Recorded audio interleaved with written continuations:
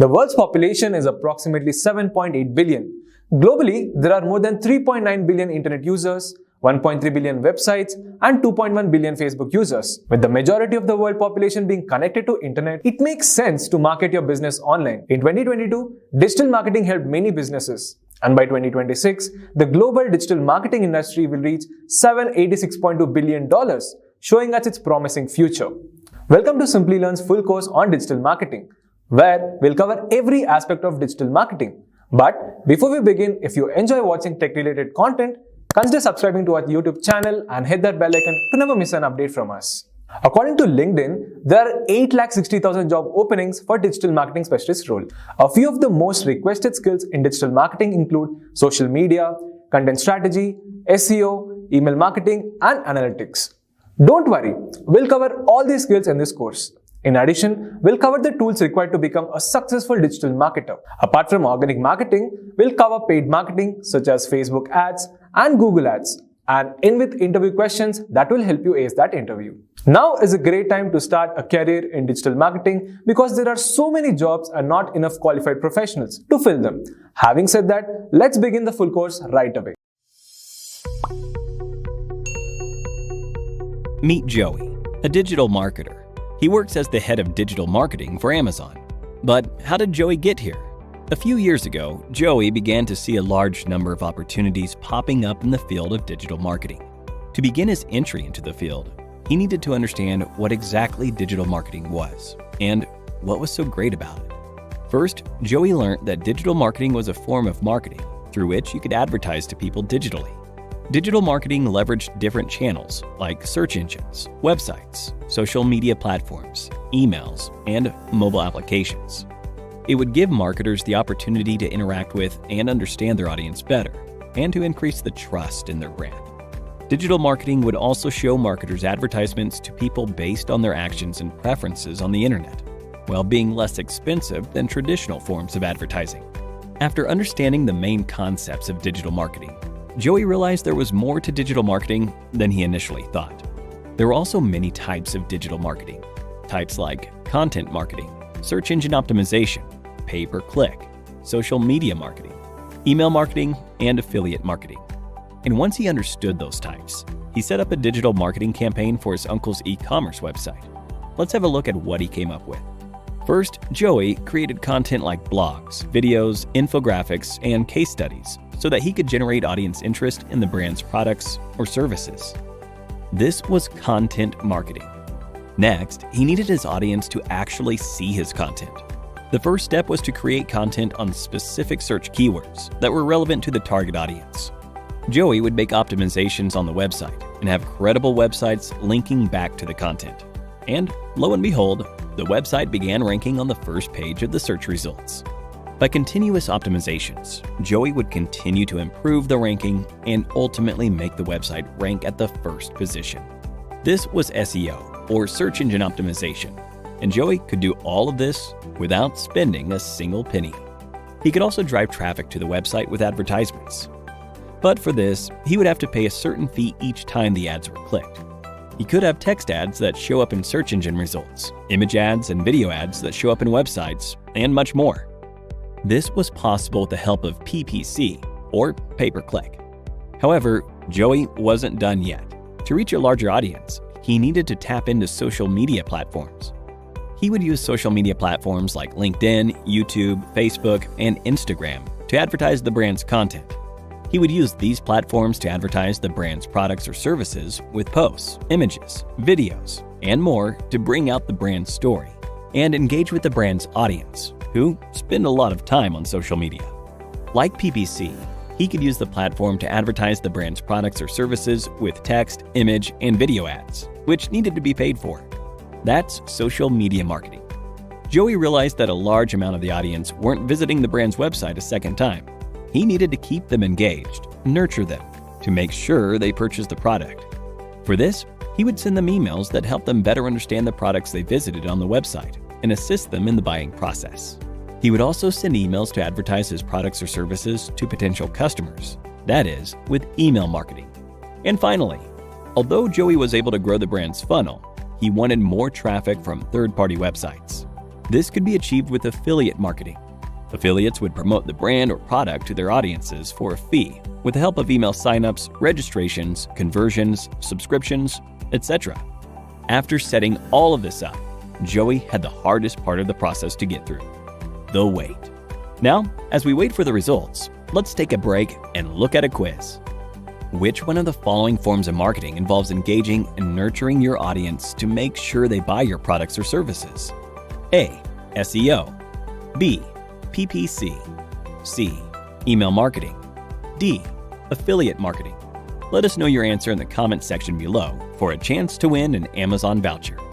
Now, let's see what happens at the end of Joey's wait. Although Joey had worked really hard on each of these forms of digital marketing, he only had moderate success. That's when Joey realized he had to gain more knowledge and experience. So he decided to get certified and get ahead in his career with the help of Simplilearn. He took up Simplilearn's digital marketing certification and got the skills and training he needed to become an expert digital marketer. And now, you know where he is. You too can do the same and grow in your career by clicking on the top right corner. And with that, we've given you an introduction to all the major concepts of digital marketing. Digital marketing plays an essential role in most businesses today. This has led to an increase in the demand for digital marketing professionals. Because of this, many people are interested in learning about digital marketing. It is becoming one of the essential skills that you can have. If you learn how to use it, you can make a difference in your marketing capabilities. Hey everyone, I'm Tushar Badiwal. Welcome to Simplilearn's YouTube channel. In this video, we will discuss the top 10 reasons to learn digital marketing. But before we begin, if you enjoy watching tech related content, consider subscribing to our YouTube channel and hitting that bell icon to stay tuned. So without any further delay, let's get started. Easy to start a career. A career in digital marketing is an easy one to start. The field is growing rapidly and there is a demand for professionals who can carry the digital assets of a company. With this in mind, it is easy to find a position even with no specific degree. It is also easy to find further training in digital marketing as a lot of free and paid resources are available. A technical and creative field. Both technical and creative skills are necessary for digital marketing. It has a lot of subfield, hence it requires a unique skill set and knowledge of the latest technology. For example, a social media marketing professional should know how to run a successful campaign. Digital marketing is a perfect career option for those who are interested in both the creative and technical fields. Highly paid. Digital marketing is one of the most popular and trending industries. There is a vast demand for digital marketing professionals. As a result, digital marketing roles are also very well paid. Your expertise could help you gain better roles within your organization, which could improve your salary. According to Goldman Sachs report, digital marketing scope in the Indian internet industry alone is expected to reach $160 billion by 2025, which shows the extent of digital marketing in India and the job demand for digital marketing. According to Glassdoor, a digital marketing manager earns around 7 lakh in India and he/she can earn roughly $1,23,000 in the US. Become an entrepreneur. As a digital marketer, you will be familiar with a wide range of online tools and platforms. You can start a blog or website where you can list your products, or if you have expertise in some field, you can also create your own digital products and sell them online. Also, you can start your own freelancing business where you can offer various services to the clients. All aspiring entrepreneurs need to embrace digital marketing, and even the old ones need to adapt in order to grow. Career growth. There are a lot of digital marketing professionals around, but very few are skilled. The demand for digital marketing skills will increase in the near future due to digital economy's rapid growth. Many individuals are starting their online businesses, and almost every new company starts with an online presence. Hence, it's a perfect chance for individuals who are looking to make a career in digital marketing. The next reason is versatility. Digital marketing offers a variety of career options and a lifetime learning since there are so many aspects to it. For example, suppose you worked in content marketing for 2 years and now you want to work in SEO. In that case, there is relatively little training you need, so it won't be that difficult to switch over. If you want to enter into some other domain, your digital marketing experience will always be valuable. Therefore, it is said that digital marketers can easily change jobs. The next major reason is more number of jobs. Several new jobs were created in the digital marketing field after COVID as most businesses came online. You will find many digital marketing job opportunities on LinkedIn every single day. Grandview Research reports that the global digital marketing software market size was USD 56 billion in 2021 and is expected to grow at a compound annual growth rate (CAGR) of 19.1% from 2022 to 2030. The field of digital marketing is vast. However, digital marketing is also used in other areas such as blockchain. Blockchain provides trustworthy metrics for monitoring marketing campaigns in real time.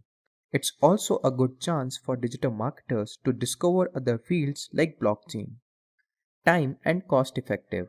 In the long term, digital marketing will save you a lot of time, effort, and money. Traditional marketing is expensive and the cost keep rising. There are costs of printing ads, television ads, radio ads, and billboards. Digital marketing will give you more profits than traditional marketing if you know how to use it effectively. Furthermore, digital marketing requires less efforts.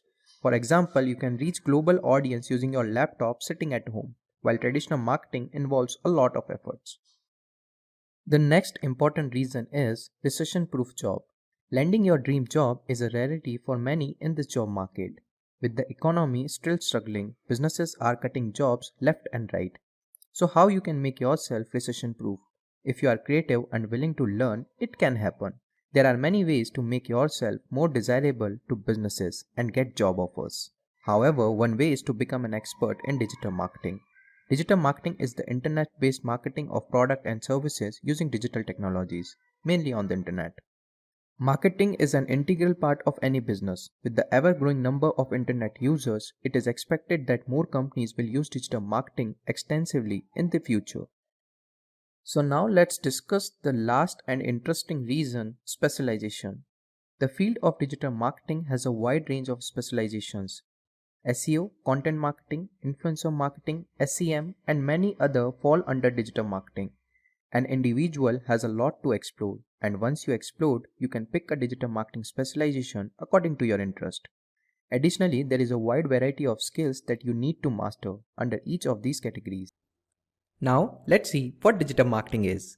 In simple words, digital marketing is the promotion of a product or a brand through one or more forms of electronic media such as internet, mobile phones, Google, search engine marketing, etc.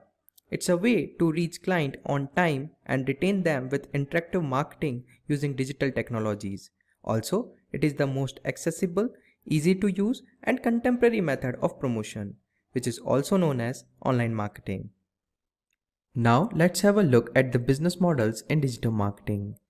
B2B, which means business to business. B2B refers to business transaction between two companies. In the world of B2B, digital marketing is a crucial element.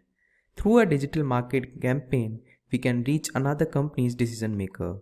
One of the best examples is LinkedIn advertising, which many B2B companies use to target their potential customers. Next we have B2C, which is business to consumer. B2C refers to business transactions between business to consumer. B2C digital marketing allows you to reach out directly to your potential customers using digital channels. As we know, millions of people are using internet and are active on digital channels. For example, using Facebook ads and Google ads, you can directly target consumers by their age group, interest, location, etc. And the final one is C2C, which is consumer to consumer. C2C refers to a business transaction between consumers. Nowadays, consumers are using social media platforms and intermediaries to market their products and services. As a result, they can reach a wider audience. For example, OLX serves as an intermediary by allowing individuals to list their products and services for sale and other individuals can purchase them. Now, let's look into digital marketing versus traditional marketing. Several new and old businesses are harnessing digital marketing and rethinking their marketing funnels in the age of digital marketing. A digital revolution has reshaped how we live, interact, and conduct businesses. Traditional marketing seems to be losing its relevance in today's era of technology. Knowing which marketing method will work best for your business is essential. Traditional marketing methods such as printing material, radio, and television are quickly becoming outdated. They are too expensive, ineffective, and time consuming. However, digital marketing is the future of advertising. Now let's talk about a few reasons why digital marketing is a better choice than traditional marketing. Firstly, there is a global reach, a website that allows you to find a new market and trade globally for only a small investment. Lower cost. A properly planned and well-targeted digital marketing campaign can reach the right customers at a much lower cost than traditional marketing methods. The next benefit is analytics. Several tools are available to analyze and report on marketing data collected through digital channels, and the data is precious to any business. Now we are on to our last benefit, which is retargeting. Suppose we have a website that sells shoes and 100 people visit our website, but only 2 purchase the item. With the help of digital marketing, we can still target those 98 visitors and display our ads to them. Let's discuss the future of digital marketing. Grandview Research reports that the global digital marketing software market size was USD 56.52 billion in 2021 and is expected to grow at a compound annual growth rate CAGR of 19.1% from 2022 to 2030. You have looked into the new digital marketing trends at some point if you are aspiring or experienced digital marketer. The best way to succeed in digital marketing is to keep up with current trends in the field. Now we will look at the 2 trending technologies that use digital marketing and are on the rise. Blockchain. The data from digital advertising campaign can sometimes be inaccurate, so improvement can be difficult. Monitoring marketing campaigns in real time is achievable with blockchain for obtaining trustworthy metrics. Top brands such as Unilever are applying blockchain for improving digital advertising efficiency successfully. Augmented and virtual reality. Starbucks, Nivea, and Volkswagen all launched successfully AR and VR campaigns to better connect their brands and products to their customer.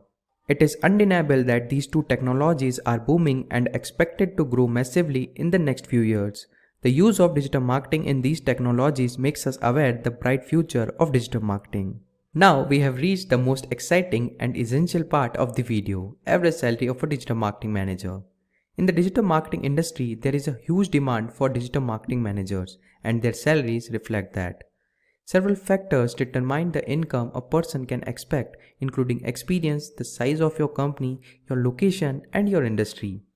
Digital advertising has proven to be more convenient and effective than traditional advertising since most of your audience is online. As a result, digital marketing is growing and becoming more popular. A digital marketing manager plays a significant role in drawing revenue into the business, and due to their highly result-driven nature, their salaries are high. A digital marketing manager earns approximately $672,000 per year in India. And in the US, he or she can earn roughly $75,000 per year. Okay, let's talk about the customer life cycle. So we know why we want to do digital marketing. We know what the digital marketing channels are because we just talked about them, from SEO to social to affiliate to mobile to content to SEM. Okay, you have a lot of different digital marketing channels at your disposal. So now, how do we go ahead and approach our customers? So that's what we're going to talk about first. So we're going to talk about different stages of the customer life cycle. Okay, and the first one is the awareness stage. So we need to get our customers aware of what we're selling or what we're promoting. Okay, so the awareness stage is really, what product does your brand offer? That's a question we want to get out there and we want to answer. Okay, what does a customer need your product? Or why does a customer need your product? That's a question we want to answer with digital marketing. Okay, and what solution does your product provide? Okay, that's an answer to a question we want to make sure people understand. So these are questions that we want to be able to answer in the form of digital marketing, whether that be mobile or content. Okay, so getting our information out there that answers these essential questions. And if we could do that, then somebody's going to become aware of our product or service. Okay, so what product does our brand offer? Why does the customer need it? And what solution does it provide? Okay, those are some key questions that people tend to ask themselves when they look at a brand. Okay, and when they look at a product, hey, do I really need this? Is it going to help me in my life? Okay, and who is selling this? I mean, who is this brand? I mean, those are just things that run through people's mind intuitively, that with the right messaging, the right channel, the right type of asset, the right targeted audience, you can quickly make somebody aware of your brand's product or service. In this stage, it's help potential customers discover your brand with the help of these different marketing channels. So in the awareness stage, content is key. So to me, if we have a website, we need a blog, because if somebody does come to our blog from, say, organic search, SEO, then we can write about that product or service via blog and talk to our customer, talk directly to our targeted audience through that blog. And if we're not ranking organically, we can use paid search to promote it, because paid search on Google, for example, basically, we can be right at the top of the search results. And so somebody can actually see it when they do a search, because we know millions of people use search on a daily basis. You could do social media marketing. Okay, so you can publish that product or service on Facebook while you're building your community. And you can use affiliate marketing to help get the word out by using CJ.com as an example. Build up a sales force of people, these publishers that are going to put your product or service out there. So to me, in the awareness stage, these are the digital marketing channels you could focus on. Now, I will say one thing about display ads. Display is part of search engine marketing. You could use display because you can reach a large number of people. So even though it's listed here low priority, in the awareness stage, display ads mean that if you go on Google's display network, you could pick and choose your sites, your demographics, keywords, topics, and audience. You could focus on all those different demographics to really attract a large number of people. So low priority, but it's probably also good to focus on in the awareness stage. Okay, so content marketing, you must create a high quality content that people are searching for. Without content, it's hard to get found. And so to me, this is where the blog comes in. SEO, take that content, get it optimized. Okay, SEM, if we're not ranking organically, we can make sure we're at the top of the paid search results, or the search results for a particular keyword we want to be found for. And then social media marketing, using different channels depending on the channel. If we're selling, training like Simplilearn does, LinkedIn is a good platform for us. Okay, and then affiliate, basically building up a nice network of publishers to get the word out. So these are all good channels that we can focus in on. So traffic sources may include paid, unpaid, social, referral, display, email, or direct. So they could come in the awareness stage from all different types of channels. Even though you're focused on content, you could still get traffic from mobile or email. So now that we got the word out via all these different marketing channels, there's that consideration stage. So, people are aware of us, now they're considering us. And that's kind of the next stage in the process. Okay, so a few essential questions to address on the consideration stage. Hey, what features make your product valuable to others? And how will I increase customer engagement towards my product? So those are answers to questions you want to ask. Okay, what features make your product valuable? You want to basically separate yourself from the competition. Basically, that's what you're trying to answer. Okay, so if you're promoting your product or service on paid search and other people are bidding on the same keyword, how are you going to stand out? And then how will I increase customer engagement towards my product? So for example, if you're on Facebook, okay, and you're trying to get people over to your site to purchase your product, then how are you going to improve that engagement? You got to create something really snazzy, or really it's going to be attention grabbing, or something that's going to get them to become aware of it, that's going to separate your post from all the other posts that are in somebody's Facebook newsfeed. Okay, so you really have to work hard to really convince somebody to get their consideration towards your product or service. So in this stage, your customer considers your product, so help them understand how your product is valuable. Okay, to me, email works really good here, because if you have a targeted audience, this gives you the opportunity to really answer these questions in that particular channel. Email, you could support that with a promotion. And display, I think display is a good option here too, because even though, people are trying to become aware, you can really hone in and really get them to take that next step. Okay, with display, you can even do remarketing. So if somebody's been to your site because they're aware of your product, they're curious, you can cookie them and remarket to them via display. So display to me is a good channel to use here. Okay, so you have email, mobile display, SEM. These are all, good channels to use on the consideration stage, especially on search, because if somebody's looking for something and they're aware of your brand, then you have the good opportunity to get them to click on your ad, especially if you're offering a promotion, and get them to convert. The goal here is to increase our engagement. So people are aware, we're moving them further along the funnel. With email marketing, we have the opportunity to promote the product by sending an email directly to our audience. So with this stage, plan your campaigns around welcoming emails, newsletters.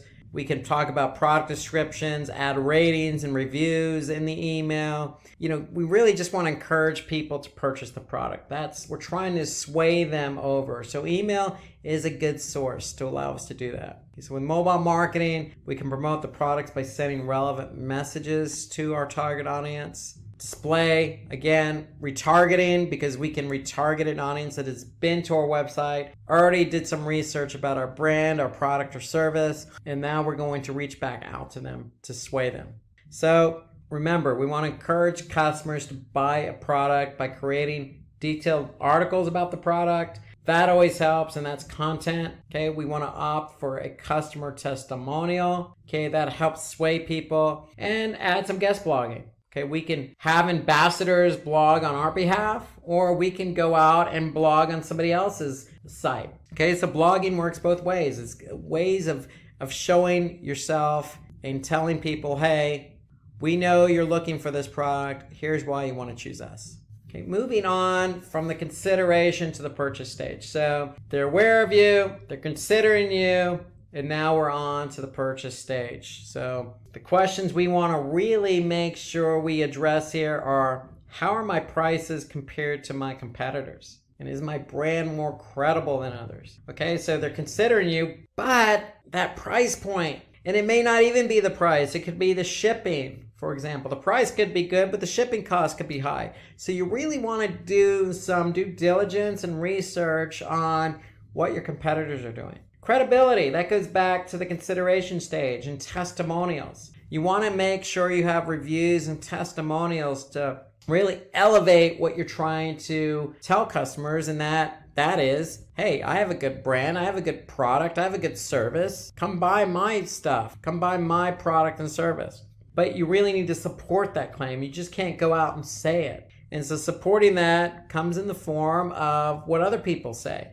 And that could be reviews. That could be comments on a social media platform. It could be, stars on, say, Yelp or Google My Business. Make sure you do your due diligence and make sure you get people to, review you or provide testimonials, because people are going to do their due diligence before they purchase, especially if it's on Google My Business or Yelp or TripAdvisor or whatever it is you're trying to sell. They're going to be able to see those reviews. And so do your due diligence to get the reviews. And if it is a negative review, hey, that's okay. You can't please everyone. You're going to get them. That's the world we live in. Just make sure you show your upper hand and respond even to the negative as well as the positive reviews that you get. That actually bodes well to some people, because, hey, it shows that I made a mistake and you're willing to correct it. And so people actually see that could be the tipping point to getting them to purchase. Say, look, hey, this brand really cares,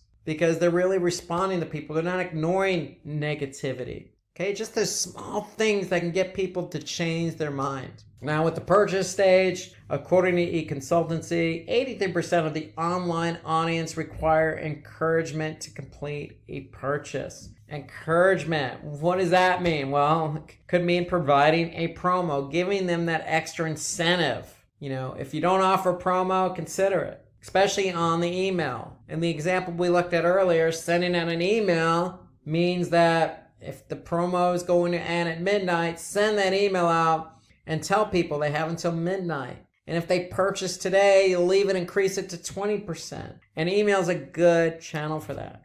Mobile can reach a lot of people through SMS. Okay, social media, reaching people instantaneously. And then, really with the purchase stage, it gives prospects an offer to help them make that purchase. So you have plenty of channels to choose from. In fact, most of these channels, the only one really that doesn't fit the instantaneous mode is SEO. But you can really focus on affiliate, even though that's a low priority here. You can really, coordinate with your publishers, who, especially those publishers that have proven their worth and have sold your products in the past. Get them to help promote it and incentivize their audience. So let's move on from the purchase to the post-purchase stage. So this is after somebody purchases. Okay, so some essential questions we want to be able to address here. So what additional product could my customer buy? Now that they're my customer, what else could I sell them? Without being too pushy, if they buy a coat, a hat work or a pair of gloves or, a blouse. You want to be able to not push a product on a customer, but think about how you can complement that purchaser's or customer's product. And then how to improve the customer buying experience. So again, this goes back to, what we just said about reviews. Get somebody to offer a review. And if they don't give you a full complement of 5 stars, they only give you 3.5 stars, then you know what? That's great feedback, because then you can learn from that. And then the other question is, will the customer refer us to others? And if so, why? So that's definitely something you want to be able to address in the post-purchase stage. So let's take a look here. So with post-purchasing stage, to me, email's at the top of this list, because if somebody purchases something, you could send a nice thank you email, because if they purchase, they're giving you their email in return, because you're likely going to be sending them the receipt via email. So email to me is a nice channel. You can send in a nice message. Even, social media. You can thank your community for supporting you on this recent campaign that you ran. Even throw in an extra 5 or 10% on a future purchase as a thank you. And that's easily done on social media. You could even post a blog, promoting, the success of a product and then offering a promotion. Okay, so there's a lot of things you could be doing here on the post-purchasing stage. So to me, even looking at content again, you could even, put a survey together.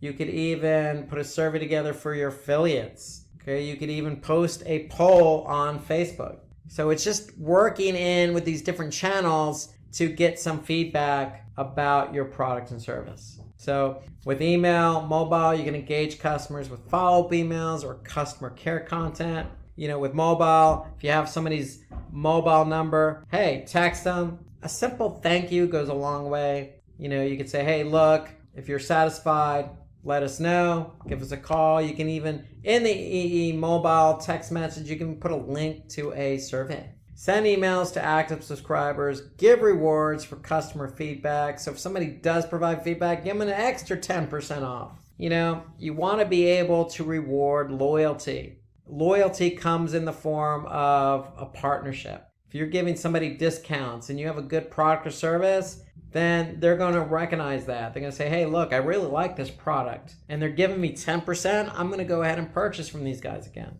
So give those discounts to those active customers. Or on the affiliate network, give referral opportunities to your customers. So if it's an affiliate publisher, hey, if they're getting people to your site, reward them. Or if it's an email and you put a forward to a friend, get an extra 10% off, it doesn't hurt, because you're incentivizing people to help you sell your product. So with social, display, and content, use those banner ads, or use that content that you display on social or the blog you're going to write to give customers advice in order to maximize the value of the purchase. So again, you can use these platforms to also enhance what they purchased. So, hey, you just purchased this product. Thank you very much. Did you know you could do this, this, and this with it? And so that's the idea of a post-purchase stage, is to maximize these channels to be able to answer those essential questions about what else could they purchase? Do they how do I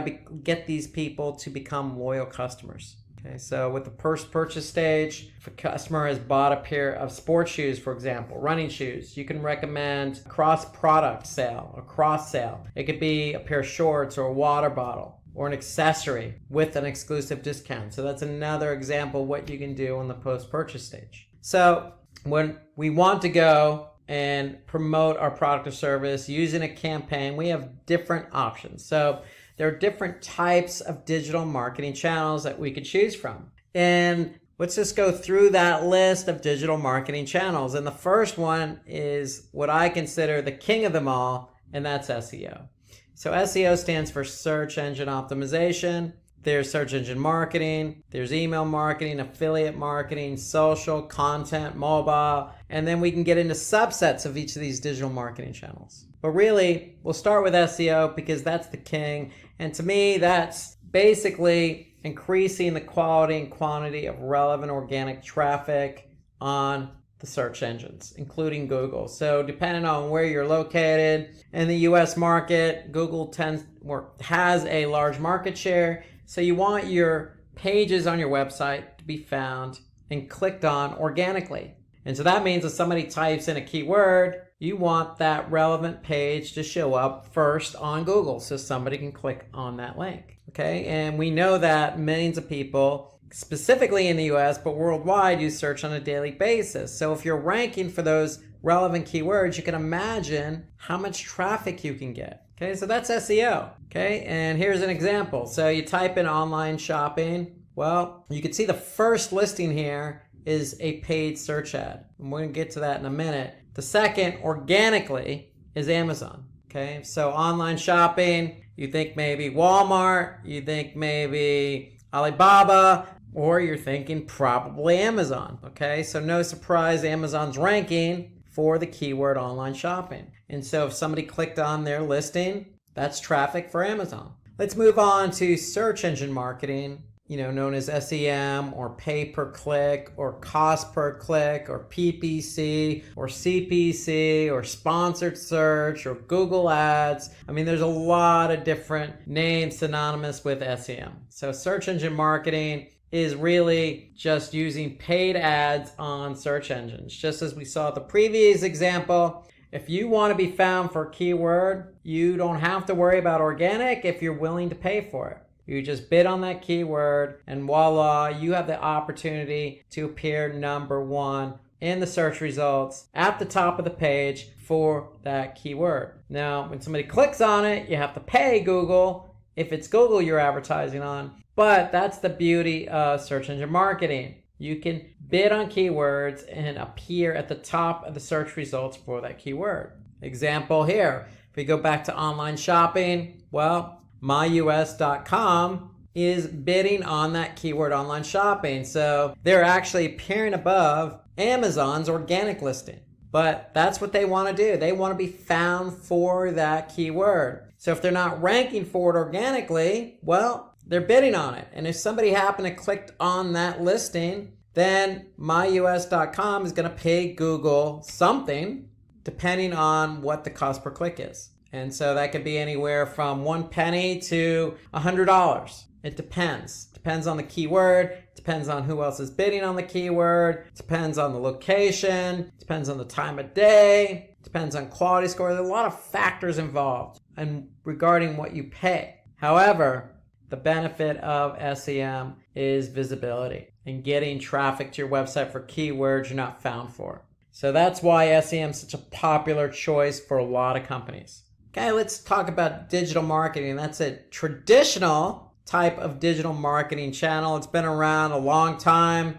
We all send emails on a daily basis, and we probably all receive emails on a daily basis. Just an effective way to capture leads and convert them to customers. Because with email, you can personalize your emails, and you can send your emails to a segmented audience. Okay, so if you have emails from females who are 35 years of age to 44 that live in, say, the southern part of the United States, you can segment that, send them an email, and cater that email directly to that audience. And of course, you can put some nice call to action in there. You can design it really snazzy, and you can track it just like you can any other digital marketing channel. So email is a very effective way to really reach a target audience, because everybody, for the most part, has a functioning email account.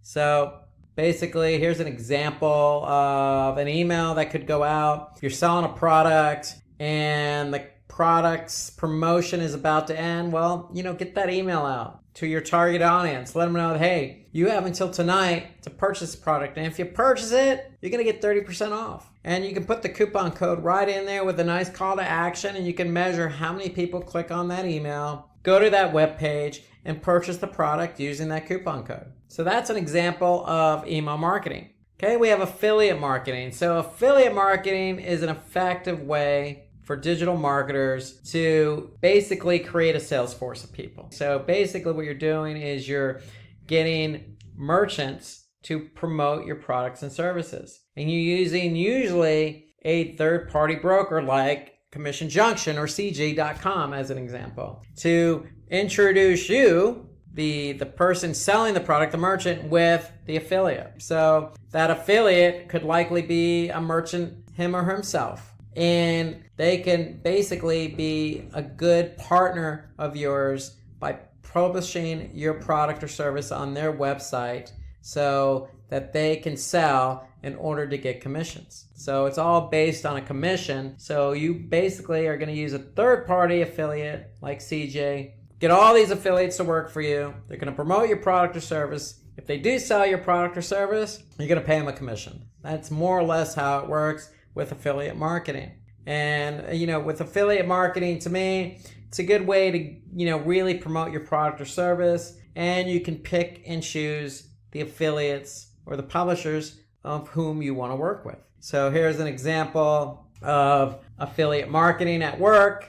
Okay, you basically see a banner. Basically, you could see earn up to 12% advertising fees with a trusted e-commerce leader. Okay, so if somebody clicked on that and purchased, for example, or joined, you could pay out that commission. Okay, let's turn our attention to social media marketing. So social media marketing, I would say it's fairly new. I mean, if I think about it, we're in 2019, and I remember talking about Facebook back in 2006. So you're talking about 13, 14, 15 years of social media. It's definitely evolved over the years. But the concept remains the same. It involves creating different types of content depending on the platform. Okay, so you could be on Pinterest or Instagram and be dealing with photos. Or you could be on Twitter tweeting out certain characters up to a limit. Okay, so it really depends on the social media platform that really drives the type of content you're going to promote. But we know social media can be effective because people use social media. I mean, Facebook is one of the more popular platforms. And if you want to get your product or service out there, you could certainly pay to have an ad on Facebook, or you could just post your content organically. Okay, that's the beauty of social. Most of your social platforms like LinkedIn and Twitter and Facebook and Pinterest and Instagram, they all have a paid form of advertising that you can use to promote your product or service. Or you can go the organic route and post content organically in hopes of driving traffic back to your website. So with social, you do have two options here, but social is interesting because there are a lot of different social media platforms out there. It really depends on your product or service. Okay, so an example of social media marketing, especially on Facebook. With Facebook, you got mobile and desktop. And you obviously have the opportunity to post something organically and have that liked or commented on or shared, or you can post an ad and get that liked, commented, or shared, or clicked and have people go back to your website and fulfill the goal of what you want them to do. So moving on to content marketing. So content marketing is really an effective way of really distributing valuable content online. And when we talk about content marketing, we're talking about different types of assets. So it could be simply text in the form of a blog post, or it could be a video, or it could be an infographic, or it could be an image. Okay, there are lots of ways to create content these days, especially in digital marketing. And the great thing about content marketing is you're writing content for a targeted audience. So if you're trying to target an audience on, say, Instagram, then you know who your audience is and you know what the type of content you're going to post on there. So it could be in the form of a video or infographic or just a graphic. And so that's the beauty of content marketing, really putting yourself out there and depending on the platform, putting yourself out there with various types of content. So for example, if we look at YouTube, you can see this video here about digital marketing certified associate. Well, hey, you don't need to always write the content. You can produce the content in the form of a video and post it on YouTube.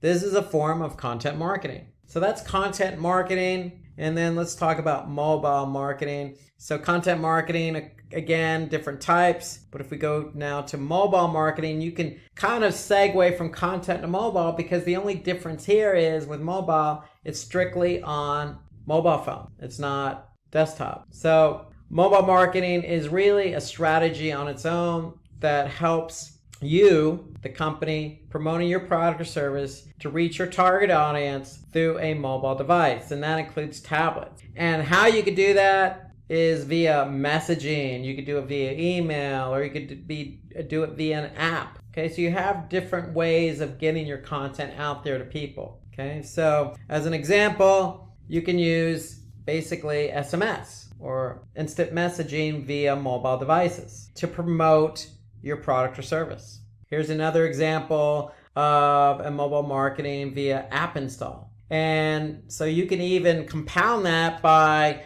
running a, say, Google ad as an example, and running your Google ad on, say, just mobile.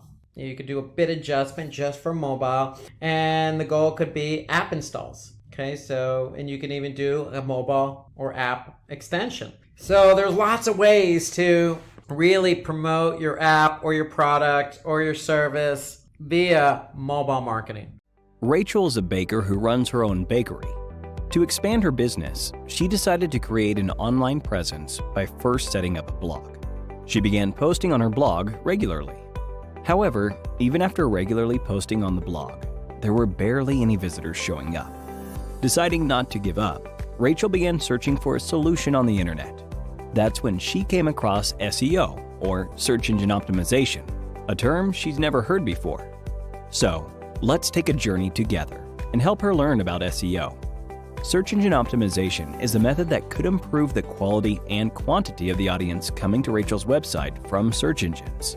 It could increase brand awareness, attract local customers, and build credibility and trust. And all of this is possible without having to spend a single penny. To bring visitors to her website, Rachel would have to take advantage of the two types of SEO, on-page and off-page SEO. Rachel first decides to tackle on-page SEO and get that sorted. On-page SEO involved Rachel optimizing her website, both in terms of content and the technical aspects, including the HTML source code, schema, meta tags, and more. She started off by using tools like Google AdWords, Ahrefs, and SEMrush to identify popular search terms associated with the recipes she planned to publish on her blog. She began to look for search terms related to the broader area of baking, cooking, and related topics. Once she found these search terms, she began to incorporate them into her recipes. She started off by providing an introduction to the recipe. With this, she could provide an engaging beginning to her story, like how the dish reminded her of her childhood, and enabled her to naturally include the search terms into the blog. She also included these keywords in the actual recipe as well. Additionally, she added pictures, videos, time lapses, and more to increase credibility and engagement for her content, and subsequently persuading search engines to show her content to more people. After this, she moved to the website meta content that search engines display when her blog appears in search results. She optimized the meta tags, alt tags, header tags, and more. This completed the on-page aspect of SEO. Thanks to this, she saw a significant increase in the number of visitors coming to her page. Having done all she could on her webpage, she now decides to explore what could be done off-page to improve her page's visibility on search engines. Off-page SEO involved Rachel doing things outside her site page to help increase its search engine rankings. Making optimizations outside the site would improve the site's popularity, relevance, trustworthiness, and authority. This is possible with the help of reputable websites vouching for your content with backlinks, social media marketing, guest blogging, linked, unlinked brand mentions, influencer marketing, and much more. Rachel also understood that for her content to reach people, she would have to promote it on social media platforms like Facebook, Twitter, and Instagram, as well as niche platforms like Quora, Reddit, and Medium. These could help her achieve greater reach for her website by sending stronger social signals to search engines, leading to the page being shown as highly relevant for related searches and audiences. And even after understanding and implementing all of this, Rachel had just scratched the surface of what was possible with SEO. Before we find out what she did next, let's have a look at a quiz. Which of the following is the most effective way to improve off-page SEO? 1. Creating plenty of web pages of a content. 2. Getting backlinks from relevant and authoritative sites. 3. Acquiring backlinks through link buying. 4. None of the above. Let us know your answer in the comments section below for a chance to win an Amazon voucher. Now, let's go back to Rachel. Rachel decided to take up Simplilearn's digital marketing certification. With classes covering just about everything she needed to know about SEO, it was only a matter of time before Rachel began to implement her learnings on her website and see a massive uptick in the number of viewers coming to her website. In time, she could even earn money off the site by setting up an online shop. And with that, we've covered an introduction to the concepts of SEO and the possibilities it can open for you, either as a marketer or a business owner. Let's dive deep into types of SEO, that is, on-page SEO, off-page SEO, and technical SEO. We will start with on-page SEO. Optimizing a web page to gain visibility and rank high in search results and get relevant traffic is known as on-page SEO. Some on-page SEO techniques include optimizing content, adding attractive titles and meta descriptions, adding internal and external links on the web page, adding SSL certifications for the website, optimizing images for search results, etc. Next is off-page SEO. Actions taken outside the web page or a website to rank high in search results is known as off-page SEO. Some off-page SEO techniques include building backlinks, blogging and submitting articles on other websites, promoting content on social media, etc.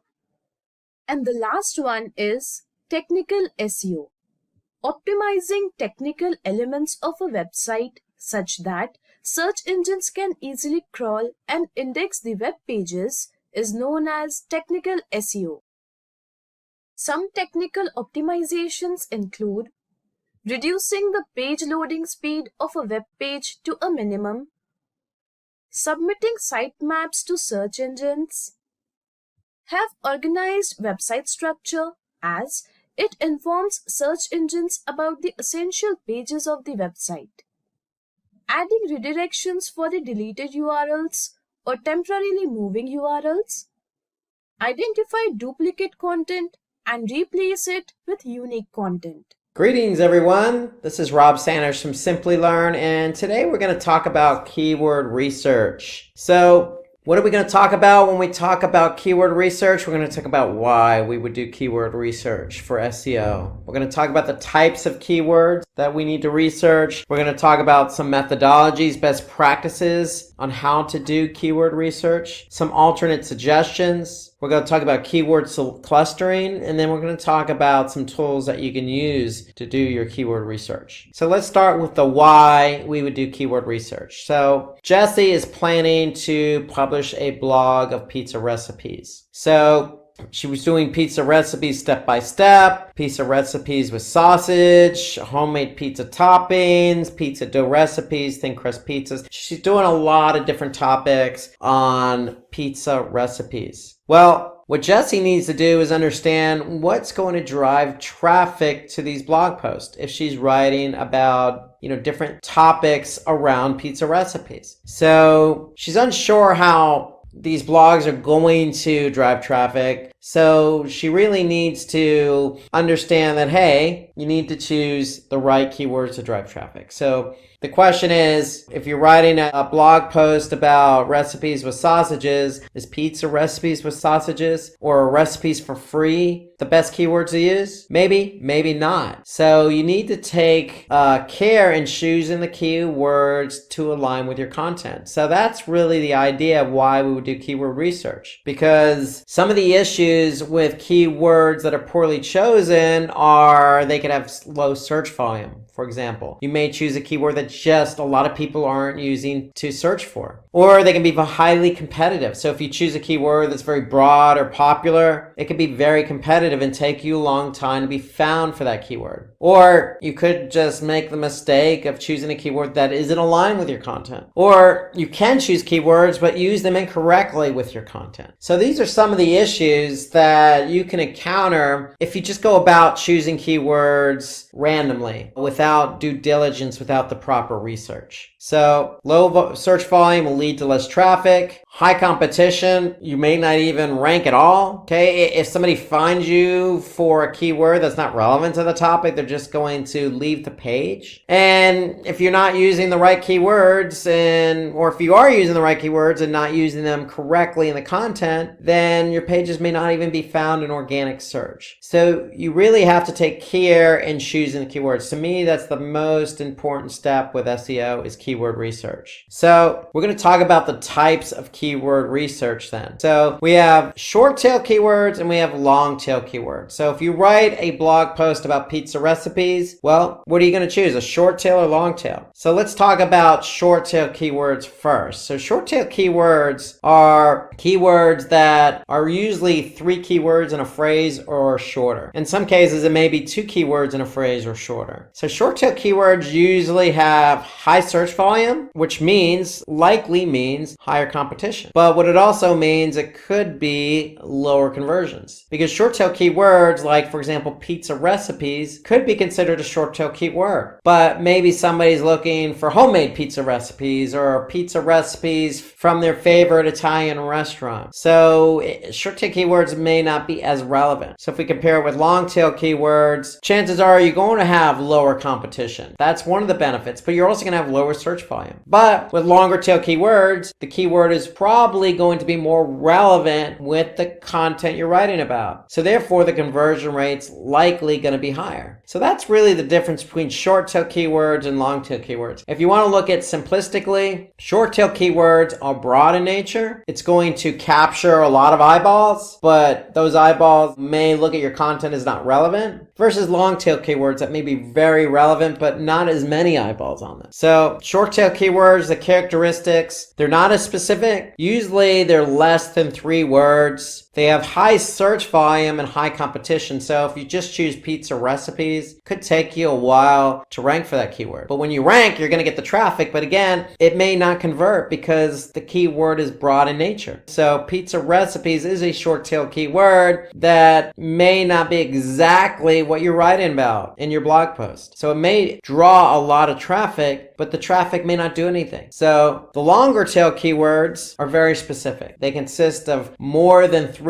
words in the search query. They have relatively low search volume and competition. So the chance of you ranking higher, faster for that long tail keyword is probably going to be greater because not many other websites are trying to rank for that same keyword. And so the benefit of that is if you have, let's just say, homemade pizza recipes with mushrooms, that's a long tail keyword. But if somebody's looking for that type of pizza recipe, then you know you're going to attract the right traffic And chances are that traffic is going to engage or convert based on the type of conversion you have in place. So an example would be homemade pizza dough recipes. That'd be another example. More than 3 keywords in the phrase, very specific. We're talking about homemade pizza dough recipes. So we're not talking about just pizza recipes. So it's a little bit more specific in nature, longer tail. So these keywords are used for targeted pages, including blog posts. If you're writing a blog post specifically about pizza recipes with homemade dough, then this is the keyword you likely would want to use versus just pizza recipes. So let's look at an example between a short tail keyword and a long tail keyword. And to accentuate the differences, we're going to use Google's keyword planner tool. So Google's keyword planner tool is located in Google Ads, the Google Ads platform. And when you're in the Google Ads platform, you can simply click on Tools and then Keyword Planner. And so what Keyword Planner allows us to do is get a sense of the type of volume that a particular keyword has. So what Google's Keyword Planner does is they show you the average monthly searches. This is the average monthly search volume of a keyword over the past 12 months. And so in this example, we're going to choose pizza recipes and homemade pizza dough recipes. So one short tail and one long tail. So we enter those keywords in, we're going to click get results. And what Google's going to do is it's going to show us the volume of those keywords. So for pizza recipe, we could see the average monthly search volume is 33,100 for pizza recipe. So note that pizza recipe and pizza recipes are closely related keywords. And so what Google does is they consider that a close variance. So meaning if somebody types in pizza recipe, then they're also in Google's eyes looking for pizza recipes. So it's a close variance. And so for the keyword pizza recipe, which is short tail, we could see on average over the past 12 months, this keyword received 33,100 queries. And so if we hover over the graph, we could see basically the volume, the average volume per month. So here I could see for this particular keyword here, the volume per month is 33,100. And then I could see the actual volume over the past 12 months. And then for the long tail keyword, I can see homemade pizza dough recipe. Again, close variance, homemade pizza dough recipes. I can see over the past 12 months what the search volume is for this. On average, it's 2,400, but I could see here in December, the volume went up to 3,600. But for example, in May, it was 1,900. So it's going to fluctuate a bit over the past 12 months, but on average, it's about 2,400. So shorter tail, a lot more volume. Longer tail, not as much volume, but nonetheless, there is volume here. And so these are the differences between a short tail and a longer tail. And so what Google's Keyword Planner also does is allow us to get a sense of what the competition is. And so here I can see the competition is low for both of these keywords. Fair enough. So we now know that if we want to optimize or choose the keyword homemade pizza dough recipe for our blog post, we know for ranked on page 1 of Google, even in the top spot, we can expect about 2,400 search queries for that keyword. Now, whether you get all 2,400 clicks for that keyword remains to be seen. Chances are you're not going to get all 2,400. You're going to get a lion's share of those clicks, but you're going to at least get some volume on it. So even the longer tail keywords have a lot of promise because there is some search volume here for this keyword. How to do a proper keyword research. So we looked at Google's Keyword Planner tool in Google Ads, and we typed in 2 keywords, and we were able to get a sense of what the average volume is. So we definitely want to choose keywords based on the following factors. We want to choose it based on search volume. Search volume is a good indicator of the potential traffic we can obtain. So again, for the keyword homemade pizza dough recipe, we know that it averages 2,400 a month in search volume. Again, we may not get all 2,400, but we're going to get a lion's share of that. We also need to look at competition. And so Google's keyword planner gives us a high, medium, or low in terms of the competition. But if you're somebody who wants to get a better sense of what the competition is, and you should, because competition is a key component in choosing keywords. And so what I want to do is get a sense of how many people are actually optimizing for that keyword. So Google's keyword planner tool is going to give me a low, medium, high. Really what I want to do is get a better sense of that numerically. So what I can do is go into Google's search, and I could type in pizza recipes, and I could see there's about 1 billion results. That's a lot of results. However,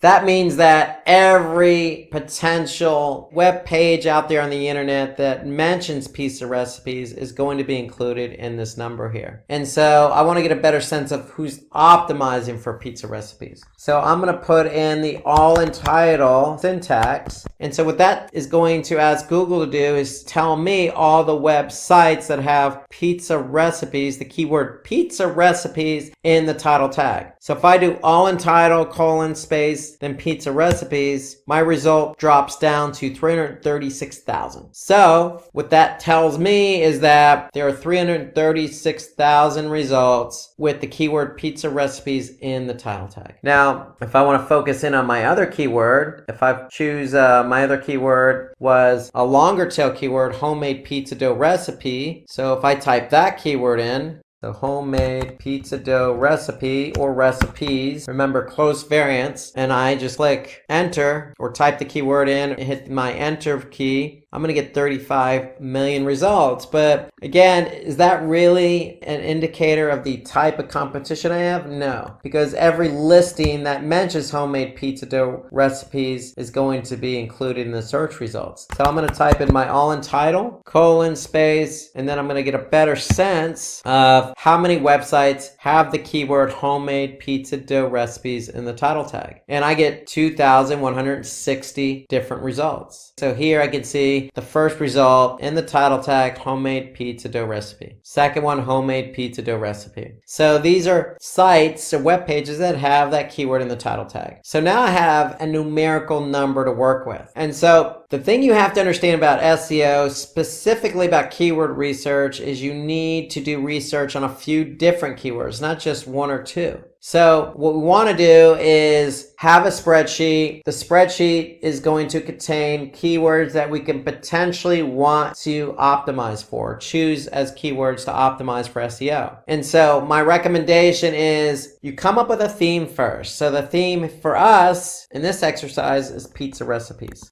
And so that's our theme. So we chose the keyword pizza recipes. So the close variance here is pizza recipe. What was the volume? Well, we know the volume was 33,100 for pizza recipe. So what are we going to do? We're going to put that number in our volume column. What was the competition? Well, if we go back and type in pizza recipes, it was 683,000. So I'm going to type in 683,000. What was our next keyword? Well, it was pizza or homemade pizza dough recipes.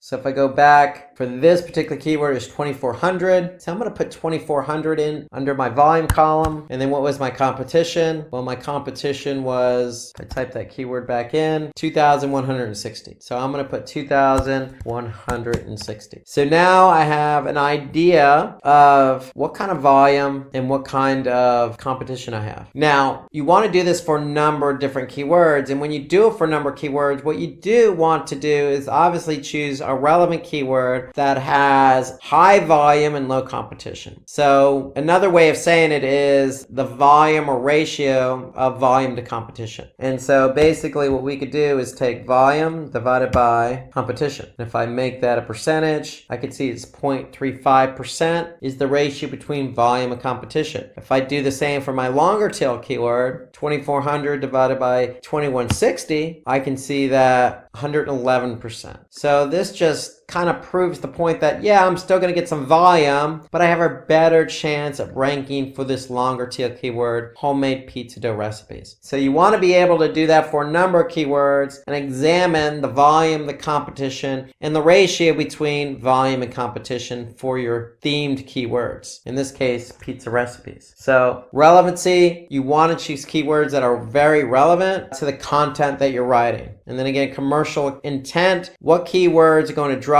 more conversions and revenue for the business? So when we talk about commercial intent, we're talking about, are you choosing keywords that are going to get somebody to do what you want them to do? So we could say, download pizza dough recipes. So if somebody's typing in the keyword download pizza dough recipes, then chances are they're going to find you, come to your site, and take action by downloading that pizza dough recipe. So you want to be able to also think about the intent of the keyword. Is it going to help you drive conversions and revenue if you're an e-commerce site? So search volume is the average monthly search volume made for a particular keyword and phrase. So we can get that number using Google's keyword planner tool in the Google Ads platform. We want to target keywords with high search volume that will help bring traffic to the website. We want volume, but we want to take into account seasonality as well. So that's where the Google's keyword planner tool comes in place, because if we go back, again, we can just hover over and we can get a sense of any particular trend going on or seasonality. So for example, if I saw large growth in the winter months and not much volume growth in the summer months, then that might indicate to me that this keyword is more popular during the winter time. So pay attention to the graphs that, the keyword planner tool gives you. Use them to your advantage to take into account seasonality. So a good example would be funny Halloween costumes. Well, we know that for Halloween, you're going to have a spike probably towards the end of September, all the way through October, and then it's going to drop after October 31st, which is Halloween. So that's an example. But in the case of pizza recipes, you may find that more people are choosing to search for pizza recipes during maybe the summer months versus the winter months. So pay attention to seasonality. It will affect search volume. So competition, based on our example, it's one of the most important key metrics. You don't want to choose a keyword that's highly competitive, because if it's competitive, then it's going to be harder to rank number one or even on page one of Google, depending on how competitive it is. So high search volume, low competition. In other words, the ratio between the two is the ideal combination. So going back to the spreadsheet, recommend you have that spreadsheet handy. Put your theme in place. Okay, theme pizza recipes. We use Google's keyword planner tool to find the volume. We use the all entitled syntax to find the competition. So we entered both of those numbers in and we get our ratio. And so when you have these numbers for a number of different keywords, you want to be able to choose that ratio of high volume, low competition, but always relevancy always trumps ratio. So always go with a keyword that is going to be relevant to your content. Don't choose a keyword that's not relevant. If you choose a keyword that's not relevant, it's not going to bode well for user engagement. So the difficulty of a keyword ranges from 0 to 100 in Google's keyword tool. So it's going to be easy, it's going to be medium, it's going to be hard. But my recommendation is also to get the numerical factor, and that's the all entitled syntax. And again, relevancy is what drives the traffic to your website, and keep the traffic there on your website. And also, not only will it keep the traffic on your website, but hopefully get that traffic to engage and convert. So that's the key about relevancy. You always want to choose keywords that are relevant to your content, even if it's sacrificing volume. Relevancy, again, trumps volume and competition. So always choose relevant keywords first. So when you do that, you're always almost guaranteeing that at some point somebody's going to find your content, because somebody out there might be looking for it. And if they do, you're going to get found, and then the engagement's going to be better. So understand your business, find keywords that are relevant to your business, and then focus on those keywords. That'll help you with getting the right traffic to your site. Always keep in mind the commercial intent. So these keywords are more specific and result in conversion rate. For example, buying is a good commercial intent keyword. So if you really want somebody to come to your website and buy, then focus on those types of keywords. In the case of the pizza recipes, maybe it's download could be our commercial intent keyword. Again, there may be low search volume, but those are the type of keywords you want to focus on because that's the type of traffic you want to drive to your site. So some other examples of commercial intent keywords are discount, deal, your coupon, shipping. Don't be afraid to use some of these keywords as part of your longer tail keyword phrase. Again, the volume may not be high, but the traffic quality is probably going to be better. So keyword research is the foundation for SEO. So if you have chosen your keywords properly, then if you do get ranked for those keywords, then it's going to lead to better engagement with some conversions. And so when we talk about keywords, we also want to talk about our primary and secondary keywords. So every page should have at least a primary keyword and then a secondary keyword to work with. So primary keywords are really defining the nature of your content. The secondary keywords are relevant to the primary keyword. So why do we choose a primary and secondary keyword?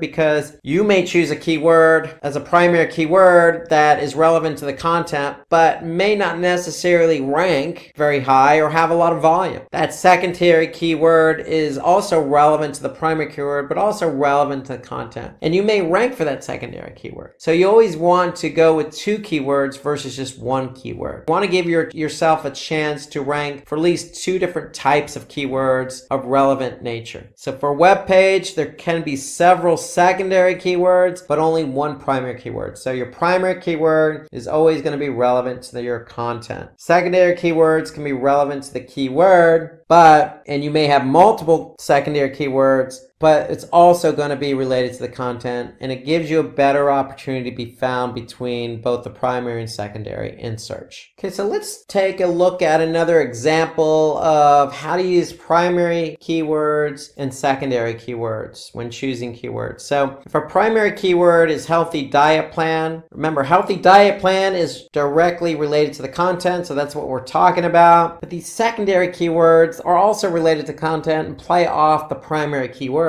And so what we want to do is go to Google's keyword planner tool and get an idea of the volume for healthy diet plan, and then also the volume and competition for some of these secondary keywords like healthy diet for weight loss, healthy diet food, low carb diet, healthy meal plans, and diet plan weight loss. So if I go in to Google's keyword planner and type those keywords in, I'm going to choose get results. And now here I could see healthy diet plan keyword I'm focusing on as my primary keyword has an average monthly search volume of 9,900. And then some of my secondary keywords, healthy diet foods, diet plan weight loss, low carb diet. Google will give me a number of different keywords to work with. So I'm going to look at the search volume of those as well. And so ideally what I want to do is be able to then look at the volume and then look at the competition. So healthy diet plan, I go into my keyword analysis here. That's my theme. So that's my keyword. What's my volume for healthy diet plan? 9,900. What's my competition? So my competition is 74,700. And that's going to give me a ratio of volume to competition of 13%. So that's what my content's about. That's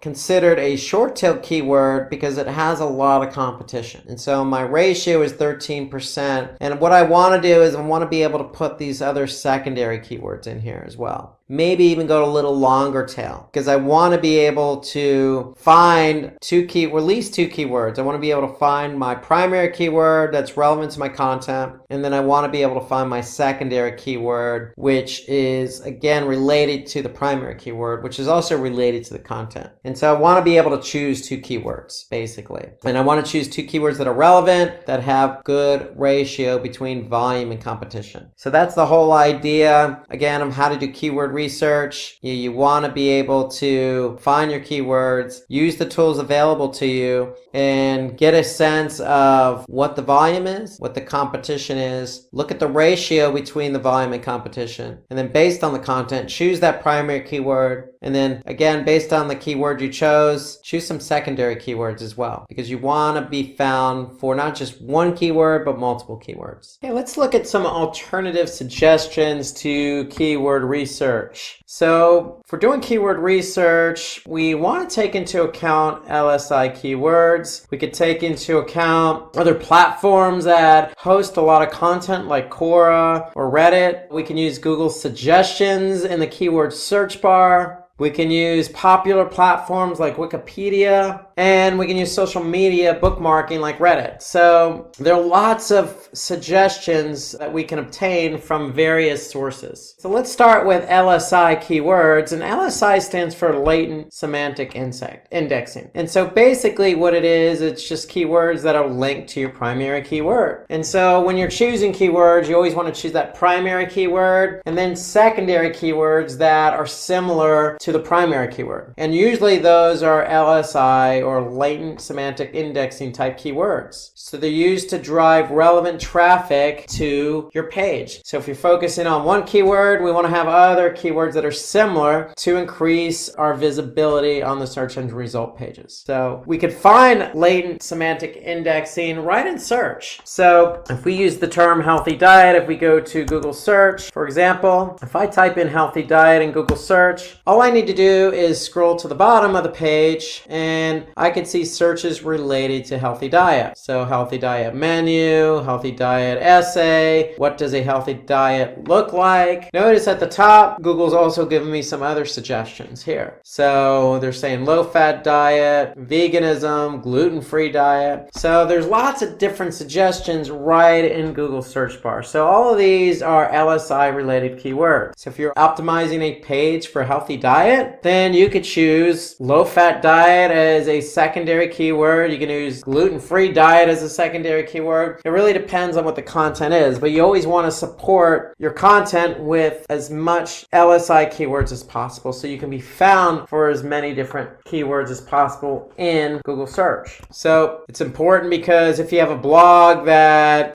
talks about Python, so how do the search engines know if the website Python is about the programming language or the snake? So Google, for example, uses LSI keywords to understand what the page is specifically focusing on. So if you're just focusing on Python in your content, you want to support that with LSI keywords. And so that will allow your web page to better communicate with Google, also to have the visibility to show up on search. So they can certainly improve your search positioning and featured snippets as well. So if you have a keyword that answers a question, you can certainly be found for a featured snippet. For example, maybe, healthy diet recipes. If I type that in, you can see here, there's a featured snippet. So if I'm talking about recipes, that's a keyword I may want to use. And if I use that, then Google has an opportunity to see what my content's about and place my information at the top in this featured snippet. You can also, again, see what some of the questions are being asked, what meals are good for weight loss, what is a good healthy diet plan. All of these could be keyword phrases that you can use. So the answers are right here in Google. So Quora is a great platform because Quora is a platform that people go and ask questions and a community responds with answers or responses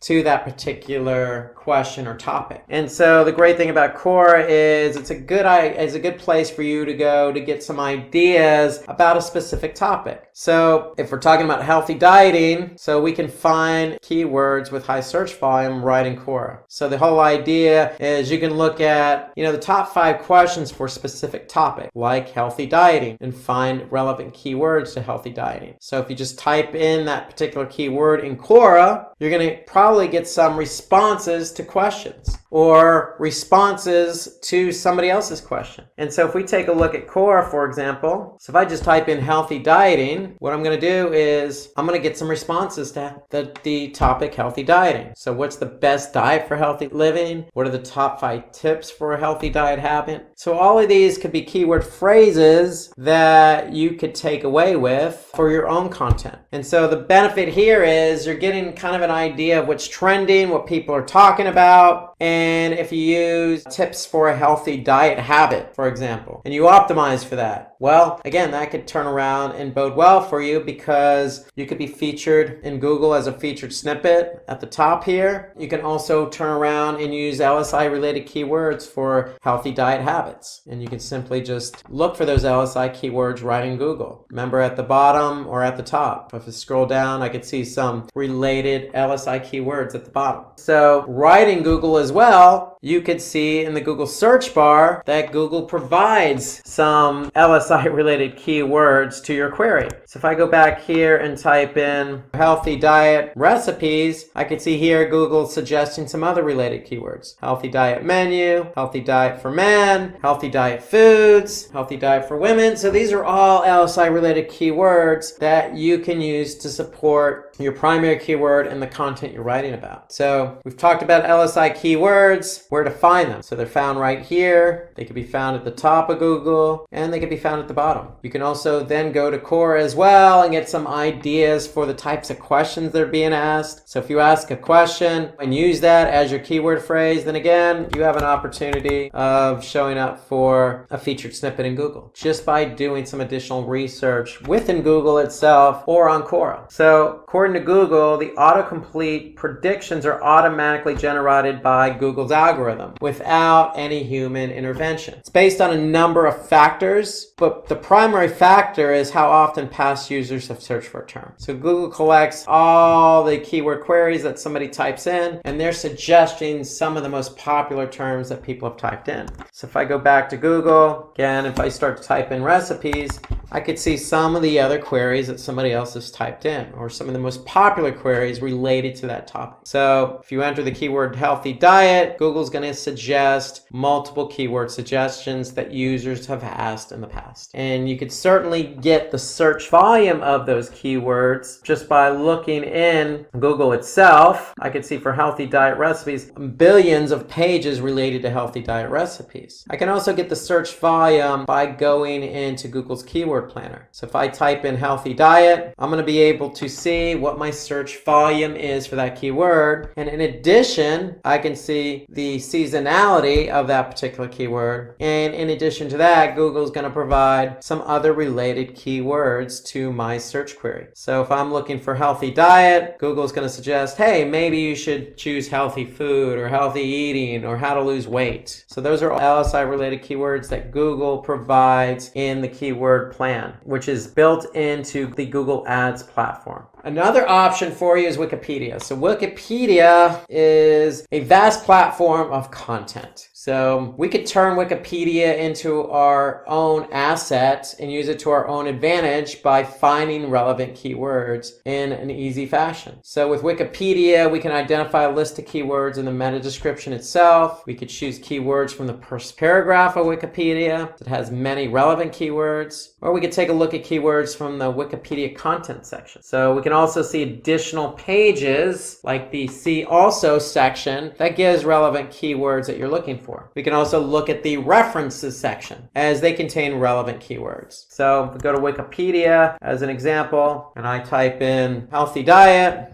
into Wikipedia, here I can get, just in the first paragraph alone, I can see some additional keywords that I might choose to use, like micronutrients. I never knew that micronutrients was related to healthy diet, but Wikipedia is providing some information about what micronutrients is. And maybe I can use that as a keyword, an LSI related keyword to my content. So if I scroll down, I get the See Also section. So it might give me some information, food information to consumers, for example, dietary guidelines. I can look at categories like dietetics and diets. I can also look at the references section, so I can also see what information was provided, like health effects of overweight and obesity. I can look at diet and physical activity. So all of these are related to my main keyword, healthy diet. So the answers are right in here on the platform. They're just all over the page. So Wikipedia has an abundance of information. You just need to know where to look. So again, with Wikipedia, you can look no further than the first paragraph. You can look no further than the See Also section, the references section, category section. There's lots of information right on the page itself to help you get ideas for keywords. So if you Google your keyword with Wikipedia term in the search query and get relevant keywords from the title tags on the SERP. So you can also do that as well. So if I type in healthy diet Wikipedia in search, I can also get some information here as well. So people also search for healthy food advantages or healthy food habits essay or information about healthy food. All of these are related to my keyword healthy diet. So again, another bit of information for you to choose or look to choose some additional keywords for. So Reddit, it's a popular community where people post content and discuss a variety of topics. So that's what Reddit is. So with the help of subreddits, an individual can find relevant keywords with high search volume. So in Reddit, there's an easy way to find out keywords. They have a keyword tool called Keywordit. So Keywordit gives the average monthly searches for a particular keyword. So if we type a word in Keywordit and choose keywords from the auto-generated list, this tool will extract the keywords and give us those relevant terms with search volume. So if we go to the Keywordit and show an example of that, for example, healthy food, if I get keywords, I can see what keywords are relevant and the search volume of that keyword. So if I just type in healthy food, Keywordit tool is going to tell me some relevant keywords and what the volume is. So if you don't have the keyword planner tool in Google Ads available to you, this is a good alternative solution to finding keywords. So it's free. You just need to go to keywordit.com, type in your keyword, click Get Keywords, and what it's going to do is give you some relevant keywords related to your primary keyword with the search volume. Let's talk about keyword clustering now. So the whole idea about keyword clustering is to really take advantage of the keywords that we're optimizing for to gain higher ranking. So if we can cluster keywords together in a theme, and that theme of keywords is relevant to a specific page of a website, then we have a better opportunity to rank. So in other words, why do we have to target just one keyword when we can target many? So keep in mind, LSI keywords, we want to group a bunch of keywords together that are similar for content. So for example, after some keyword research, you can thematically group keywords into a core topic. So for example, we can cluster these group of keywords together. Like for example, what is SEO? How does SEO work? Intro to SEO. What are the basics of SEO? All of those are related to the core theme. What is SEO? Another cluster of keywords, for example, could be SEO techniques, SEO best practices, tips and tricks, website optimization, on-page SEO techniques, etc. So those are clusters of keywords, okay, that we can group together in themes. And if we group keywords together in themes, we can apply that to a particular content on our website. So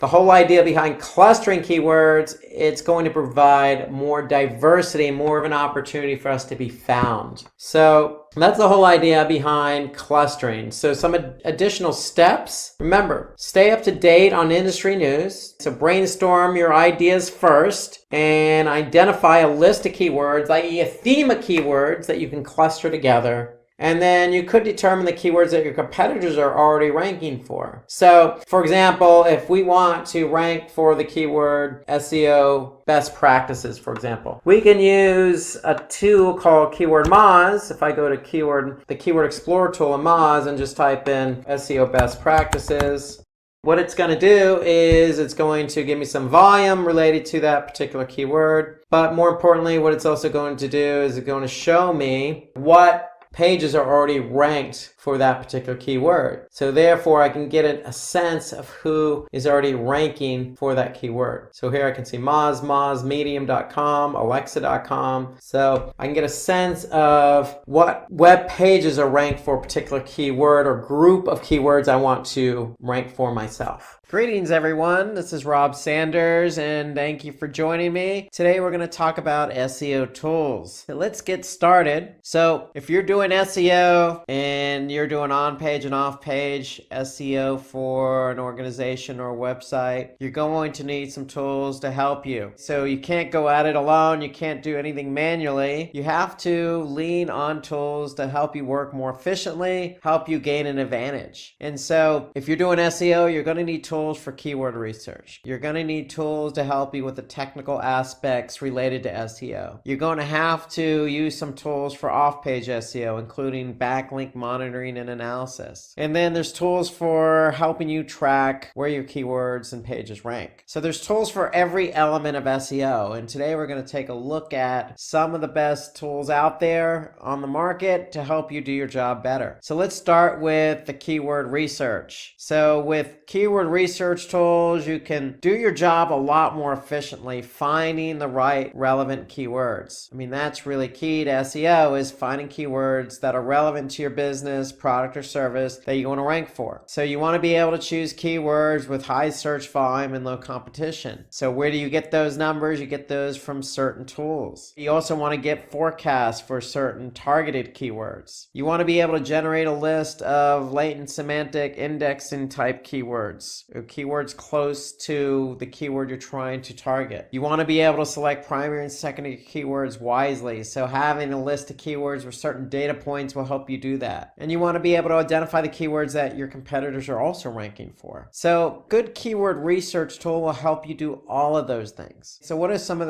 the tools out there? Well, look no further than some of the free ones that Google offers, like Google Trends. So Google Trends is a good tool that you can lean on. So if we look at Google Trends, all you need to do is trends.google.com. You could type in a keyword. I can look at the volume or interest of that keyword over time. Here I'm looking at football versus American football, and I could see how it's trending. Then I could see, how it trends in specific regions of, say, the United States as my market. I can also look at other related queries similar to football or American football. And so Google Trends is a good tool, helps you look at the volume, helps you look at what specific regions, helps you look at other keywords. If you want, you can simply just do a keyword search, or you can actually just see what's trending just by looking at the latest stories and insights. So we could see International Women's Day, started to pick up steam, it's picking up more steam, etc. So it's certain keywords that tend to trend well, and you could pick up on what those keywords are using Google Trends. Now, you could also use another Google tool called Google Keyword Planner. The only difference is this one's paid. You need a Google Ads account. So if we go into Google Ads, you'll need to go to Tools and you'll need to go to Keyword Planner. But when you're in Keyword Planner, you can find new keywords. So if I type in, for example, online marketing and click Get Started, what the keyword tool is going to do is give me the data that I need to do appropriate keyword research. It's going to give me my keyword and similar keywords. It's going to give me the average monthly volume. And the great thing here is I can actually see the trend for that keyword over time just by clicking on this little bar graph. So for digital marketing, I could see what the trend is over time. I could see what the competition is. I could see,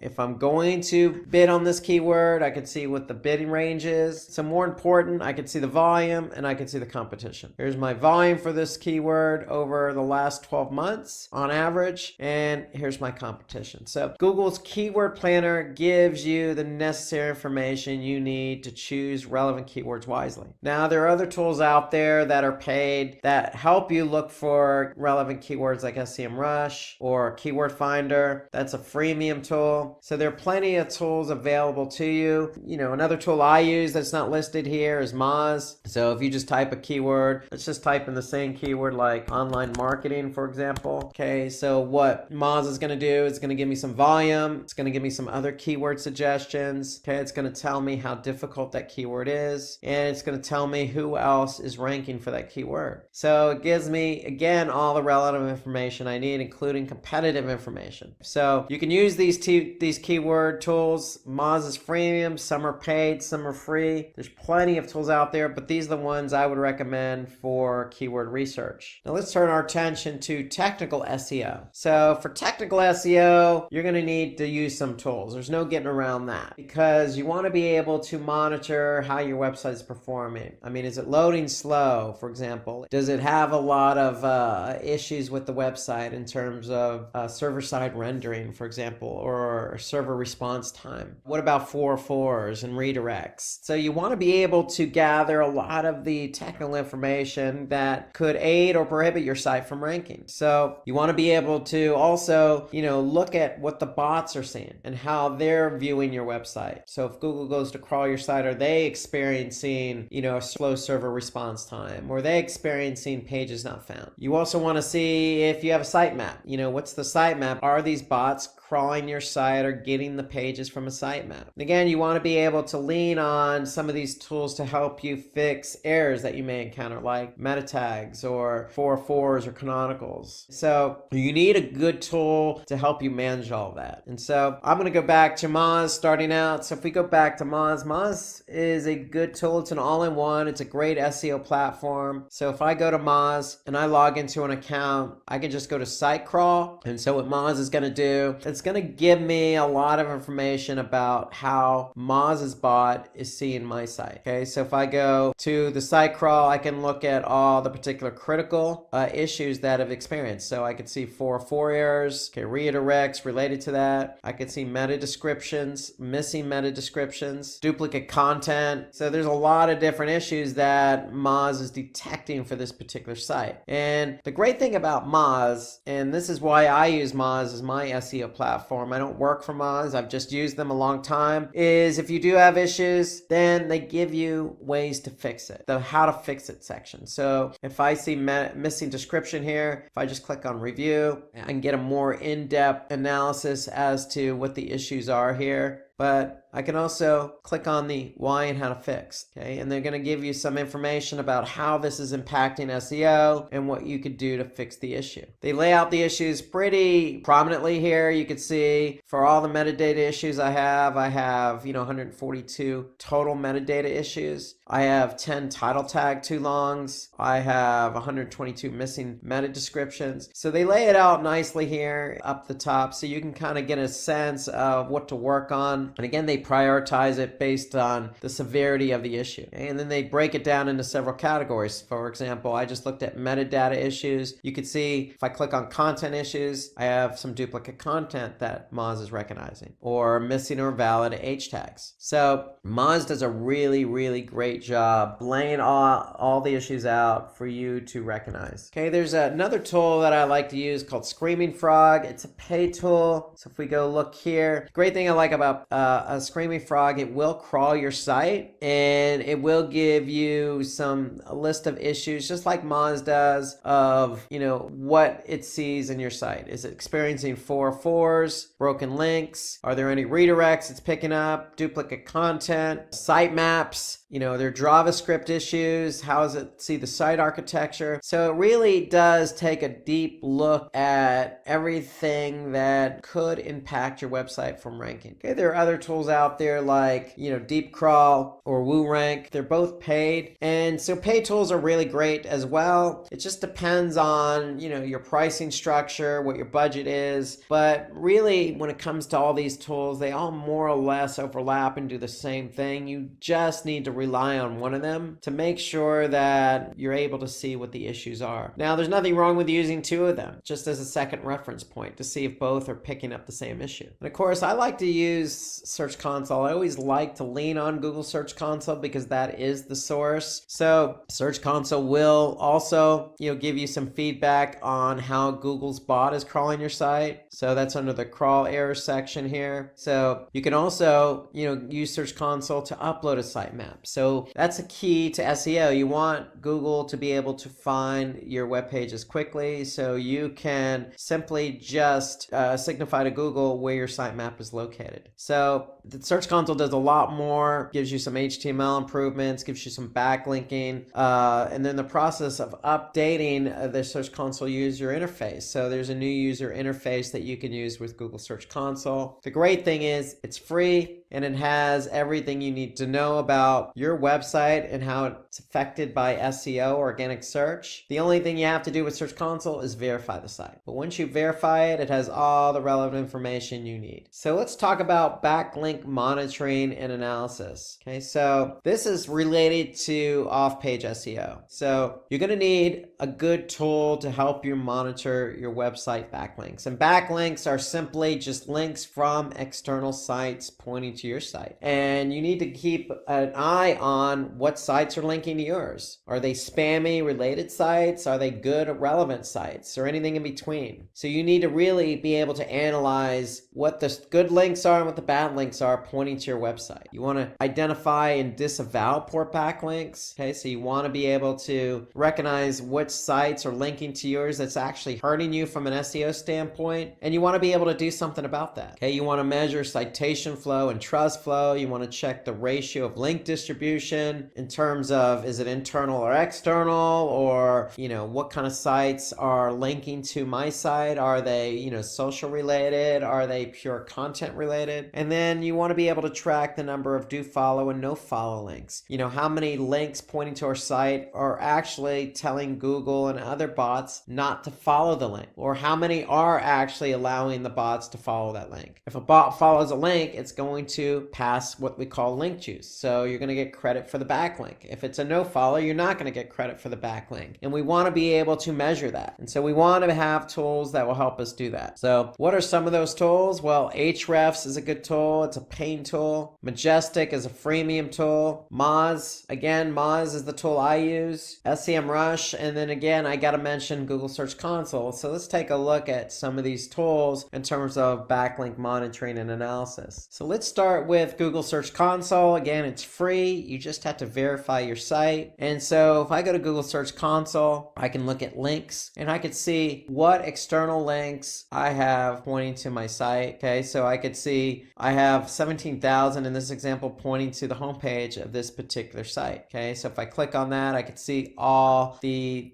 top sites pointing to my homepage. Now, from an off-page SEO perspective, do you want every backlink or external link pointing to your homepage? No. So you want links pointing to internal pages. So you want to be able to measure that. So I could see what the top linking sites are, and I could also see what the anchor text is. So do I want my anchor text always to be my brand name? No. I want it to be, keyword we're trying to target. Search Console also gives you some internal links. Okay, what are the top link pages for internal links? So from an SEO perspective, you always want to have a nice balance of internal linking. So this report helps you understand what pages are getting links and are the links evenly spread. So this is Google Search Console. This is the links report. This is totally free. This is provided by Google. All you have to do is verify your site. Now, if we go over to Moz, we type in a domain, any domain. So I just typed in Simplilearn. Okay, Moz has some metrics that are important to off-page SEO, including domain authority. So the higher your domain authority, the better off you are. And so what helps a domain authority grow is how many quality links are pointing to that domain. And so here we could see over 7,500 linking domains to Simplilearn. So what's important is we just don't want any site, we want quality relevant sites pointing. Okay, so we could see how many total inbound links and then how many ranking keywords we have. Okay, so here Moz is going to give me kind of an idea of what my domain authority has been over time. They're going to tell me the top followed links to this site. So they're going to tell me, what are those links pointing to my site and what's the page authority of those sites. Okay, here I can get a nice graphical breakdown of the linking domains by domain authority. So you want pages pages with high domain authority pointing to your site. So here I could see 69 linking domains between 91 and 100. So that's really good. We want high relevant domains linking to our site. So just like Search Console, I could see the top anchor text being used, okay, and I can see the top pages that have,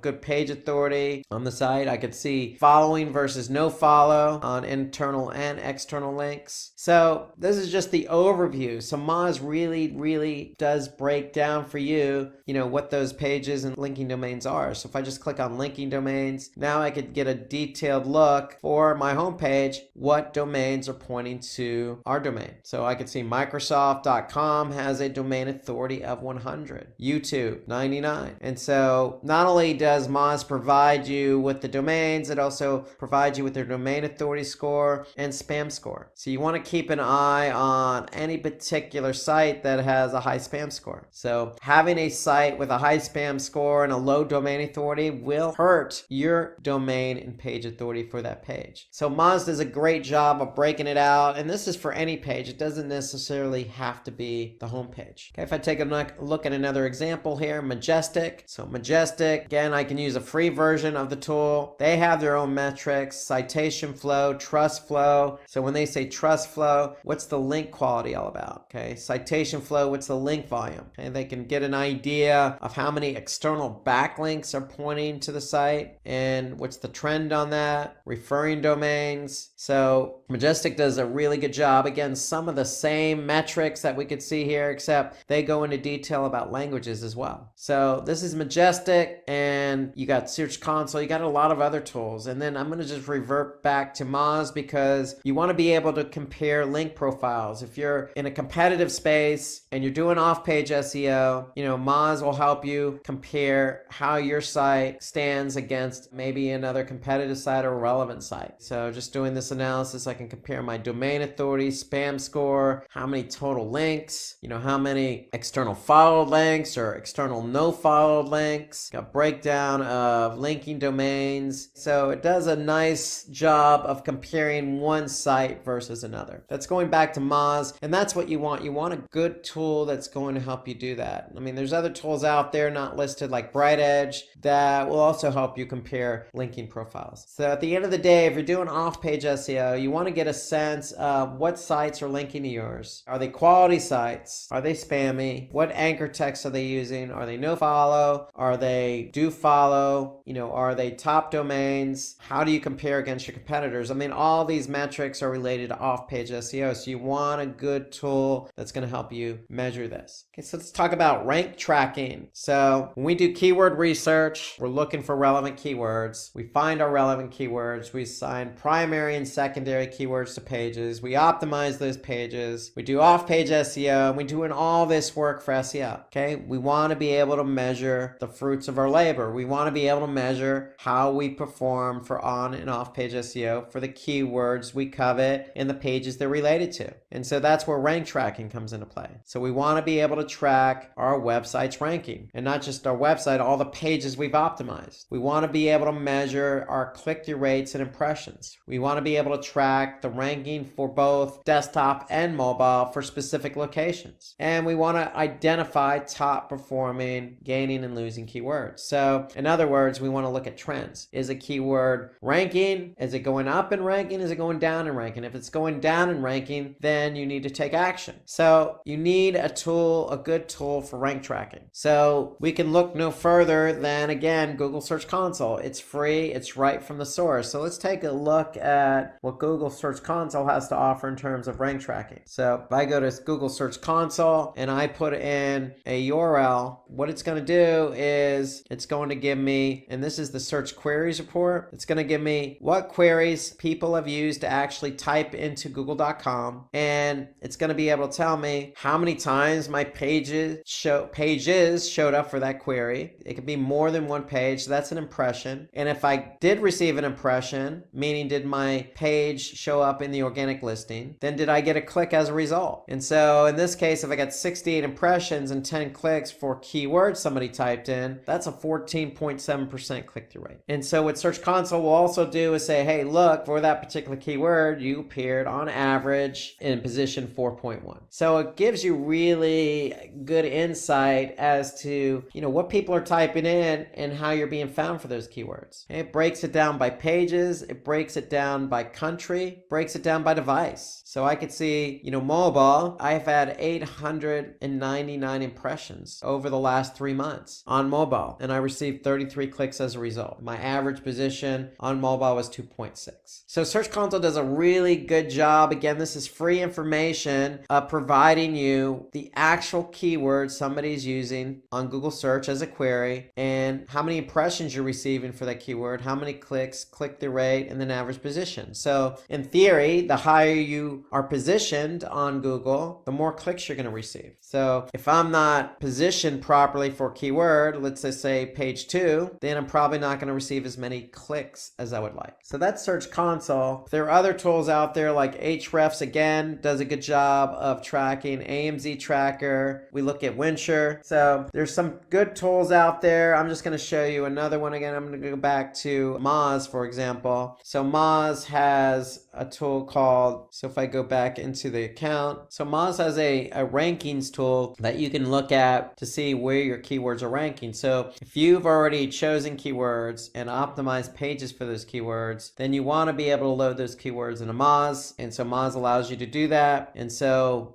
what Moz does is they do a crawl once a week, and they'll be able to tell you where you rank for all your keywords. Are we moving up in the rankings? Are we moving down? How many keywords do we have ranked between positions 1 and 3, 11 through 20, 4 through 10, 21 through 50? So we'll be able to see where our keywords rank. And so it gives you a breakdown here of nationally in the United States where this keyword is ranked, and if it's moved up or down, and for what URL is it ranked for. And so you can label the keywords, and this is what you want to look for in a good tool. You want to be able to organize your keywords and label them. So for all our branded keywords, we want to be able to label them branded, because ideally you don't want to optimize for your brand keywords. So maybe we want to exclude our brand keywords and look at our non-brand keywords in terms of ranking. And so you can certainly add locations and look at specific locations. The whole idea behind a good ranking tool is to be able to measure, if a keyword is trending up or down. Okay, so I can simply look at a particular keyword and I can see the trend of that keyword. And then, if a keyword's not ranking, then we want to wonder why it's not ranking. Well, is it difficult? Is it not ranking because of its difficulty? Or can we do a better job of optimizing for that keyword? And so Moz also has a page optimization tool. So if you're not ranking for a keyword, you can flip over to the page optimization tool, then put in the keyword, put in the URL, and Moz will give you some idea as to what you can further do to optimize the page. Okay, so that's Moz. This is Ahrefs. So you can see Ahrefs does the same thing. They provide you some visibility, average position, how much traffic, where you're ranking in terms of positions 1 through 3, 4 through 10, 11 through 50. And so you want to be able to get a sense of where my track keywords are trending. Are they trending up? Are they trending down? And the whole idea, again, behind a ranking tool is if you're trending down, you want to be able to address why it's trending down. So you want to start with on-page SEO. Can we do a better job of optimizing? Or off-page? Does that page need more backlinks? So that's why you need a backlink tool to support your ranking. And Ahrefs does offer up some competitor information as well, so you can see how your competitors are performing. So these are some good examples of ranking tools that you can take advantage of. Now, there are also a few important SEO tools that can be helpful in different ways. For example, if you're doing video, so there are some tools to help you measure how you're performing via video. For example, vidIQ. So let's take a look at vidIQ. So if I load in, say, a video in YouTube, in this example, how to rank YouTube videos, I have a vidIQ extension loaded into my browser in Chrome. And so now I can get a good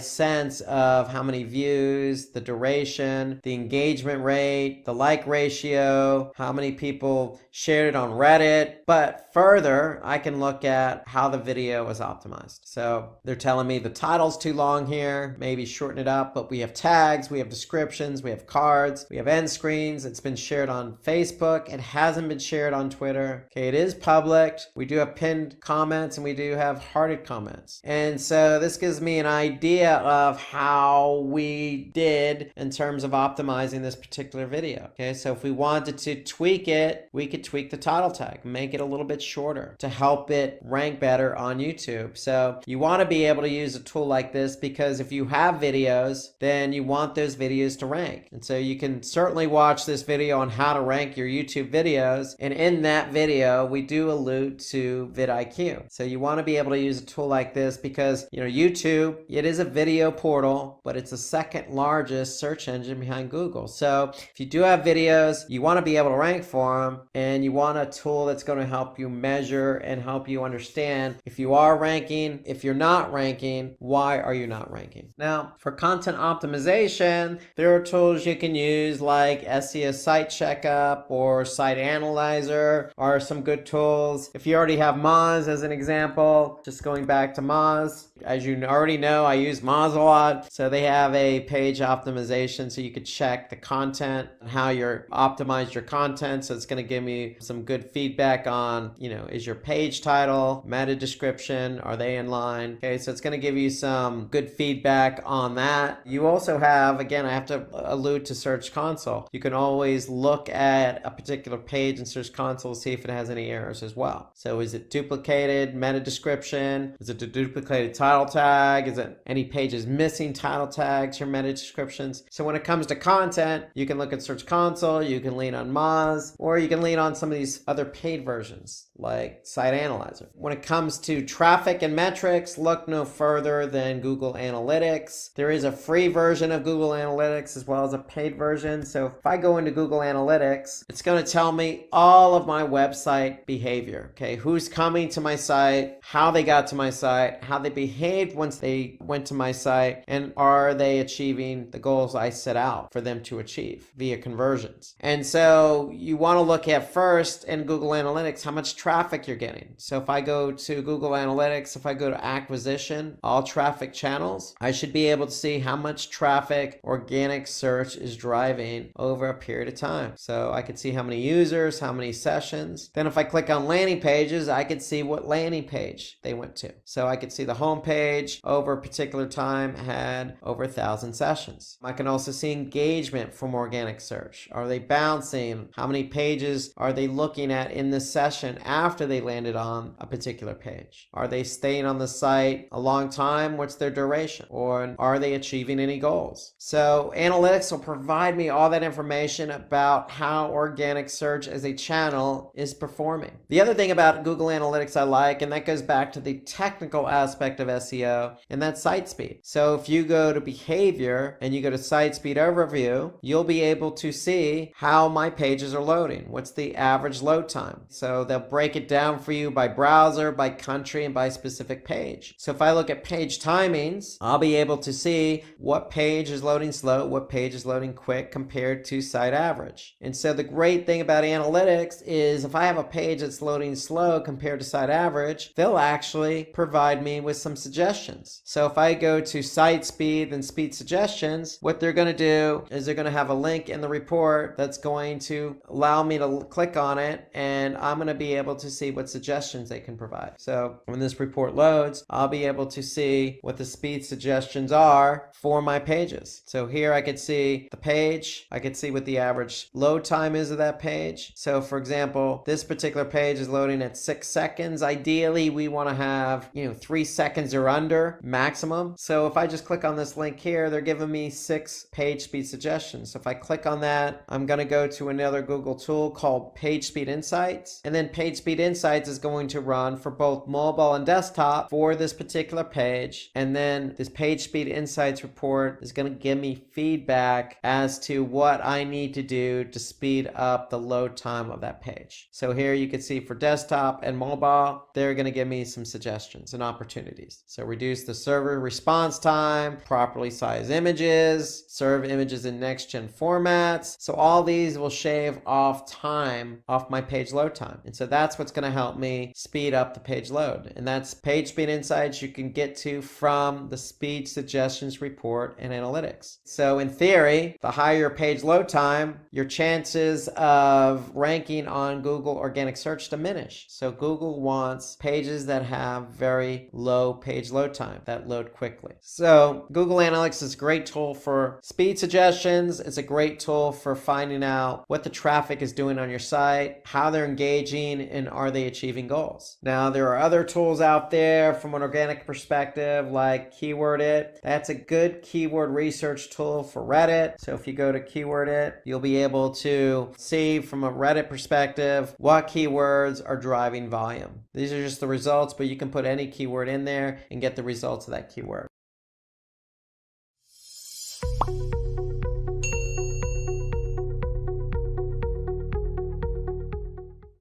SEO is an important part of the marketing strategy.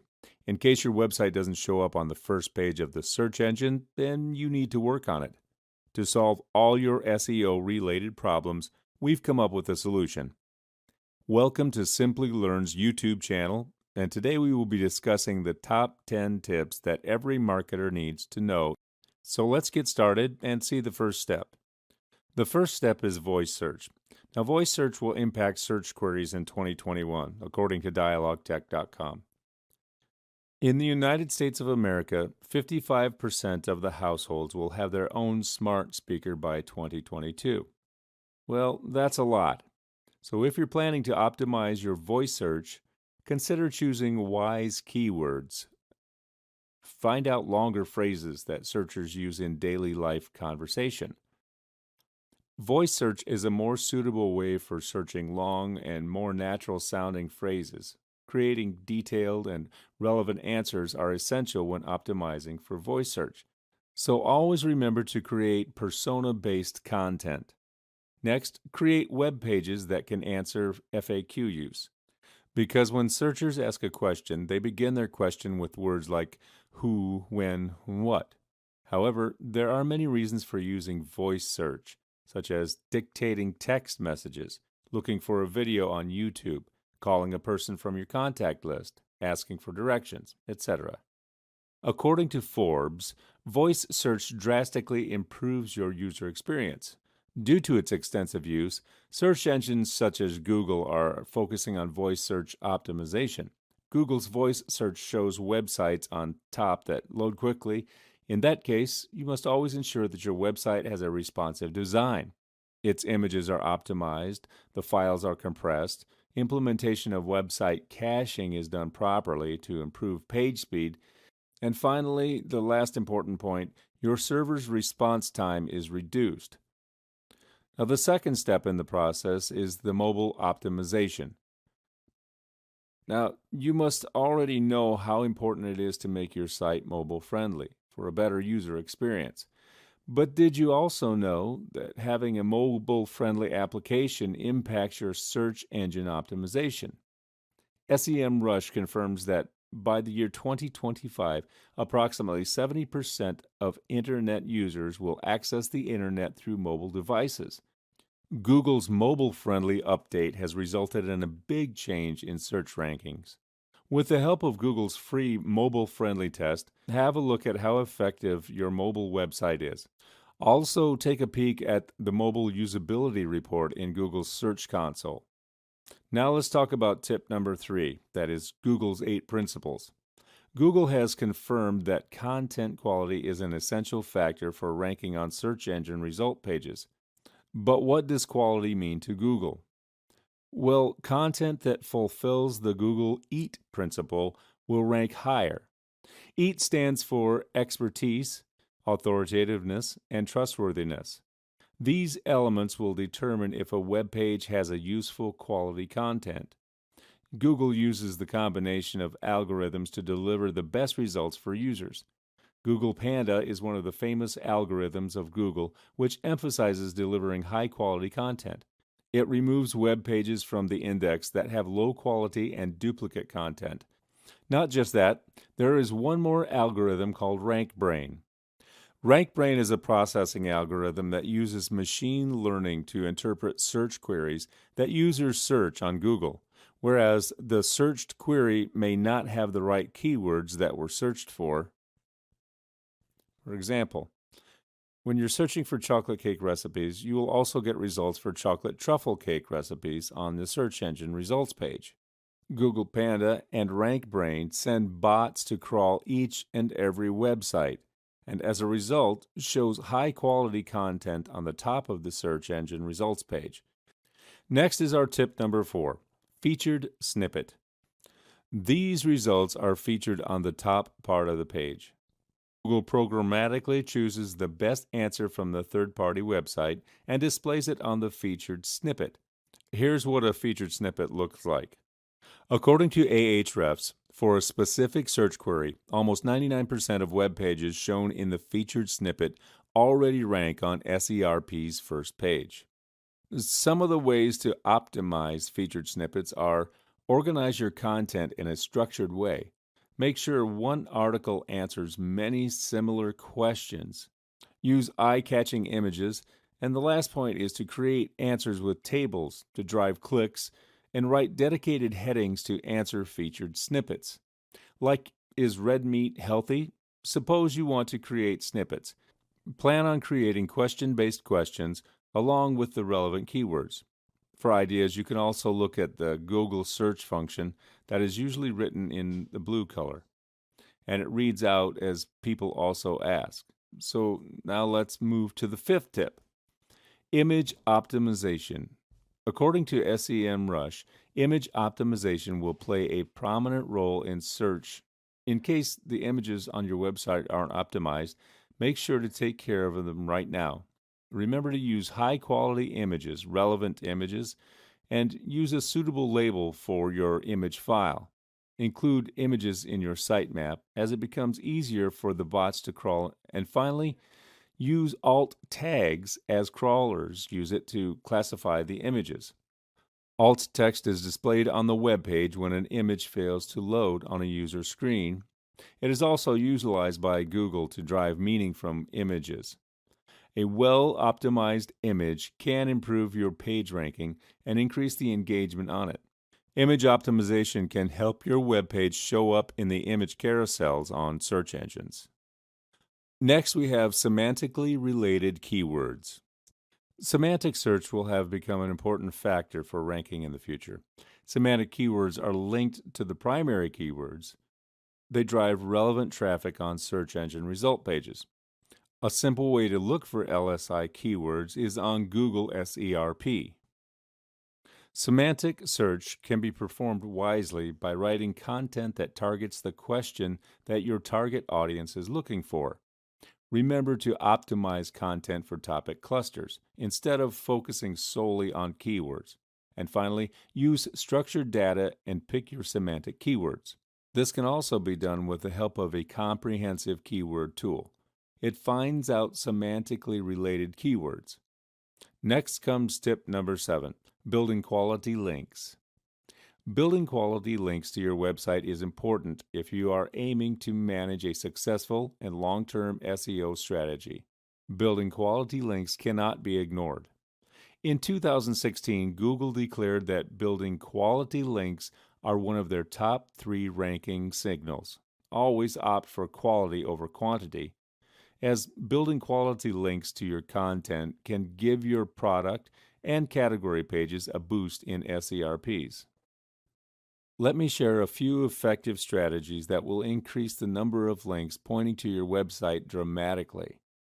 The first one, earn backlinks from relevant and authoritative web pages.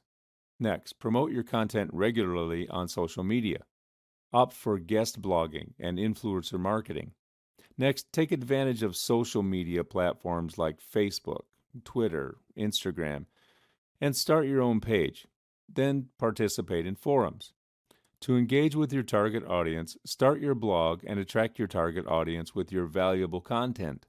Finally, get listed in the high-quality link directories.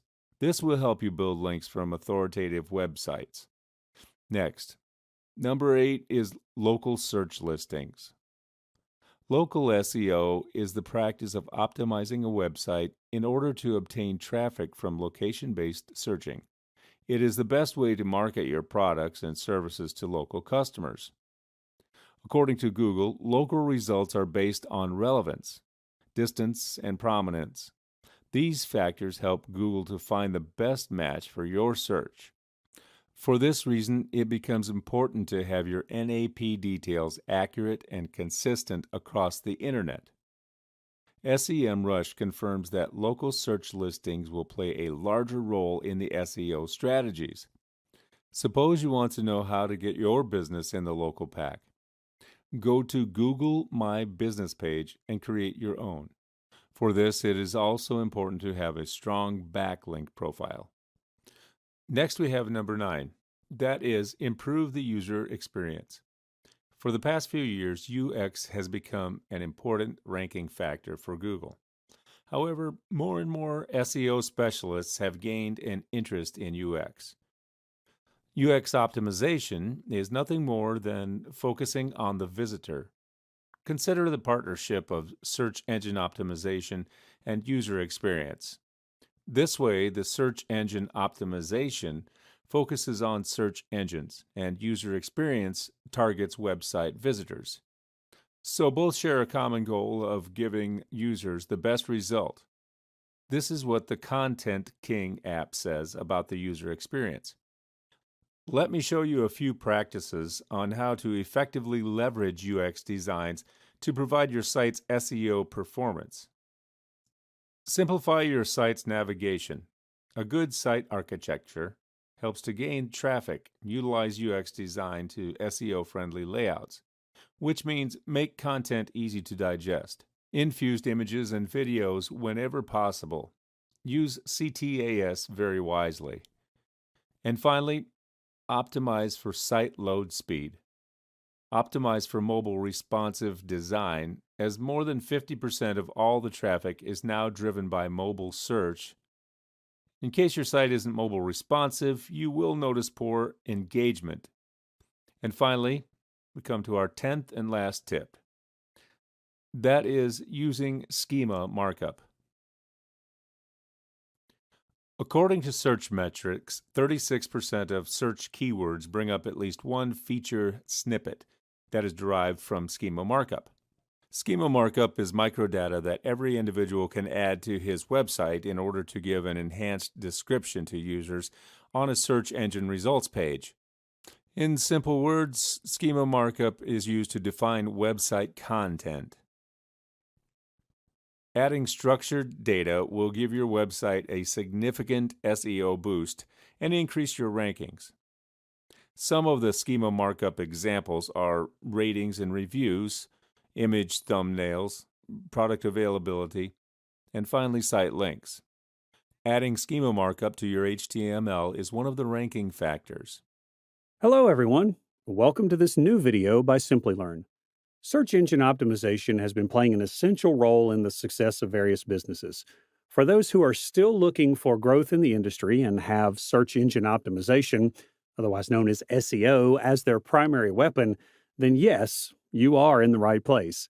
This video on how to rank number 1 on Google will give you the best tips to get a higher ranking without spending a penny. But before we begin, subscribe to our channel Simplilearn and hit the bell icon to never miss any updates from Simplilearn. So, before we begin, I have a question for you. The process of getting the quality and quantity of traffic to your website organically is known as search engine marketing, search engine optimization, search engine advertising, or none of the above. Let me know your answers in the comments section below. In this video, first we will understand why it's essential to rank high in search engines. Next, we will have a look at the top 5 mantras on how to get ranked number 1 on Google search result pages. And while understanding this, we will put a light on why these success tips are important for getting a good ranking and how we can actually implement it. We will share some necessary tools to help you carry out the needed process. And stick to the end of this video to find out the one thing that can impact your business tenfold. So definitely we're going to take a look at the best tips for ranking high on Google. But before that, it is necessary to understand why it's important to rank high on Google. Well, we are all aware that most of the businesses are shifting online nowadays. Ranking on search engines has become one of the most important aspects that define the success of a business. The data states that around 1.17 billion people across the globe use Google Search, which is estimated to increase exponentially in the coming years. Moreover, Google has gained the trust of their users with their services over the years. This definitely makes the point of interest to understand why it's important to rank high on Google Search. Ranking at the top of search engine result pages, also known as SERPs, allows a business to generate more traffic to their website and possibly get more leads, by which then they can get a chance to convert leads into customers, thereby boosting sales. It also helps in generating authenticity for your business. Well, not one or two, there are numerous reasons which makes SEO important. To know more about SEO, check the complete playlist on SEO. You can find the link to the playlist in the description box below. To gain expertise in search engine optimization, get certified as a skilled SEO professional with Simplilearn's Search Engine Optimization Training course. You can check the course details from the link in the description box below. As we know how important it is to rank high on Google, so in the next 10 minutes, let's get to know the top 5 success mantras that will help you rank high in Google. So the 5th tip on our list is promote your content. Whether you are a business owner or a blogger, you definitely need to promote your content to get a good audience reach. By content here, we mean data on your website that can be products, services, or even a simple blog. To do this, find the relevant groups on the social media platforms like Facebook or Instagram and post your content with an excellent call to action context. Some blogging or article submission sites like Quora, Tumblr, and Hub Pages may also prove helpful. Online forums and communities can be a good option to spread a word about your content with people having similar interests. Let's focus on our number 4 tip, internal linking. A good site architecture is always a happy bite for web crawlers. A website with good site architecture and internal linking helps web crawlers understand the website structure and helps them to crawl the site more effectively. The more the pages of your website are crawled, greater are the chances of getting indexed. If pages are successfully indexed, they get eligible for appearing in the search results. Let's move to our tip number 3. Yes, it is backlink building. Any website linking to your website is a backlink for your website. Websites with more backlinks suggest to the search engine crawlers that that website has good content and is trustworthy and should be ranked higher on the search result pages. To get a backlink, the most important thing is to understand that the DA, or the domain authority of the website for which you are looking for the backlink, is greater than yours. Getting backlinks is somewhat entirely a gesture of goodwill. You can find a page relevant to your business and ask the website owner to add the link to your website to the page in a humble manner. You can create a better or updated version of some other web content, let the site owner know about it, and then ask for a backlink in a humble way. Yes, you can find some more relevant backlink building techniques in the video, How to Build Backlinks. Check out the link in the description box below. At number 2, we have a tip which is of utmost importance to win a good position in the search results: on-page optimization. On-page optimization, or also known as on-page SEO, is a process in which we take essential measures to improve the website or web page's position in search engine rankings. On-page optimization is a vast concept that includes technical optimization of websites like server speed, page loading speed, removing page errors, submitting pages for indexing, and more. Maintaining a good website structure and improving it, adding internal and external links on the site, adding SEO-optimized images and video on the page, efficient use of keywords on the page and links, and much more. Get the detailed guide to learning on-page optimization by Simplilearn. Check the link in the description box below. And finally, the best tip we have is the most effective one, and the one that rules them all, which is keyword research. Keyword research is a process of identifying and implementing the relevant keywords for the content you tend to create. Proper keyword research may prove a boon to your business, but it also has the power to ruin your business, so be wise when selecting your keywords. Try choosing long-tail keywords if you are new to the business, as these are easier to rank for. You can look at Google's auto-suggest feature to understand what people are looking for in your industry. Be updated with what your competitors are doing. If something is working for your competitor, there are high chances that it may work for you as well. You can also take the help of various keyword research tools like Google's own Keyword Planner, Answer the Public tool, Google Trends, and etc. These fantastic and 100% practical tips can drive your business to heights. Make sure you implement all of these tips with more detailed attention, as SEO can make and break you. So, what, according to you, is the most effective way to grow your business online? Let us know in the comments below. Hello and welcome to the Simplilearn YouTube channel. In today's video, we are going to talk about Google Business Profile. You may remember Google Business Profile as Google My Business, but Google has changed the name, and I'll explain to you later the reasoning behind this change. We're going to be talking about what is Google Business Profile, what do you need to know about it, how do you use Google Business Profile as a small business. And we're going to discuss many other topics in relation to this as well. But before we start, let me introduce myself. I am Mark Kempman. I am your digital navigator for this video. If you like the video, click the like button. And if you want to subscribe to our channel, click the subscribe button below and you will get lots and lots of access to more videos and get notifications about when we publish new videos. So, let's dig straight into it. Let me give you some facts about Google, which will show you that you cannot afford to miss out on what Google has to offer you. Did you know that Google was visited 89.3 billion times in the past month only? Yeah, Google holds over 90% market share in the search engine market. Google processes 99,000 searches every second, which makes that a total of 8.5 billion searches every day. Yeah, also remember 63% of those searches are done on a mobile phone.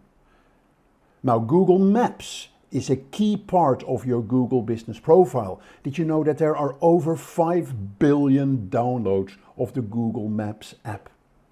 And to finalize these numbers, Google generated $146.92 billion in advertising revenue in 2020. So, do I need to convince you any further that Google has to be center stage of your marketing efforts? Let's talk how you can do this when you are a local small business. So what are we going to be talking about? We will talk about what is Google Business Profile, how can you use Google Business Profile for your local marketing, how do you get started with Google Business Profile, how can you use your Google Business Profile for your search engine optimization to get a higher ranking in your Google search engine results. And I'll finish off with a few pros and cons of the Google Business Profile. So, are you ready? Let's first talk about what is Google Business Profile. It used to be called Google My Business.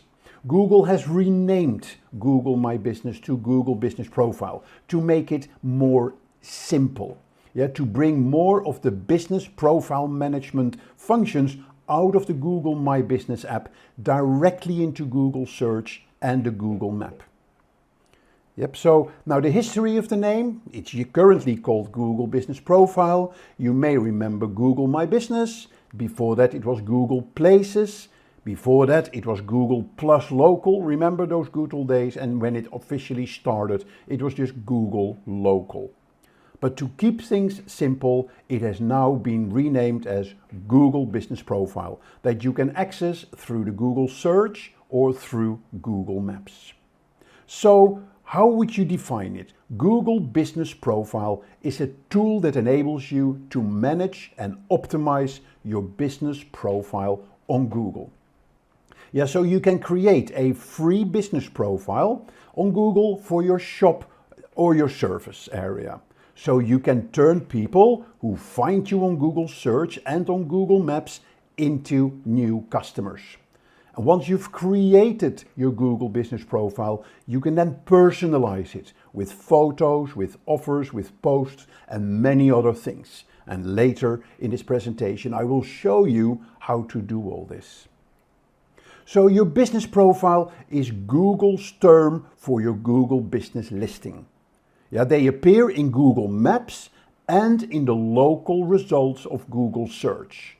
And that's very important. You can access it through Google Maps and Google Search in the local search results, and you can also see it on the right side of the search engine results page. So let me show you an example. If I open up a new frame and I search for Indian restaurant, yep, then here you see the search results.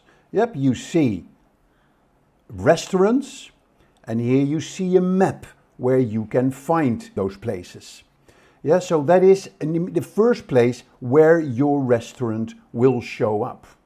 Yeah, so if I go then click on one of the restaurants, I can get more details of different restaurants, but also more details about the restaurant that I picked. Yeah, and this is what you specify in Google My Business Profile. So I could also access them through the map. Yeah, so if I click on that, that opens up the same window with more details about the restaurant as specified in Google Business Profile. Now, what is all in there? I'll share that with you in a minute. So that is the power of Google Business Profile. So how can you use this for your local marketing? Why is it good to use it to set up your business profile? Google has reported that 46% of all searches done on Google have a local intent. And that business location is the main piece of information sought by local searchers. Yeah, so it's the easiest way and the fastest way for you to show up in the search feed. So Google Business Profile gives you the ability to incorporate your search engine results into your marketing. And that is a huge advantage for local businesses. It's not just an ordinary business listing, but it's a robust tool that gives you benefits from appearing in the Google search results. So if I would summarize the benefits of Google Business Profile, they are as follows. They will give you customer engagement. They will help you highlighting your business in Google. You can gain insights from the people that visit your website, and you can optimize your online presence for local SEO. So let's dive into these a little bit deeper. Let's start with the customer engagement. So through Google Business Profile, customers and prospects can contact you. And in your business profile, you can specify your telephone number, your address, and directions to your business. So people can contact you, they can find you, and they can engage with you. Say, for example, a potential lead comes across your business in the search results, but he wants something special. So how will he reach out to you directly from the search list? Google Business Profile has a messaging feature that lets you directly chat with potential customers who will find your profile on the search results page. It enables you to quickly answer questions in real time and help your current and potential customers. Google gives you the option to activate this. Yes, so when you activate it, users visiting your page will see a clickable message icon. On top of that, they can call you, or you can add posts to your business profile to promote special offers or events and updates to keep your customers in the loop. You can also reply to public customer reviews to build trust with new returning customers. And of course, you can post answers to frequently asked questions by your customers. The second advantage is that Google Business Profile offers you the opportunity to highlight your business. Yeah, so it gives you a ton of opportunities to specify a lot of things about your business. When you sign up and sign in, you get to your dashboard, and that's where you can add items like showcasing what makes your store special, show photos of your latest products and your store to stand out to customers who find your profile. Yeah, you show whether you offer options like a pickup or a delivery. You can give people who find you online a warm welcome with posts about discounts, new products, upcoming events. So lots of things that you can highlight about your business. Again, let me show you an example. If I go to Google and I search, for instance, for Disney Paris, yeah, you will see I find, or let's say Disneyland Paris. Yeah, so when I click here on Disneyland Paris, then here I get all the details. I can see the description, I can see the address, the rides that you can do, the hours of opening, you can see who is owned by, you see events that they have, there's questions and answers, there's reviews, yep, and there's more information, there's links to social media. So lots of stuff that you can find here as long as you specify that all on your dashboard when you highlight your business. So the third benefit is that you can gain a lot of insights with people or from people that visit your and that find you on Google. Yeah, so you can gain data about your target market and your local search performance. You can track your performance over a given time period, and it will give you insights how people interact with your business on Google. You can check how often your profile has been viewed. You can use profile views insights to track how popular your business is with current and potential customers. Yeah, now obviously only the owner of the business profile can view the profile insights. You will get metrics like the queries people used to find your business, the number of unique visitors to your profile, number of unique customers who request directions to your business, the number of clicks on the call to action button on your business profile, number of clicks on the website link, number of unique conversations through messages, number of completed bookings by customers, a summary of all your interactions, number of views on products over a selected period, and if you are a restaurant, you can get food orders placed for pickup or delivery, and you get a number of clicks on the menu content per user per day. So you gain a lot of knowledge about who, what, and when people are accessing and finding you on Google.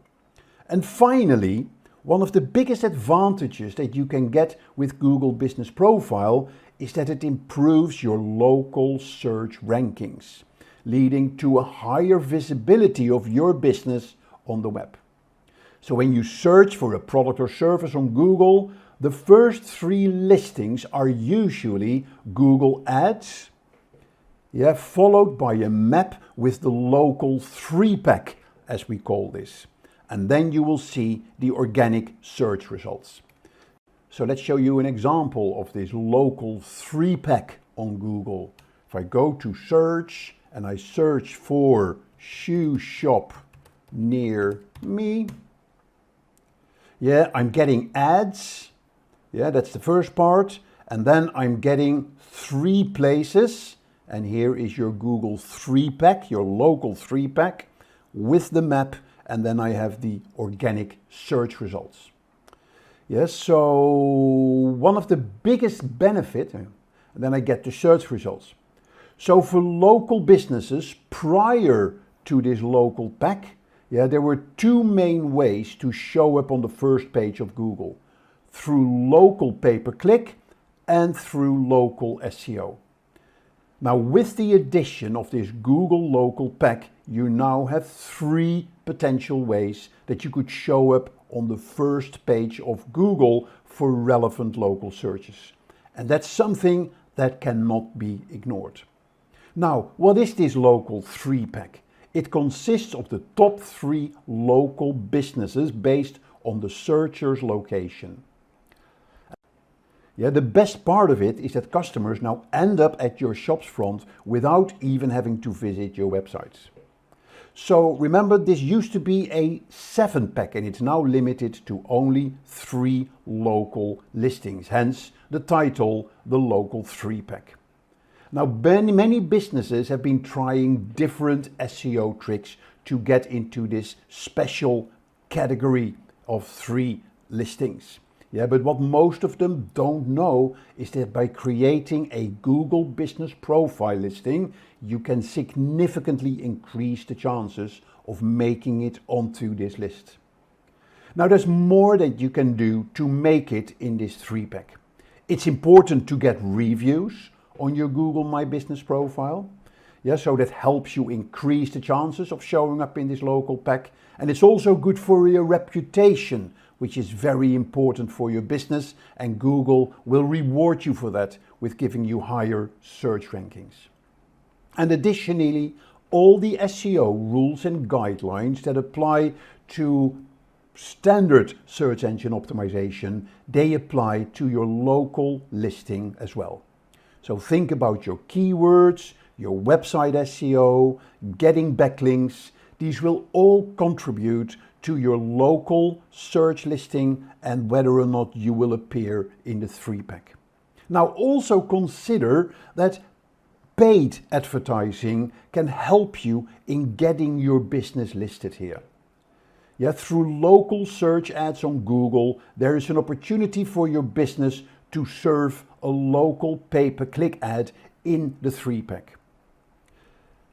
Yep, and remember, just a few tips in order to show up in the Google 3-pack with your pay-per-click ads. There's a few steps that you need to take. Yeah, enable local extensions or location extensions, as we call them in Google Ads. Bid the location and use bid by location and use location targeting, and optimize your keywords to include your location as well. So having your business appear in the local 3-pack can help you tap into potential revenue opportunities, as Google not only shows customers your business on Google Maps, but it also places it before organic search results. And let's look at the final topic before we go into a demo of Google Business Profile. Let's look at a bit more detail about how Google Business Profile can help you with your SEO and what you need to do to optimize it for SEO. There are 3 aspects in using Google Business Profile for SEO. You need to target your information by including your SEO keywords relevant to your business. You need to make sure you maintain information quality by ensuring all information is accurate, consistent, and correct. And you need to build trust by engaging with your customers. So to achieve this, here is what you need to do. You need to verify your business. You need to fill out your profile completely.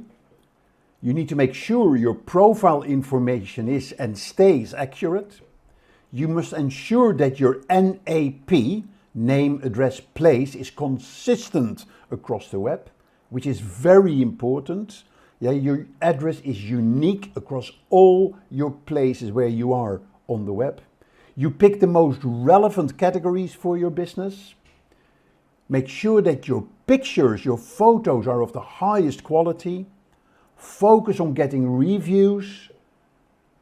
Create posts on your business profile to drive engagement with your customers. And when customers ask questions on your business profile, make sure you answer those questions. Yeah, here you see the importance when you fill in all the data of the various fields. You see the most important, there is name, address, phone number, website link. But don't forget all the other items as well. So for determining your local ranking, Google takes 3 factors into consideration. There's the relevance of your listing, is how well your business matches the user's search intent. And to increase the chances that your local business appears in the search results, you should feed Google with as much information as possible. Google will also look at the distance Yeah, so the distance refers to how close your business location is to the location of the user who searches. And finally, prominence. Yeah, Google determines your local ranking by checking out how well known your business is and whether or not you have a good reputation. And to influence this reputation, you have offsite links and articles related to your business. They can really contribute to building your reputation online. So now that you've got all the details about Google Business Profile, let's have a look at how you set it up. And I'm going to show you how to sign into your Google Business account, how you can add your business, how you can enter your location, how you can fill in your contact information. I tell you about the process of verifying your business, and then finally how you can customize your profile. So let's have a look at Google Business Profile. If I go to the Google Business Profile website, then I just go there by searching for Google Business Profile and click on the link that I see on the search results, and then I get to this page. Yeah, a short summary of what your free business profile is all about, how you can access your dashboard if you've got a business profile. You see some benefits, free, easy, personalized, and then it gives you all the benefits that you get from having your business profile on Google. Yes, so that is one area where you can access, of course, your Google Business Profile. Now, the other area where you can access your Google Business Profile is to go to Google Maps. So if I go to Google Maps and I click here on Google Maps, this takes me to Google Maps. If I now want to go, for instance, to register my own business on Google Business Profile, let me show you how to do that. I can be on Google Maps, I can go to the place that I want to register. Yeah, so, and I want that actually on Google Maps, so I don't want that here. I want to stay on Google Maps, so let's say Isis Lake, South Cerny. There is where I have a lodge that I rent out. And if I zoom in on that, yeah, and then here I can see it is this lodge. Yeah, and currently there's nothing on there. You see, this house has no business profile. This one has. Yes, so this one has as well. So how can I register this lodge on Google Business Profile? Very simple. I can register it by right-clicking on it. Yep, so I can get directions, what's here. I can say add your business. So if I click here on add your business, guess where that takes me? It takes me to Google Business Profile, and I'm now going into the setup under my Google account. Yeah, I'm going to the setup on Google My Business for this place. So the place name is Isis 97 Lodge. Okay, so I click enter and I'm going to click continue. Now it talks to me, what is this place about? What kind of business type? Is it an online retail? Is it a local store, or is it a service business? Let's say it is a local store. Customers can visit the business in person. Click on that and it takes me to the next screen. Yeah, so I'm going to go for enter a business category. There's a whole load of categories here. I can say just a lodge, or I can say what is it, a resort. Let's see if I can do that. A resort hotel, yeah, or a resort place. I can just say a holiday sort of home. Yeah, so let's call it a holiday home, and I'm going to click next. Now it wants the business address. So the country in this case is not Malaysia, because that's where I am at the moment. So it takes my default address. It's in the United Kingdom. The street address is Isis Lake. And then it is, I need to put the address, 97 Isis Lake, Spine Road East.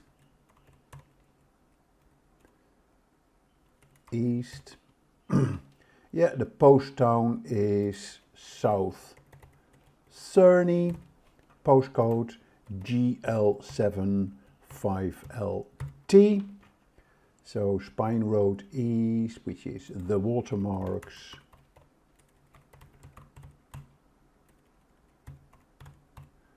Spine Road East. I don't mind to share this data with you because it's going to be public anyway, because people will be able to find this on the internet. Yes, so I'm going to click next. What contact details do I want to show my customers?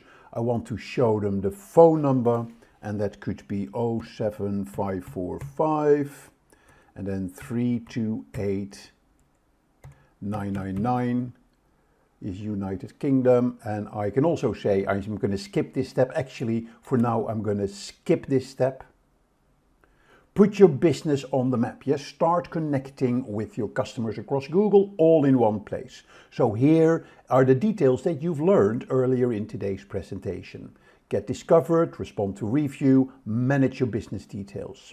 Yep, and now I'm going to click, do I want to get tips and alerts? I'm not interested in that. I just click continue. And here I am in my dashboard.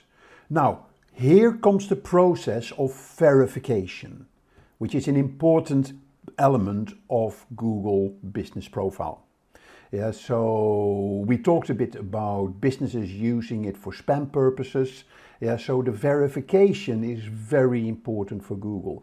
There are various ways that you can get verification. Google has made it fairly simple. You can verify through a phone number. You can also verify by getting a card sent to your physical business address.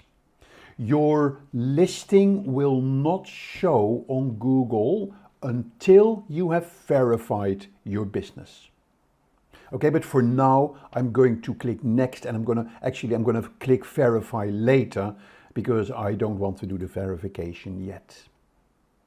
So now I can add business hours. I'm going to skip that.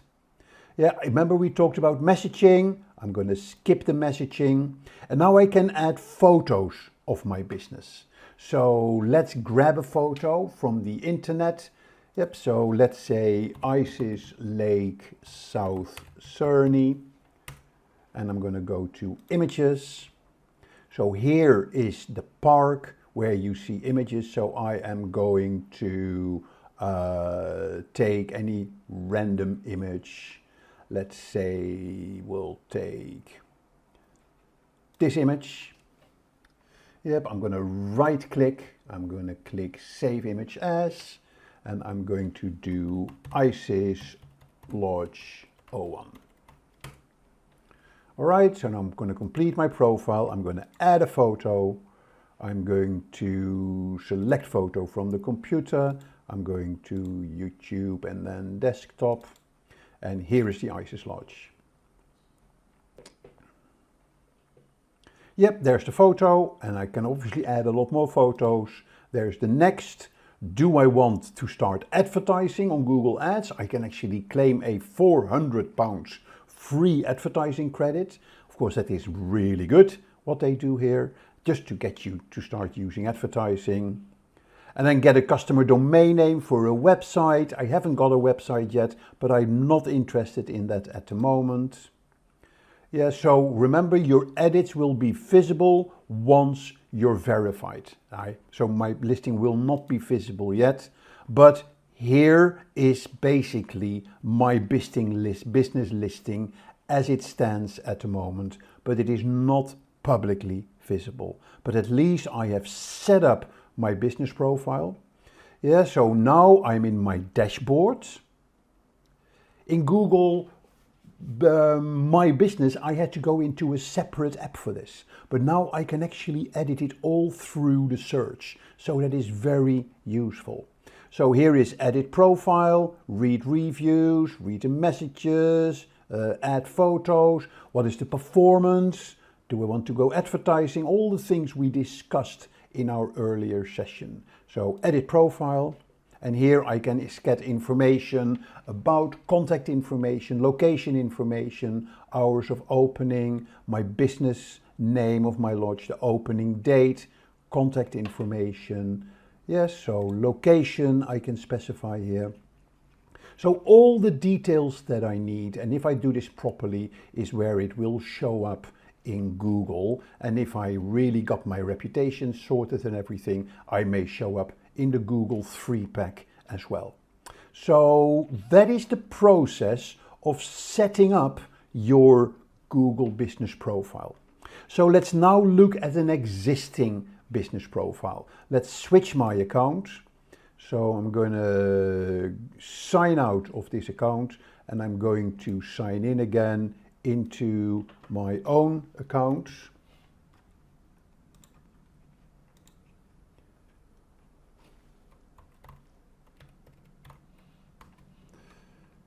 So now I'm in my own Google account and I'm switching the Chrome. I say, no, just leave it as it is. Okay, well, we can do that. Yeah, so now I'm in my Google Chrome, my personal account, and I'm going to show you an existing Google business profile that I have, which is for a website, for another house in Marrakesh, which is Riyadh Farasha. Yeah, so you see here, it is already on Google My Business, it's already on Google Business Profile, but I haven't really populated it yet with information. Okay, so here you can see I can access this through the Google search to manage my profile.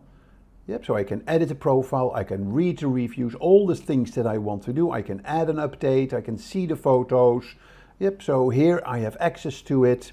And then here you see the side panel with a summary of all the things that you've done. Okay, I could also access this through Google Maps. Again, if I go to Google Maps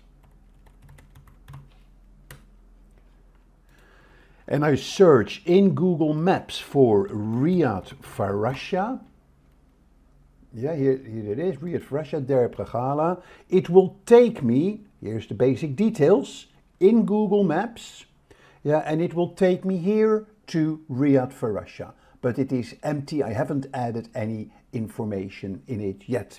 So I can now click here on Manage My Business Profile, or I can see where all the details that I have added so far. I get some basic data, so 55 people viewed it this month.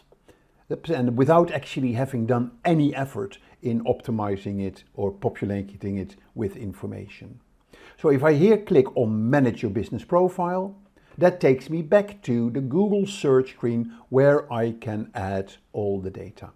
So let's add a photo. I can click here for add a photo, or I can click here to add a photo. I'm clicking here, add a photo. I'm doing a photo, click here, and then select photo or video, and that is from the YouTube desktop. It's here, Farasha 01 is the photo that I'm going to add. Yep, so now I can see the photo. Let's see if I can do, here you see the photo. Got it. Yeah, and of course I can add a lot more. I can do a logo, a cover, a video, photo of the interior. Here's the photo that I've done so far. So I can now go back to my business profile. Yeah, I think it will take a bit of time before the photo shows up on the profile. Yeah, so click add photo. Yeah, so the photos don't show up yet.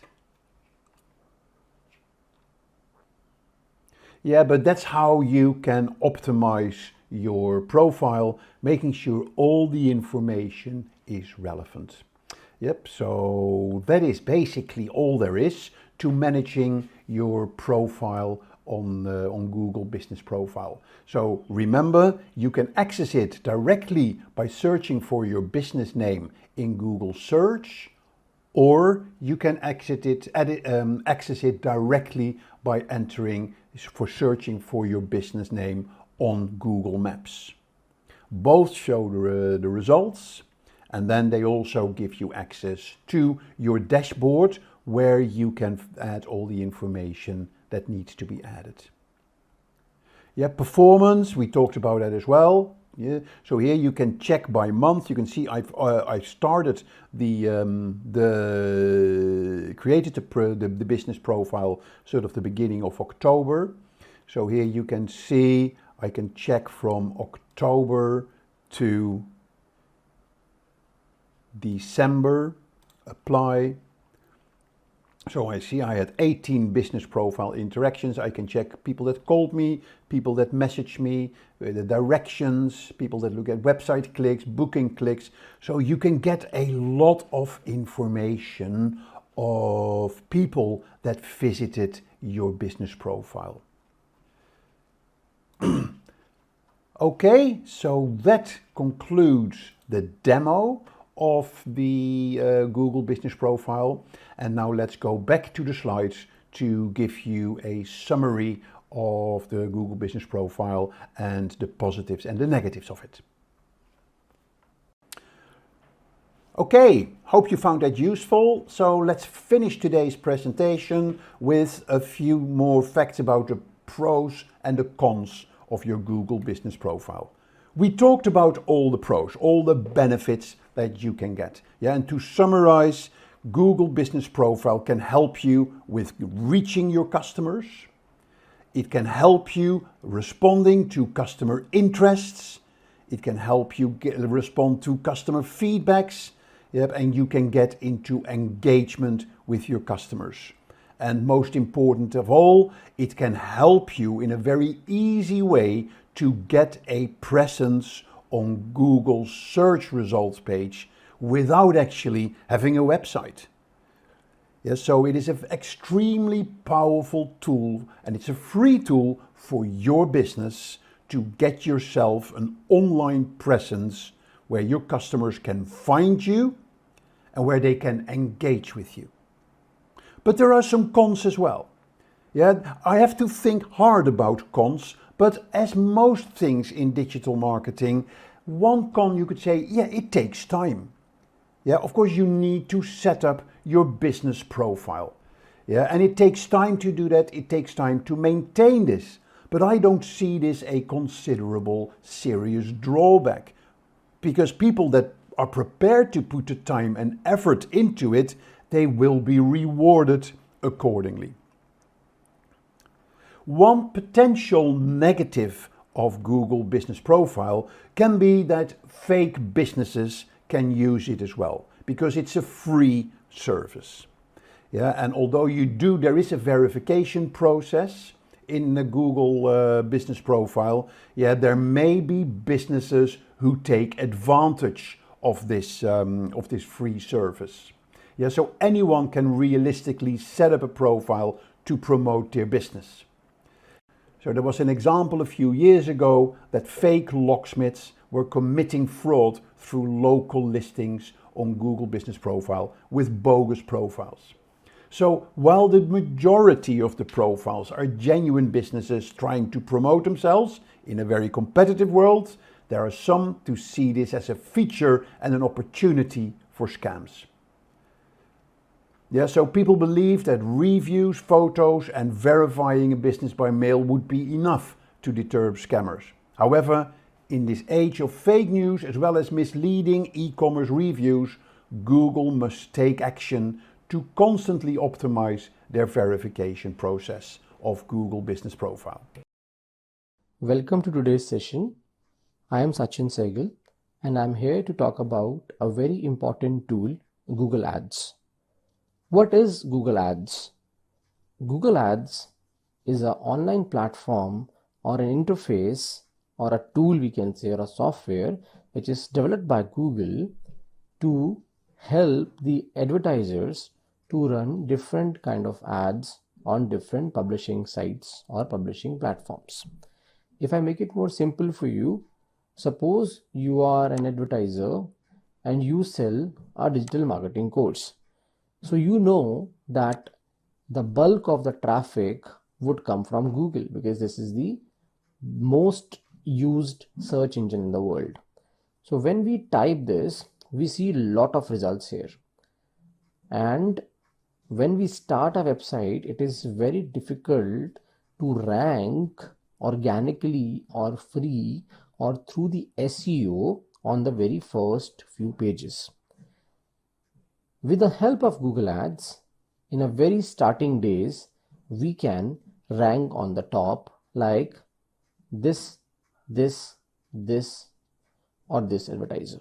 So these are the 4 top positions which right now has been given to the advertisers who are playing or who are running their ad using Google Ads. On a first page, we see 7 of such ads, 4 on the top I've shown you and 3 on the bottom. So these are the maximum placements which we see on a Google search page. This is the first kind of ad which can be created under the Google Ads tool, which we would definitely going to learn today how to create such beautiful ad copy. Second ad, which generally we see on different sites, like if I'll open any news site, if I'll open any blog site, if I'll open a site like a speedtest.net, then you would see a beautiful banner or a responsive ad like these and these. Okay, how come I'm able to say that these are ads? So if you just hover on this would say ads by Google. Ads by Google. So a different advertiser, this is a Paramount, this is from GoDaddy, and the publishing site which has been selected by these advertisers is speedtest.net. The third kind of ad which we generally see on Google itself, but in a different colors and shape, is called shopping ad. So if I just search, suppose I want black formal shoes, then the ad copy is changed. It is not like a text ad which we have seen earlier, though there is no text ad in this search, but we have just seen in the case of digital marketing course, but it is an ad. We can see from here. Okay, so this is called a shopping ad. Then if I go and if I'll open YouTube, and if I'll search a term, maybe I'm in a search of email for beginners course, and if I just play any of the videos, a random one,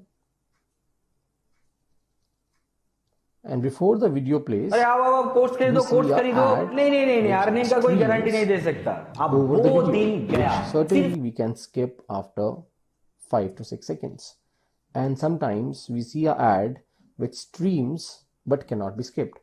So these are video ads which again created by this beautiful tool Google Ads. One more ad, mobile installation, but I cannot show you as I'm from the desktop, though I would able to show you the screenshot of the same. Now coming to the part why Google Ad is so important. Okay, so I'll be just quick now because we have to be making the account today and also the campaign. Google Ad is important in many ways because Google Ad helps us to increase the visibility of our products, increase the visibility of our brand, because you can just imagine you were there on Google, but you were somewhere on 6th page or probably in the next pagination. If I'll just go and not beyond that there are the results, but suppose you were on the 6th page, so we can just assume that nobody goes beyond 1st or 2nd. I don't know if you go or not, but I don't go. Okay, and that's how the survey says 97% of people doesn't go beyond 1st to 2nd page. So that means we have to be on a 1st page if we really want to sell our products. So increasing that visibility of our brand would take time if we just keep waiting for SEO results to come or to give us the first page or a second page ranking. So for that reason, for our quick results, by making a relevant ad copy and by targeting the right keywords, we can increase our visibility, we can increase the brand awareness, we can increase the traffic. Okay. We can also use a beautiful way of retargeting or a remarketing where people are able to recall our brand or able to make their decisions if at a first time they were not actually taken. Suppose I say they went to my site or any of the sites, but in a very first time they have not given me a result.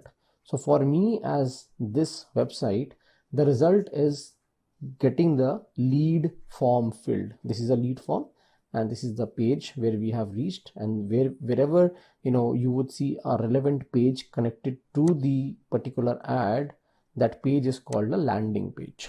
Okay, so this landing page has a content, this landing page has an objective to get the form filled, and this landing page has a CTA, which is called a call to action. Okay, so for me as an advertiser or as a digital marketer or as a campaign manager of this brand DigiPerform, it's very important to get as many as people to this page. Plus, it is the most important part that I get lot of form filled and lot of CTA clicks or this call to action clicks. But every time I cannot assume, I have to be realistic as well. If even 100 or 1000 users have landed to my website from the ad, I cannot expect more than 3 to 5% conversions. Okay, so if I say suppose 100 users have reached my page today since morning, so I can only expect 3 to 5% of leads or 3 to 5 users would have filled the data.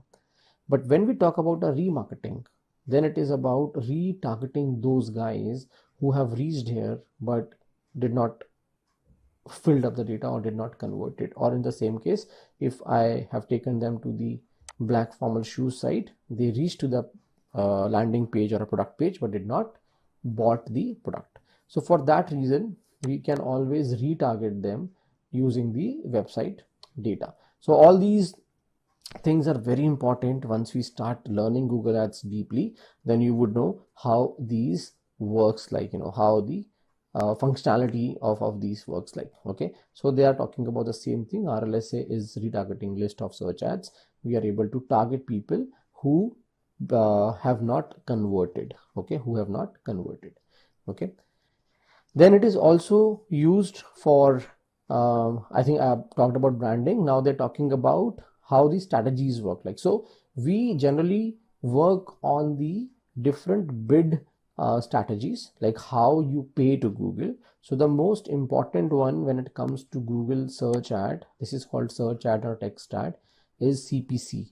So CPC is cost per click. Okay, now I'm talking about a very important technical term, the very first technical term. Probably we have just talked about the broadness of the Google ads, how that is important to increase the branding, visibility and traffic. We did talked about the remarketing a bit, but now I'm getting into the campaign terms, which is going to be very important if we want to learn today how to create a search campaign or search ad. So the very first thing is bidding strategy. So we pay CPC, or it is also called PPC, when we are running this sort of an ad, which is called text ad. This means cost per click or pay per click. So when somebody clicks on this, as a user, as a searcher, as a viewer, then only an advertiser would pay to Google. This is what PPC means, pay per click marketing. So advertiser is getting an advantage that till the time the ad is only being shown, he is not paying any penny to Google. But the moment a very first user comes and clicks on it, then the amount of certain bid value starts deducting from the advertiser's Google Ads account. which we certainly going to be creating for you guys as well in a while. Okay, so you create a Google Ads account, you put some money into it, you start running the ad of different sort, text ad, banner ad, video ad, shopping ad, and the moment somebody clicks or somebody watches a video or somebody takes any action on your ads, then only you pay most of the times. Okay, that is what the CPC strategy works like. Then also it is a very important part that we should know how we are measuring the results. So in anywhere in the digital marketing, if you talk, from my experience, I know we are only able to get better results, or we are only able to get more conversions if we are just not running the ad. We have to be first researching how the ads should be created. We have to be working on the areas which should not be filled, which should not be left unfilled, and it should be focused on the audience. It should be focused on certain parameters. And after running the ad also, it is very important to keep measuring the performance and optimizing further, or otherwise taking care in the next campaign. Okay, so I think superficially we have talked about a lot of things on a go. Why not just to get into the Google Ads now, see how the account is created for free, and then let's make a campaign first, and we'll come back and we'll try to understand some of the important things, like, there are metrics which we have to be seeing, there are formats. Okay, so formats I've already talked about. Okay, so this is the text ad I've already shown. Then there is a banner ad which I've shown you on the speedtest.net. There is another kind of an ad, image ad, again, you see on a different platforms like websites and apps. Then there is a app ad which I could not show you practically because I am logged in from my desktop. So this was the fifth kind of an ad which I was talking about, a mobile installation ad. So this probably you see only on most of the time on a mobile, because as an advertiser he would want that installation button as a CTA should be directly placed under the ad, so that if person searches for something on a mobile, then the ad is directly showing them the installation button and the app can be downloaded into their mobile gadgets. Okay, so now then there is a video ad which we already seen, and a shopping ad I've already shown you. Okay, then there is another ad which is just a call only, though it is again created by the Google Ads only. We will see. Now coming to create the Google Ads. Okay, so first of all, creating the campaign, we need to be having a Google Ads account. That's a very first requirement. So I'll just help you now how you create a Google Ads account for free by using your Gmail ID. Okay, so we go to Google. Let me just search probably here itself, and we type Google Ads. Just ensure that you are logged in with any of your Gmail ID. And then we see Google Ads on a top. Then we just need to click this, and once you reach to this page, you have to click Get Started. After Get Started, probably in my case you would see a different screen because I have a lot of accounts created, a lot of clients accounts are there, but in your case it will show new Google Ads account like this. So I will repeat my steps so that you're not confused. So you go on Google, you type Google Ads,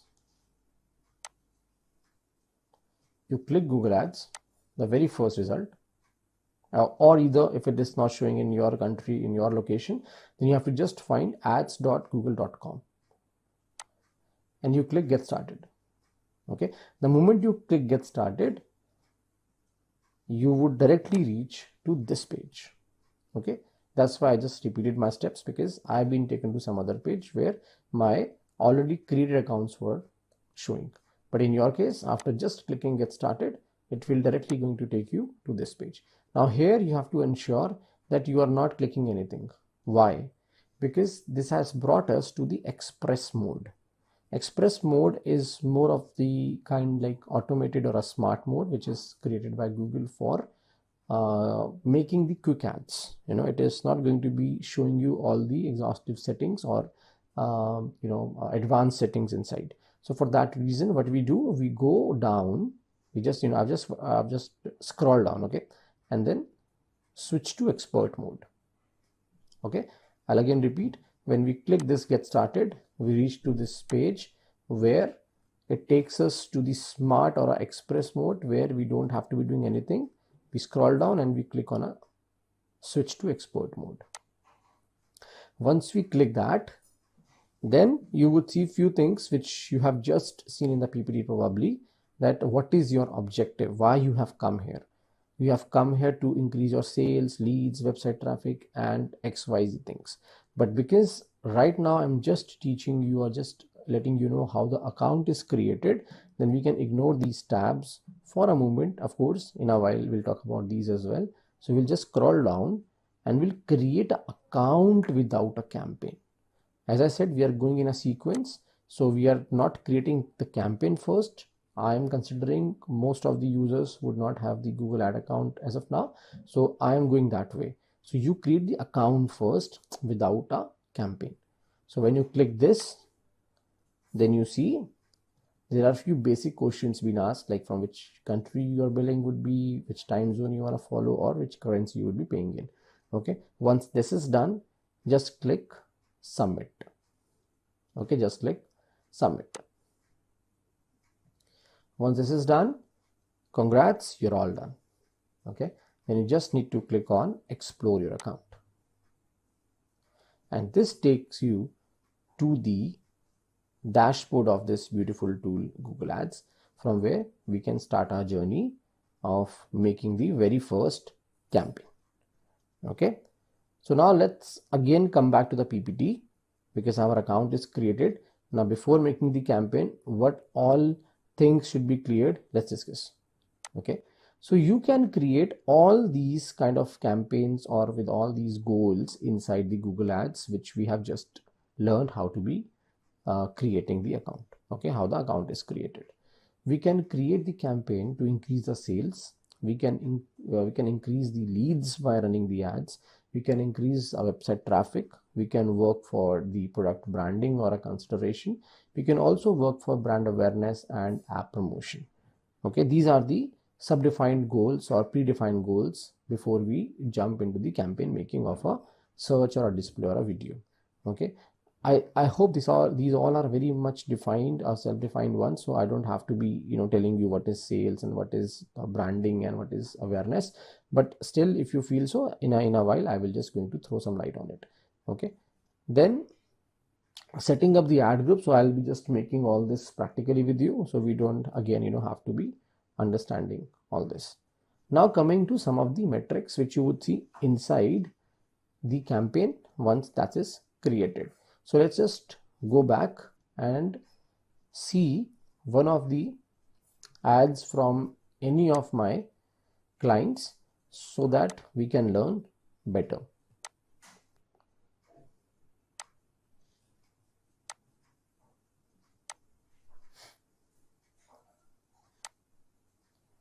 Probably I'll just open in a different tab.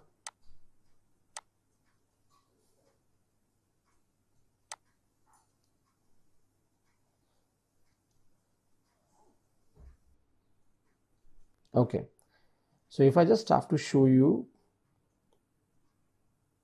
probably I can just use right now the demo account of a Simplilearn, where important metrics we can discuss, which has already been given in the PPT. But of course, I would just show you how they look like inside the campaigns or inside the Google Ads account. So if we move to the dashboard, when we have created, and if we have already been running any campaigns and we want to see results or any of the metrics, then what we do, we go into all campaigns, and from here we can see all sort of campaigns created in the past.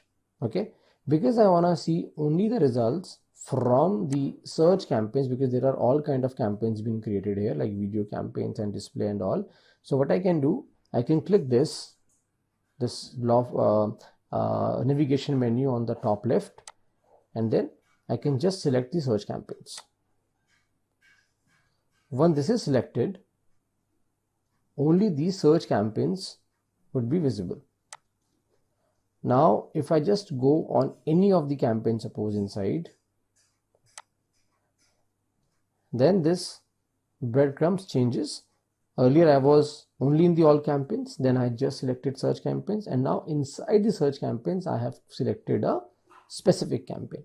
Okay, so considering suppose this was the campaign I have run in the January for any of my digital marketing sales, okay, or any of my product sales or any of my services, lead generation, XYZ objectives could have been.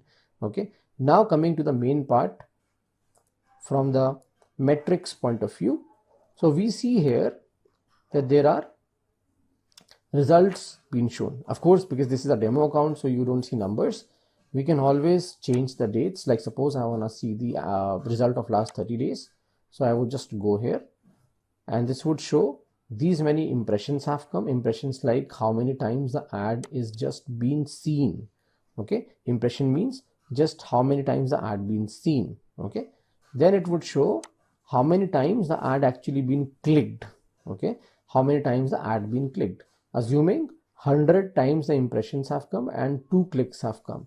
So the percentage, which is basically a ratio of a clicks to impression, is called CTR, the click-through rate, which is the next one. Clicks, impression and CTR.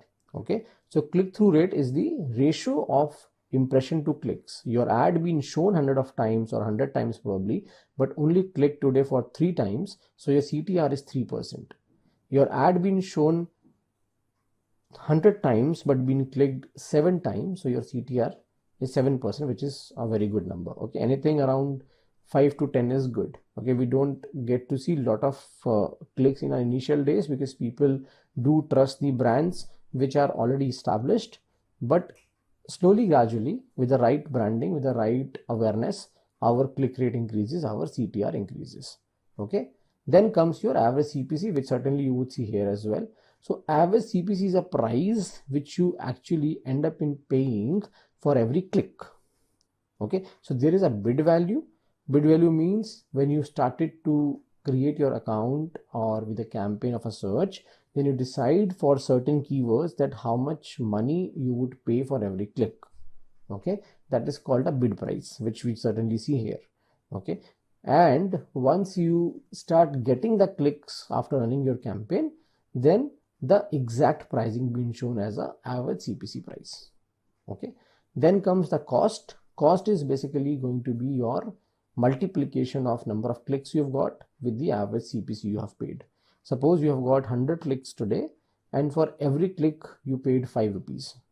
So 100 into 5 going to be 500, or if you understand by the dollars, so suppose for every click you have paid 1 USD. So for 100 clicks you will pay 100 USD by the end of a day. Okay, that is going to be your day cost or a average cost you have paid for particular ad on a particular day. That is also understood by saying daily budget you have spent. Okay, so if I have allotted that I would pay 900 rupees a day, and 900 rupees a day in the average of the CPC, if I would have probably 10 rupees, so I will get 90 clicks. Okay, because 90 clicks into 10 rupees for a click going to exhaust my 900 per day budget. If this would have been $100, then 100 clicks multiplied by $1 will going to exhaust my $100 per day.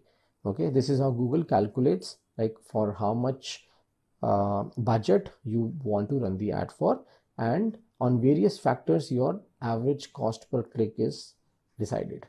Okay, this is the understanding of all these terms. Cost per conversion and conversion depends that how your next step actually been designed. So by next step I mean, suppose if I talk about this particular ad only, a person clicks and person reaches here.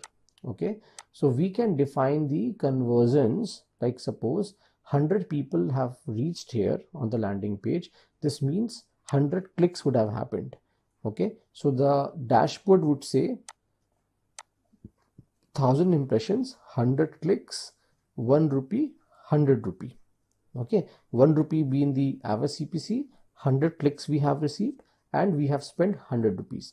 But it doesn't mean that all those 100 clicks which actually took the users to the landing page would have been converted. Okay, so when the conversion code is being placed on the confirmation page, which opens after the conversion happens or after the goal completes, so that actually tells us how many people got converted or how many people actually fulfilled or completed our objective of goal, whatever it was, lead generation, sales, download brochure, any of the subscriptions, any of the CTAs you talk about.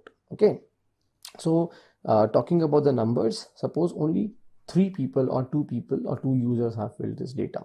Okay, so the numbers in my dashboard would be like 1000 impressions have been shown, 100 clicks have come, means 100 people have reached to the landing page, but only 2 conversions have happened. Okay, and the cost for all the clicks would be like 100 rupees because average CPC was 1 rupee. Okay, so when the conversion is 2, then we can say that our conversion rate was 2%. Why? Because out of 100 clicks, I was only able to get 2 people across the confirmation page or across that CTA, which was a call to action of buy now, shop now, or sign up or download, whatever it was. That is called a conversions and conversion rate, 2%. Cost per conversion can only also be divided like 2 conversions I've got in 100 rupees. So my cost per conversion would be 50 rupees.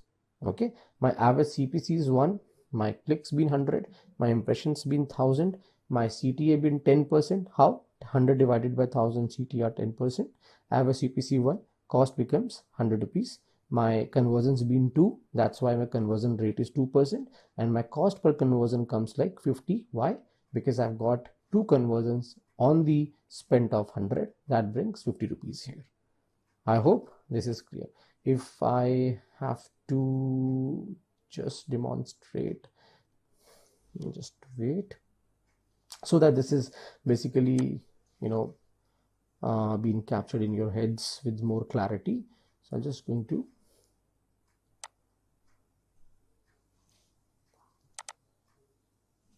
use a normal example, impressions, the same numbers which I've just explained, so that you know.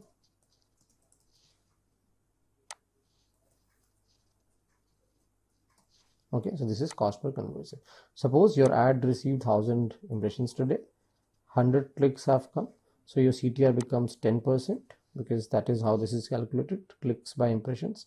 Your average CPC was 1 rupee, or it has been in dollars, so your cost would be 100 rupees or $100. You've got 2 conversions, means 2 people or 2 users have bought anything or have subscribed or have just completed that call to action, and the conversion rate for that reason would be 2 divided by 100, so 2%.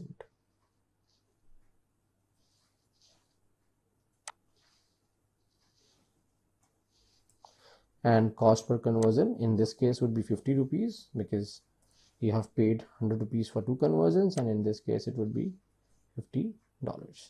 Just a hypothetical number. Do not be very much worried about the numbers, okay, with the high priced. Okay, this would change certainly when we do the research of our keywords. Okay. Now coming to the part how now these ads been created. That's the most important part, how we create a beautiful ad copies and all that. Okay, so we go into the campaign making, buy all campaign, and then we click on a campaign, we'll click on a new campaign,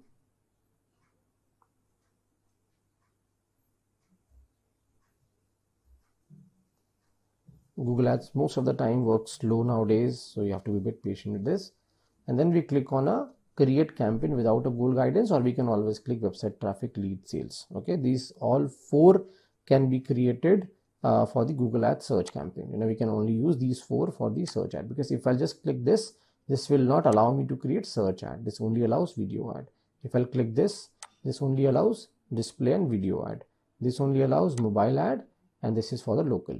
So if I have to create a search ad like this or a text ad like this, so I have to be either creating through sales, leads, or website, or either without a guidance.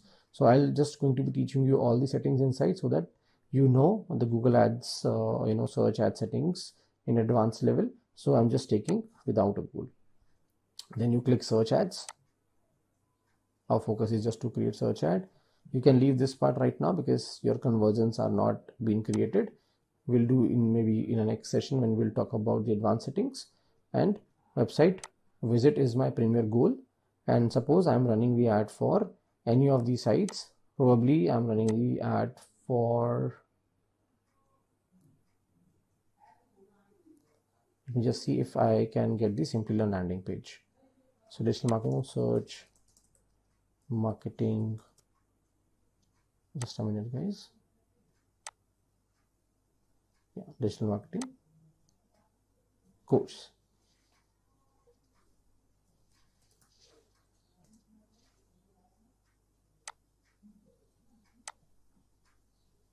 Click on continue, and then the very first thing you see bidding, which we have just learned that we pay on a cost per click basis. So clicks,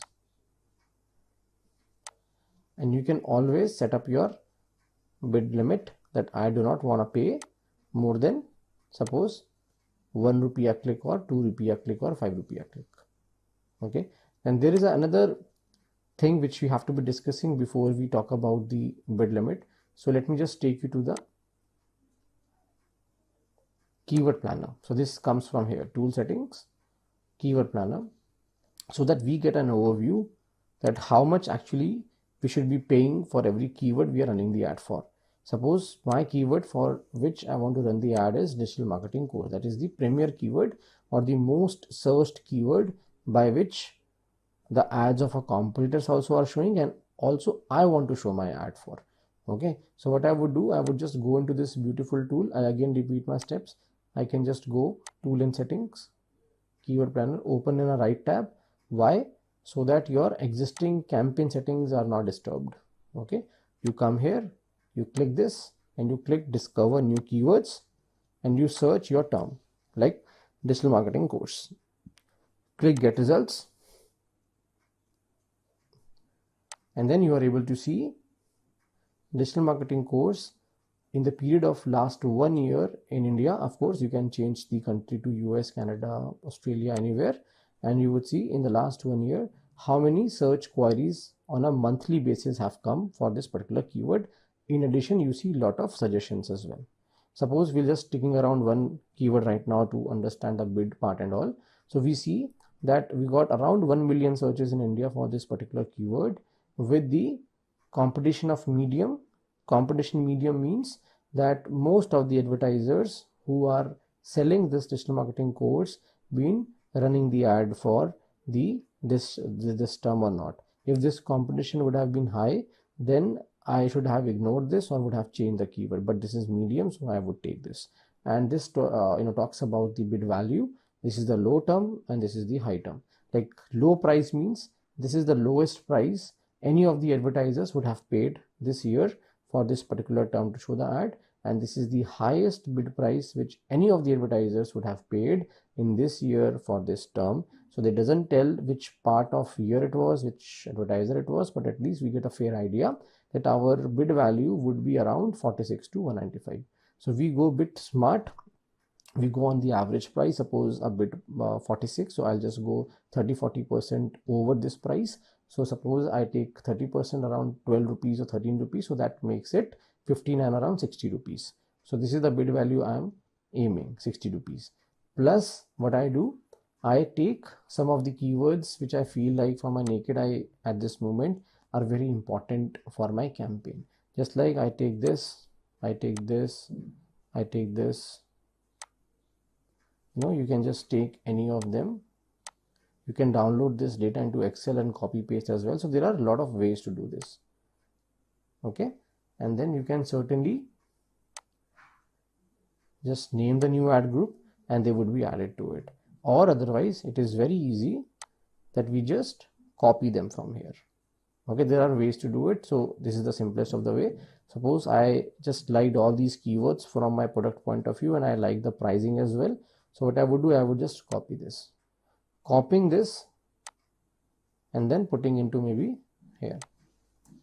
So when there would be a space, when the campaign would ask me, please tell me for which keyword you want to run the ad, certainly it would come here when we are done with these two settings. Then I don't have to waste time. I will just go here and copy these keywords and paste in here under the keywords. Okay, I can take more, but before the time exhausts, because I have a in my head that I have to complete all the campaign settings and everything within 1 hour, so that you're not bored of this, and I want that energy level to be on a high side.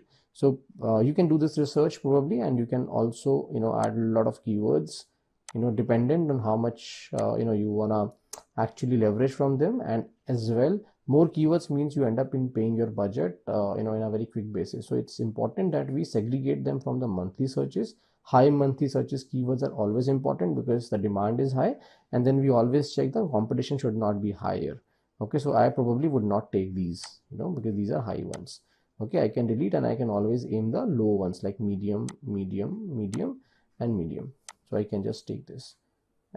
Okay, so copy and probably replacing these, because I got the better keywords now as compared to the other ones, because they had the high competition keywords as well. So I'm just now aiming the medium keywords with the higher searches, and I have just decided that I would give the bid value or a highest bid cap of a 60 rupees, because I have just seen the average that if I have to rank for this particular one, or probably this one, or probably this one, which are on the higher side, then I should be paying 40-50% extra as compared to the low priced. Okay, so that is how the bid value is calculated roughly. Okay, anyhow, you would only pay to outrank your competitor. That's how the algorithm works. Like, you will not going to pay high amount.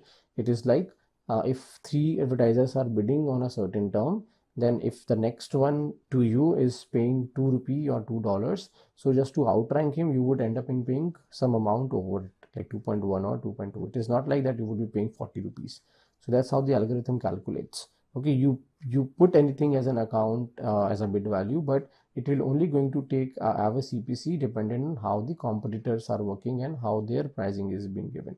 Okay, so just on a safer side, we give an average price, but moreover, to save the cost of the CPC, we work on the quality score or on the quality of our content and on the ad, which certainly is a very important part.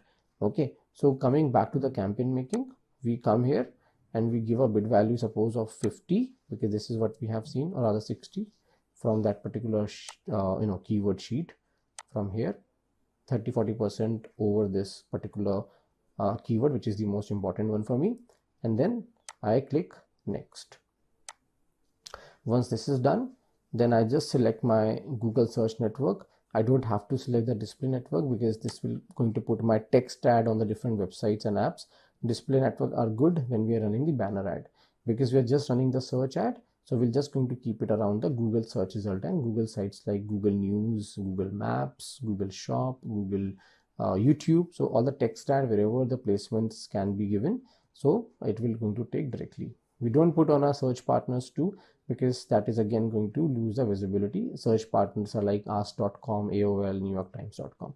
Okay, so again, it is my strategy that I don't want to increase the visibility outside Google. I'm very happy in showing my most of the impressions around Google only. Okay, or either on a Google widgets like these, wherever the text ad has a possibility. Just like you might be wondering how come I said YouTube. So if I just go here and if I just type again this, so probably you would see text ads on the top. Okay, nowadays there are a lot of text ads been running. So this is a text ad. Okay, this is not a video ad, this is not a banner ad. This is the banner ad, this is the text ad. Okay, so this is coming from here only, Google sites. Okay, then comes your location. You can run the ad on different locations by sitting anywhere. Suppose I want to run ad for the worldwide, then I'll select all countries and territories. If I want to select particular country like India, or I want to select multiple countries like suppose United States, or I want to select Canada, or I want to select India too. So I can do this way. Okay, then if I want to exclude any of these states, probably suppose I want to exclude Texas from here, so I'll click Texas and I'll click exclude. I want to exclude probably Mumbai, so Mumbai as a city can be excluded, and probably I want to exclude Ontario from Canada because of XYZ reasons. Just to explain the settings, I'm doing this. So this is also done. Okay, then we also can use advanced search, where a beautiful setting of radius can be worked, and the second advantage of advanced search tab is that you are able to see the map. So whatever you have selected, like we have selected Canada and US, and whatever you have deselected or excluded will come in red. Blue part included, red part excluded, the same way you would see in India as well. Blue part included and this small dot Mumbai excluded. Okay, plus we can do the radius targeting here. Suppose I sell something within the radius of 1 or 2 kilometers or 1 or 2 miles, so I have to just select that part. Suppose if I just deselect India right now and deselect the Mumbai exclusion as well, and consider that I have a restaurant or a cake shop in Delhi, and probably I will also add this keyword into my keywords so that that matches the term if anybody searches this. I have to be seeing the character limits, that's why you have to be always checking and changing things accordingly. Okay, then digital marketing Google,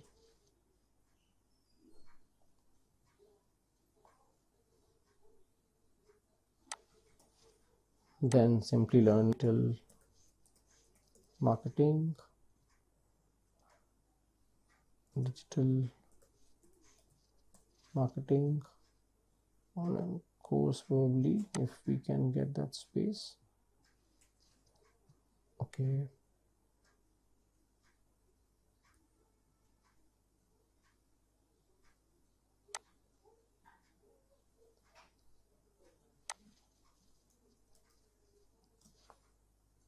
then going down, and we can always see where we are lacking right now. So we have not very good headlines been added, including popular keywords been there, description works well. So let's see what they give us as the idea like. So they say we are not given any online availability, brand, call to actions. Okay, I'm just going to play with some of the terms now. So let's just see.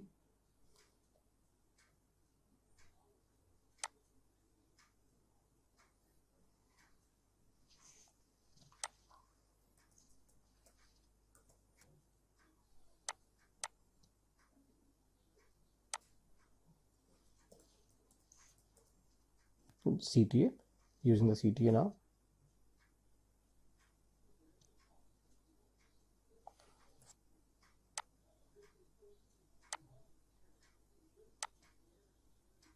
You can see the strength has improved.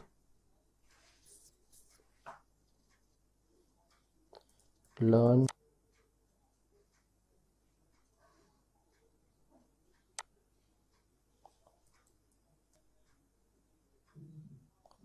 I don't know, it is actually pausing my recording again and again, and that could be a disturbance for you guys, so I'm just taking some time so that this comes back to normal.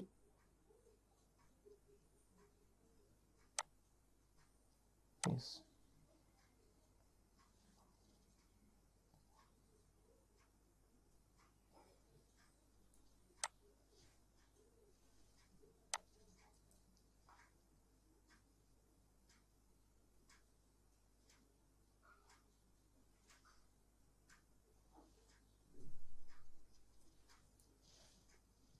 Okay, so this is how you can add up to headlines, 10 headlines, and that would improve your ad strength. And last not least, you can add the descriptions which are very relevant to the ad copy. Okay, try to get some headlines or descriptions here from the landing page. Okay, once this is done, you can just click done here and your ad copy is prepared. You can see here very much, and click next. And then you can set up your budget. So the budget which we were talking earlier in the Excel, if I have to show you, so you got 100 clicks, you have paid 1 rupee for every click, so you have given 100 rupees per day. So this is your daily budget which you have spent. Okay, so you can always decide your daily budget by setting or customizing it. You can put anything, though it is showing dollars, but this is INR. You can see here, this is kind of a bug which we are seeing since almost a month now. So your average daily cost, which they say like a weekly cost rather, after 41 multiplying by 33 for average CPC price would come to 1382. But we are giving a daily price, so we can always divide this by 7 or by 10 probably. So I'm just giving a rough number 100. Okay, or 1000 could have been given, or 500 also could have been given. Okay, so every day I would spend 500, and accordingly my clicks would come. And then you click next, and your ad goes to review. Like they would going to be checking your landing page, they would be checking your what else, the ad copy, everything can be checked and would take some time. I think I just need to change that. Let me just keep it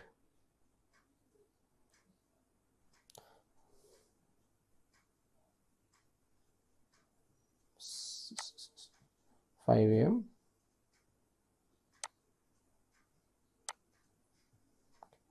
So this is simpler.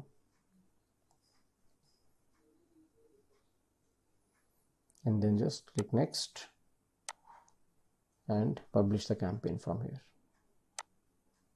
Publish.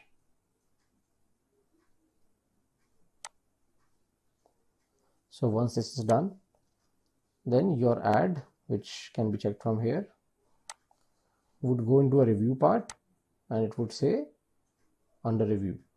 Once this is approved, then your ad starts showing and you start seeing the results like impression, clicks, and CTR, average CPC, whatever we have talked about. Okay, so this is all about the ad making. Now we can see some of the important things there, like metrics we have discussed.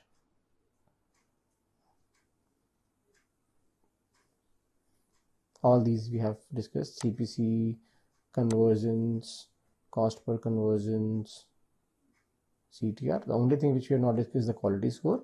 So quality score is completely the part at the back end which works like to improve our ranking.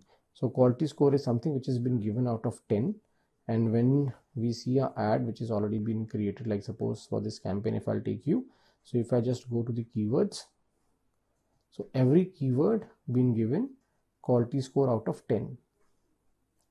Okay, so if any of the keyword has got 10 out of 10, it means there are 3 important elements, like their CTR, like how many clicks have come, their landing page, and their ad copy is relevant or not. Okay, they see 3 elements: how relevant the landing page is, how relevant is the ad copy is, and certainly they see how relevant been the ad copy with the search. Then only your CTR increases. Somebody searches something and the ad shows, and if the clicks are high, then only CTR goes high. So that's why the CTR, the landing page, and the ad relevance has to be above average. That's how they define. They don't give marks here, they give total marks out of 10 here, the quality score. So above average is going to be the highest, average is going to be the middle one, and the below average is going to be the lowest one. Okay, so if you have any issues in any of these elements, then your overall quality score impacts. Okay, this is all the quality score. So high quality score means you end up in paying less and you get a better value for your money. Okay, that's I think the last part of it. So Google ad ratings of quality of your ads, keyword, and landing pages. I think this is what has been given here as well. Then you check, I have already shown you, you check the keyword, you check the timing, which were the best timing you have shown the ad, which were the best locations your ad has actually got the result from, and then accordingly your ad can be optimized and can be changed. You change your budget, you change your bid price, you change your location, you change your timing, you change your headline. It all depends after your ad actually been shown, and then you research or you do the analysis, like we are seeing which keyword is working better, which keyword is having the best of the cost, which keyword is giving you the good impression to interaction rate like a CTR. Then we check the ad copy, how the ad is working. Suppose if I have multiple ads to just compare if this ad works better or this ad works better or this ad works better. So I would just going to be comparing these 3 ads, which one has given me the better of the clicks as compared to the other one, which has given me the better CTR, whose CPC was lesser, whose CPC was higher.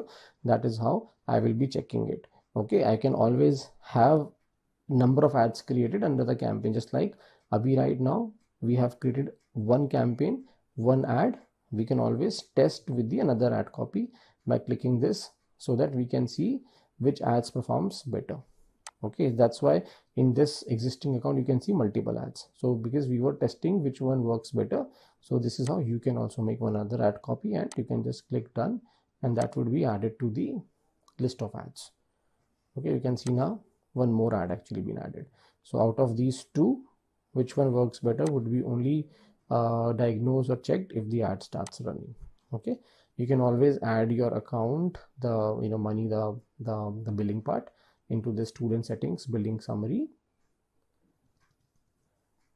and from here you just need to add your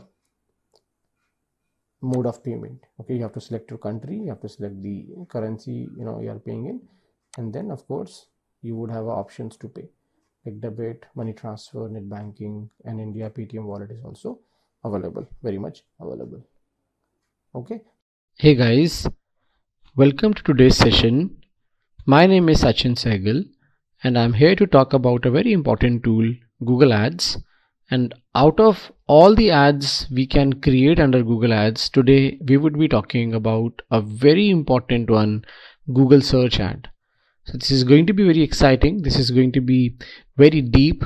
From my experience, I can say I will going to take you through a lot of technical aspects and a lot of optimization strategies where you can really bring down the cost down if you're really paying high for your clicks and conversion. So please be with me, and I would try to give you the best from my side. Great. So let's just start, guys. Google Ads is something which we have discussed in the last class. If you have seen my last session, if you have not, we will leave the link in the description, where we talked about the basics of Google Ads, and we also talked about how to create this beautiful ad account or a tool with a free Gmail ID. Okay, we did talk about few more things, that how many types of ads you can create. Just to give you the quick glimpse, we are on Google, and when we type something like, if I want to do a data analytics course, so I would type few things like a word or a keyword or a query into Google search engine, and then Google as a search engine would show me few results. The results which we see on the top, we are talking about these today. This is the topic, or this is the kind of an ad which we would create today in this session. This is called text ad, or this is also called Google search ad. Okay, so this is the first type of an ad you see, or which you can create under the Google Ads. There are few more, just like if you would go and search for any of the e-commerce product, probably buy winter jacket online. So then there would be results, but in a different shape and color and different structure. There is an ad which is a text ad, but on the top we are able to see some more ads, but they are not just text. They have a pricing, they have a title, they have a brand name, they have an image of the product. So they are called shopping ads or product listing ads. In addition to that, sometimes when you go to a product a website like Speed Test, and you see the product ads there, but again in the different shape and color. So they are called display ads, because they've been displayed on different websites and different apps. So why I'm going so fast in explaining you different type of ads, because as I told you, we have another video created with the name of Google Ads for Beginners 2023. You can just check the link in the description, and you will able to get all this type of ads and whatever the bidding strategies to be used in basic in that particular tutorial or that demo. Just to show you, if you can see that ads by Google. So this is the display ad or a banner ad. So just quickly, I have shown you 3 types of the ads, but our focus, as I said, today going to be on a very specific ad which is the most important ad from the Google Ads family. Okay, so let's just begin, guys. When I come to Google Ads, this is how the Google Ads structure looks like. We have a Google Ads account created. Again, I repeat, if you don't know how to create it, please find the link in the description to create the Google Ads account. Once a Google Ads account created, then you would have a dashboard like this.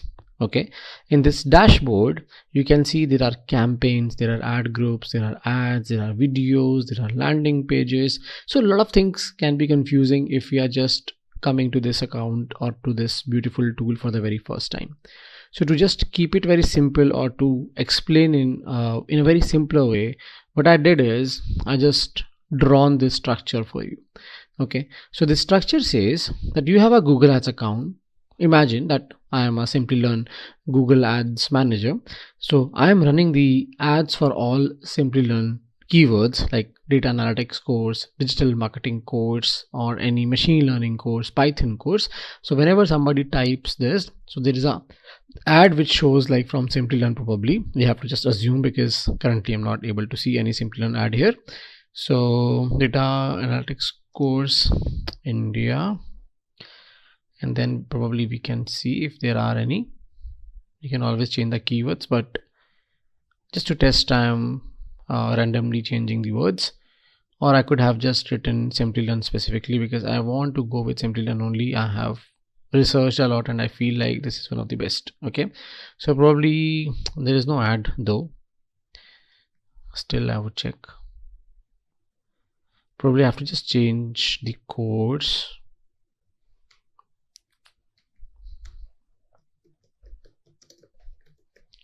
So I will go for the another course which is by Simplilearn again, and then probably we can expect any of the ads running, because this is not a very peak time, so we are probably saving some of the cost, not running the ads at this odd hour.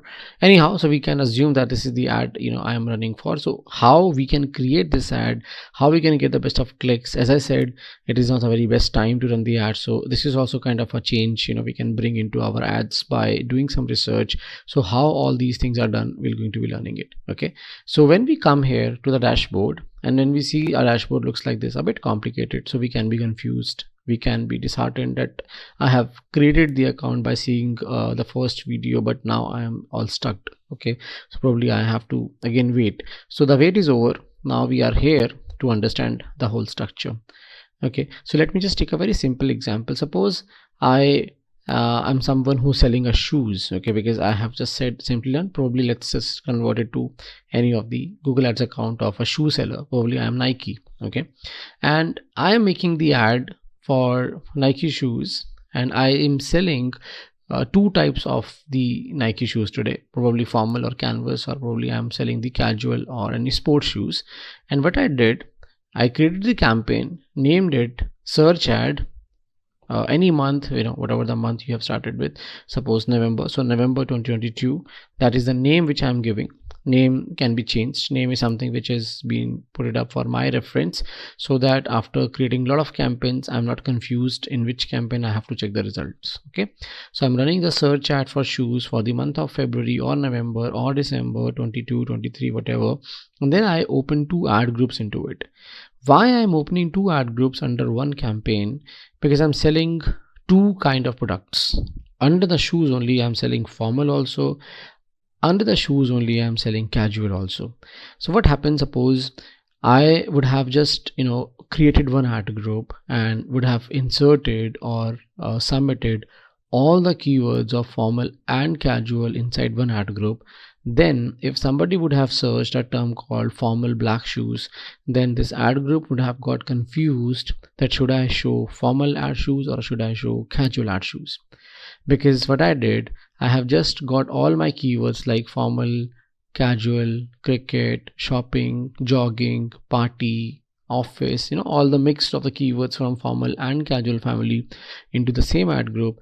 The moment any of these 6 keywords been typed or been searched on Google, then this ad group would have got triggered, and then again randomly it would have shown the ad of a formal or ad of a casual, because both of the ads would have been under this. Okay, but after doing this bifurcation, or after doing this segmentation, what would happen? All the formal keywords like party shoes, office shoes, formal black shoes would go here. This ad group would trigger if any of this keyword would searched, and accordingly this ad which has everything related to only formal shoes will be shown. And of course with that ad, the landing page which is connected which would be opened when somebody clicks the ad. Okay, and vice versa, if somebody would have searched for a casual term like a casual shoes, sports shoes, jogging shoes, running shoes, then this ad group would have triggered, and then the casual shoes ad with all the headline related to that casual keywords would have been shown, and accordingly if somebody would have clicked, then the landing page of casual shoes would have opened. Okay, so if this is clear, actually you are very much ready to dive into the Google Ads, because many people takes a lot of time to understand the structure, because maybe they are very much confused at the ad group level. But I have just tried my level best by bringing this example why I am creating two different ad groups, why I'm not just going with the same ad group, mixing all the keywords. Second scenario could have been, or a second permutation could have been, I would have just probably created two different campaigns altogether. I would have named the campaign one with search ad formal shoes November. Okay, then only this part would have belonged to the first campaign. Then I would have created a different campaign altogether, and I would have named it campaign search ad casual shoes November. Then this second campaign, or a second campaign can be assumed here with a green color, would have been drawn. Okay, so this is how on the structure it works. Like we can always now create inside. So let's just see a few things before we create the ad. Okay, very important requirement, or rather I would say, if being the campaign manager of any company you name, any startup you name, or any client you work with, or probably for yourself as well, you have to be very much sure how these terms works like. Okay, so these terms when I talk about is going to be bit inclined towards the search ad today only, and when I talk about the display ad in the next video, then I would take you through about the terminologies and all the KPIs of display banner or a video ads. Okay, so now if I talk about a search ad, a very important term which we should be aware of is the maximum bid price. Okay, because we all know when we talking about this ad, which is called a text ad, then we are paying on every click. Okay, that's why this is also called PPC ad. This is also called PPC marketing, or you can understand in a very simpler words, advertiser, which is emeritus in this particular ad, only has to pay when somebody like Sachin this moment clicking this ad. I click this ad, I reach to the landing page of this particular university or this college, and a certain amount is deducted from this particular ad account, and that certain amount actually decides or decided on the basis of the keyword helped to show this ad. Okay, so as an advertiser must have paid something to Google Ads for showing this ad for this keyword. Okay, so when I say a maximum bid price, it means it's a maximum bid price of a keyword. That's why now this would be easier to understand by this example. Suppose I want to run the ad on the term called Data Analytics Course 2022. What I did, I have opened the Google Keyword Planner. I did talk about this in the previous session, but I will take you through again how you use a keyword planner smartly. So I have got this data from the keywords planner, that the average price I have to pay for this keyword to show my ad is 5 to 10 rupees. So what I did, I just played a bit of maths, and I have bidded something over the minimum bid price. Okay, this is the minimum bid price, this is the maximum bid price. Okay, and this is what I've got from the keyword planner. So rather than going for a very high price or the maximum bid price to secure my position, I want to play safe, and what I would do, I would just take chance maybe 30-40% over the minimum bid range, and then I will see if the impressions or clicks are coming or not. If they starts coming, it means that my ad is accepted and my keyword is winning in the auction and I'm able to get the clicks. But if it is not picking, then certainly I have to increase my bid price. But coming back to the terminologies, what we're talking here is once I have set it up my maximum bid price of 7 rupees, then my ad would start showing. Suppose my ad shows for 1000 times today, and every time when my ad being clicked, certain amount being deducted. There is a competition, there are other advertisers also who are running the ad, and after showing my ad for the whole day, Google in the dashboard just shown that you have paid average CPC of 5 rupees only.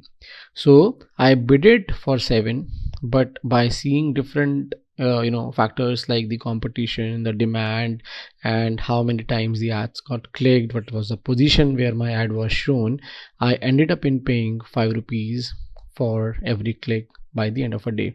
So the average CPC, sometimes people get confused, the average CPC and the maximum bid price is the same. No. So maximum bid price is something which I submit to Google, that this is the maximum I can pay for my ad to show on certain keyword for every click. And average CPC is something which actually I pay every day, or in that average of the duration your ad got displayed or got clicks for every click on that particular keyword, okay, or the number of keywords if you have more than one keyword submitted. And suppose I've got 100 clicks, then it's a simple maths that my budget which I have spent today is 5 rupees for one click, 500 rupees for 100 click. So daily budget would be 500 rupees. And tomorrow if company says I need 300 clicks, then of course my average CPC which I have from the historical data of yesterday, I would just do my maths and I will going to submit the daily budget of not 100, rather 300 today, so that in 1500 I can expect 300 clicks at the cost of 5 rupees per click. Okay, so this is a very simple of the example to just make you explain how things works. You submit something, then on the basis of a lot of factors, Google calculates, Google gives you clicks, and once you have the data, then you can just understand how this all is working. Okay, last thing before we dive into the tool is keyword planner. So I just told you, we have done in the last class how this works like. So we go into tool and setting, and then we go into keyword planner. I'll show you in the account also, the Google Ads account, just after 30 seconds the screenshot's over. So your keyword planner opens, and then you discover the keyword. Suppose I am selling data analytics course, so I would just put my search term data analytics course, and then I'll click the get result, and then accordingly it will show me lot of options. And this is the pricing I was talking about. It gives me the low price and the high price. So I would take the 30-40% over the low bid price or the average price between these both, and that would be my maximum bid price. And after checking all the permutations, Google would show my ad, or either it would not show my ad also. There can be a chance. So I have to just wait for my impression and clicks and the results by the end of a day, and I would know how much the average CPC actually I'm paying for each keyword. Okay, so I'll show you all those reports in a while. That's it right now. Let's just go and see a few things. So the keyword planner will start with, suppose I start in researching all these things. My campaign is about data analytics course. I'm making it for Simplilearn probably, and I would go and I would just try to search into planning, my keyword planner, and then I will write a term quickly here, whatever I want to show my ad for. Suppose data analytics course, as I said. Okay, probably let's say digital marketing, because we would have more results, so it's easy to understand with a lot of results, because I would be able to tell you how to sort and filter them down. Digital marketing course, and you can just test it with any of the keywords. I'm just doing a random check. So once we are here, we have a lot of keywords in addition to what we have submitted. So the keyword which I have provided is this, and the result shows that it had over 100k monthly searches, and of course in the range of 1 million in the month of 2021 to September 2022. So this is actually the average monthly searches happened in between this period, and the advertisers actually paid as low as 44 rupees to as high 224 rupees. Okay, that can easily be converted to dollars, half a dollar or maybe more than half a dollar, 60-70 cents probably, and this is like going to be a $3 cost. Okay, so what we can do is we can see now there are a lot of keywords been given, and we can easily sort them down here on certain basis, like suppose the monthly searches are high or the bid is low and all that stuff. But this is quite difficult when we have to sort down here in the keyword planner. So what I do is I'm just going to talk about the same, like how I actually go when I am working for my clients.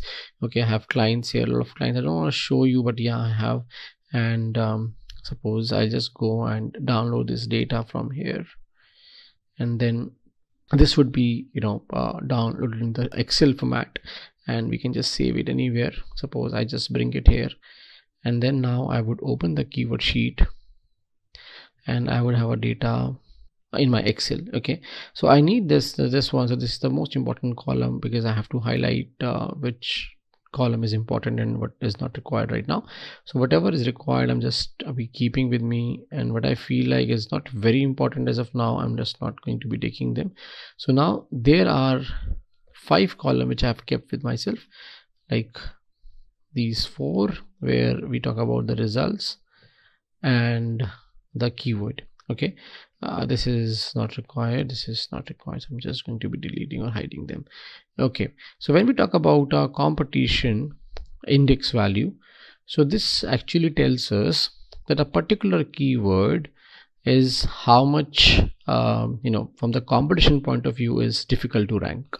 Suppose I talk about 2 keywords right now. Let me just take one with a lower score, suppose this one, and I would take the higher or the highest one, probably is this one. Okay, so now when I talk about a comparison, probably or probably let's say this one, because this has monthly searches which are equivalent.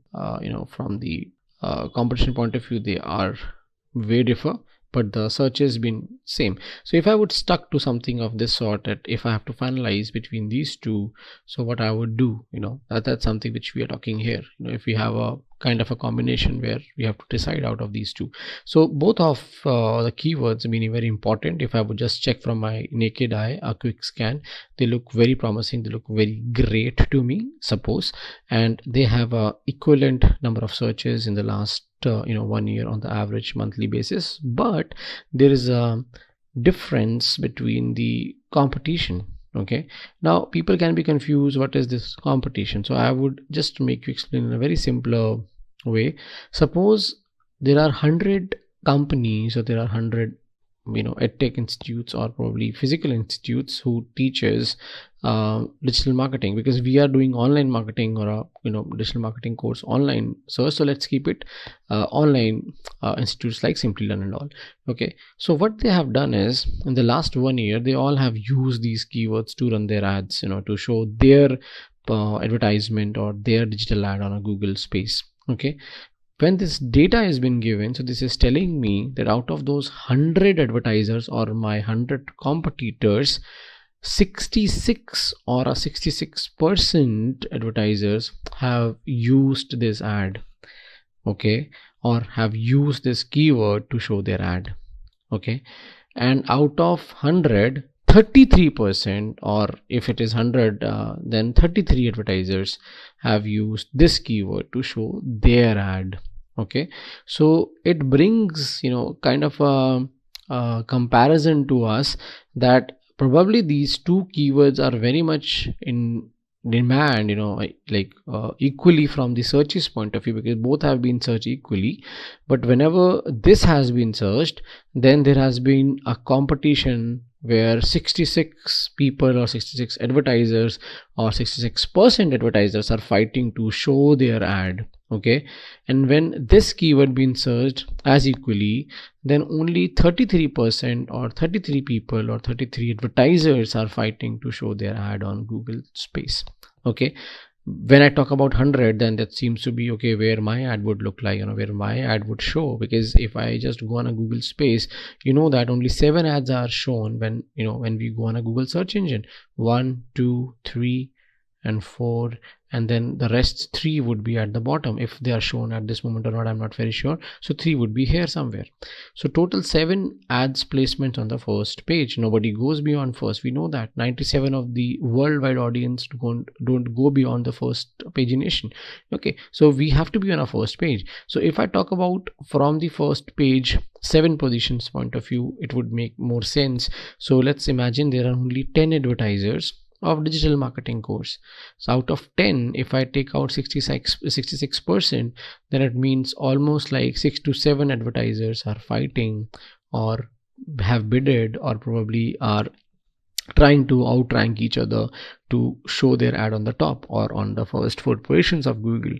But when I talk about this, then only 3 to 4 advertisers are fighting or have bidded for this keyword to show the ad on the first page. So this actually is a very important data. Sometimes we just miss it because it has not been I think explained anywhere else that what exactly this value is. We only go by the low, medium, high, which is the very first column I delete nowadays. I don't go by this because they both come under the medium, but there is a big difference. 7 out of 10 would have been bidded for, and only 3 to 4 would have been bidded for this keyword. So never go by the high, medium or low, just go by the index value, because that's a percentage of the advertiser who are actually trying to fight for the same keyword to show their ad on the top. Okay, this is how we shorten or we get the best keywords. We try to get the best search keyword with the kind of a index value between 50 to 60, less than that. And then we of course go for the bid value or a bid price, which is also on a very lower side, not a very high price keyword we go with. So this is the criteria I actually follow, and that's something which we can see I have also mentioned here. You can see that much. We go for the high search keyword, and then we'll try to get the low, medium competition keywords, which of course less than 60 index value. And then I put a price, kind of a price of my price, which is like if the low bid price is 10 rupees, then I just make it 13 by adding 30% to it. So if the pricing is 10, so I would add 30% to it. That makes my price 13. And then I check, if in the first day, if the impressions has come, it means my price actually been accepted. But if any of the keyword my price is not accepted, then I would again revise the price by 20-30% and then would wait for the second day report. And that's how I keep changing for the first 2-3 days and keep seeing the results. And once the every keyword gets pick up and I get the start getting the stable results, then I just allow the campaign to work on the algorithm, and I see results actually moves in the positive direction when you give some time to campaigns to read and to learn from the audience behavior. Okay, so this is about the keyword planning which we have just seen. Now moving to again a very important aspect, because campaign making is something which I've already given you the glimpse in the last class, so I would again give you today. But before that, I really wanted today to speak on all these technical aspects which works at the back end. So that's why my focus is more on this presentation. Parallelly, I would keep showing you the Google ads, the demo and everything. Okay, so now when we move to the next part is very important from the ad algorithm point of view. So what happens, or what used to happen when the quality score, which I'm just trying to speak now, was not there.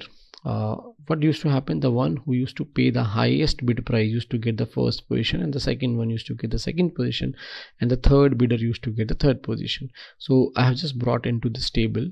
Suppose A advertiser has bidded 8 rupee, B 10, C 15 and D 20, and when the quality score concept was not there, so they actually been given the very direct position this one first, this one second, this one third, and this one fourth. But they have realized, or Google has realized, that the one who is paying the most is not having a very good quality of the ad. His landing page or the website is not working, or probably the pages which are connected are not very relevant, and the keywords on which the ads been shown is nowhere near when the landing page is opened. So it was like a very negative impact on Google when the reviews been checked, and people or the users who were clicking on those ads were not happy.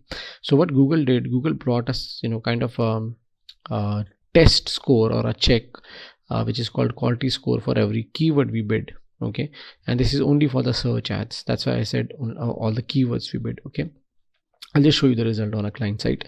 So when we submit our ad on the basis of different keyword we bid and the strategy we use and the landing page we connect at the backend. So what the system does is system starts analyzing and starts checking everything from top till bottom, from the start till the end. And I would just talk about the factors and what impact it brings is, so the quality score, the score which has been given out of 10 is then been given to every advertiser on the basis of the keyword. Suppose every advertiser here is bidding on the same keyword. Let's assume that they all are running the ad for the digital marketing course.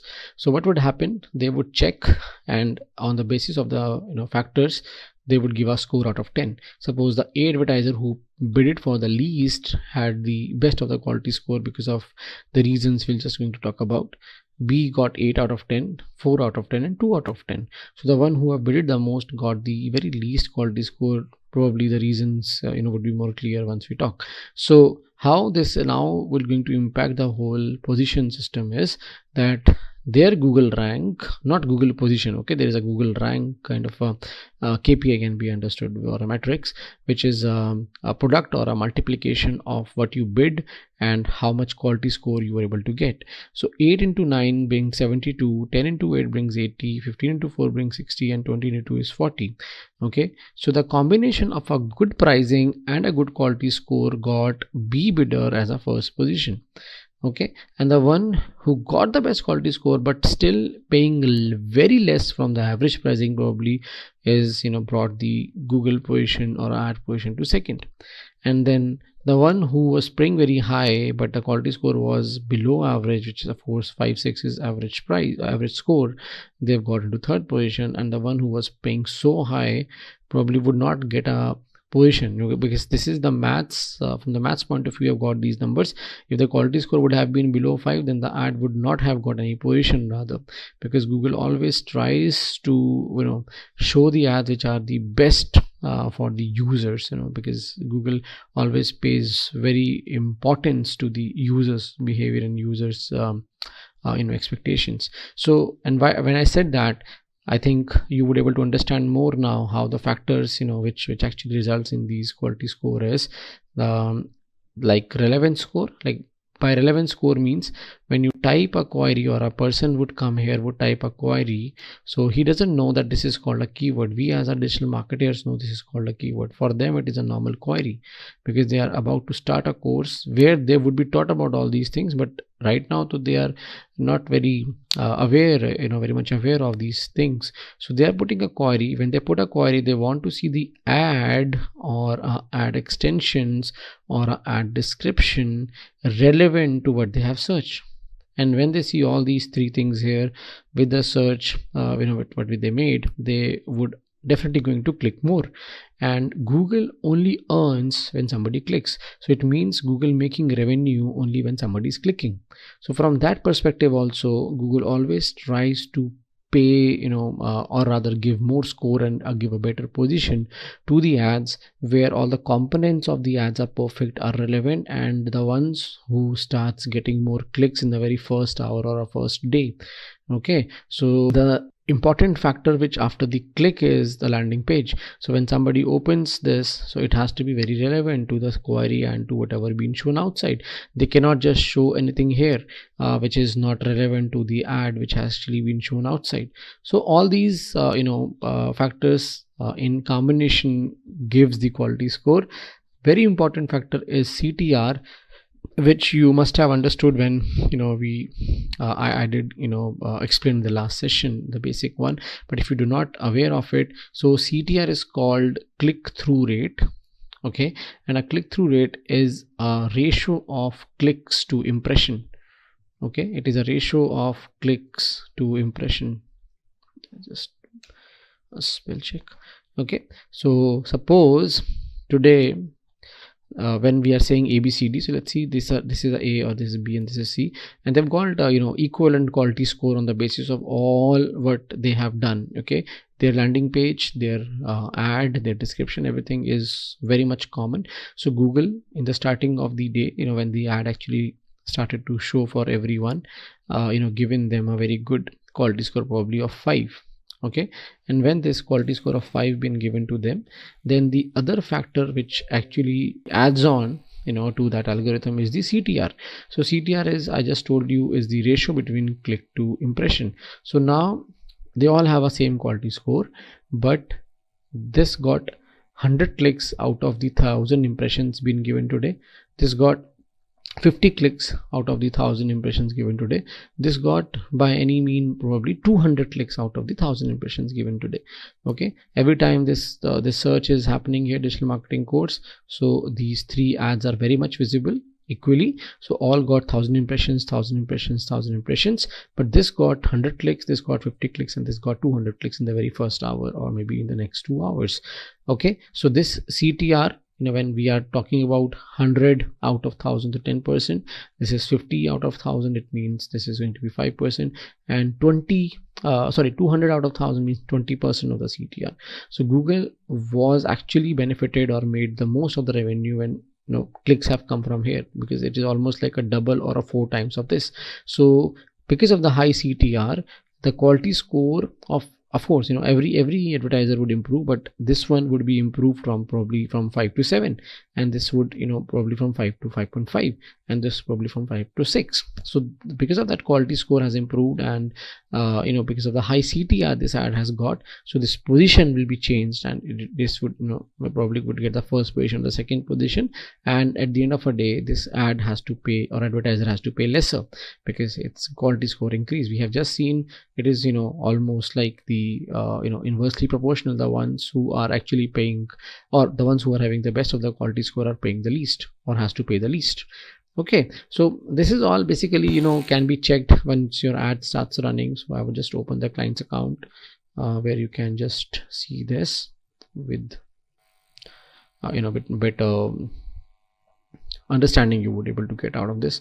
Hopefully I am able to show you from, okay, I'll just see, because I have multiple advertisers, but I cannot just show for all. So let me just check if I can show you from any of the older one. Just wait, it is actually asking me some verification. It's taking too much time. Yeah, it's just done now. Okay. So once this is done,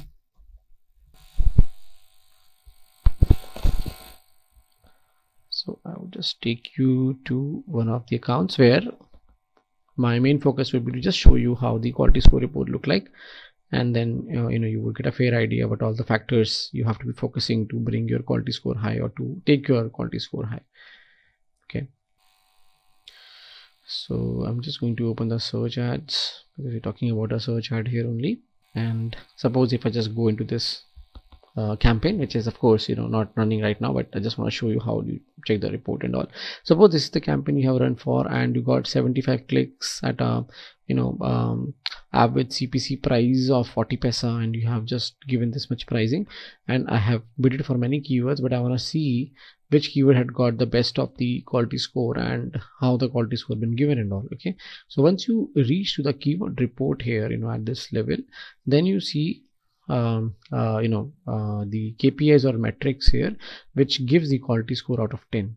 Okay, you can see here very well, and every keyword being given, if there are 10 keywords, I don't know how many keywords we bid for, we bid 50 keywords.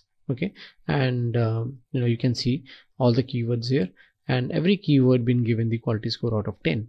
Okay, because their CTR, which was the last part which I've explained you, the ratio between the impression to clicks, got the above average. So they give below average, average, and above average. So above average is best actually for any of the factors. So their CTR is above average, their landing page is above average, and their ad is above average, means all are perfect. Then they got the 10. The moment anything goes below average or probably to the average, suppose you can see this is above average for them, this is above average for them, but their landing page experience from this keyword point of view is only average, their quality score has come to 8. Okay, if you go further down, let's see anything where two of them, yeah, so here the kids ride on is a keyword where CTR is also not as high or as great, to as compared to the other keywords which we have seen, and also the landing page is not as relevant to the keyword. So there two factors like CTR and landing page has come to average as compared to the ad relevance, which is above average. So their whole quality score got impacted, which actually came down from 10 to 8 and then 7 for this particular keyword. And last not least, if I just take you to somewhere where something is below average has come now, one is above average, one is okay, they are getting clicks, but probably the ad is still not very much relevant to the keyword. Okay, so they are below average, above average, average has brought the quality score to 6 out of 10, which certainly would have impacted on the cost and also to the position. Okay, so this is something which you would see when you come here. Also, you can check one more thing here. Suppose you have bidded for your keyword and your bid price where you are paying for is maximum bid price. Let me just see where that column is. So otherwise I would just add that column so that you can learn that part as well. Okay, just wait. Okay, so this is basically CPC price is being given in the average cost. 2.50 is the cost for every click, and we got 249 clicks, so got 623. You can just check the maths. It's always good to cross check. So 249 clicks multiplied by the CPC price, which is 2.50 rupee, would give you 622.5, which is the cost for the keywords we bid it for, and the total clicks we have paid. Okay, and the maximum bid price, suppose you have got the maximum bid price of 1 rupee and you paid 17 paisa, 1.66 and all, and then what happens, you wanna secure your position. Suppose the very first page bid, you're seeing that you're getting the position but you're not getting on a first page. Then here, because this campaign is not running, so I'm just giving you the hypothetical example. So whatever the pricing you would have given for the particular keyword, suppose we talk about these 3 keywords right now, or particular one keyword, I suppose. So this is something which I'm trying to show on a 1 rupee cost, but to show on the first page it is saying that you have to pay 1.5. Okay, to show on the first 4 positions here, 1 2 3 4, it is saying that probably you have to pay 2.5, and to get the absolute first position, which is going to be the topmost, it would tell you that you have to probably pay 5 rupee. You're paying 1, it is asking 1.5, the first 4 it can be paid for 2.53, or this has to be 5. So you can always go and change your bid price for the particular keyword. Okay, so there are ways to do it. Suppose if I'll just go here and I just go to the edit, I can change my maximum CPC bid price for this particular bid or a keyword like to 5 rupee. Okay, because I'm not changing for all the keywords, so I have selected that particular keyword and I have made the change to this particular keyword to 5 rupee. So if the average price was 1 and I was not getting the keyword from this keyword the position secured on the first page or a first absolute position, and I want, because this is the most important keyword for me, then I would just come here and would check the pricing. Okay, this says 5 rupees you have to pay for the top position, so I will just go here, edit, and would change the bid price or a maximum CPC bid price of this particular keyword. You can do for all, you have to just of course select all, of course, but if you would do for all, then it can really impact your whole budget. Okay, so try to go for the keywords where you really feel like it is required, and always go by the quality score. It has, it has a very good quality score, so I should be paying, or I should be ready in paying the maximum price which actually Google is asking me to pay to secure my first absolute position. And certainly that would increase the chances of clicks, and certainly if clicks are there, so conversions can be expected too. Okay, so this is all from what I've just taught you as of now. Now I would just move to the campaign making, though we have done as I told you last time, but I will try to make it again so that we can quickly see how the Google Ads, search ads, or the search Google ad created. Okay, so if I just go to the campaign, my demo account, so I have to just go to the Google Ads account, the dashboard, and then I would come to the campaigns. I would just click plus, new campaign,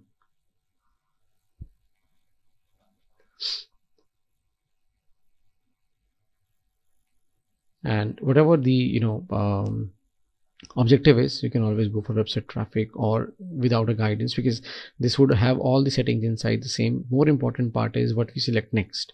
So we select search campaign because we are making the ad for the search network. You can always test for website traffic, that would not make much difference, and click continue. I would talk about the conversions and remarketing in a separate session altogether, so we are not doing the conversion and remarketing today. We are making a normal search ad with all the strategies we have just understood, and with adding the extensions to the ad as well today. Okay, website visit, and suppose my website is just open Simplilearn's landing page so that I can make the ad for Simplilearn digital marketing as a demo ad, of course, not a main ad. So copying and just putting in here. I have to just put a website domain, that's it. I don't have to bring the whole landing page here, and then I can just name it probably November search ad, and then I would just go and continue, start new,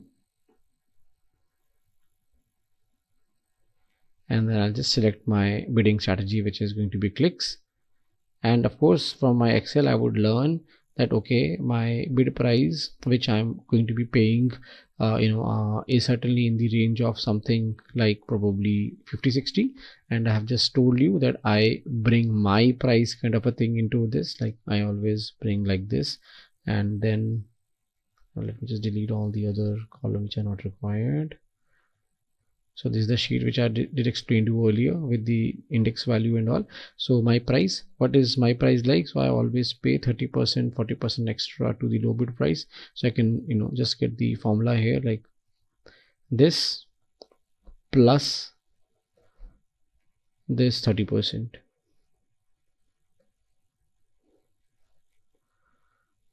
Okay, so that is just going to make it 57. So you can just understand 44 plus 13 going to bring 57, and I can just drag it, and now I've got the average. Suppose these are the keywords which I have finalized, just assuming. So these are the keywords which I have finalized probably because of XYZ factors, searches and index value and all that. And I see that my pricing is varying from 35 to 89, so maximum paying 89. So what I would do, keeping that in my head, I would going to give the limit to my bid price that I don't want to pay anything extra or more than 90. Okay, so this is something which you can do on this particular level, and then you move ahead and you remove this because you just want to keep your ad on the Google search.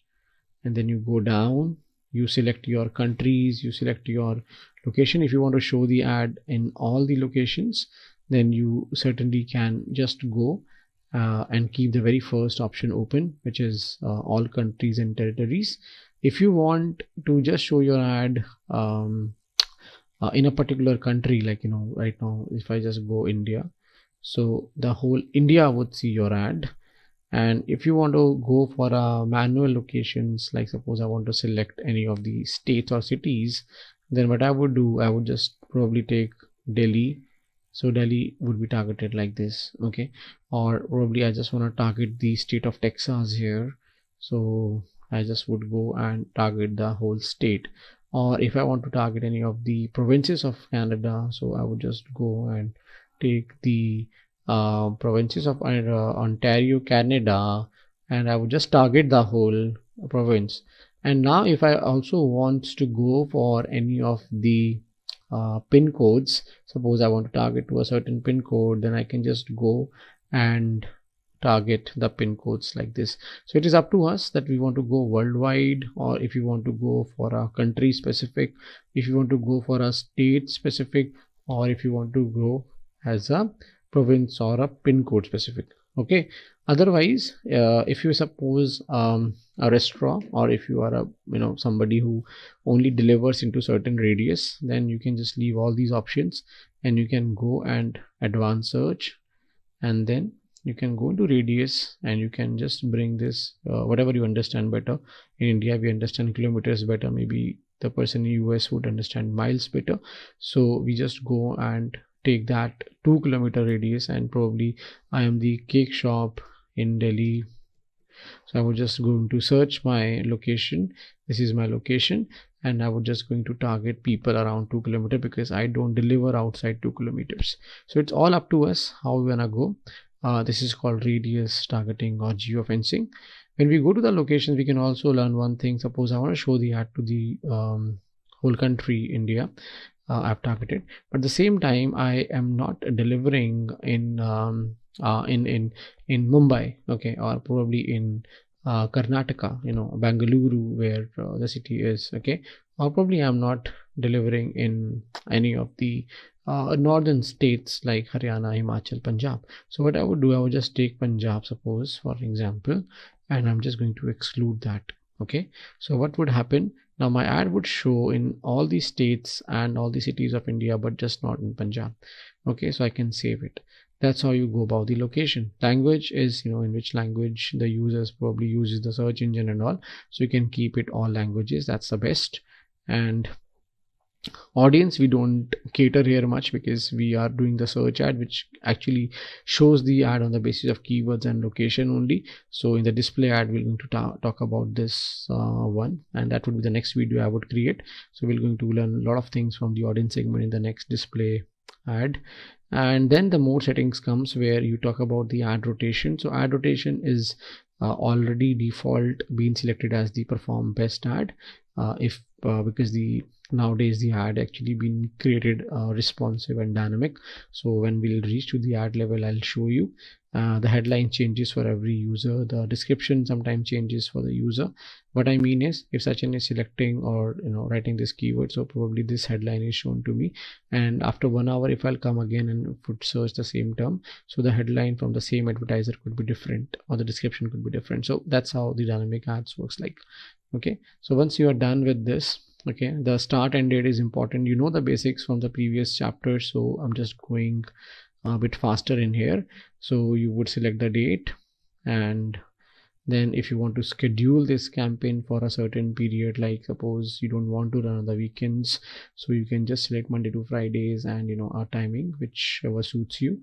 Suppose just like a very common time of 8 a.m. to the late nights like 23:45, and you don't want to run the weekends. If you want Saturday Sunday to be 24 hours, then you don't have to put any timing, so that goes like 24 hours for Saturday Sundays.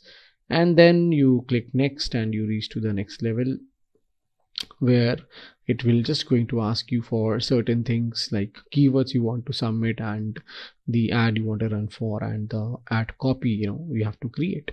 Okay, so once you come here, it is the work you have done, so you can just copy paste them and bring in there. And otherwise these all keywords are the ones which Google has suggested you from the page which you have submitted. Okay, so the landing page is this, so I'll try to change the landing page first so that I can get more appropriate keywords, and then it will going to search again or scan again for us, update keyword suggestions. Of course we can always click on, and now the keywords would be more digital marketing oriented, because this landing page will be scanned by Google and this would show us certain results which would of course going to be digital marketing oriented. But why we don't just use them, because we don't know what is the pricing of these keywords is, what is the competition of these keywords is, how much the monthly search has been. So we go by our own maths, we calculate, we do all this pre-homework on the keyword planner sheet just like we did today, and then we bring them here by deleting all what they have actually submitted or suggested us. Okay, and once this is done, then we ensure that our keyword in the headlines and everything being used. How the ad copy is created, I'll just show you some strategic part of it. Ensure that your landing page is correct and it is opening there, otherwise your ad would not be approved. Secondly, always give a display path. Display path is something which is added after the ad or the landing page link. Suppose I'm selling online digital marketing, so I would just going to write whatever I want to show. Okay. Or probably I'll just keep it here, marketing. Okay, so that works. Okay, so now it has come digital marketing, and then the part comes where you have to be, I'll just going to tell you the call extension once the ad is created.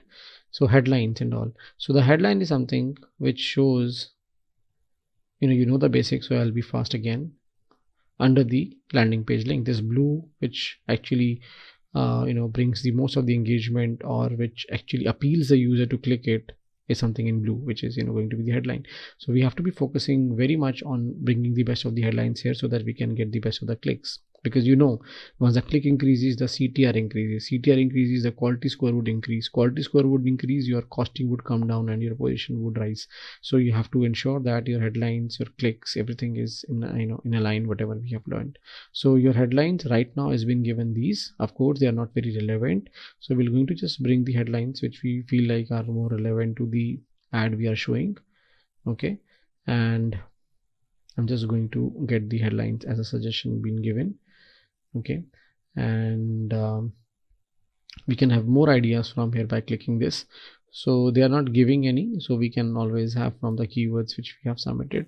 So probably digital marketing course online. Try to get your best keywords here. This is okay, this is nice, this can be changed. Digital marketing course online is not taking, so digital marketing online probably I'll just take, because course I already submitted. And then I can take few more like social media marketing, I just seen, whatever the length it would accept I'll take, otherwise I'll delete the rest. This is the one, and I should ensure that I have at least 10 headlines or 12 headlines. So 6 been given, and headline section actually been given like a half blue. And then I would see headlines which are unique. So unique, you should have online availability, benefits and the offers and all, or call to action. So enroll, register today for free demo. Then we'll talk about,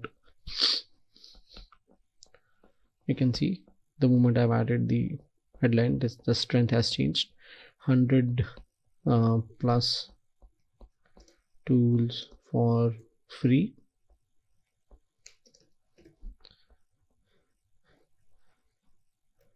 Job assistance program. Okay, so I'm just adding few random things. I'm just not paying much attention, but yeah, of course we would have seen these headlines in any of the edtech companies ads.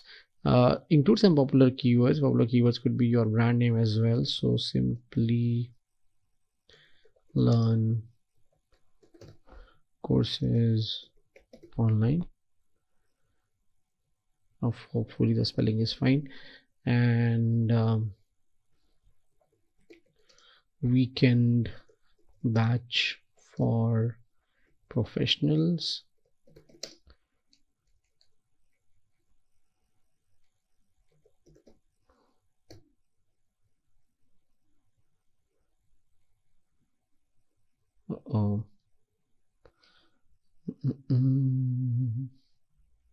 just a batch for professionals, and that's it, because I already added a lot of keywords, a lot of headlines, probably 11, so I would just not work on the headlines anymore.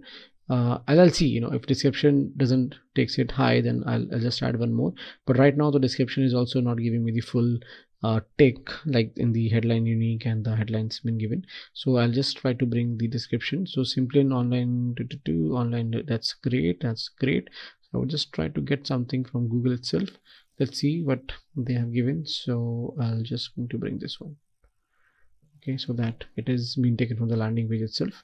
So that would make a difference to the quality score. Simple digital marketing courses focus on, so we're just going to put our courses focus on skills. SEO focus on skills like SEO, PPC, analytics. Just going to bring this one here so that it has been picked up. So now you can see this has also been picked up. And the last thing I would do is now going to bring some headline. Again, I'll just check probably digital marketing certification. I'm not sure if this headline I have submitted earlier or not, but I'm just going to test it out. Okay, so certification.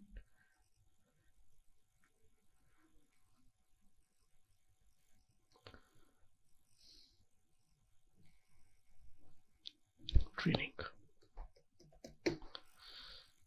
So now it has come down to good, and that's the best right now we can do. Of course you can take it further, but yeah, that doesn't matter if you are just stuffing it to get this one completed. You have to just ensure that all the keywords or all the headlines are relevant. Just do not overdo. 10 to 12 are okay. Once this is done, your ad is created. You can just click done and you can click next. And then your budget. So we just discussed about the budget when I was explaining. We'll just take you back. So because that your average CPC price would be around 80, whatever the pricing you have just got from here, if you know the sheet when I was explaining you. So the bid price which you have submitted for, when I told you is like something which is in this range, 80, 90, whatever it is. So that bid price would come down to 90, and you need at least 100 clicks today.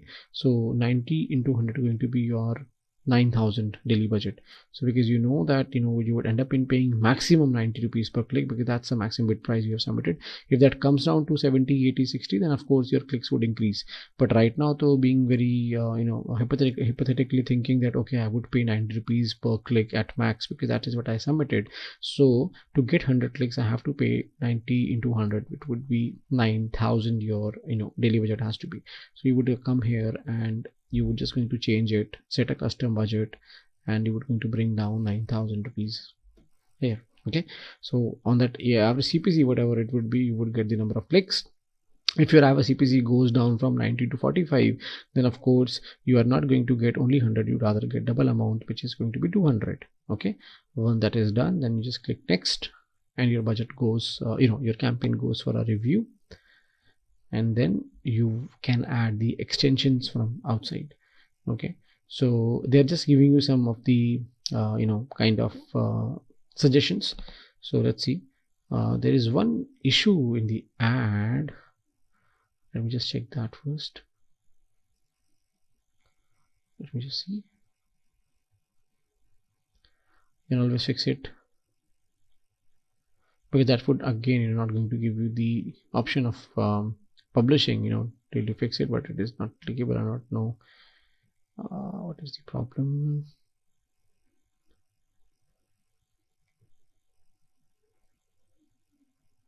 I'll just go from here. Sometimes those links doesn't work. So let's see what is the issue. One product contains okay, so because just to do that, the character limit part, I have not given the space, so that is something which is not acceptable by them. I'm just going to put like skills like this, and now so these all small things they do take care of. So here only, because we have come down, so why not just to see the extension here itself, because that would going to save our efforts by going from outside. So when you see the ad, you see some extensions here, like when you have created the ad right now, so you have created only till this limit. Okay, this is the elements you have put it up right now: the landing page, the headlines, the description. But in this ad by Emeritus, you can see more links like apply to IMs, learn how, industry. So one is landing page, and 3 different pages or sub pages also been shown in this same ad. How they are done? So they are done through the extension called site link. Okay, so you can see here, if you go down after the headline, there's an option to have the site links here. Okay, so you can just click plus here itself. I'm not submitting the ad because I wanted just to show you from here itself, and then you can go down, because in your case these would not be given because mine are already created, yours are not. So you would go down and you would create the new site link from here, and you can just give a name, suppose download brochure, and then you can give a URL of that download brochure page. Right now I'm using this URL, and I'm just going to be adding my own made page like this. Like this has to be the landing page which is workable for the downloading brochure, of course. So this would be added, and then I can just go and probably add testimonials and reviews. Okay, so somebody wants to read the testimonials and reviews of when they see the ad. So you can see that on the desktop how that would look like. So they would have an ad, and then they would have these 4 links and all, which you have just seen in the Google when I shown you. So final URL of reviews can be given, which would directly take them to the page where the reviews been given. And site 2 could be anything, which can just see industry ready modules, or the fee structure. The fee structure is something which people always wants to just know from the very first glimpse of the ad itself. So I can just maybe take them to the page where fee is actually been talked about. And the last could be maybe tools provided, tools and certificates you would get. So that can also be one of the links which people would very much interested in clicking and checking. Okay, so you would see the ad in certain shape. You would have a normal headline, the description which you have put it up, and then 4 links where people can directly reach. Okay, and then this had to be saved here, and you can always see the preview, which I've already shown you, but yeah, this is how that would look like. So your ad and your 4 extra links which actually been added. Okay, so this is one which you can apply now, and now your ad has the extensions. In addition to that, you might have seen somewhere that your ad has the number as well. Sometimes you see the number being given here. Right now it is not showing any of the ads with the number, but they generally have, when advertisers have nowadays, the numbers in addition to the headline and everything. Okay, so you can add that as well by just going up, and you can see there is an option of calls. Okay, let me, you can add from here. Certainly I can show you, but you can just go down and add the number by clicking your country and giving your number here. It will just be cross-checked by some verification and all. So that is done. You can save it. So you can see what actually I was showing you. I would just show you from outside also, that if by any of the that is done, that we have corrected, so you don't have to be worried about. So if I just click done, so that should not be there. If it is still there, I have to check now which spacing it is actually talking about. Actually I have unacceptable spacing, contains comma, and I think I have just corrected it, but it is not taking. Maybe I have to just delete the whole description. Probably that would be something which I would save our time. Okay, so we're not adding that description though. Just click done. So this is actually kind of a bug, because that is something which has been deleted rather in front of you. So this is not taking, but I would just click next and probably this would now be not the error which we would see. So you go for a review. So what I was saying, I did show you from outside the the campaign was created from the ad itself, how the site link is connected and how the call being added. For now the publish campaign you can see because that ad error actually been rectified. So if by mistake you just forgotten that you have to add the call number or extension which we just added, so what you don't have to be worried, because once you back to the dashboard where you would see all your campaigns, certainly you would see your this campaign as well which you had just created. Then you can just go inside the ad group and then you can see there is ad and assets. Let me just click that.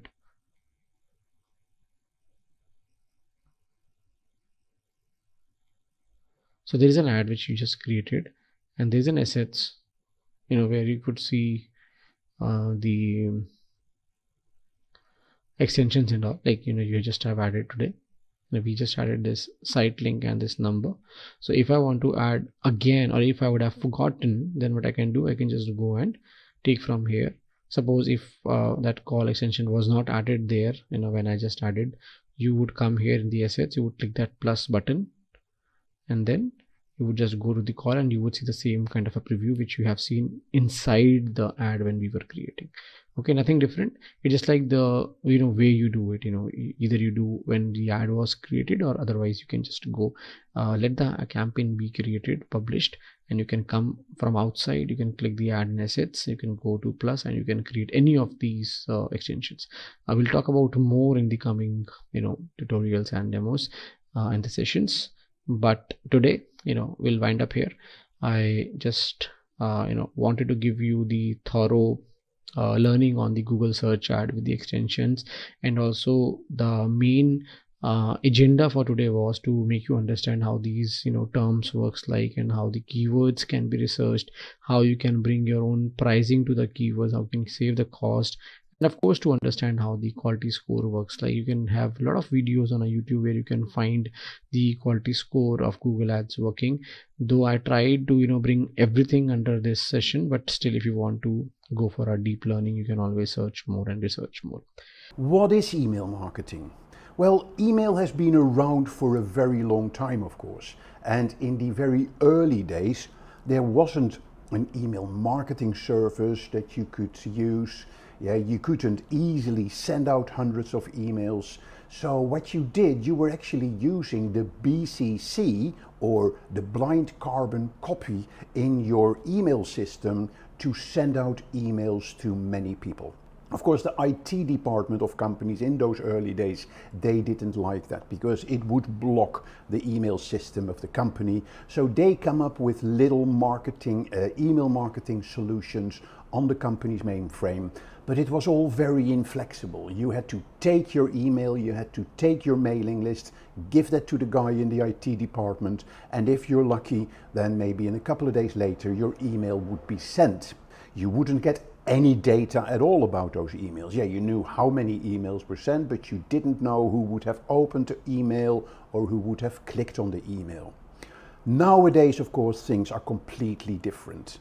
Now you have email marketing where you can use email service providers who offer you lots of tools and lots of analytics to manage and plan and measure your email marketing campaigns. So what actually is email marketing? It uses email addresses from people to inform your email list about your product or service. We call these commercial emails, which is completely different, of course, from the billions of personal emails that are being sent around the internet every day. So this is a commercial email that you send to an email list about your product, your service, or a newsletter, and what have you. Additionally, you can integrate it into your marketing automation. So you can, and it can help your customers to see your latest products and offers. And you can obviously use the email list to and persuade them to buy or book a demo or sign up for a trial or register for an event.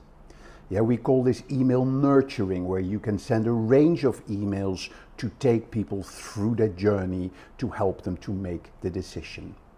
So what are the different uses of email marketing? It can be used in relationship building with existing customers who bought a product, for instance, send them a thank you email. It could be to boost brand awareness. It could be about promoting various pieces of content. It can help you in generating leads or to promote or market your products. And very important, you can use it to nurture leads. So what are the types of email marketing? There are a whole range of different emails that you can send through email marketing systems. We'll talk about welcome emails, newsletter emails, could be a lead nurturing email, a confirmation email, specific emails to specific people, invitations, promotional emails, or an email to do a survey, or seasonal marketing emails. So a whole range of emails you have available that you can use for different marketing purposes. So now that you understand the basics of email, let's talk about how you get started with it. It's not that complicated. First of all, like with many marketing activities, you need to define your audience and establish your goals. Why do you want to use email marketing? And then you start with one of the most important aspects of your email marketing. That is about building your email list.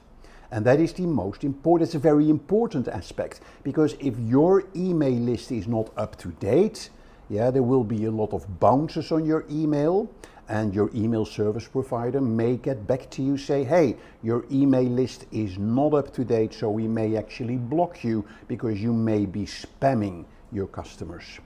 You then choose the email campaign type that you want to run. You make a schedule when you want to send out the emails, and then of course you need to measure your results. So as I said, a very important part is creating your email list. And how do you go about that? There's lots of ways that you can create emails. The simplest ways is when you are at an event, just put a little box at your reception desk and ask people to leave their business card. And that gives you already a lot of emails that you can enter in your email list database. There's other ways. You can take your existing customer list and upload that in the email system. Or you can use two very powerful methods, which is a lead magnet and an opt-in form. Now, what is a lead magnet? A lead magnet is a document or a piece of content like an ebook, a white paper, infographic, or a report, or a checklist, or a template, or a webinar, or a tool, and you put it on your website, you promote it through your email. So you have those documents available on your website through your marketing campaigns. You drive traffic to your website where people will see the checklist or the template. They will click on the link, and before they download, they have to enter their email address.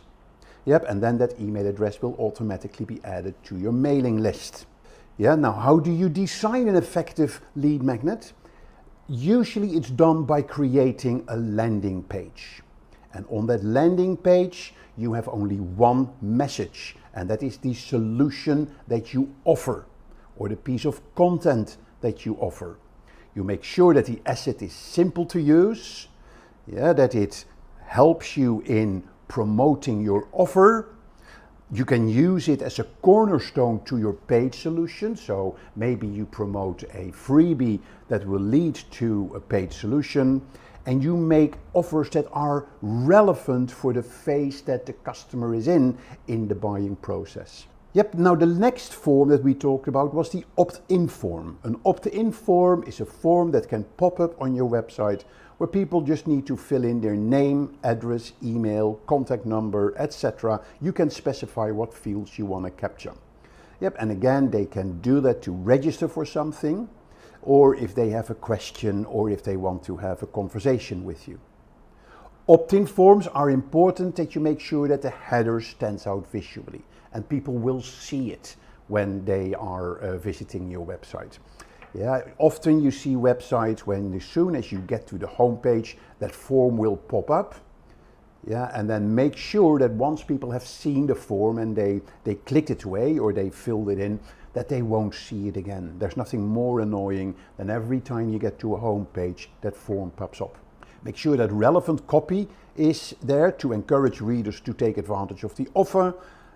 Keep the form easy. Yeah, make sure you have double confirmation enabled. Yep, and make sure everything flows smoothly on your form. So, having gone through those basics of email marketing, what we're going to do now is giving you a short demo of Mailchimp, one of the leading email services. Now, what started off as a simple email marketing system, so you put in your email addresses, you create an email campaign, you link the campaign to the email addresses, and then you send it out. Mailchimp would take care of that, and then Mailchimp would also give you the reporting. Now, these email marketing systems, they became more and more advanced. They knew that digital marketing is not only email marketing. There is now pay-per-click marketing, there is social media, there is influencer marketing, there is advertising, you name it. So they had to enrich their services. Yep, and you will see that when we go into Mailchimp, that there is now a whole range of additional services, even down to developing your own website, that Mailchimp can offer you. But at the core of Mailchimp is its email system. So let's go and have a look into how to use Mailchimp and how to set up your first email campaign. So if you go to mailchimp.com, you can see here a little overview of what it does. Then again, we're going to go into automations. I'm going to show you some of the analytics. I'm going to show you how you can segment with Mailchimp and how you can synchronize with other applications in Mailchimp as well. So lots of stuff that you can do. Here is a little promotional video. And here is the pricing. So you can see that a free version gives you limited functionality, but it does give you all the functionality you need to send emails to up to 500 contacts per month. Yep, and then it goes up to £11.70, and then the premium version gives you all the full features, $299. But let's focus on the free version. Again, that's what I kind of like of Mailchimp. So let's go into my account. So I go on to let's have a look. I'm logged in. So here is my audience. So here you see the features that Mailchimp has to offer. So first of all, there is create. You can create campaigns. That is where you run your email campaigns and where you create your marketing campaigns. A very important part of your Mailchimp is your contacts or your audience. Of course, if you don't have any emails in your database, as it were, then there's not many people that you can send stuff to. So contacts are very important, that you get an email list that you can connect with your campaigns. There are automations that you can do, which basically means you can send emails automatically. There is analytics. There is website, you can create your own website and modules of it. There is content, so that is sort of your library of assets. And then there are different integrations that you can do. Here you see kind of your dashboard of the campaigns, and this is your audience dashboard. So the very first thing, of course, that you need to do when you are starting on Mailchimp, that is create an audience. And that's where you go into your contacts. So there is your audience dashboard, as you see here. You can have an overview of all your contacts. You can create sign-up forms that you can add to your website to capture people's email addresses. There are tags that you can set to contents. You can group your contents into segments. And you can do surveys, and there is your inbox if people send you messages. Yeah, so lots of functionality, but your first challenge will be how to get your emails. And there's lots of ways to do that. First of all, there may be your existing customer database or your existing customer list. You probably have them in a spreadsheet. Yeah, so what I'm going to show you in a minute is how you can enter or import that spreadsheet into Mailchimp. Yeah, so that is one way. Second, you can actually set up on your website a form that people can fill in to sign up for your newsletter, for instance. Or you can run a campaign where people go to a landing page, and if they download a certain piece of documentation, then they need to give you their email address. Yeah, so there's lots of ways. Another really effective way, if you're at an exhibition, for instance, have a little box on your counter where people can leave their business cards. Yeah, and then you can take all of that information and put them in your Mailchimp. So the question here then is, of course, how do I bring contacts into my Mailchimp audience? So let's go to all contacts. Yep, and then you see I already have 2 contacts in my MyCo. That's the name of my audience.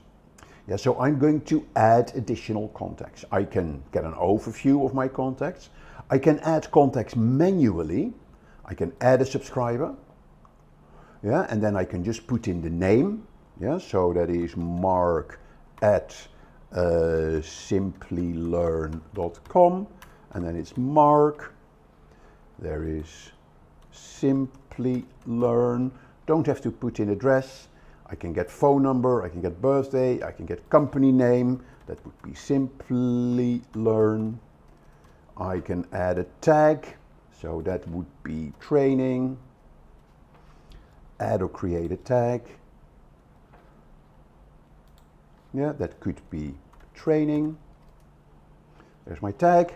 Now, very important, what the Mailchimp wants to know, that the people that you have in your database, that they gave you permission to email them. Yeah, there are very strict requirements these days for people, yeah, that you need to respect their privacy. You need to have permission before you send them an email. Yep, and there's different ways that you can ask that permission. You can ask it on the website before they fill in a form. You can ask it in your newsletter. Yeah, so make sure that you have those permissions, because if people get unsolicited email through a commercial email campaign, yeah, in principle that is not allowed, and you may be subject to a fine. You may have heard of the GDPR regulations in Europe, and there is also regulations in the United States, there's regulations in Asia. Yeah, there's a real tightening of those privacy regulations when it comes to email marketing. If this person for some reason is already in my audience, then I can update, it will update their profile. So let's click subscribe. Let's see. There's probably one field I forgot. Phone number, that is 075. Yeah, so the phone number was a required item as well. Yep, and then I click subscribe. So if I now go back to all contacts, you will see that Mark at Simplilearn.com has been added to my database. So that is one way to get emails in your audience list. The next way is, if you go to add contacts, you can import contacts. There are 3 ways how you can import contacts. You can import contacts from another service. Yeah, so where you connect with another piece of software. You can upload a CSV file or a text file, and you can even copy and paste. Yeah, so if I import from another service, You can see you can import for Salesforce, from Squarespace, from Shopify, and there's probably a lot more integrations that you can have. If you want to upload a file, it will then basically ask you to upload your file. So what we need to do, we need to create a spreadsheet that we save as a CSV file. So if I go to Google Drive, and I'm going to, actually I already have a file here. Yeah, so let's open this file. So you see that I have these names in there. I'm going to take them out. Very important that you add first name, last name, company, email, and all the fields that are relevant for you. Yeah, so let's say telephone as well. So then we're going to say the first name is Jacob, last name is Jones, company is Bico, and email is jacob@jones.com. Telephone number is 01234567.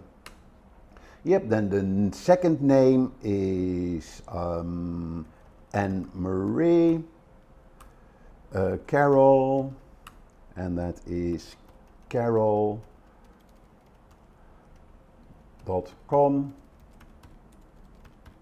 and that is Anne@carol.com, and that is 98765 telephone number. Okay, let's take out that $sign. Right. Yes, so now I have the file, and this name is Mailchimp or whatever, Mailchimp 1. So the first thing I'm going to do, of course, is to save this. I am going to download this file as a comma separated values file, which is a CSV file.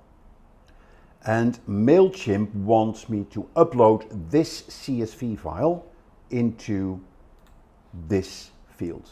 Yeah, so that's how I can upload my contacts. So I'm going to my YouTube downloads.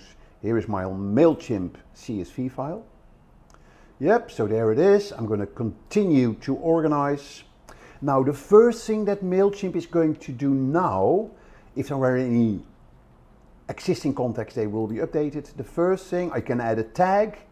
Yes, so I'm going to, let's say, a member, and I'm going to continue to match. That is what Mailchimp is going to do now. Remember, the first line of our spreadsheet was sort of the field names, first name, last name, company name, and telephone. Mailchimp is going to match those. Mailchimp thinks that the first line was first name, the second name was last name, so these are correct. Company, it has picked up. It doesn't know what to do with telephone. Yeah, so what I can do, I can edit this column, yeah, and I can look at the fields that they have. Yes, so is telephone in here? I don't see, yeah, here phone number. Yeah, and I'm going to link it with phone number. So now it is okay, and I can now see here 5 columns will be imported, and I'm going to say finalize import. Yep, so now it has added 2 contacts to the list, so I'm going to say complete import. And if I now want to view my contacts, you will see that my contacts have been added to my email list. Yeah, so now I have 2 additional contacts in my list. I could also add a subscriber, actually have done a copy and paste. Go back. Add contacts, import contacts. I could do a copy and paste. So I'll show you how that works. Continue. Yeah, so when I go back to the spreadsheet and I would copy these, just copy it, Command copy, going back to my Mailchimp, and I can now just paste them here, just like this. And now Mailchimp is going to analyze this, yeah, and it says, okay, this is what I think it is, and it goes back into that same stage that we saw in when we imported the spreadsheet. Yeah, you see here, first name, last name, company name, and then the telephone. Yep, now I'm not going to import this again because we've already imported these contacts. But this is how you import your contacts. Okay. Now, a few tips on your database. Yes, very important. Are you sure you want to exit this? Okay. Yeah, so you may build up a list of a couple of hundred contacts in your Mailchimp, and that is fantastic. Yeah, the bigger your list, the more value that you will get from it. A very important aspect of this is to make sure that your database is clean. Yeah, people may ask to be removed from your database, people change businesses. Yeah, make sure your database is clean. When you run a campaign and you use your email list, and there are a lot of emails that cannot be sent because there are a lot of wrong emails in your list, yeah, you will have what we call a high bounce rate. And if you have a continuous high bounce rate, Mailchimp may come back to you and say, hey, why do you have such a high bounce rate? And if you can't explain why you have a high bounce rate, Mailchimp may actually block your account, because Mailchimp wants you to work with a clean database. That is also the risk if you buy an email list that you don't know the source from. And if you import it and then run your first campaign, if you get a whole lot of bounces on your emails, yeah, then Mailchimp may block your account. So be very careful. Make sure that your emails are correct, that your bounce rate is low, and never buy email lists because you don't know what the quality is of the list. Make sure that you segment your mailing list, and then you can, within one mailing list, you can send it to your different segments. Could be customers, could be prospects, could be suppliers, or what have you. Yeah, constantly work on growing your database. Make sure you don't spam people. Always get people's approval. Yeah, that they are happy for you to send them emails, and of course honor unsubscribes as well. If people ask you to unsubscribe them from the mailing list, make sure you do that. Okay, just a few tips when it comes to managing your database. So now that you have your email audience set up, your contacts set up, let's look at a campaign. When you go into the campaigns, here you have an overview of all the campaigns that you've run. Now, we haven't run any campaigns. Here is a draft campaign. Yeah, but what you're going to do, you're going to create a campaign. Yes, when you click here on the top right on the Create Campaign button, you have then the different types of campaigns that you can create. You can do a regular email, you can actually create a landing page, or you can also create an embedded form, yeah, that helps you in capturing context. That could be part of your landing page campaign. But what we're going to look at is regular emails. Yeah, so when I click on email, I can just click here, design email. Yeah, then there is a new email builder that you can use. And since you're probably new to Simplilearn and new to Mailchimp, I click straight onto the new builder because that is a lot easier to work with. Yeah, so here you see it's time to design your email. Yeah, I put this little icon already in yesterday. Yeah, so there's different ways of doing that. Here you see sort of your editor for your email. Here you can preview the email. Here you see your editing building blocks, the layout, the heading, paragraph, button, etc. Here you can specify styles, and here you can specify templates for your emails. So here you see a whole range of email templates. Yeah, if you click on the creative assistant, that is beautiful, but it will drive you to a premium account. Yeah, so I'm not going to show that. I want to show you the free features of Mailchimp. So let's say we're going to go for a little design here. We're going to go for this one. We could do preview. That's how it will look like. Yeah, and then we're going to click apply. Continue with, start with a clean template. Yes, so this is how it will look like. So what you can then do, start optimizing the text and the images. So let's do that. So here, view this email in your browser. That is always good to have. You can change your image. Yeah, so if I click on that, yeah, you see here, replace logo. Yeah, so if I click on replace logo, I can then go to the Content Studio and I can just upload different files here, and this is the image that I picked. Yeah, so let's stick with this particular image. Here then I can add a photo. So I can say add a photo, I can say upload an image. Yeah, so if I go to my YouTube, I go to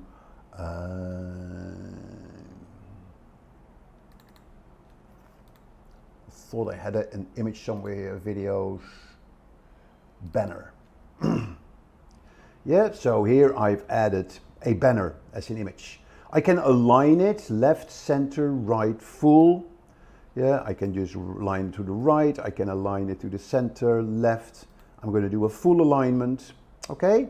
And then here you see my text. It's time to design your email. So here I can say, welcome to this week's newsletter. In this newsletter, yep, so then in this newsletter, we will be talking about, and then blah, blah, blah, blah, blah. Okay? Then here you see a button. Yeah, and I've added that. I can then just click here. First I click done. Yep, so the buttons I can bring in here through my build units. Yeah, and here I can change the button text. So here is book now, for instance. So here I have my social media buttons. Yeah, and I can there put my own social media onto that. Yeah, I can do the same with my Instagram.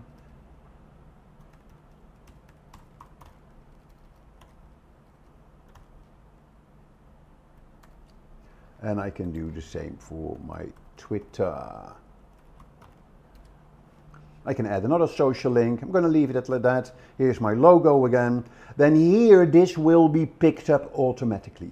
Every email will at the bottom have details about your company, about your address, how can people unsubscribe. Yeah, and because you're using the free version, there is this item, grow your business with Mailchimp. Yeah, that is a little bit of Mailchimp branding that will be added to your email if you're using the free version. So keep that in mind. Okay, so then you click preview. This is how your email will look like. Yep, and then you're going to exit preview mode. And if you're happy with this, you're going to save and exit. Now here you kind of have your admin screen for your campaign. Yeah, so you see here the name. So I need to type in the name. So I'm going to name it is Mailchimp Demo, for instance, and I'm clicking save. then here I have selected all the contacts. So I can just go to my audience, I pick the audience that I've created, I can then have all my subscribers, or I can pick certain segments or tags in my subscriber base. I can personalize the to field, yeah, and then I click save. Here is the from, so that is, it's from me, or you can edit that, have it sent from somebody else. You can add a subject. Now your subject line, of course, is very important in email marketing, because in the subject line, people will, when they read the subject line, people will decide whether or not they will open the email. Yeah, so the subject line always has to be catchy. So, and it could be 5 reasons why you should read our latest email newsletter. Yeah, or any other subject line, but they need to be short and sweet. Yeah, you could use emojis. You need to, in that one line, you need to give people the reason why they should open this email. Preview text appears in the inbox after the subject line. Yeah, so in today's newsletter, we will talk about social media and email marketing, for instance, and you click save. So that is your subject, that is your content. Yep, and then here is part of your contact.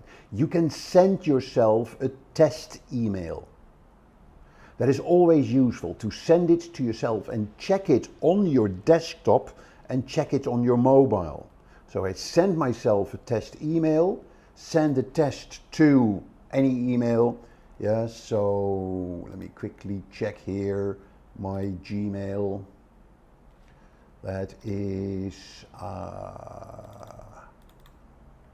to me, that is Tube for Mark. Okay, so I'm going to send that email to Tube for Mark. Okay, I can send it to multiple people, and I'm going to click send test. Email has been sent. Yeah, so let's check the email. So here we see the email, test 5 reasons why you should read our latest newsletter. And then here you see the email, and then you check it on typos, you check it on the links that are in there. Yeah, make sure that your social media buttons work, etc. And if you're then happy with your email, you can then publish it. Yeah, and there's 2 ways of publishing it. You can schedule it. When you schedule it, you can set a delivery date and a specific delivery time. But in order to use that feature, you need to upgrade to premium. Okay, so you can send it directly. So when you click send, it will go straight away. Yep, so very important. Or you can say finish later. If you then want to share your campaign, you see here the link for the campaign. Yeah, and you could change that. Your default campaign URL, yeah, so Mailchimp, generate randomly, 5 reasons why you should read our email. If you upgrade to premium, you can turn this Mailchimp into your own URL. Okay, good. And then you can track your campaign, your email campaigns. But we'll cover that in a next video on Mailchimp when we go into more advanced features. Okay, so I'm just going to click finish later. And if we're now having our list of campaigns, then here you see we have our Mailchimp demo as a draft ready to be published. So that is the campaign, how to create a campaign on Mailchimp. Right, now let's look at a few more things. So first of all, a new feature in Mailchimp is the analytics. When you send out an email campaign, you will get basic analytics here in your campaigns dashboard as well. But Mailchimp now also has an analytics dashboard. And here you see the type of data that you will get in Mailchimp. And it is using sample data, so we can explore the dashboard. So here you see number of emails sent, whether it's up or down. You see the number of people or the percentage of people that opened the email. And very important, the actual percentage of people that clicked on the email or clicked on the link in the email, and that is very important. Yeah, so that's where you can really follow through on your email campaigns, yeah, on who opened it, who clicked it to the form, for instance, that needed to be filled in. So very useful information that you can get out of your campaign, and you can see that from various periods. Yeah, you can even actually in the other reports, you can actually see who are the people in my mailing list, in my audience, who actually clicked on the email, and who are the people who opened the, clicked on the link. Yeah, and then you can approach them separately. Yeah, so here you see engagements, email sent and the click rate. Yep, so here you see by email the number of recipients, the open rate, the click rate, the revenue that you made, if you had that set up. So lots of data that you can get on your email campaigns. Open rates are very important, and they differ by industry. Yeah, and general an open rate anywhere between up to 15% and higher are usually good open rates. Okay, so that is the analytics that you can get. And then finally, what I really like in Mailchimp is that you can use Mailchimp to create landing pages. So if I'm going back to my campaigns and I'm going to click create campaign, then I can also decide to create a landing page. Name of the landing page is Myco. Select an audience, Myco, and I'm going to click begin. Yeah, and here you see a number of templates that I can use for my landing page. Yeah, so very simple templates. So let's take this template, accept. I'm going into the editor. Yeah, so here is the editor for the landing pages. I can add text, I can do box text, I can add dividers, images, I can change the text. Yeah, you see here bandmates. Yeah, that is the logo. I can change the logo. Yeah, so I can replace the logo and I can edit the logo and what have you. I'm just going to stick with this text for the time being. And here is my email address form. Yeah, and the beauty about it, when people fill in their email address in this form, it will automatically be added to my mailing list in Mailchimp. So that is a very powerful feature. I can also create this as a separate form. Okay, so here you see the available fields that I have. Email, I can add first name if I want to. Yeah, I can add last name and I can add phone number as well. Yep, I can then go to the settings. I can do the style, different styles that I can have. So this is my sign up form. Yeah, the button text is subscribe. I can then also send visitors to a confirmation message. I can preview the confirmation message. Success, you've been added to the audience. Yeah, exit preview. Yep, and that is my sign up form. And again, it will automatically be added to my campaign email list. And I click save and close. Yep, and here is the full campaign. Yeah, and when I'm happy with it, I can click save and close. So here is my landing page.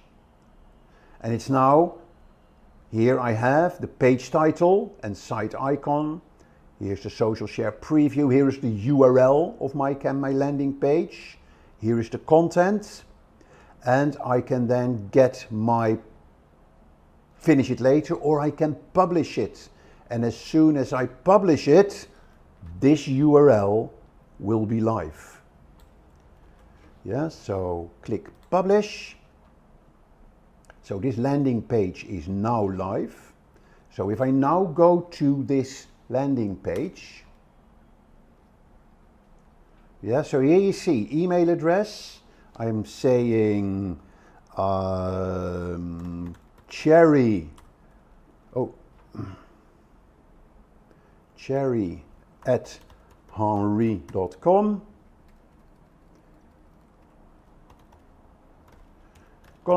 And that is Cherry Henry, and I say subscribe. So now let's check the litmus test. If I go to my contacts, and I'm going to all my contacts, and here we have Thierry Henry, the famous Arsenal football player who has just joined my mailing list. So that is the power of Mailchimp. Imagine it's the year 2004. This is Phil. Phil's looking to release a book and set up a blog. He's sure that it'd be successful, but he's only worried about one thing. He doesn't know how to ensure that his book reaches the right target audience who could enjoy his book.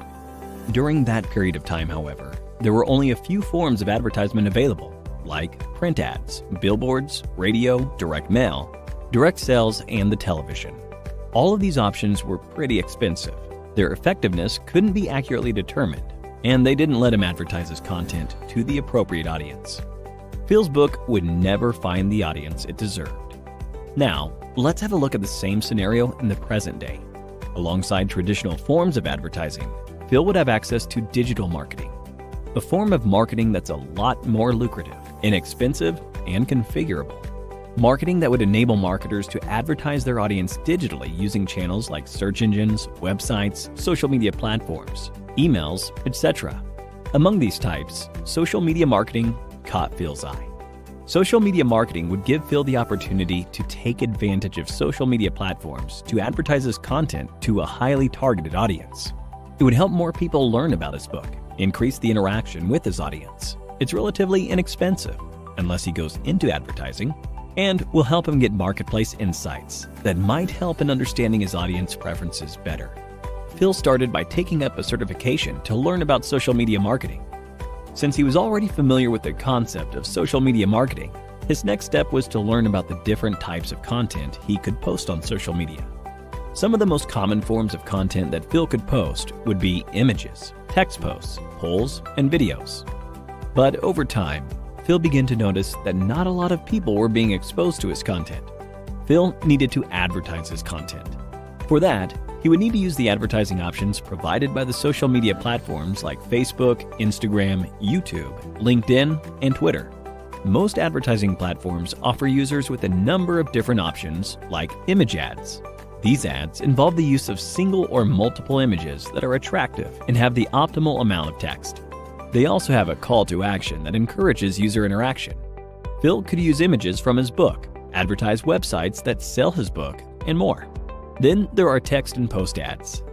These ads could advertise posts or excerpts from Phil's blog or his book, further garnering interest from an interesting audience.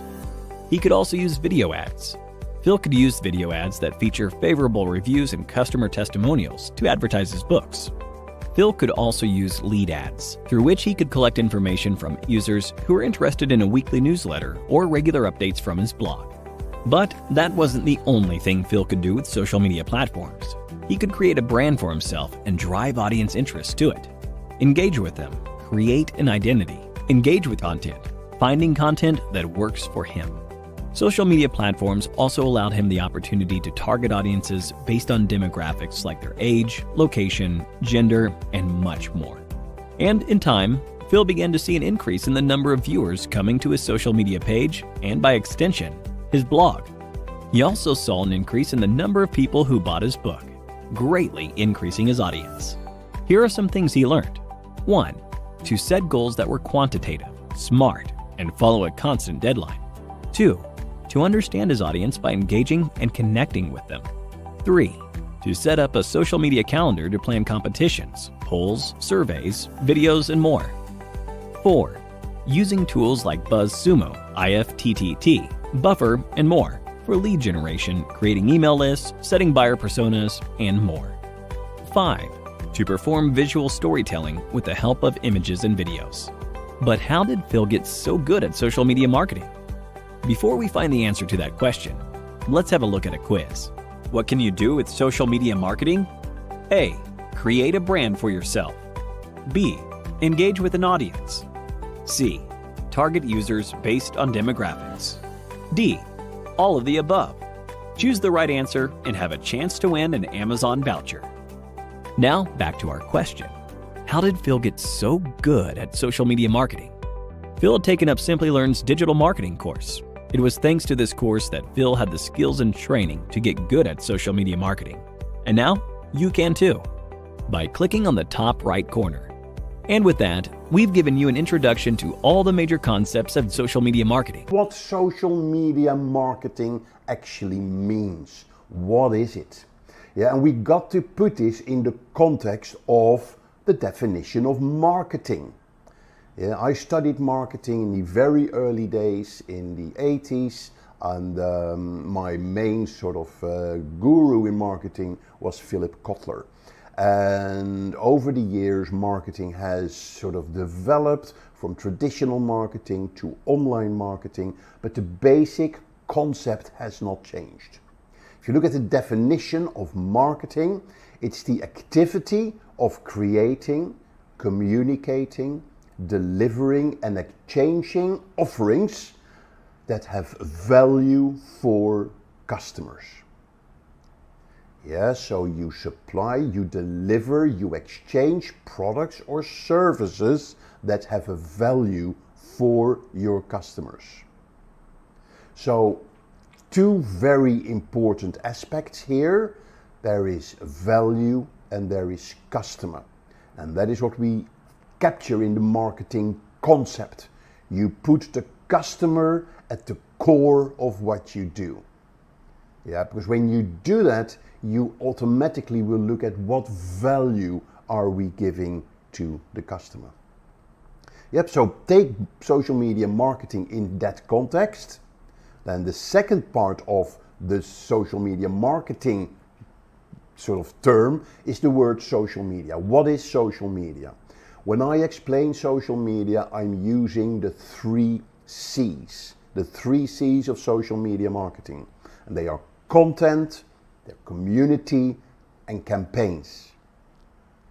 Content is the fuel of your social media. Content is the currency of social media. If you have really good content that you can share on the internet, yeah, using various multiple social media channels, like Facebook, like YouTube, or like video, or like Instagram, or blogging, you name it. Yeah, people will engage with your content. And then when people start engaging with your content, they may come back for more content that you supply, and they will then become part of your community. So community is a very important aspect of your social media definition. With really good content, you can create communities. And then you can push that process by running campaigns. Yeah, and a campaign makes it relevant for businesses. Because when you run a campaign, you have a goal for your campaign, you have an objective, you have a start date, you have an end date. Yep, and that is what social media marketing is. It's all about running campaigns to develop your communities with really exciting content.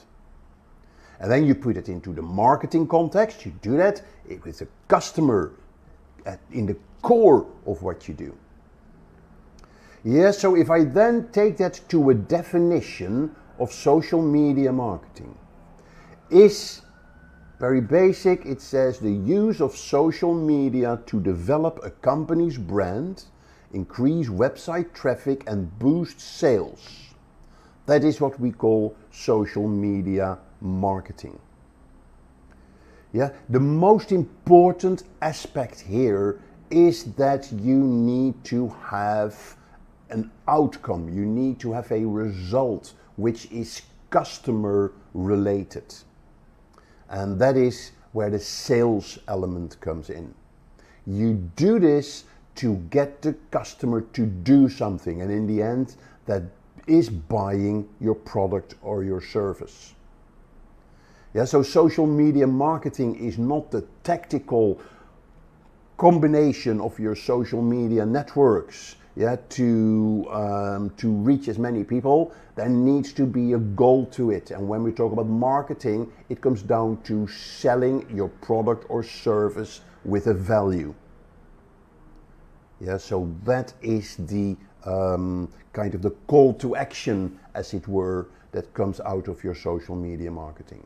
So keep that in mind. Everything you do with your social media marketing in the end comes down to reaching your goals or achieving your objectives of developing your company's brand, increasing website traffic, or growing your sales. Now, a big benefit that you're getting these days in digital marketing and social media marketing is data, is intelligence, is knowledge. In the early days of marketing, the biggest problem has always been how to measure the success of your marketing campaigns. If I ran adverts in a magazine, how do I measure the effectiveness? If I do a PR campaign and they write about me in a newspaper, how do I measure the effectiveness of that? How can I track that when somebody buys a product, it actually is as a result of the PR campaign that I ran?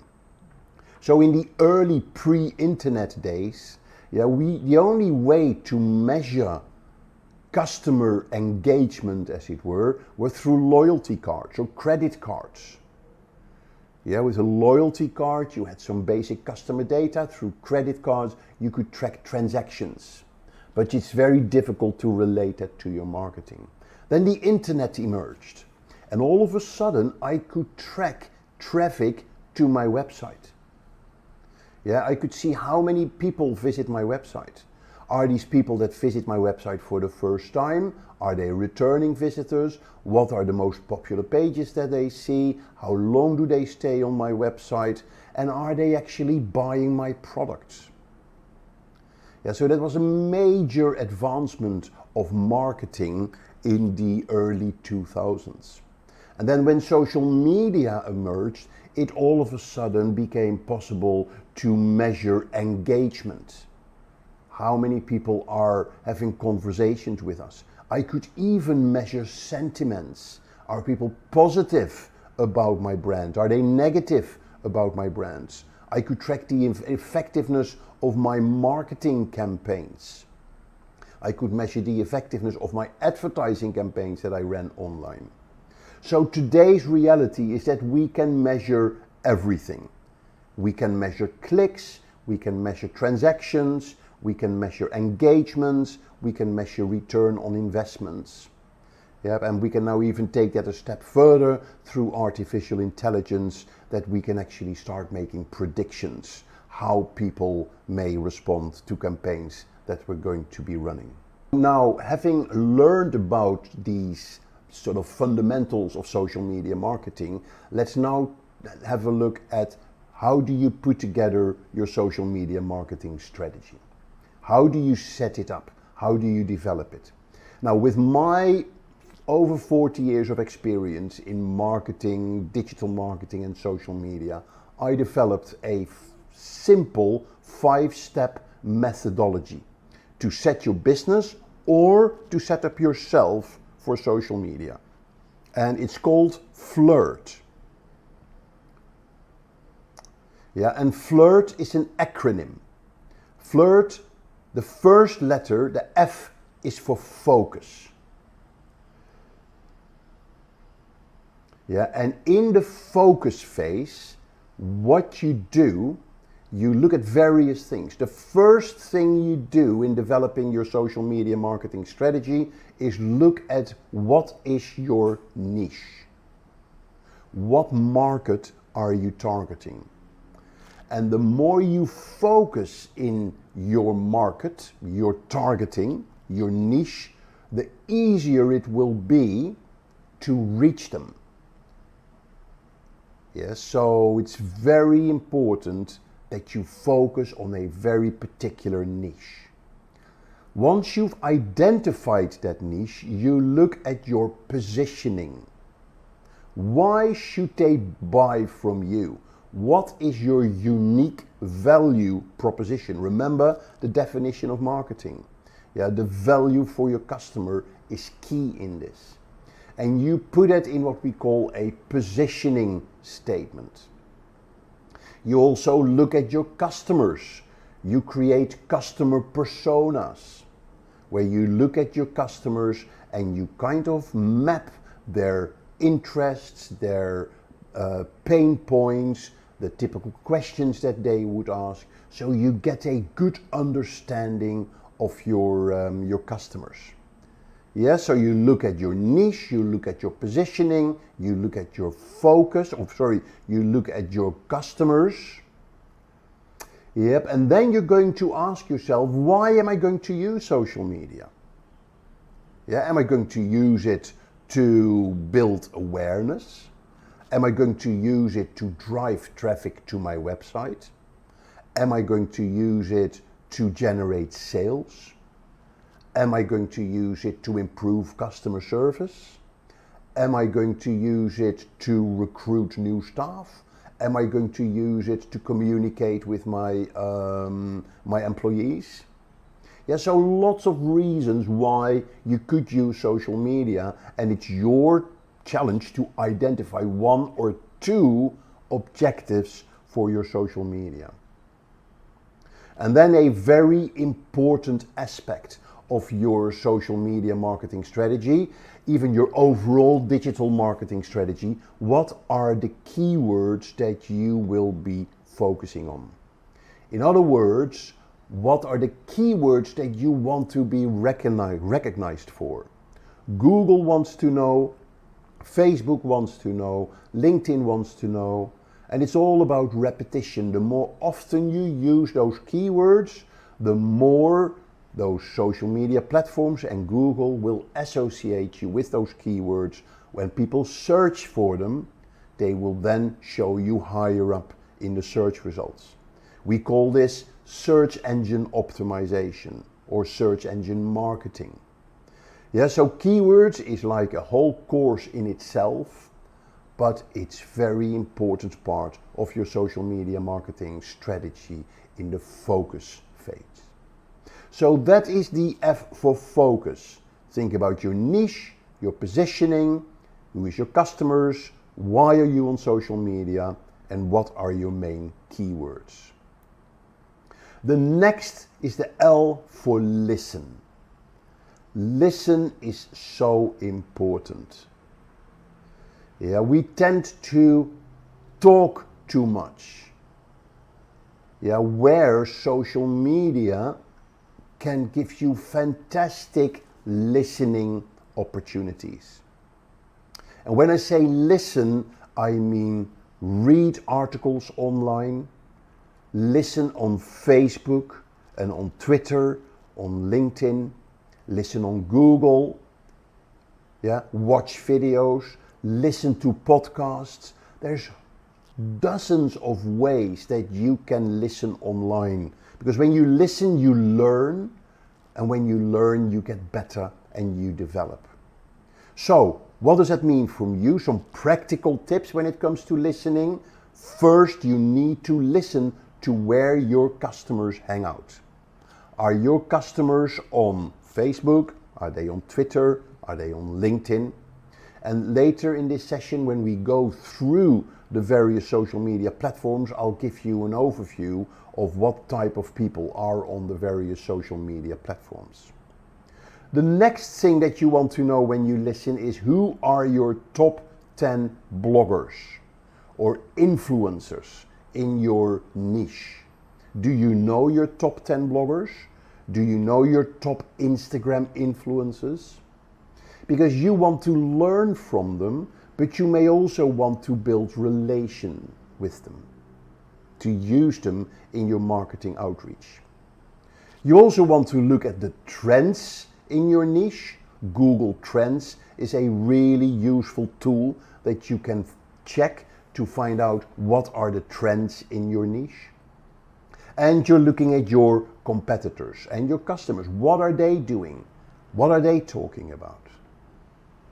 Yes, so a very important stage. And if you're doing it properly, you would actually set up a social media listening dashboard where you bring all your listening channels together in one dashboard. And then instead of having to go to all those social media networks or websites, you let them come to you. InnoReader is a very good dashboard, online dashboard, a free dashboard that you can use for this. We're then looking at the I for integration.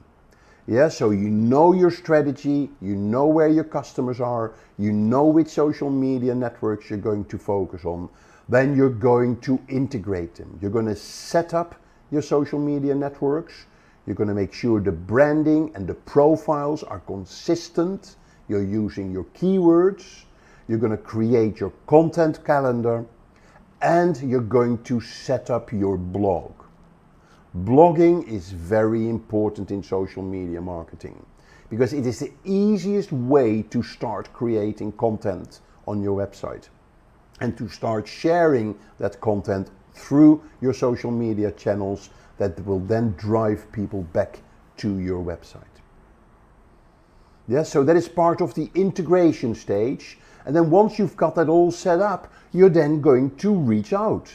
It's very important that you reach out because if you're not reaching out, then people won't find you, people won't see you.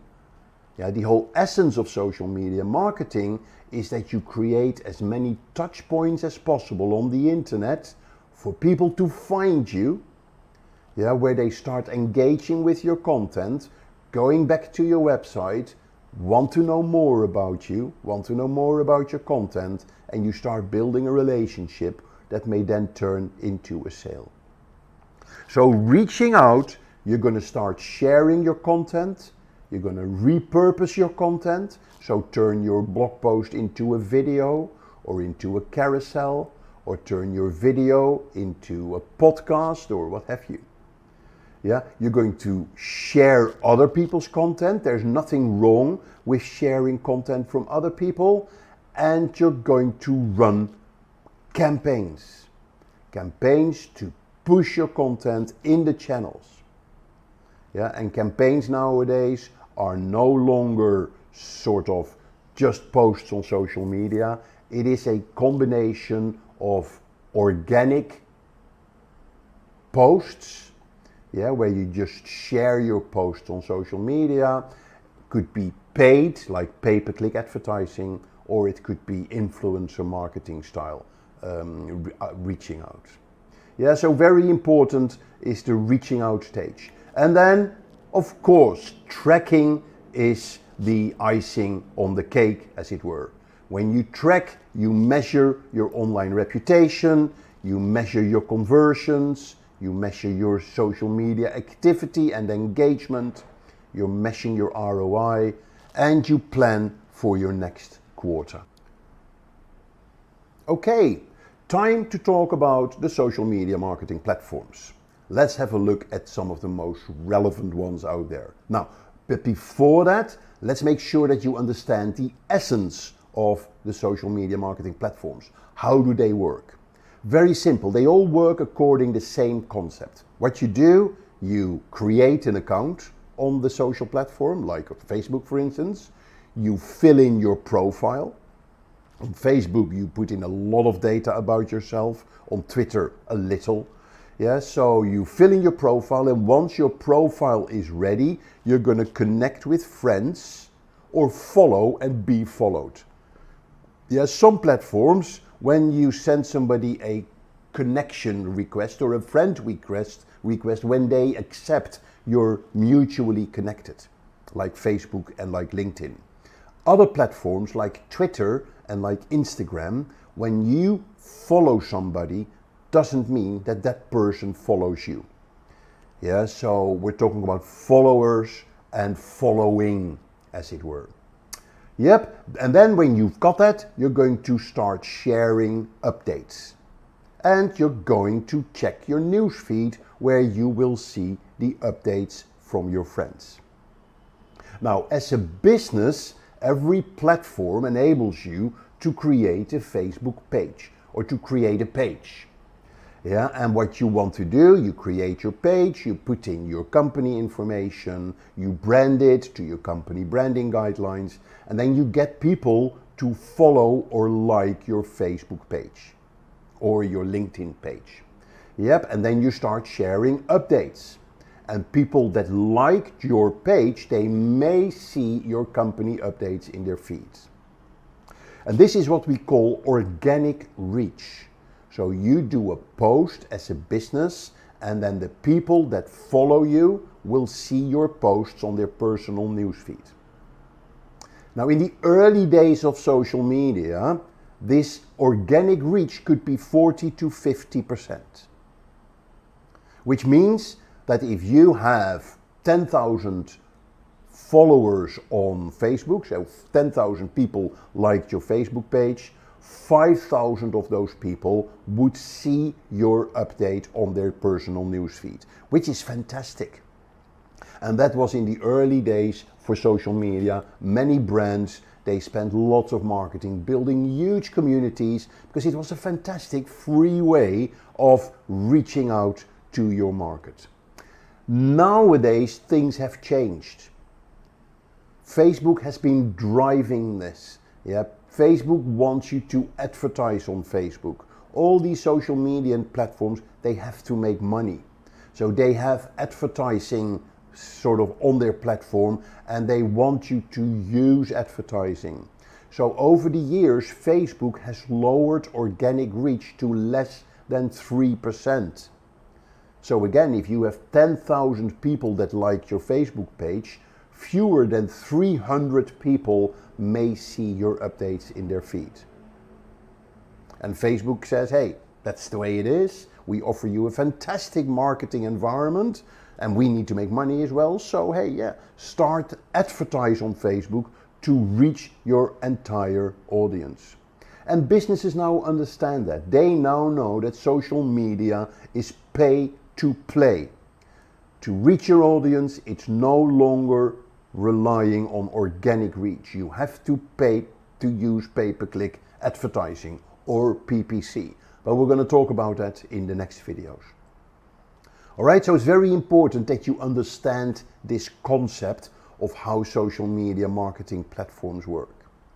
So let's start with the first one, the biggest one, Facebook, with 1.9 billion active users worldwide.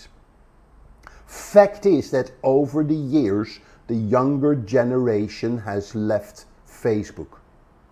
Yeah, why have they left Facebook? Because it's not cool anymore. Yeah, and their parents are on it. Yeah, so if you want to reach the young teens, late teens, early 20s, don't go to Facebook. You want to be on social networks like Snapchat or TikTok, if that's available in your market. Now, there's still markets where Facebook is enormous. Yes, so they are the leading social media network in your market. If that is the case, then of course you have to be on Facebook. But in general, we can say that the audience for Facebook is now a slightly older audience, Generation X or millennials. It's still a really good network to reach these people, particularly when you talk about consumer type products. Now, what does Facebook offer you as a business to use? Facebook has the Facebook page that you can create to reach your audience.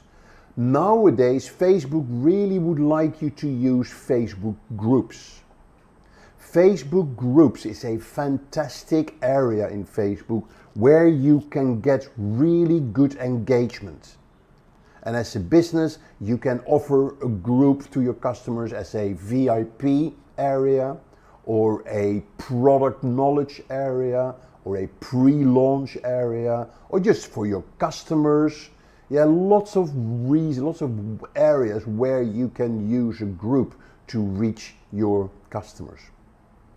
Then there's Facebook Messenger, of course, that you can use for your business, where you can set up bots. Yeah, so you can have sort of automated conversations with your customers on Facebook Messenger. And there is Facebook Live. Don't ignore Facebook Live. Facebook loves you to use Facebook Live.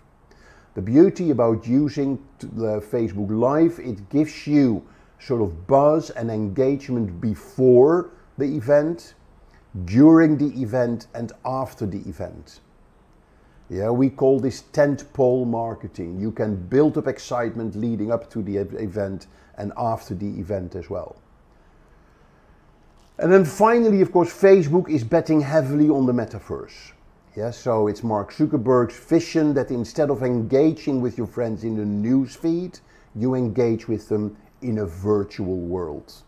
Now, the verdict is out if this is going to work, but fact is that although we've been talking about virtual and augmented reality for years, it is here now. Yeah, there's more and more apps becoming available on your mobile, on your desktop, that use augmented reality and virtual reality. I can now download IKEA Place, I think it's called, where you just open up the app, you pick a product from the catalog, like a table, and then you can just position that table in your living room. Yeah, and then you can move it, change the color of it or whatever. Yeah, using augmented reality through your camera. Okay, so that is Facebook. Let's look at the next one, Instagram. I love Instagram. Yeah, a lot of users from Facebook have gone to Instagram. Why? Because it is a visual social media platform and it has inherently higher engagement than Facebook. It's easier to reach the audience, not just your friends. Yeah, so lots of cool features in Instagram. One of the coolest features is the Instagram stories. Yep, and people now spend more time on the stories than on the timeline where they see the posts. So Instagram started as a photo sharing app. Very simple. Yeah, you made a photo, you put a filter on top of it, which almost felt like you're a photographer, and then you share it with hashtags. And you saw immediately the likes coming in, and people loved it for its simplicity. And now it has grown to a fully featured social media network that businesses can use to make their brand come to life via photos and via stories. The audience is slightly younger than the Facebook audience, but a more and more mature audience is coming on there as well. And initially it had very much a business to consumer focus, but nowadays it's not just photos that you can share visuals. I can turn a blog post into a carousel of 5 visuals. Yep, and in that way share really good content. So very powerful and very useful for businesses to reach the audience that hangs out on Instagram.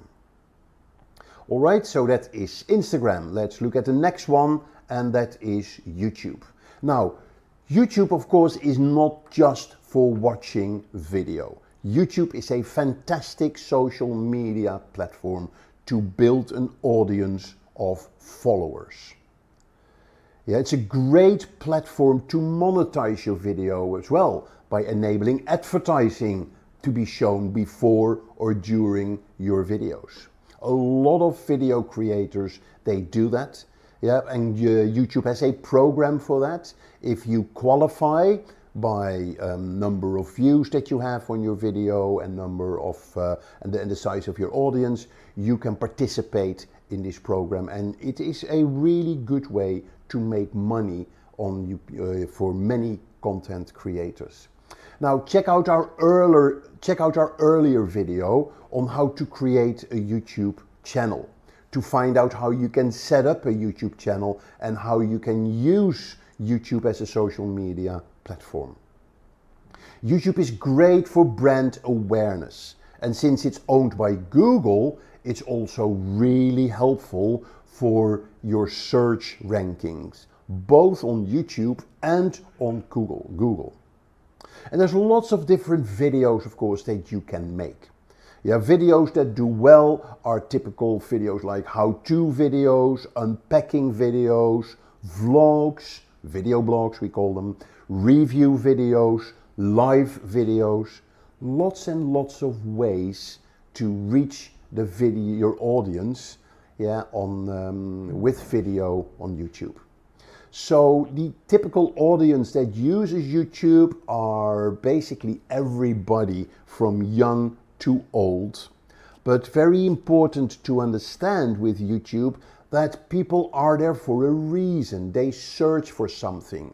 They may search for entertainment. They may also search for answers to their questions, which is different than the videos you would have on Facebook, for instance. Yeah, so Facebook is very good for brand awareness, where YouTube videos are very good for lead generation, for instance, and for building relationship with your audience. Good. A very interesting social media platform that emerged around 10 years ago is Snapchat. They have around 300+ million daily active users. And let me tell you a bit about the history of Snapchat. Snapchat was a response to Facebook's problems about 10 years ago in privacy and not being cool anymore, and particularly the privacy issue, where in those days a lot of people said, who is owning my photos on Facebook? Yeah, is it Facebook or is it myself? So a lot of people, and there has always been a gray area. Yeah, combined with Facebook not being cool anymore, and you know how important being cool is for the younger generation. Yep, so two guys who came up with the idea of doing something radically different. And they came up with a social media platform, Snapchat, where posts would delete themselves within 24 hours. They built a user interface around this, which was fairly difficult to use. Yeah, but that was for a reason. Kids, they love to explain to each other how it works, and if it's complicated enough, then their parents won't be able to get on it. Yeah, so kids love that idea. It's too complicated to use for my parents, so I really have my own social media world, yeah, in Snapchat that nobody else has access to. So particularly the teens, the Generation Z, yeah, was very keen, and they were very hot on the on Snapchat. So it was the new place for Facebook users to go to, and they grew ever since steadily. Not huge, but they are there, and they are a very powerful social network, particularly when you want to target the younger generation. Now, there are two major features that they sort of drove into social media land, which was the stories, and second, the vertical videos. So you all know the concept of the story. It self-deletes in 24 hours, but it turned social media, instead of sort of scrolling through your news feed, you swipe from story to story. Much more visual, much more fun, much more engaging. Yep, and you would swipe those stories vertically, and that automatically led to using vertical video. And vertical video is a major trend in social media content, which is picked up by TikTok as the main format for videos on TikTok. YouTube have shorts, so all social media networks, they now have stories and they have vertical video as a key element. So vertical video, particularly for short 10, 12-second videos, which we call snackable content, is very important. Why would you tilt your phone to watch a video? Why not just use it vertical? Which is also quite an interesting sort of form factor to get a good engagement on your videos. Finally, Snapchat has very innovative advertising features. They have lenses, they have stories, they have filters. You can put a filter over your face. BMW had a really good campaign to launch a new car where you could place the car through a lens anywhere that you liked in augmented reality, and you could actually put a filter where you gave yourself a golden face. So very powerful advertising. I think the WhatsApp advertising platforms is one of the best advertising platforms out there. It's also probably one of the most expensive advertising platforms of all social media networks. Right, so let's look at Twitter. I call Twitter SMS on steroids.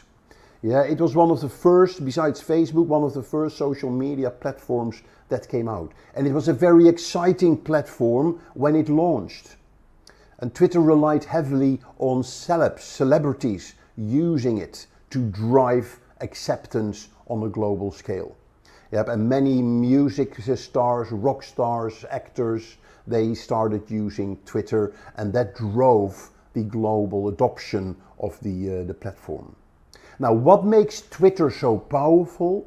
There are three aspects on Twitter. First of all, you can retweet a tweet. So when you send a tweet and I follow you, I receive your tweet. If I just click on retweet, it'll go to all my followers. If somebody in my follower base retweets that tweet, your tweet can go viral without in minutes. And there's various examples of tweets that went viral within minutes. Like which was it, a selfie tweet during the Oscar ceremony a few years ago. So it is, so the retweeting is very powerful. It also makes it instant. Because of this retweeting aspect, news goes on Twitter instantly, and it shares to a global audience instantly. So that makes it very, very powerful for news agencies as well. And for businesses, a very powerful feature of Twitter is the Twitter search. Each tweet is indexed, and you can search in all the tweets. You can search for the very first tweet that was ever sent. So that makes it very powerful for brands to find content. So Twitter is really good for finding jobs, for instance, because lots of businesses, they tweet about, I'm looking for a marketing manager or a web developer. So if I search for web developer #jobs, that tweet will show up in my search results. One problem that Twitter had is that they did not keep up with the developments in social media platform functionality. So most celebrities went to Instagram because Instagram was much more visual, much better place for celebrities to engage with their fans. So Twitter lagged behind, and in the last few years it clearly repositioned itself. So it now is seen as a great way for businesses to use as a communication and service channel with their customers, and for media companies to share the latest news.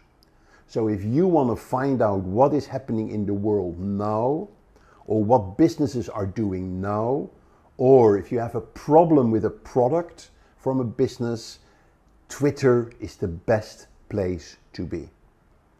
And for you individual, as I always say, you don't need to be on Twitter to tweet, but you must be on Twitter to find great content, to search. Whether you want to search for jobs or whether you're searching for opportunities. If you're a photographer, and you in London, for instance, and you go to Twitter and you search for looking for wedding photographer, London, you get a list of tweets of people who are tweeting, I'm looking for a wedding photographer. Does anybody know anybody? Yeah, so extremely powerful to use for lead generation. Right, so what about Pinterest?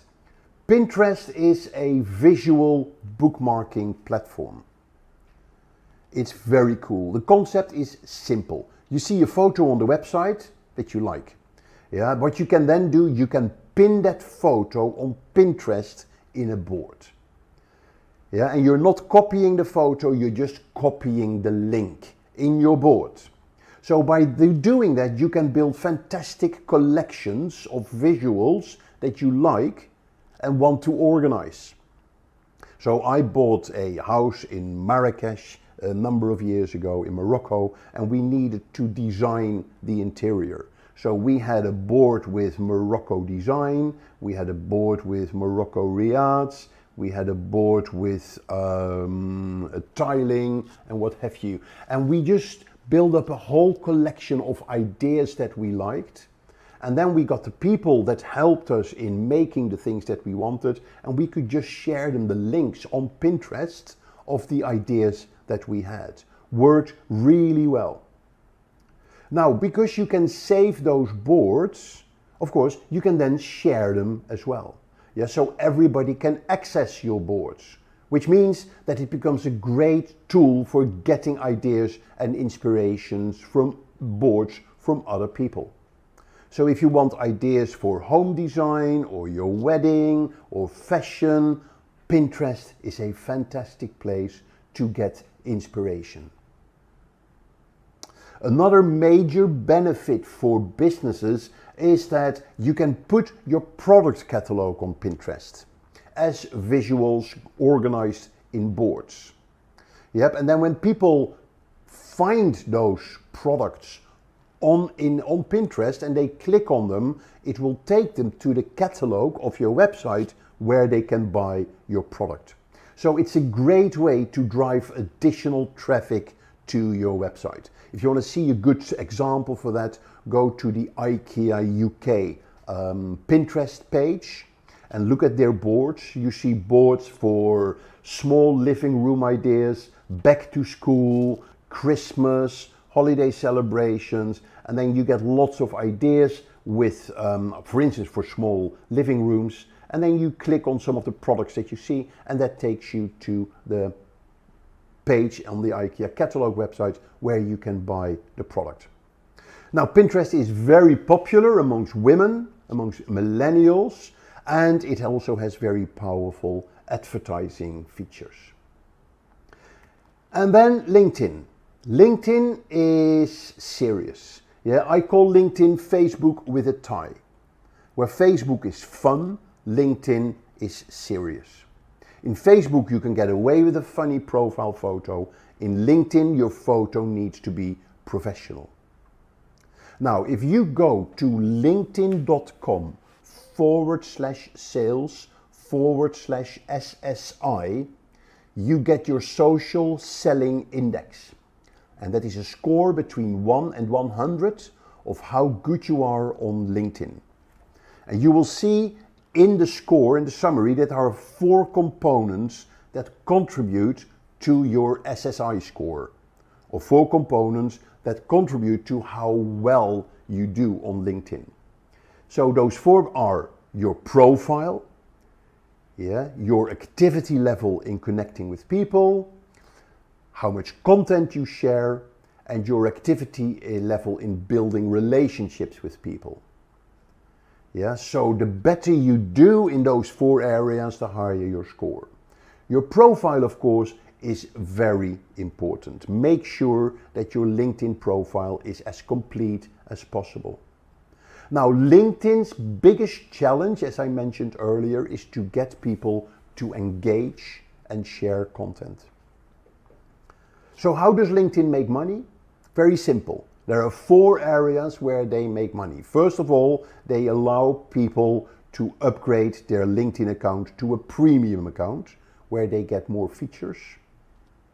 There is a whole section in LinkedIn specifically for recruiters. Yeah, so a recruiting version of LinkedIn. There is a whole area for sales. We call this Sales Navigator. Yeah, if you run a sales team that use LinkedIn, of course you want to keep the customer data. So you're getting a sort of customer relationship management system within LinkedIn when you sign up for Sales Navigator. And then there is LinkedIn advertising. LinkedIn, of course, is best for business to business, and it's really good for developing your personal online profile. As long as you share content through publishing articles and sharing posts. So I've been operational on LinkedIn from the very beginning, and I shared lots and lots of content and articles on LinkedIn, and I got lots of business coming in through LinkedIn. Yeah, we're talking about serious amounts of business that I did by being on LinkedIn. So you got to be on LinkedIn if you are in business. Right. Now, one thing that I will not talk about here is TikTok. Yeah, we haven't got a slide for that, but bear in mind TikTok, although it's not available in India, TikTok is a very important social media network these days, which drives a whole new format of engaging and communication. But more about that later. Now let's go into the social media marketing tips and tricks. Number 1, set up your goals. Now, what good will your actions do if you don't have a goal in mind? The goal of your marketing strategy may be the driving force behind every decision that you make, and this is exactly why setting up goals is very important. Moreover, your marketing efforts have to align with the goals of the organization. And here are some things that you need to keep in mind while setting up your goals. First of all, your goals need to be quantitative.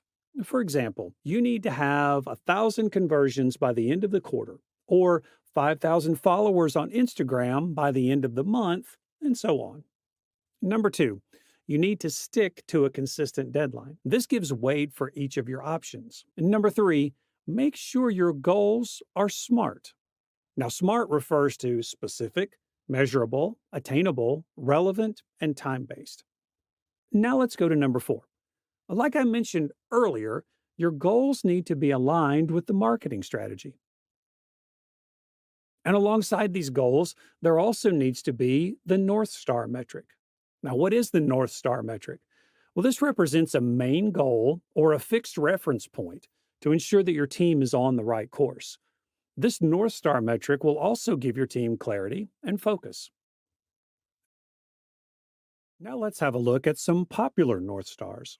There's increased engagement, greater conversion rates, more leads generated, app downloads, and so on. Now let's go to number 2, understanding your audience.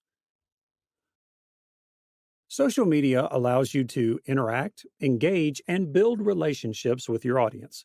By understanding what they need, want, and desire, you can deliver content in a way that makes your product or service the answer that they're looking for. There are also other ways that you can understand them better. This could be surveys to determine the issues that bother them, the age demographics of their audience, by conversing with them in forums, responding to their comments and blogs and social media, taking up their feedbacks of suggestions into consideration and acting on them, and so on. Now, here's an example of different channels and the audiences that use them. Now, here, well, we've taken a personal example. Here is Simplilearn.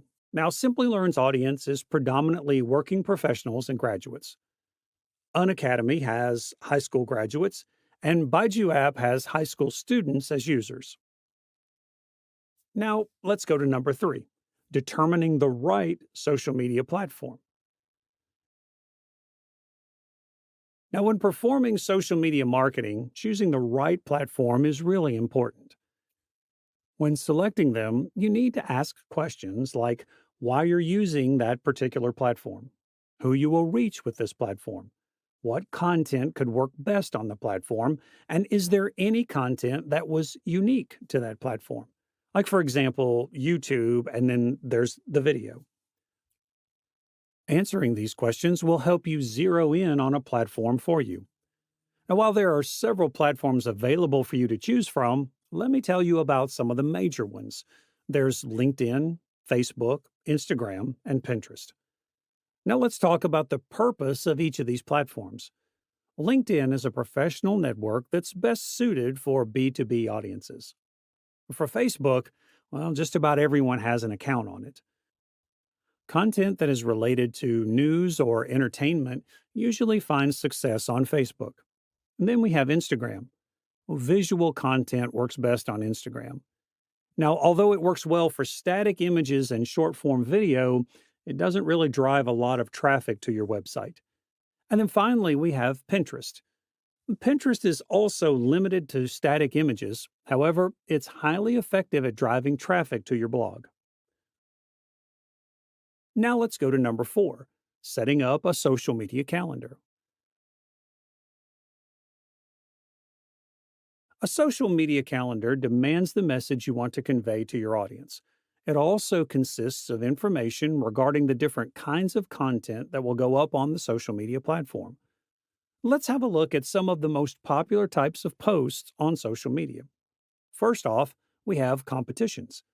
Now, I'm sure all of you have seen posts like tag a friend who does this, or comment or like to win something, and stuff like that. Competitions like these provide great opportunities for engagement with the audience, and they can be used to increase your followers to share your content. It could also be for them to create their own content along with the predefined hashtag. And competitions help grow your presence on social media. Then we have polls and surveys.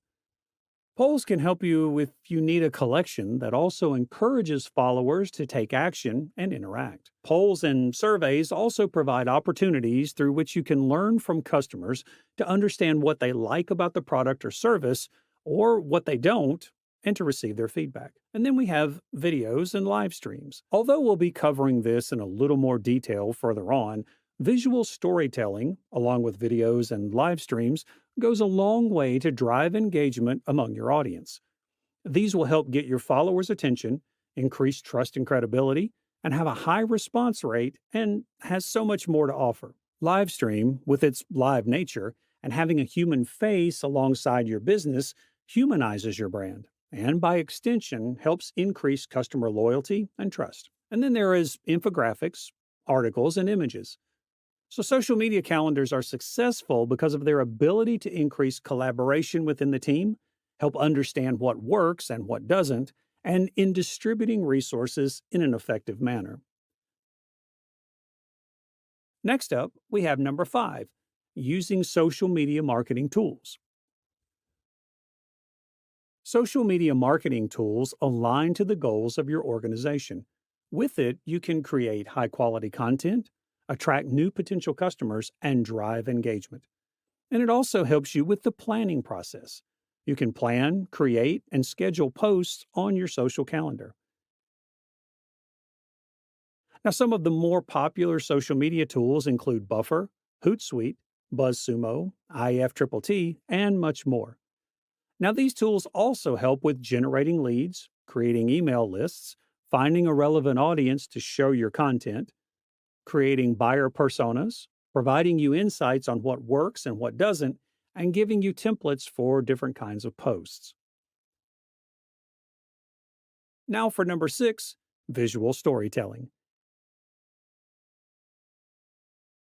Visual storytelling involves passing out a lot of information in the simplest of forms visually. Using pictures and videos, your followers are able to grasp the message quickly and remember it for a long time afterwards. Visual storytelling is also not limited by language barriers, and this helps it become interesting and entertaining to anyone watching. It can also help your audience stay interested and engaged, grab the attention of potential clients, and so much more. But it also has some other advantages. It helps you build a bond with your audience. Visual storytelling connects with your audience. Methods like live streaming help humanize your brand and help grow customer loyalty and trust. It has the audience quickly grasp the intended message thanks to its simple nature. And finally, most importantly, content like images and videos are what go viral. With visual storytelling, you increase the chance for your content to be seen by more potential customers. So have a look at some of our videos. So here's What is Machine Learning, Data Science in 5 Minutes, and AI in 5 Minutes. Now, these are some of our most viewed videos on our channel, and now you know why. Visual storytelling. If you guys are interested in watching these videos, you can check them out on our channel homepage. And we also have similar videos on blockchain, DevOps, and Six Sigma. But now back to the list. Let's go to number 7, paying for advertising. This is a method that helps you find a target and reach your audience with ease. It can greatly help with achieving your organization's marketing goal. And this can help you improve your reach and improve your brand's visibility. It's pay-per-click model and shows cost effectiveness by providing great results and return on investment. It also helps improve targeting by letting you control who sees your ad. You get to choose from a number of different factors like interests, hobbies, personality types, alongside the basic user demographics like age, location, gender, and so on. Now, since most social media platforms have native analytics, you also get to assess and define the performance of your ad campaigns. Now, as great as it sounds, there are certain pitfalls that come along with peer advertising. First of all, your audience could get exposed to your post too many times and tune out your content, disregarding it in the process. Second, it could get really expensive for small businesses or startups to manage a campaign to its maximum effectiveness. Third, people could pass off your content as irrelevant or unimportant. You also have to deal with a lot of competition. Smaller companies with lesser budgets have more of an uphill battle to deal with than better funded organizations.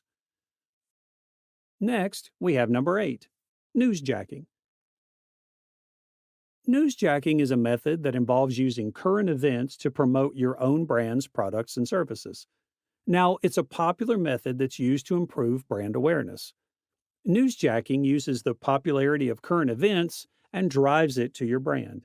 It helps shine a spotlight on your products. And it also helps you show off that you are up to date with current events in the industry and that your product is relevant. And by extension, it also improves engagement and website traffic. Now for number 9, A/B testing. A/B testing is a popular method for comparing copies, creatives, and CTAs, or call to actions, of the posts that you put on social media. Now, since audiences would react differently depending on the content, A/B testing helps determine which of the variants your audience engaged with the most. A/B testing can also be performed on variations of location, age, gender, education, your audience interests, and so on. And next up, number 10, community and influences. Joining communities helps your brand link up with like-minded people and other companies belonging to your niche. It'll also help you establish your brand as an authority within the industry. Actively participating in these communities can help create your own audience of potential brand advocates to group up with. And on the other hand, partnering up with influencers helps promote your products or services to a brand new audience. It helps provide an additional layer of authenticity in YouTube, which is also a social media platform if you didn't know. And here are some very, very popular influencers. We have Marcus Brownlee, Unbox Therapy, Mr. Who's the Boss, and Linus Tech Tips, each of them with more than 4 million subscribers. And finally, we're at number 11, measuring and analyzing results. Accurately tracking and measuring your marketing efforts are an important part of the process. It ensures that you're making the most out of your campaigns. Now, it's really important that you find key metrics that are crucial for your brand. And these metrics can be tracked weekly, monthly, or on a quarterly basis. And based on these results, appropriate actions can be taken. So on Facebook, you could look out for reach and engagement. On Twitter, you could look out for impressions, clicks and impressions and interactions on LinkedIn, and likes, comments, and mentions on Instagram, and engagements and impressions on Pinterest. Some of the most popular tools used for this purpose are Sprout Social, Buffer, Hootsuite, Google Analytics, and so on. Welcome to Simplilearn's YouTube channel, and in today's video we are going to be talking about Facebook advertising. We're going to talk about how businesses use Facebook advertising, what are the benefits they can get from it. We're going to show you with a demo on how to set up your Facebook advertising, and we will close today's session with a few do's and don'ts of Facebook advertising. But before we go into that, make sure that if you like today's video or if you like the Simplilearn channel, don't forget to subscribe to the channel below. And if you like the video, feel free to like it and share it with your friends. So let's get started. Today's world has changed dramatically when it comes to reaching your audiences. Fact is that everybody is trying to get the attention of the million of prospects out there in the market. Everybody is screaming, try my product, or try my product. But most businesses, they now have to realize that today's customer has changed. Today's customer is looking for instant gratification. They want a product now, wherever they are, whatever their device that they're using. And they can source their products from everywhere in the world. And it is your challenge to make sure that when they are in the buying mode, that you are there to help them. It's a new economy out there. It's a service-driven economy. Look at products like Uber or Airbnb, where a whole new ecosystem has developed of people offering their products, their services to a global audience. In marketing terms, we're using a term called SOLOMO, standing for social, local, and mobile. When you bring those three elements together of social media, local marketing, and mobile marketing, you stand a really good chance to connect with your customers at the right time. Google has summarized this in what we call Google Moments. On average, people have a couple of hundred moments during a day where they grab their mobile phone to do a search on their mobile phone. They maybe want to buy something, they want to book something, they want to share something, they want to learn something. All those little moments are opportunities for you to connect with your customer or your prospect.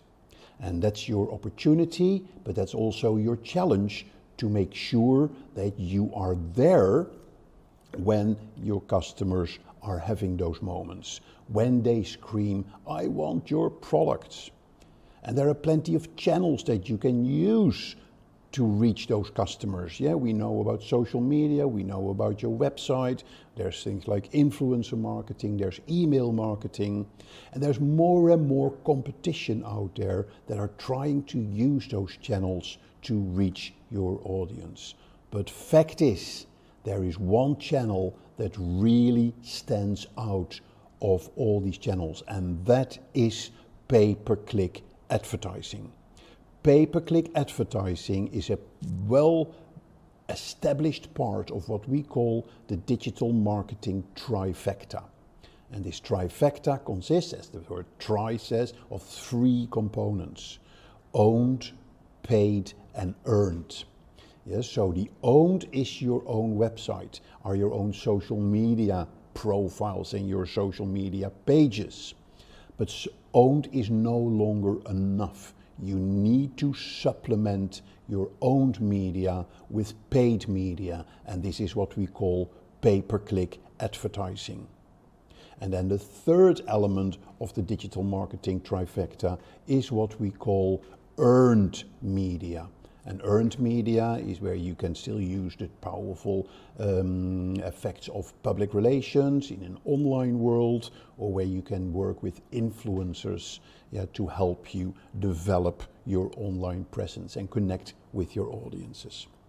But one of the best ways to start getting to your audiences is to use advertising. Yep, and there are various platforms for advertising. There is Google, there is Google search advertising, Google display advertising, and there is Facebook advertising. Now, to put these two into context, Google did about $210 billion of revenue in advertising in 2021. Facebook is about half of that, $115 billion in 2021. And the most powerful models for advertising are search ads and display ads. Yeah, so a search ad is in the Google search, which is what Google offers. The display ads and video ads are offered by Google and by Facebook. And we call this pay-per-click advertising, which means you're not paying for showing your ad, but you're paying when people click on your ad. Okay, so let's have a look to this advertising in a bit more detail. Yeah, Facebook advertising was introduced on around 2007. Yeah, so in 2007 it was launched by Facebook. Yep, but it has grown drastically since then. In 2011, ads were being shown in the news feed. Yeah, Facebook called it sponsored stories. In 2012, ads came on the mobile. Yeah, mobile ads are now considered the most powerful forms of pay-per-click advertising. In 2014, Facebook introduced a 3-level advertising structure, which was very much introduced by Google as well, where you have campaigns, you have ad sets, and you have your ads. And when you go in setup, and you'll see that later, your ads in Facebook, you will have to go through these 3 ad elements, campaigns, ad sets, and ads to set up your advertising on Facebook. In 2016, Facebook introduced chatbots and ads in Messenger, which became a whole new area for advertising for Facebook, connecting with customers on Facebook Messenger and offering that for advertising as well. And in 2018, there was a whole range of ad formats available on Facebook, from videos, stories, Messenger, carousel, slideshows, collections. So a whole range of ads to choose from when you start setting up your Facebook ads. Now, what is the future? What does the future hold for Facebook advertising? As you may have read that both Facebook and Google are having a lower revenue in their advertising. given the whole world economic situation, we're slowly moving towards a recession even. Yeah, Facebook and Google and Microsoft, all the big tech players are feeling the impact in that. Yes, so that is one element. Now, one of the other reasons why Facebook's revenue has gone down in advertising is the tracking capabilities. And a lot of businesses, they track people when they visit their website, and then you can target them with ads. We call this retargeting in marketing terms. Now, Apple has announced earlier this year that on iOS, people can say, which is on the iPhone, people can decide to not being tracked. Yep, so that has put a whole sort of kind of a different set of dynamics in Facebook advertising on the iPhone, and it is not as effective as it was before that announcement from Apple. So the future of advertising is all about security, it's about privacy, and of course, in the end, it all comes down to how good are your ads, what is the quality of the content in your ads. Are you able to stand out from the crowd? Yeah, so those are the big challenges in Facebook advertising. Now, you have to be aware that Facebook advertising is completely different than Google search advertising. Yeah, to put that into a context, Google search advertising is what we call intent-based. Yeah, so when I have a question, or I'm looking for something, or I need a plumber, I go to Google search, yeah, and I search for plumber near me, and Google will give me some ads with plumbers near me. That is not the way Facebook advertising works. Facebook advertising, yeah, is not intent-based. It is basically, it is your challenge when you advertise on Facebook is to stop the user from browsing and click on your ad.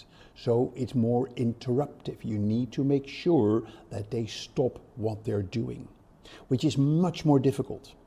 Yeah, so you'll see that Facebook is therefore slightly more challenging to actually generate leads, yeah, to get new customers.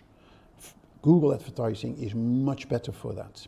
But Facebook advertising is much better to reach a global audience, very targeted, yeah, and work on awareness, developing your proposition, helping your prospects to go through the buying cycle. Yeah, so Facebook ads, they help spread product and brand awareness in the news feed or on Instagram or on Messenger to a very specific targeted audience. Now, another element which is important to understand when it comes to Facebook advertising is to do with organic reach. When I have a Facebook post and I do when I have a Facebook page and I do a post on my page, the people that have liked my page will see my post on their newsfeed. That's how the theory is. Yeah, of course, not everybody will see those posts because that wouldn't work, because then you would get way too much advertising in your feed. Yeah, so Facebook is very selective in the number of posts from advertising from businesses, from businesses that will show on your newsfeed. Yeah, and in fact, that percentage of people that will see your post, your business post on their personal newsfeed is less than 3%. So again, if you have a Facebook page, let's say with 10,000 followers, and you do a post on your Facebook page, less than 300 people will see your post. Now, businesses are not happy with that. Yeah, they said, hey, Facebook, why are you doing that? I want to reach my entire audience. And Facebook says, well, hey, you still can, yeah, but it's going to cost you some money. And Facebook says you have to go and advertise on Facebook to reach your audiences. So businesses now understand that Facebook is what we call pay to play. To reach your audiences, you have to supplement your organic reach with advertising. And the beauty about Facebook advertising is that it is a fantastic way to reach your target audience. And that is the biggest benefit that Facebook advertising can give you. It's all about the targeting. There are so many targeting options in Facebook, and I'll show you when we go into the short demo on how to set up your ads. So what are the reasons why businesses go into Facebook? What are the reasons, what are the benefits that they will get from it? And the first big benefit that they get is that they get access to an audience which is out there. And it is not just a small audience. We're talking about Facebook as of today as close to 3 billion active monthly users. That is a massive numbers, and most of these people, they check their profiles at least once daily. So it is a huge audience to reach, and there is no better social media network to reach a global audience than on Facebook. So that is one of the reasons why you want to start advertising on Facebook. The second reason why you want to start advertising on Facebook is that Facebook gives you a fantastic platform to advertise your products to people based on their demographics, based on their interests, based on their location, based on their history of browsing, based on so many different segmentation factors, which means that you can make sure that your ads reach the right audience, which is a really good benefit that you will get from Facebook advertising. The next benefit that you get from Facebook advertising is that it is very cost effective. You can just start with a small budget, you can slowly increase your budget, you can relate your budget to the returns that you're getting from it, so it helps you spend less and achieve more. It is one of the advertising platforms with the highest return on investment of your on your money. So very cost effective to advertise on Facebook. Here are some other reasons why businesses use advertising on Facebook. It really helps them with increasing brand awareness. As I said earlier, the difference with Google search advertising, Facebook is not intent-based. People are not searching in Facebook looking for content which could include your ads. They are actually browsing on Facebook, and it is your challenge to be creative enough to make them stop browsing and pay attention to your ads. So it really helps in increasing brand awareness. It's an opportunity for you to showcase your brand and to help them add value to their lives. So by doing that, you establish trust, you establish credibility, and you provide recall value for your brand. So it is all about taking the customer by the hand and helping them in going through the buying cycle. So when the buying cycle is about awareness, is about building interest, then building that trust that they then will turn into buying your product. The second big benefit that you're getting from Facebook is to target people that have already expressed an interest in your service. We call this retargeting. You may also have heard about pixel targeting or pixel marketing. It basically means that if somebody visits your website, you can then retarget those people with an ad. From a technical element, as a perspective, it means that you need to put, Facebook will give you a piece of code that you need to put on your website. And then as soon as somebody visits that website, that triggers that code, it automatically connects with Facebook, and then Facebook will capture that user data that you can then use to target them with a specific ad. So a big opportunity there for the retargeting, but things will be changing here in the near future. Yeah, Google has announced that by 2023-24, it will stop enabling third parties to leave cookies on the on websites, yeah, to target people. So that whole retargeting area will undergo some big changes in the near future. And then, of course, Facebook advertising can really help you increase revenue. As I said earlier, it is a fantastic way to connect with people and take them by the hand through the buying cycle. You can educate your audiences about what your product has to offer, yeah, and the more people know about your products, the more likely they are prepared to make a purchase and to share their experiences. So lots of benefits that you get. Now let's dive a bit deeper into this and let's look at the different type of ads that Facebook has available. So first, there is the single image ad. These are single ads, single image ads that have an optional text on the top and a link description that links to your website and a call to action. That is very important, to have a good call to action in your ad. The ad images, they need to be 1200 by 628 pixels. So that's where you have an opportunity in the visual to stand out in the newsfeed and make people stop and then click on the link as you see here, for instance, sign up. The next ads are the multi-product ads. They are usually carousels. So it enables you, allow consumers to see all the products or the services that you have available. They're very efficient, they're very visual, and they have lots of creative options in them. So they're very popular and they're lots being used lots by businesses. So that's your multi-product ads, usually via a carousel. Then of course you have your video ads.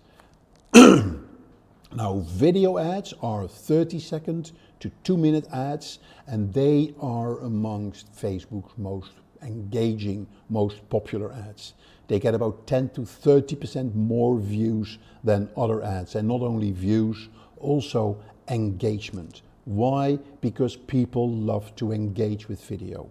When you engage with video, you have the opportunity to touch emotions of people, which is much stronger in building trust, building relationships with your audience.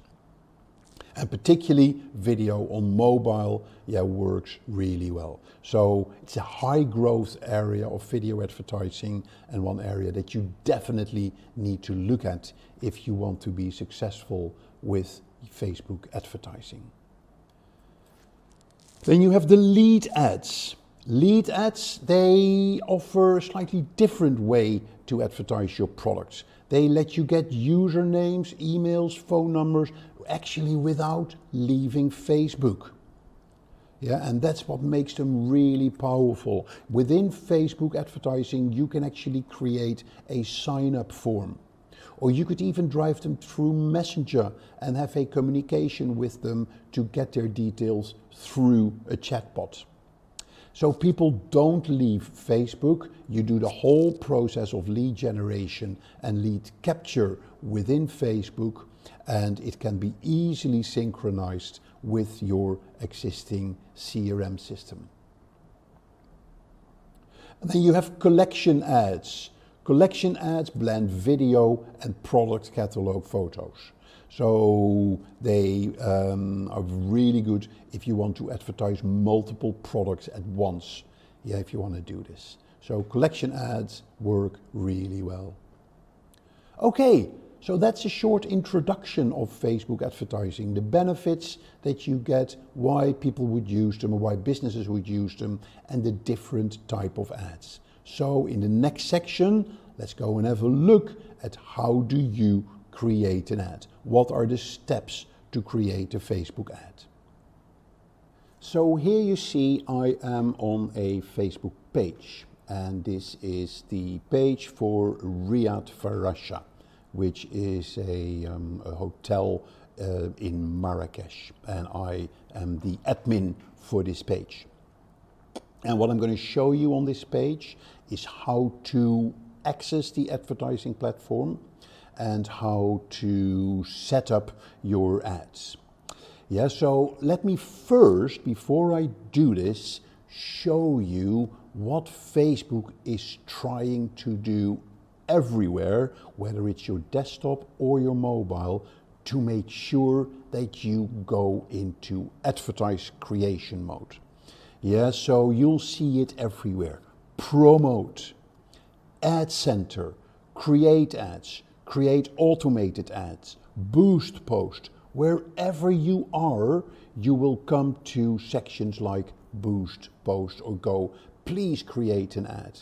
On the mobile, it's even more obvious. Yeah, here is the same page, but then on the mobile device. And if I scroll down, you see on the first post immediately boost the post. So you'll see that Facebook is trying everything to get you to advertise. Yeah, and I think it is a bit annoying. Yeah, but it's also, you need to be aware that all the various places that Facebook will try to hook you into advertising, they lead to various subsections of the advertising platform.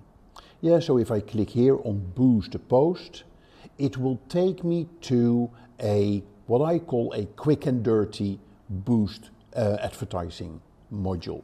Yeah, so I say I'm going to good morning from our rooftop. I'm going to turn that post into an ad. Yeah, I can immediately decide what goal do I want for my ad. Do I want to add a button? What is the URL? Yeah, do I want to edit the image? Who is my audience? Yeah, and then what is the budget? What is the duration? Where am I going to show these ads and how am I going to pay? Bang, bang, bang, boost post now. Yeah, so it looks very interesting and very effective to do this, but what you see here is you will only get a subsection of what Facebook advertising can do for you. Yeah, and if you think, hey, if that's okay with you, that's fine, but you're missing 90% of the other features to make your ad as effective as possible. In other words, my advice to you would be, don't click on the boost a post button on your mobile, yeah, or your desktop, because again, it leads you to a limited functionality of the advertising module and the advertising capabilities that Facebook can offer you. So back to the desktop. The same applies here if I click here on boost post. Yeah, there's nothing wrong with advertising for a post. You can take one of your most successful posts or for a video and you can create additional reach for that post through advertising, but don't do it through the limited advertising functionality. Again, this is a quick and dirty module, everything on one page, and it will, you can click boost post now, and it's an easy way to start spending your money. Yeah, so that is if you click the boost post. The same applies if you go to the create ads or create automated ads. Yeah, so let me show you the create automated ads. It takes you through a very automated process of creating ads, which is great when you're a beginner, but again, it will only give you limited functionality of what Facebook advertising has to offer you. So again, my advice would be don't go to the automated ads. Click on create ads. That again gives you limited functionality, gives it all in one page. Again, you don't want to do that. Yep, and then you click on the ad center. That gives you again a summary of the advertising, slightly more tools. Yeah, but it's all to lure you in to spend money in a very quick way. So then where do I go for my advertising? The place where you go is to the Facebook, or how they now call Meta, the Meta Business Suite. The Meta Business Suite gives you everything you need for your advertising. It allows you to manage multiple advertising accounts. Yep, and it gives you access to the full functionality of what Facebook has to offer you. So let's go there, the Meta Business Suite. So here you see everything you need for your advertising. Yeah, so here you see it's your re-ad for Russia, and it's not only for your advertising. You can manage your posts here, you can schedule your posts, manage your inbox, your notification, manage your content, manage your shop, plan your posts. Now, we'll cover all these areas in future videos, but for now, we want to focus on the advertising. Again, even here, they have ads as a quick and dirty method to create your ads. Again, where I want you to go, click here on all tools, and now finally, this is where you want to go. It gives you access to the full advertising functionality to create your ads, to manage your ads, to manage your audiences, to set up events when you want to get data from your website, and where you can create your forms. This is where you want to go.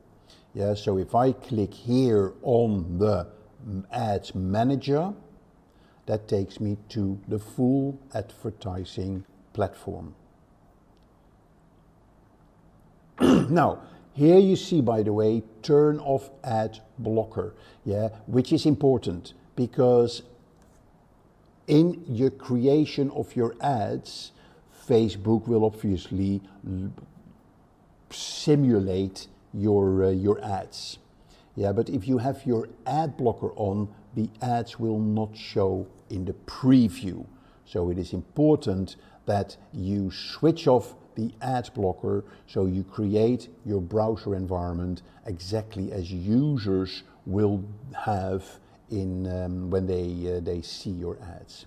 So let me go into switching that off, which is more tools, extensions. And you see here my ad blocker is on, so I'm going to switch that off. Yeah, let me do a review. Yeah, so here you have your account overview. You have your your dashboard. Now you see I haven't run any campaigns. Yeah, so I'm not gonna. So there's not much to see here in this this tool. So let's go here under my campaigns. Yeah, and this gives me the basic sort of structure of your advertising on Facebook. Yeah, remember we talked about campaigns, ad sets, and ads. Yeah, those are the three elements of your advertising campaign on Facebook. You create a campaign, and I'll show you what you need to set up in the campaigns. Then within a campaign you can have multiple ad sets, and those ad sets within a campaign inherit the settings of the campaign. And then within ad sets you have ads. Yep, and those ads, they inherit the settings of the ad sets and the settings of the campaign. All right, so you see here we have three campaigns. There is a new leads campaign, there is a page likes, and there is a traffic campaign. So now I'm not going to show you these campaigns, I'm actually going to show you how to create a campaign. So let's go into that. Here is create. If you have experience with advertising in pay-per-click advertising, you will recognize this approach. Google Ads has it as well. It is what we call guided campaign creation. Yeah, so when you start your Facebook ads and when you start your Google ads, you can select, do you want an awareness campaign? Do you want a traffic, engagement, leads, promote your apps, or a sales campaign? Yeah, and basically once the campaign objective that you select will set a number of the settings, yeah, sort of specifically for that campaign objective. So it makes it easier, yeah, to align it with your business goals, and the whole setup will be done easier. Yeah, so here you see an awareness objective. So that is good for reach, for brand awareness, for video views. Yeah, so it's showing the ad to as many people as possible who are likely to remember them. Traffic is to send people to a destination, like your website. This is really good to get link clicks, to get views on a landing page, or get into conversations with people on Messenger or WhatsApp. Engagement ads is get more messages, videos, views, post engagements. It's good for Instagram, for messaging apps, good for video views, engagement on posts. Lead ads are collect leads for your business or brand. They're good for instant forms on Messenger, good for conversions and to get calls. Here is to promote your apps, like app installs, app events, and here is sales. That is for your catalog sales, for instance. Yeah, we're going to do a simple one. I'm going to set up a traffic. I want to drive people to a landing page. Yeah, so here I'm going to click on traffic. Yeah, and I'm going to click continue. So now I'm going into the campaign settings. So here you see the three structures again: the new traffic campaign, new traffic ad set, new traffic ad that I'm going to use. Okay, so here is my traffic campaign. I'm going to create a name, which is, I'm going to stick with new traffic campaign. Am I going to use any ad, are there any ad categories? Yeah, so is it about elections? Is it about politics? Is it about employment? About social issues? Yeah, remember a few years ago there was this scandal when there was Brexit and the Trump elections, or in 2018 I believe it was. There was a lot of data being sold by this Cambridge Analytica, data they took from Facebook and they sold that to the campaign teams of the US election and of the Brexit. Yeah, that had a big impact on privacy on Facebook and on advertising for elections and politics. So, and now Facebook has set some extra sort of security guidelines for specific ad categories. Now, what are the campaign details? Here you see by default it is set as an auction. Pay-per-click works on an auction base, and this is not a pay-per-click course, but basically it means you will do a bid on your ad, how much you're prepared to pay for a click, yep, and that will then go into an auction, and that will determine the position of your ad. We want to get more traffic. Do you want to do A/B testing? Yes, and we want Facebook to do that. Yeah, or you switch that off. And what is your budget? Do you want to distribute your budget across ad sets? Yeah, if you want to do that, you can switch that on, and then you have your campaign budget. So we're going to set a daily budget of £20. Yeah, so go back to the advanced setting. Yeah, and then what is your campaign bid strategy? I just want the highest volume. And there's more options. You can schedule your ads, so you can set it at specific times. My advice is to run the ads all the time. Yeah, particularly in the learning phase. When Facebook launches your campaign, it goes into learning mode. And then Facebook will see by itself when your audience will will respond, and they will adjust the ad scheduling accordingly. So there is your traffic campaign details. Then we're going to your traffic ad set. Where do you want to drive your traffic? To your website, to an app, to Messenger. We want to drive it to the website. Now, dynamic creative is an important one. Yeah, do you want Facebook to create your ads, or do you want to do it yourself? When you want Facebook to do it, you provide creative elements like images and headlines, and then Facebook will automatically generate the best ads for you. Yeah, so I kind of like that. Yeah, so I always switch that on. Here you see the schedule. When do you want to start? Yeah, so do you want to send an end as well? So that would be then, let's say, November the 22nd. And then here is some more options. You can set ad spend limits. And here is where the real meaty sort of stuff happens in Facebook advertising. This is where you can select your audience. You can save specific audiences in the audience manager. Yeah, so you can have a number of audience. If you have an office in one country or another country, you can just here select the audience for that particular country. Or you can just create a new audience. Okay, so you can exclude audiences, you can set the location, you can set the age, location. Let's look at that. If I click here on edit, people living in or recently in this location. People living, people recently, people traveling in this location. So this is really powerful if you want to target people who are visiting an event like a football match or what have you. And you can include, and this is where you can search location. You can search by city, let's say London.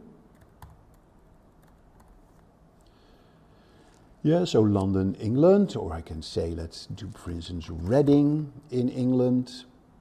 Yeah, and I can even say, give me, yeah, so I can search location, give me RG7, I can do by postcode. Yeah, so I can actually people doing in the Reading area by postcode, and I really like this. So if I say, for instance, RG76, yeah, so here you can see how you can target a specific area. Yeah, and this is particularly for your local marketing is very important. Yep, so that is the local targeting is really good. So you can, and then by the way, here you see your estimated audience size, and when your audience gets bigger, you see estimated daily results as well. And then you can do more, you can search by, where was this? You can search by detailed targeting, by demographics, by interests and behaviors. Yeah, so if I want to people who like Reading Football Club, yeah, so here is the Reading FC soccer team.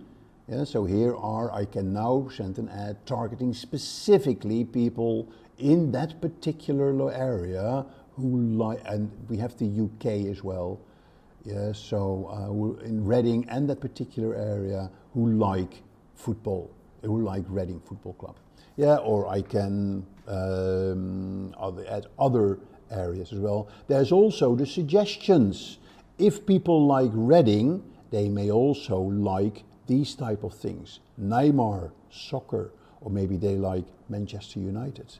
Yeah, so this is just a tip of the iceberg. The whole segmentation in Facebook advertising and the targeting is extremely powerful. Okay, here are your placements for your Facebook ads. Best is to let Facebook decide where to place your ads, but to show you where your ads can be shown on Facebook, if you click on the manual placements, you see here, they can show on Facebook, they can show on Instagram, on Messenger, and on the audience network. Now, what is the audience network? Google has that as well. Yeah, in the display ads, which are ads that show on millions of websites that Facebook has an agreement, or that Google, or in this case Facebook, has an agreement with. So it shows your Facebook ad outside Facebook on millions of websites. Okay, so that's the audience network. Then if you look at here's the feeds where your ad can show. Your ad can show in stories and reels. Your ad can show in-stream videos, overlay and post loop ads on reels, on Facebook search, on messaging, in article, apps and sites. So there is tons of places where your ads can show. But the best thing is to let Facebook decide where your ads are going to show. Okay, so these are your ad set settings. So let's now look at the ads. So here you see the Facebook page, and in our case it is the Riyadh Farasha page. There you go. Yeah, we'll make it, you can opt in for branded content tools, you can look at the ad setup, we can do manual upload, you can get data from your product catalog, and here you specify what type of ad you want to show. Is it a single image or a video, or is it a carousel? Yep, and then here you have your ad creative and your media, and the select images, select videos. And then here you have your primary text, headline, description, your website URL. This is where you can do your URL parameters when you want to track your campaigns. Yeah, here you see the ad preview. The ad preview is off and now it's on.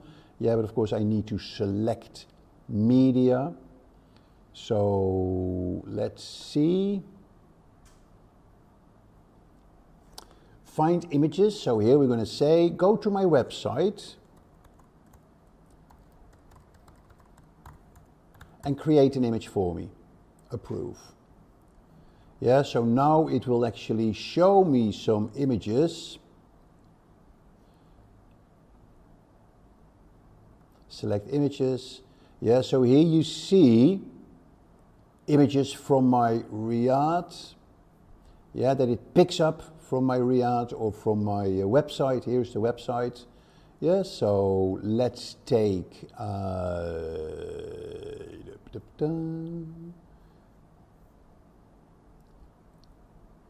let's take this image and we'll say continue.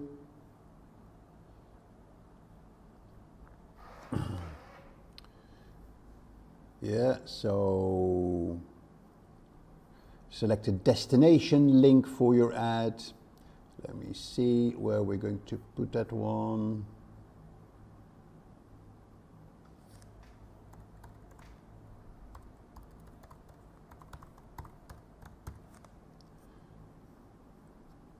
There you go. Yes, so now because I put in the destination link, you will see how the ad starts building up. But this is the photo that I selected. Yeah, now I'm not going to show you the details of, and I'm not going to use as an example here. I just want you to show you the fields where you can play and create your ads. Yeah, and then you see here in the ad preview, whether you see it in the feeds, there is a mobile preview as well. Yep, so you see here the feeds, you see here the stories and the reels, how they would look on Instagram, the in-stream, yep, and here in the search, in article and on apps. Yes, so there you have it. That is your traffic ads. So we've now done our campaign, we've done our ad set, we've done our traffic ads, and then basically what you're going to do is you're going to publish your ads. Now, when you're going to publish, yeah, you can then go back to view the details, and then you see that the ad is done, and it is actually in review by Facebook. So if I now go back to my campaigns, yeah, let's close this one. You see here is the new traffic ad. Yeah, and you see here it's processing. And then here you see immediately the details that you can get from your campaign.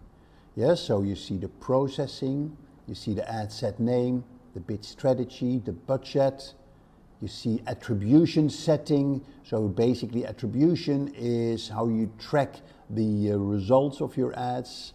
And then you see here the results in number of link clicks, how many people reached, how many impressions, what is the cost per result, what is the quality ranking, the engagement ranking, the conversion ranking.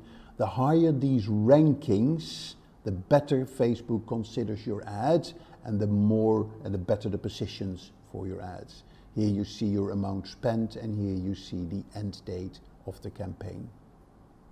Yes, so that is how you set up your Facebook ads as a kind of introduction to the Facebook advertising.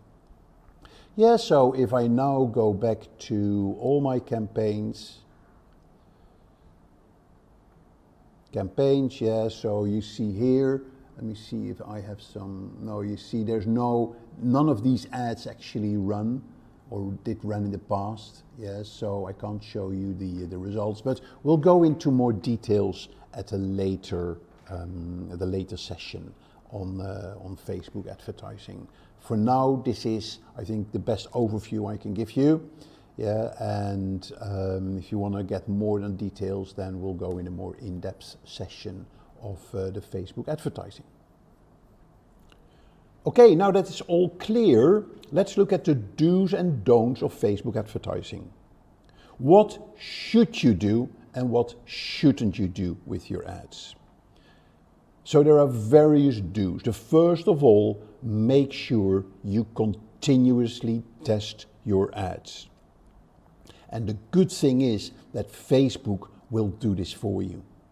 Yeah, you can tell Facebook, please test my ads. You can give Facebook a collection of creative materials, a collection of headlines, yeah, and it will actually mix and match those headlines, and it will use the ones that will give the best conversions. So it's very important that you continuously look at your performance and see if minor changes to your ads will lead to a better performance. Second, make sure that your images and that your videos are engaging. Remember, there is no intent in Facebook advertising. You have to be very creative to stand out from the crowd. And you can only do that by making your ads engaging in images and videos. So not only the images or the videos, but it's also the messaging that you use. Use a message that will stay with your audience. Yeah, so it's the combination of the visuals and the key message of your ad that will make people stop. If by looking in a split second at your ad, they get it, then they will stop and they will click on the call to action. So make sure you use a message that is powerful and effective. Also, keep it simple. We say KISS, keep it simple and stupid. Make sure that people easily understand the message that you're trying to convey with your ad. Don't make it too complicated. Don't use complicated visuals. Don't use complicated messages. Keep it simple. And make sure that you reach the right audience. Yeah, Facebook's biggest benefit is the targeting. You can target on micro level, targeting people in very specific areas. Yeah, so that is the do's, and of course there are don'ts as well. So the first thing is be sensible with your budget. Don't spend your whole budget on one single campaign. Yeah, so start small and basically grow your budget based on the results that you're getting. Yeah, if you have to use visuals and messages that are appealing, then of course don't make sure that you put too much information in the ads. Again, keep your ads simple. Don't clutter them with too much text and too many visuals. Make sure that you proofread your ads. Don't have typos in your ads. There's not a lot of text in your ads, so please make sure that you double check the quality of the ads when it comes to the language and the grammar. Yeah, so don't forget to proofread your ads. Be sensible in the activity level that you have on your Facebook page. Yeah, up until a few years ago, it was actually promoted by Facebook to do as many posts as you think are relevant for your business. People did 4 or 5 posts a day. Nowadays, it is not about the quantity, it is about the quality. So don't do too many posts on your Facebook page. Be sensible, think from a customer perspective, also when it comes to your ads. Yeah, so too many ads or showing the same ad to the same people all the time, yeah, may have an adverse result. And then finally, make sure that your image relates to your product. So don't put up an image that doesn't relate to the advertised product. Is literally content marketing? Okay, what is it? So content marketing is not a new concept. It's been around for over 100 years. In fact, one of the classic foundation stories of the birth of content marketing goes all the way back to the Michelin brothers in France. And the Michelin brothers, in case you haven't done your history, that's okay, little refresher right now, were 2 brothers who made pneumatic tires, and they were trying to sell them along with an innovative product at its time called the automobile, in an era where the roads were horrible, in a place, France, where frankly people didn't like to get outside of Paris and into the provinces because, my God, what was worth going out there for? For Paris. It's all happening here.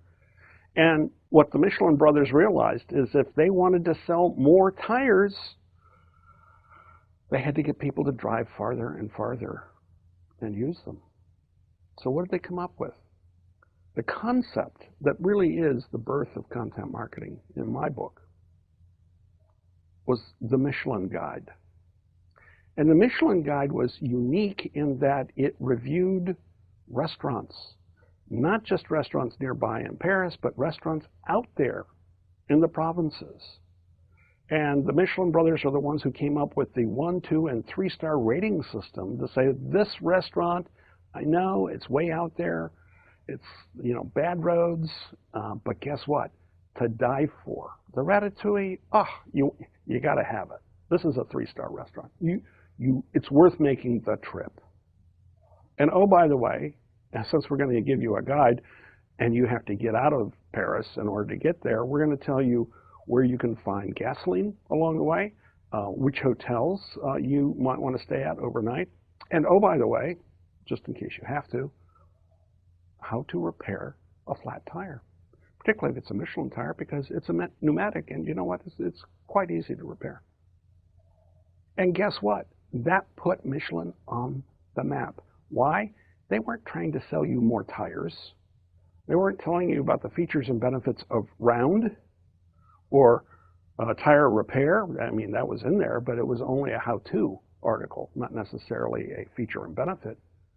What they were doing was they were speaking to their audience about what their audience was truly passionate about, which in Paris in 1900 was food.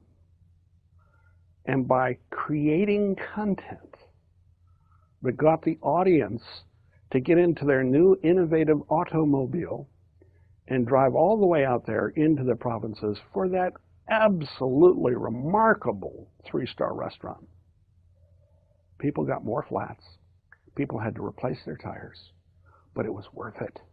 And oh, by the way, Michelin sold more tires. So that's a great story. Every time you sort of, hit a pause and like, well, we're doing content marketing and we need to come up with a concept, think back to the Michelin Guide. It's a great foundation. So let's go to a modern definition. Where are we now in the 21st century when it comes to content marketing? Well, you can read the slide here and read the definition, and some people like reading definitions. I'm not going to read it to you, but I am going to highlight a couple of words in the definition that I think are absolutely critical to any definition of content marketing. The content that you create needs to be relevant, and it also has to be valuable. Now, if it's not relevant, then you're not actually meeting my needs or interests, and why would I be interested in it? And we've gotten way too tired of screening out the commercial that comes on, trying to sell us snow tires. And pardon me, we live in Florida. I don't use snow tires. What the heck is this commercial doing? Interrupting what I'm watching. So relevance is important. Relevance means that this content isn't going to get screened out. And the valuable can work in a lot of different ways. It can be interesting. It can be useful. Value is an interesting proposition all by itself. But that's the key to content marketing. It's not just creating more spam. It's not just throwing more trash over the fence and hoping something happens. This is something where if you've created valuable and relevant content, you know what? Your customers will find you. That's a whole different kind of proposition. I know there's some skeptics who are saying, oh, come on. Content marketing is just a fancy new name for social media marketing, right? And the answer is, well, there is some overlap, and we're going to deal with that in Module 3. But let me just be clear here. Social media content is part of what content marketing needs to create, but it can also create content for your website, and that's not the social media. It can also create content that your PR people can share with reporters or bloggers, and that's not normally considered social media content. And by the way, all of that content can be optimized, so maybe it actually is part of SEO, not social media marketing. In fact, that's the other place that content marketing really overlaps. And it's not coincidental. It so happens that around February 2011, when Google rolled out the first of its multiple versions of the Panda update, all of a sudden even SEOs started to pay attention to content marketing. Why? Because Google changed the rules. And what Google basically said is if your content isn't valuable or relevant, you know what? It's not going to rank very well in our search algorithm. And all of a sudden, people who had been used to putting keywords in the right places realized content matters? You mean I've got to actually tell stories that are interesting? I've got to create information that's valuable? Yeah, you can make it relevant. That's the optimization part. But, if you're trying to optimize a piece of boring, irrelevant trash, God bless you, good luck. So yeah, content marketing has grown. It's tripled in terms of web search interest since the Panda update. And we're talking about Panda 1. Of course, there was Panda 2, Panda 3, Panda 4. I mean, come on. Google is driving us in this direction. And so content marketing is pretty relevant today. Now, one of the other things that people in content marketing struggle with is, oh, but you don't understand, I do B2B content marketing, or I'm a small business, or, pardon me, I'm an enterprise. And so content marketing has to come in flavors, right? Well, possibly, maybe, on occasion. So let's just question that assumption for a second. Content marketing has been around now long enough, and enough people have done it, that some research has been conducted, and it's been conducted against B2C marketers and B2B marketers and small business marketers and enterprise level marketers. And when they start asking key questions like, okay, we're going to try to determine what is the difference between an effective content marketer and an ineffective content marketer. Let's see the results. Well, first of all, the most important thing to be an effective B2C content marketer is you need a documented content strategy. Oh, okay. All right. I mean, people who are winging it aren't as effective as people who actually have thought about this and written it down. Got it. Okay. No great insight, but, interesting to note. Secondly, they've got to have somebody in charge who oversees content marketing. Oh, Lord, does that mean we have to have a reorg? Or maybe we just have to designate somebody who reports to somebody else? Whatever. But guess what? It really helps if somebody is driving this process. Third, they've got to be using more content marketing tactics than their less effective peers. And this is not an argument more is better. This is just, pardon me, that's the way the data falls out. The people who are actually more effective are doing more different kinds of things, a broader range of tactics. And who knows, maybe it's that broader range that's part of the success formula. Same thing is true with social media platforms. The effective content marketers are using more than the ineffective ones. And last but not least, and this may be a sort of a result of the first four, by gosh, effective content marketers generally have greater percentage of the overall marketing budget in their organization. Wow, okay. That's the B2C marketing formula, but you don't understand. I'm not a B2C marketer. Yeah. Okay. So let's take a look at the B2B content marketing formula. Guess what? You need to have a documented content marketing strategy to be an effective B2B content marketer. You need to have someone who oversees content marketing strategy. It helps if you are using more tactics and more social media platforms. And guess what? You spend a higher percentage of your overall marketing budget on content marketing. Well, that's similar to the B2C content marketers. But you understand, B2B is different. Yeah, there's a couple small differences, but guess what? Overall, the top 5 criteria are similar. And when you get to small business, here's what you're going to see. Same 5 criteria. And you're in an enterprise. I know.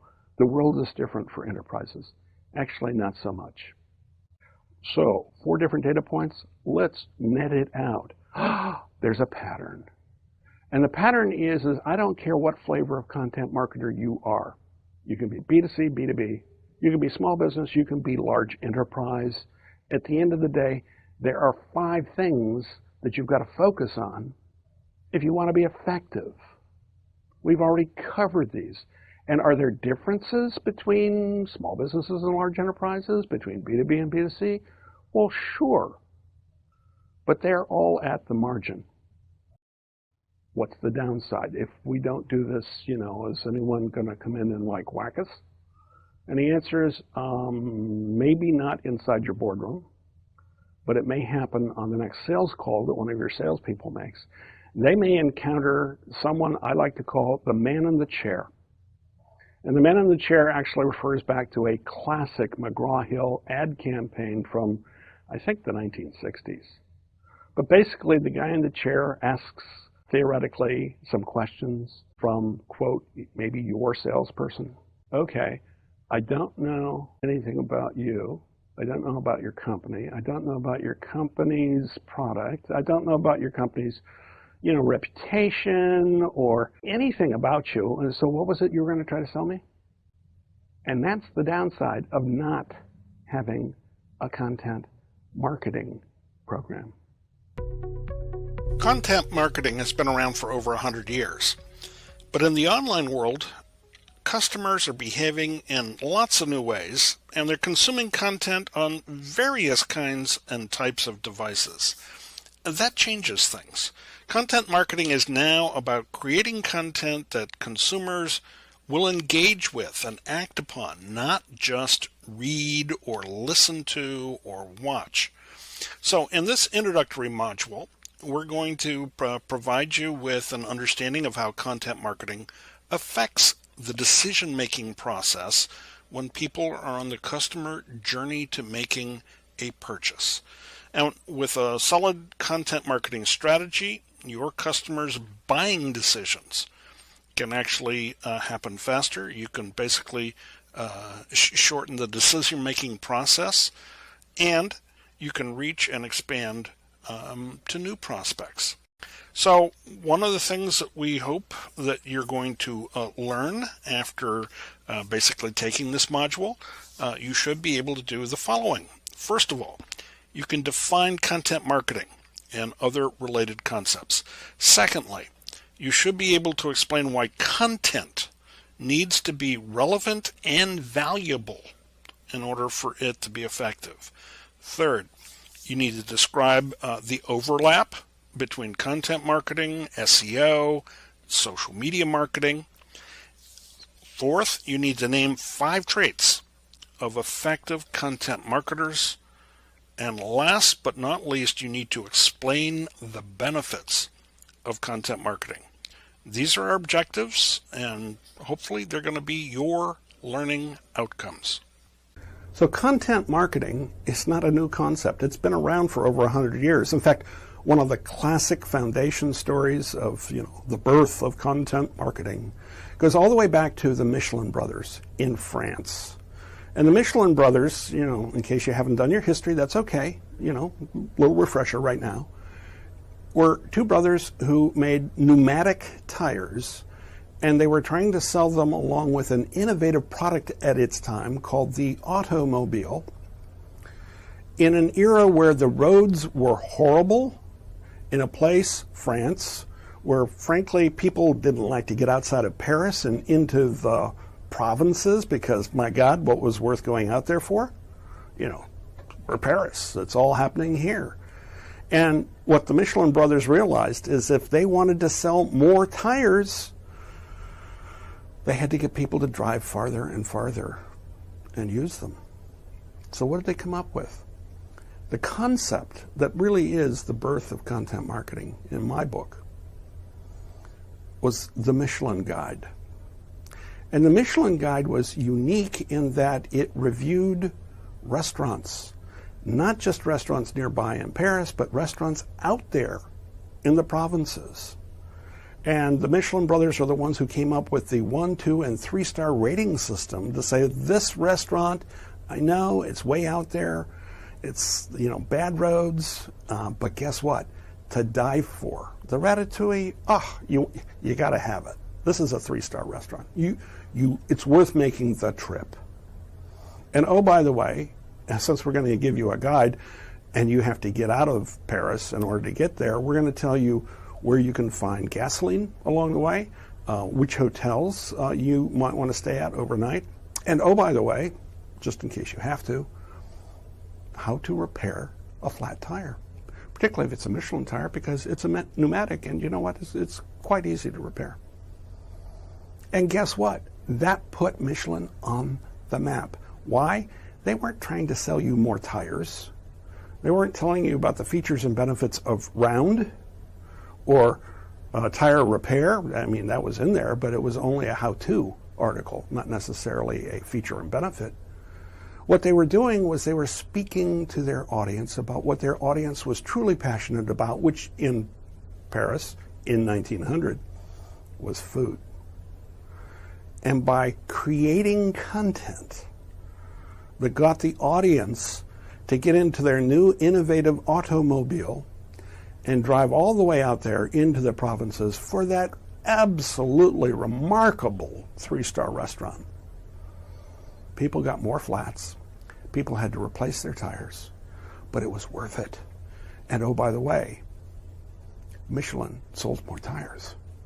So that's a great story. Every time you sort of, Welcome everyone, this is Rob Sanders from Simplilearn, and today we're going to talk about affiliate marketing. So let's jump right into it and take a look inside an office environment right now. We have Chuck here. Chuck's doing a little bit of pacing. John walks in the office. Hey man, what's with all the pacing? Everything all right? Chuck responded, hey, I'm just worried that I might have exhausted every way we can advertise our product. I mean, I've done SEO, I've done paid search, I've done email, I've done social. Man, nothing's working. I gotta come up with something new ASAP. Well, John responds, hey, don't worry. I think I've got your solution for you, man. Hang tight, relax, take a load off. Here's my solution: affiliate marketing. First off, before you ask the question, what's affiliate marketing? Let's talk about why we need affiliate marketing. So let's dig into affiliate marketing. So John's just taking over now, and he's gonna let Chuck know everything there is to know about affiliate marketing. So the first question John answers for Chuck: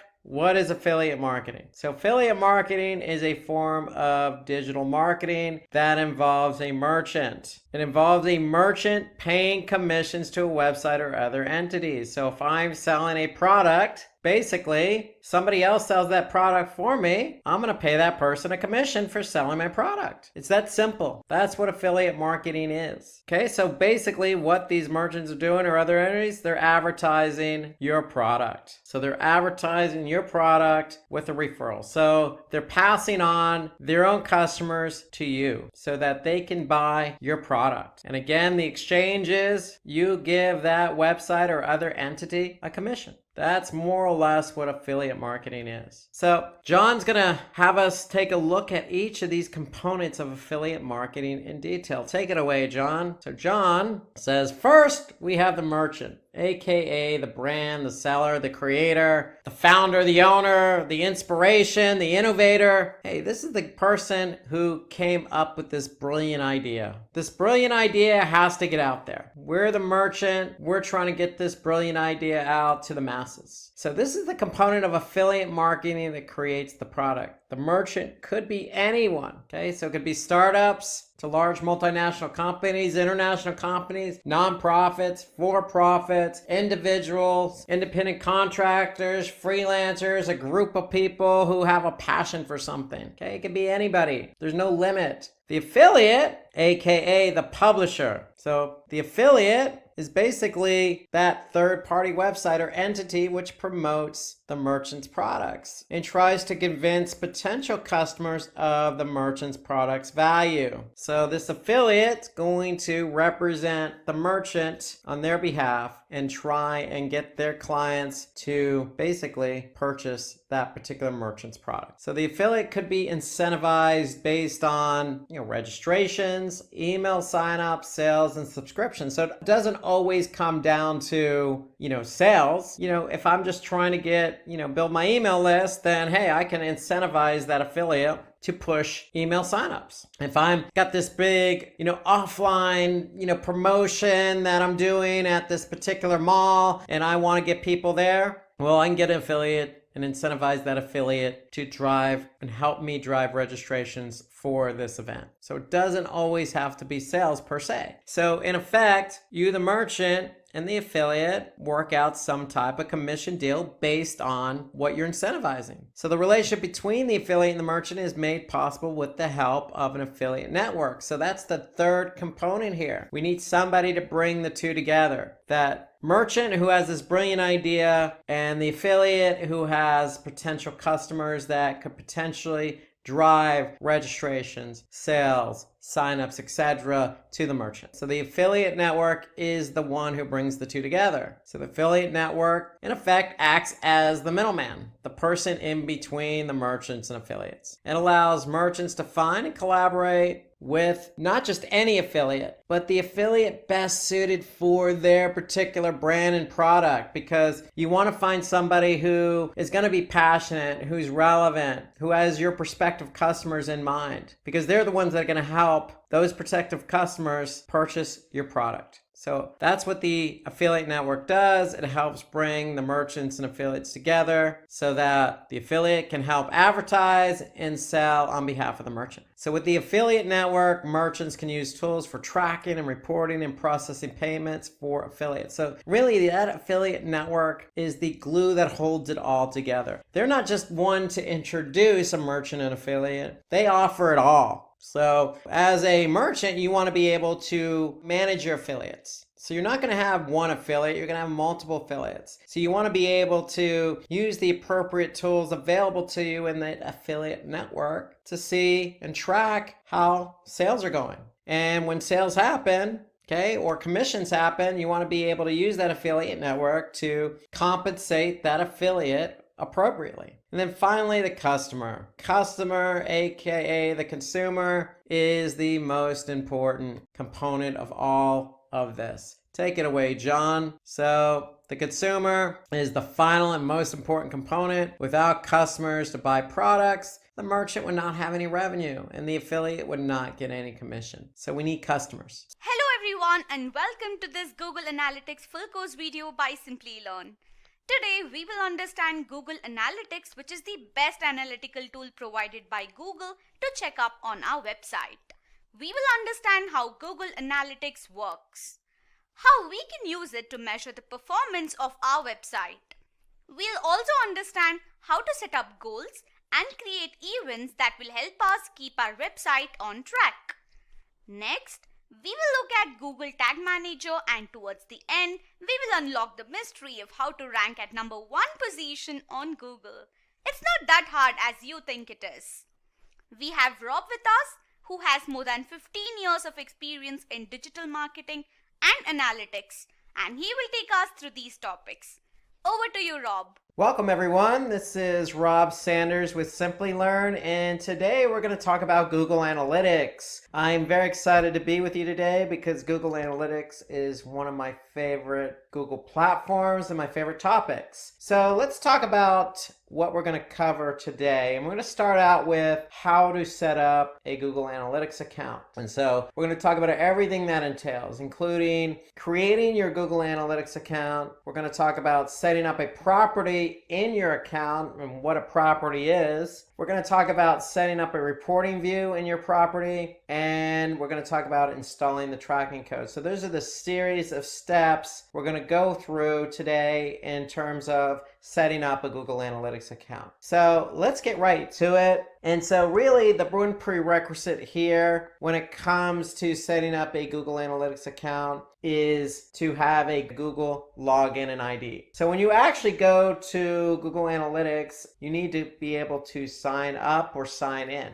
And so once you actually sign in, then you're going to go walk through a series of steps. But really, that's really all you need to get the account going is a Google ID and login. So if you have a Gmail account or an other email account that you use for other Google products, then you're good to go. That's all you need to do. So when you actually go to sign up for Google Analytics, you're going to be asked to set up a new account. And these are the series of steps you're going to walk through or go through to set up a new Google Analytics account. So you're going to choose an account name. And then you're going to choose a property name. Okay, so the account name can be anything you want it to be. The name of your company, your name, whatever you want to name it. The property name is really the website name. So what website are we talking about? So here I'm going to set up a fictitious website name for now. It's called Demo Simplilearn. So the URL for this website, Demo Simplilearn, is going to be demo.simplilearn.com. So that's the property. When we talk about properties in analytics, we're really talking about what websites we want to measure. And then you're going to be asked to choose an industry category. And so for Simplilearn, we're in jobs and education. But you have a number of different industries that you could choose from. It's as important. Go ahead and choose the most relevant industry that your particular business is associated with. Okay, and I'm going to talk about why that's important here in a minute. And then you're going to choose your time zone. And the time zone is also important because that's when the day starts in analytics and the day ends based on that time zone. So the data that Google Analytics collects starts and ends with that time zone. So very important to choose the time zone your business is located in. Okay, and then you have some additional options here. Okay, so you have some settings. And so the first setting is to allow Google products and services. So if you opt into this, then basically what Google's going to do is share some products and services with you. via email. I would go ahead and opt into that. That's of course recommended by Google. It doesn't hurt to hear from Google on related products and services that may enhance your business. The second is benchmarking. So benchmarking to me is something you should opt into. So going back to that industry and category, we chose jobs and education. So by opting into benchmarking, basically what Google's going to do is share your data that it collects on your website, in this case demo.simplylearn.com. It's going to share that data anonymously with others in the industry, in this case jobs and education. And because you've opted in, it's going to do the same exact thing for you. It's going to share anonymous data on other websites in the same industry. And the benefit of that is we get to see what other websites or how other websites are performing compared to ours. What's the benchmark in our industry? And so the benchmarking to me is important, and I'm gonna go over that in a few minutes when we go over the different reports. But to me, I would always opt into benchmarking because this is the only report Google provides in analytics about how others in your industry is performing versus your website. Okay, so it's a way to compare your website performance against others in the same industry. The other options here, technical support and account specialist, I would also recommend you opt into those because then it allows you to basically allow Google access to your account, and they'll be able to help you if you occur or run into any issues. So these are the options in setting up a Google Analytics account. It's very simple, very easy to do. You're just entering in a few fields. Note that we talking about a website right now, so I'm talking about demo.simplylearn.com. But just know that if you want to track a mobile app, Google Analytics will allow you to do that as well. You just choose the option mobile app. So we're tracking a website. We want to know how users behave when they get to my website. And that's what Google Analytics is going to allow us to measure and look at. We just need to do a couple more steps in the process. So once we fill out these fields here, we're going to click Get Tracking ID. Now, I'm going to accept the terms of service. I'm going to accept another terms of service in relation to data protection. I'm going to click accept. Once I accept, I'm going to be able to get some tracking code. The tracking ID is the ID associated with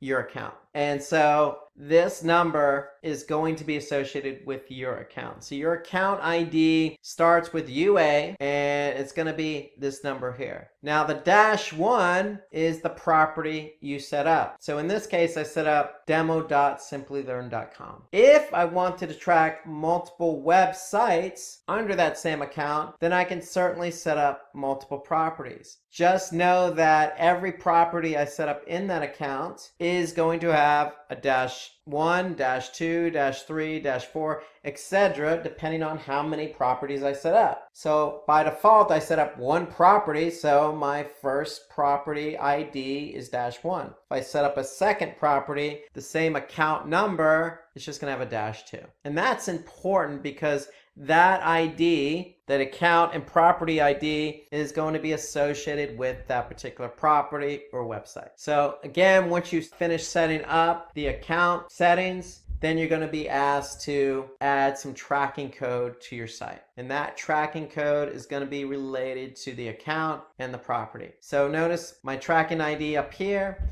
Notice the tracking ID in the snippet of code. Now, this snippet of code needs to go on every page of your website that you want to track. And you don't have to put it on every page, but if you want to track website behavior on every page of your website, then it needs to go on every page of your website. So if you're using a platform like Drupal or Joomla or even more popular platform like WordPress, adding the tracking code site-wide is as easy as maybe adding a Google Analytics plugin to WordPress, for example, and then just simply plugging in the ID. Now, there's an alternative to adding the Google Analytics tracking code to your site, and that's Google Tag Manager. So Google Tag Manager is the way I would recommend going. So if you're not familiar with Google Tag Manager, I would recommend watching the YouTube video we have on Google Tag Manager. You can just go to YouTube, type in Simplilearn Google Tag Manager, and this will give you a nice overview of what Google Tag Manager is and how it works. But basically, this is the way I would go, and I would recommend that in addition to having Google Analytics, you set up a Google Tag Manager account. And then that way you can put the tracking code in Google Tag Manager. So if I go to Google Tag Manager and I just go into an account on Tag Manager, I can just simply put in the Google Analytics ID right into Tag Manager. And so if I have it in Tag Manager, then Tag Manager is going to be the place that holds the code and fires page view when somebody comes to my website. So that way I don't have to add the tracking code to my website if I do it in Tag Manager. So that's the recommended method for me, is to add the Google Analytics ID associated with Tag Manager. If you can associate it with Tag Manager, then that's the easier route to go versus putting code on your website.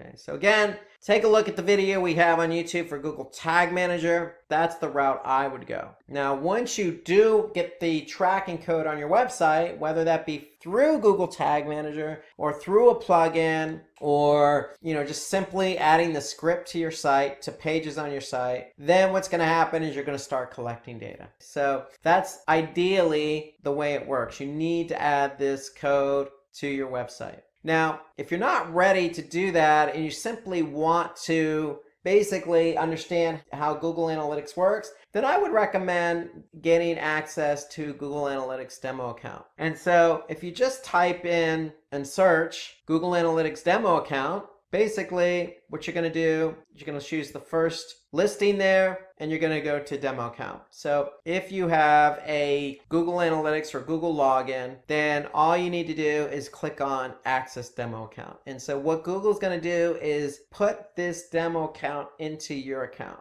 And so it's going to look something like this. So if I click on demo account here, it's going to add to my Google Analytics account. So I'm going to have then access to the demo account from Google in Google Analytics. So I would recommend going this route here if you're not familiar, you're not sure what you're getting yourself into. So think of the demo account as kind of a test drive. You're test driving Google Analytics before you even add any code to your website. So again, all you need is a Google account. And if you have a Google account and you add the demo account to your Google Analytics account, you're going to be able to see how analytics works. Okay. And so that's what I would also recommend. So if you're not ready to start adding code to your website, then what you can do is just simply add the demo account. And then once you add the demo account, you're free to peruse around Google Analytics to see the different types of reports it has to offer. Now, when you do actually set up a Google Analytics account, you're going to have some settings that you're going to want to pay attention to. So when you set up the account, you have the account name, and then you have a property. So under each property, you have, by default, you're going to have one view. And so here you can see this view here. So if we look at the account we set up a demo Simplilearn account. Property is demo Simplilearn. So that's associated with the website we're going to track. And then again, by default, under each property, you're going to have a view. And so by default, the name of the view is going to be called All Website Data. And so in that view is where all your analytics data is going to be stored. So you can see my screen here. There's a lot of different settings you have. You have settings under the account, you have settings under the property, and you have settings under the view. So we're going to talk more about these settings in future webinars for advanced Google Analytics users. But for now, know that there's a bunch of settings that you have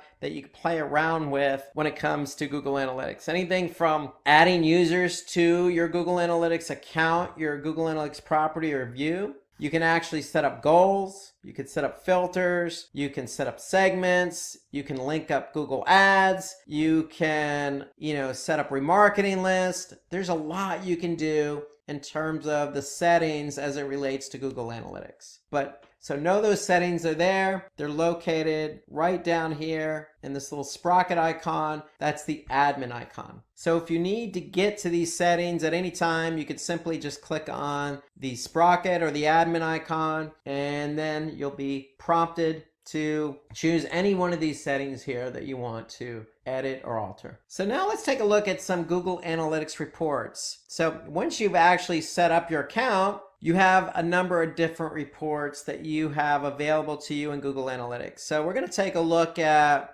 customized reports. We're going to look at real-time, audience reports, acquisition, behavior, and conversion. So these are all the different reporting buckets, if you will, that you have available to you in Google Analytics. So if I'm an admin and I'm looking at the Google demo account, let's start out by looking at real-time. So if I click on the real-time report and I just click on overview, so basically what this is going to do is show me at this point in time how many users I actually have active on the website. Okay, so that's why they call it real-time reporting, because it allows you to see the behavior of users who are currently on your website. And so this is the overview report under real-time. And you can see here, I can see that 79% of my users are coming from desktop, 18%, 20% are coming from mobile, and then approximately 3% are coming from tablet. Here I can see how they actually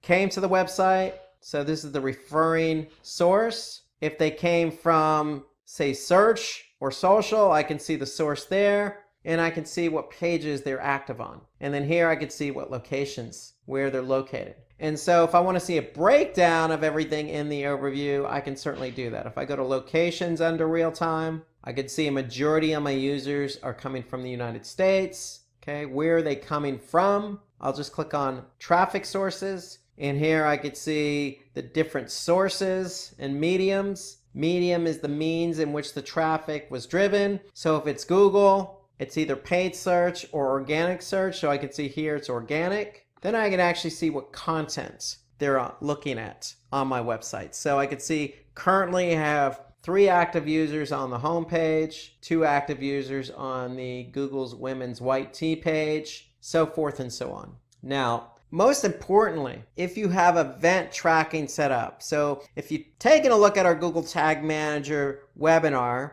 you know that you could set up event tracking in Google Analytics to measure engagement on your website, whether that be a form submission or somebody clicking on the play button of a video. So if I click on events, I'll be able to see what events are firing. So here I can see we have event tracking set up, and I can see how many different events are firing on my website in real time. So here I can see e-commerce, somebody clicking on the quick view click, a couple of users clicking on add to cart, a couple of users clicking on the promotion click. And as these events are fired, you're going to be able to see them highlighted. So if something gets fired, it's going to get highlighted. And I could see that these are the current events that I have currently firing on the website. And that's what's currently fired now. If I want to look at the events that have happened in the last 30 minutes, I could just click on this link here, last 30 minutes, and it's going to give me an overview of the events that have happened over the past 30 minutes. Okay, so that's event tracking. And then more importantly, we can also look at what conversions are happening in real time just by clicking on conversions. And so now I could see I had 1 active user who entered the checkout. So that's goal number 4. So in analytics, you can have up to 20 goals. And so here I can see we have goal number 4 has already had 1 active user. And so if I look at the last 30 minutes, I can see I still have only 1 goal over the last 30 minutes, and that was somebody who entered the checkout. So that's real-time reporting. In summary, it just gives you an idea of what's currently happening on your website. And so for me, ideally, if I'm launching a campaign, or let's just say you do a new website redesign and you want to see how users performing and behaving, then real time is a good option for you. So you can see how things are happening in real time. Now let's jump down to audience reporting. So if I click on audience, which is just right underneath real time, I'm going to see a number of different reports available to me under audience. And so let's click on the audience overview report. So audience reporting basically allows us to get a sense of who is coming to our website. When I say who is coming to our website, it doesn't necessarily have to be a specific person. In fact, Google doesn't allow personally identifiable information in Google Analytics. Personal identifiable information such as a specific name, social security number, credit card information, etc. However, we could still paint a nice picture on who is coming to our website, meaning what country, city, or state did they come from, what language, what device did they get to our website from, how old were they, okay, were they male or female or other, what interests did they have, what browser did they use. So we can paint a nice picture based on all this information that Google Analytics is providing us under audience. So if I go to audience overview, here I can see I have all these different options available to me to get a basic understanding of who is coming to our website.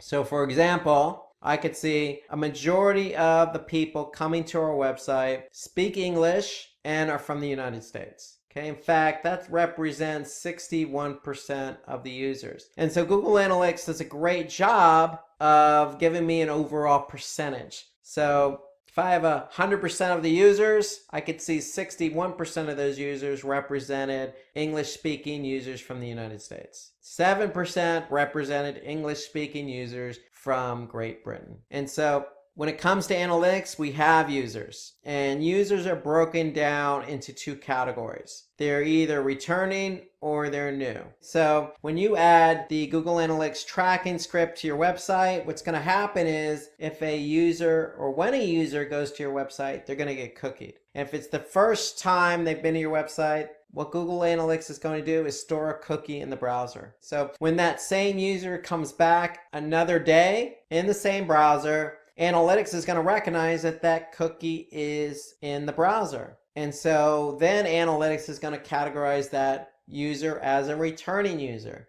Okay, so that's how Analytics is able to differentiate new versus returning. So if that user doesn't have a cookie in the browser, then Analytics is going to recognize that, store the cookie, and then count that user as a new user. And so when you're looking at Analytics, you're going to be able to see a breakdown of new versus returning. So here I can see over 3/4 of my traffic over the past week. Here I can see April 6th through April 12th, over 3/4 are new users to the website. Here I could see about 24% are returning users. Okay, so I can get a good breakdown of what type of users are coming. Am I driving new traffic? Am I driving traffic that's been to my website before? What language are they speaking? Okay, I can also paint a bigger picture. How old are they?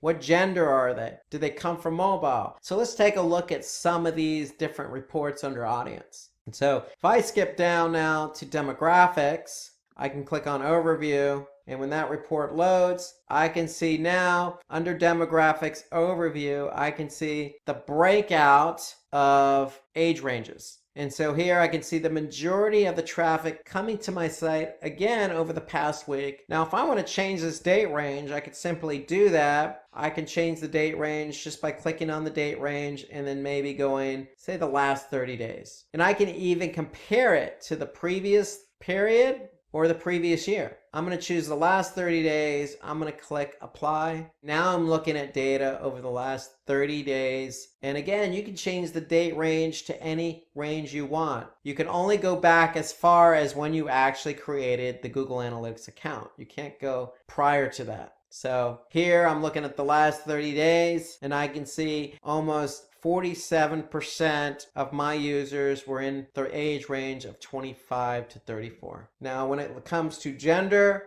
I can see 66% represent males. So I can get a breakout of gender and age as well as interest. I can click on interest and look at the overview there and see what the interest is of the users who are coming to my site based on in-market segments or affinity. I can also choose language and location. So if I want to know exactly where my users are located when they're coming to my website, I can click on location, and here I can get a breakout. 43% of the users of the last 30 days were from the United States. More importantly, I can align my audience with goals. And we'll talk about goals here in a minute, but here I can see if I have an e-commerce website, I can see of those 43%, 0.29% of those converted or purchased something. And that equates to 94 transactions. So I can get a good sense of not only how many users are coming from a specific country, but are those users converting? If I click on mobile, and mobile to me is one of those reports I tend to spend a bit of time on because I want to know what devices users are coming to my website. And so for my website here, or this is the Google demo website, I can see mobile represents approximately 27% of the traffic. So desktop still represents a majority of the traffic. So for you, you want to keep an eye on mobile because mobile is definitely a majority of what people use nowadays. That's how people start their day. That's how they transact via mobile, whether that's purchasing something, communicating, or searching. It all starts with mobile. So you want to keep an eye on mobile, and more importantly, you want to keep an eye on behavior. So Google Analytics is telling me that, yes, I have approximately 27% of my traffic of the last 30 days came from mobile. How are they interacting with my website? So if I look across this report, I'm going to be able to see different metrics.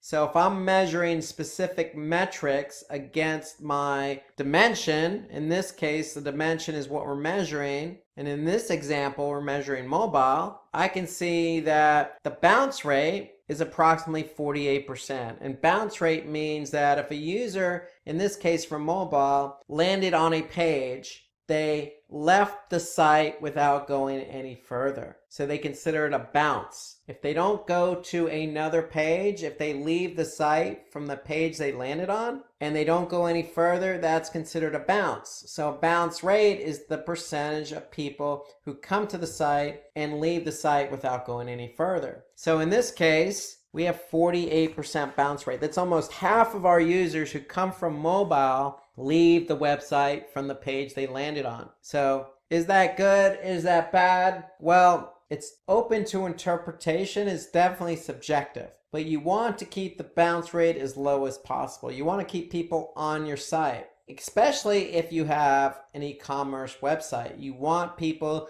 who come to your website to purchase. And so here we can see 48% mobile. In desktop, it's a little bit lower at 41%. Now, if I look a little bit further at engagement, I can see how many pages on average do mobile users look at. So versus desktop, it's a little bit lower. You can see 3.86. On desktop, it's 4.5. Now, if I look a little bit further in engagement, I want to be able to measure how long somebody from mobile stays on the website. If they're bouncing at 48%, but they're also looking at 3.8 pages, 3.9, almost 4 pages per session, then that means in this report, analytics is telling me they're spending about 2 minutes on the site. And interestingly enough, I can see that mobile over the last 30 days had more transactions. So 51 transactions versus 34 transactions from desktop. And interestingly enough, the e-commerce conversion rate is at 0.29%. That's higher than desktop at 0.07. It's lower than tablet, but it's higher than desktop. And mobile has the most transactions, and since they have the most transactions, they have the most revenue at 2,380. So yes, the engagement isn't exactly as great as it is as desktop, but we can see that people are still purchasing with their mobile devices. So it's something to keep an eye on, and mobile is something I definitely look at. In fact, since it's such an important report, one thing you can do in analytics is if you actually like a report and you think you're going to look at that report multiple times, then you can simply just go ahead and click save at the top here. So if I click save, I'm going to enter a name for this report. I'm just going to call it mobile report. and click OK. And then what's going to happen is it's going to be located under Save Reports. And Save Reports is located under Customization. Customization is located above Real Time. Okay, so if I close that up, you can see Audience, Real Time, Customization. If I click on Customization, if I click on Save Reports, I should be able to see my Save Report here, and I do. So here I can see Mobile Report. If I click on it,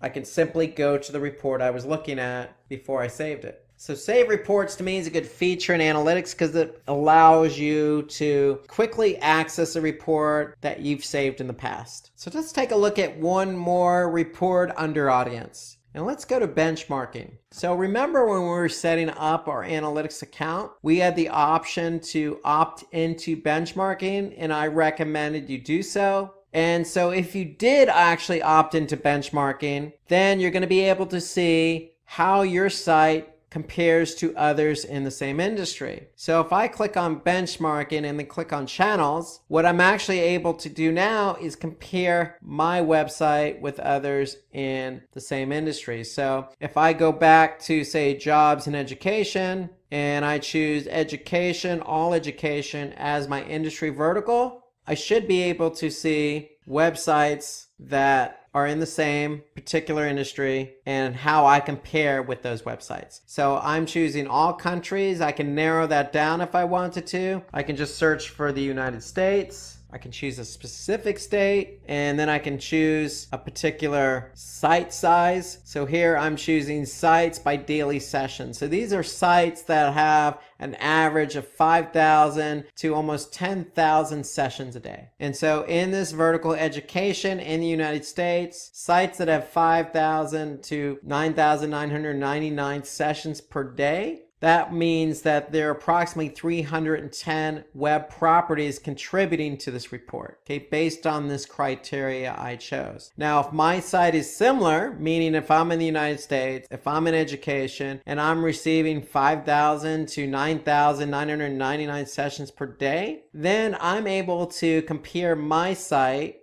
against 310 other websites. Now, Google's sharing this data anonymously from the other websites, and they're doing the same with your website to those particular websites' benchmarking reports. Okay, so it's shared data anonymously in particular industries and verticals. And so now I'm looking at a channel report. So if I want to see how I compare to others in my industry, then I can go ahead and see by channel. For example, am I driving as much traffic as others in my industry? And you can see I'm not. In fact, I'm 77% worse in terms of the amount of traffic being driven from organic search. So anything in red is going to show as a negative result, a negative comparison, whereas something in green is a positive comparison. So if I look at engagement, I can see that I might not be driving as much traffic, but I can see that the pages per session are better than the site average or the industry average. I can see if I go over again, looking just at organic search, I can see the bounce rate is better than the industry average. So the channel report under benchmarking allows you to measure how you compare to others in your industry. And you could do so by looking at location and devices. So if you opted into benchmarking when you set up your account,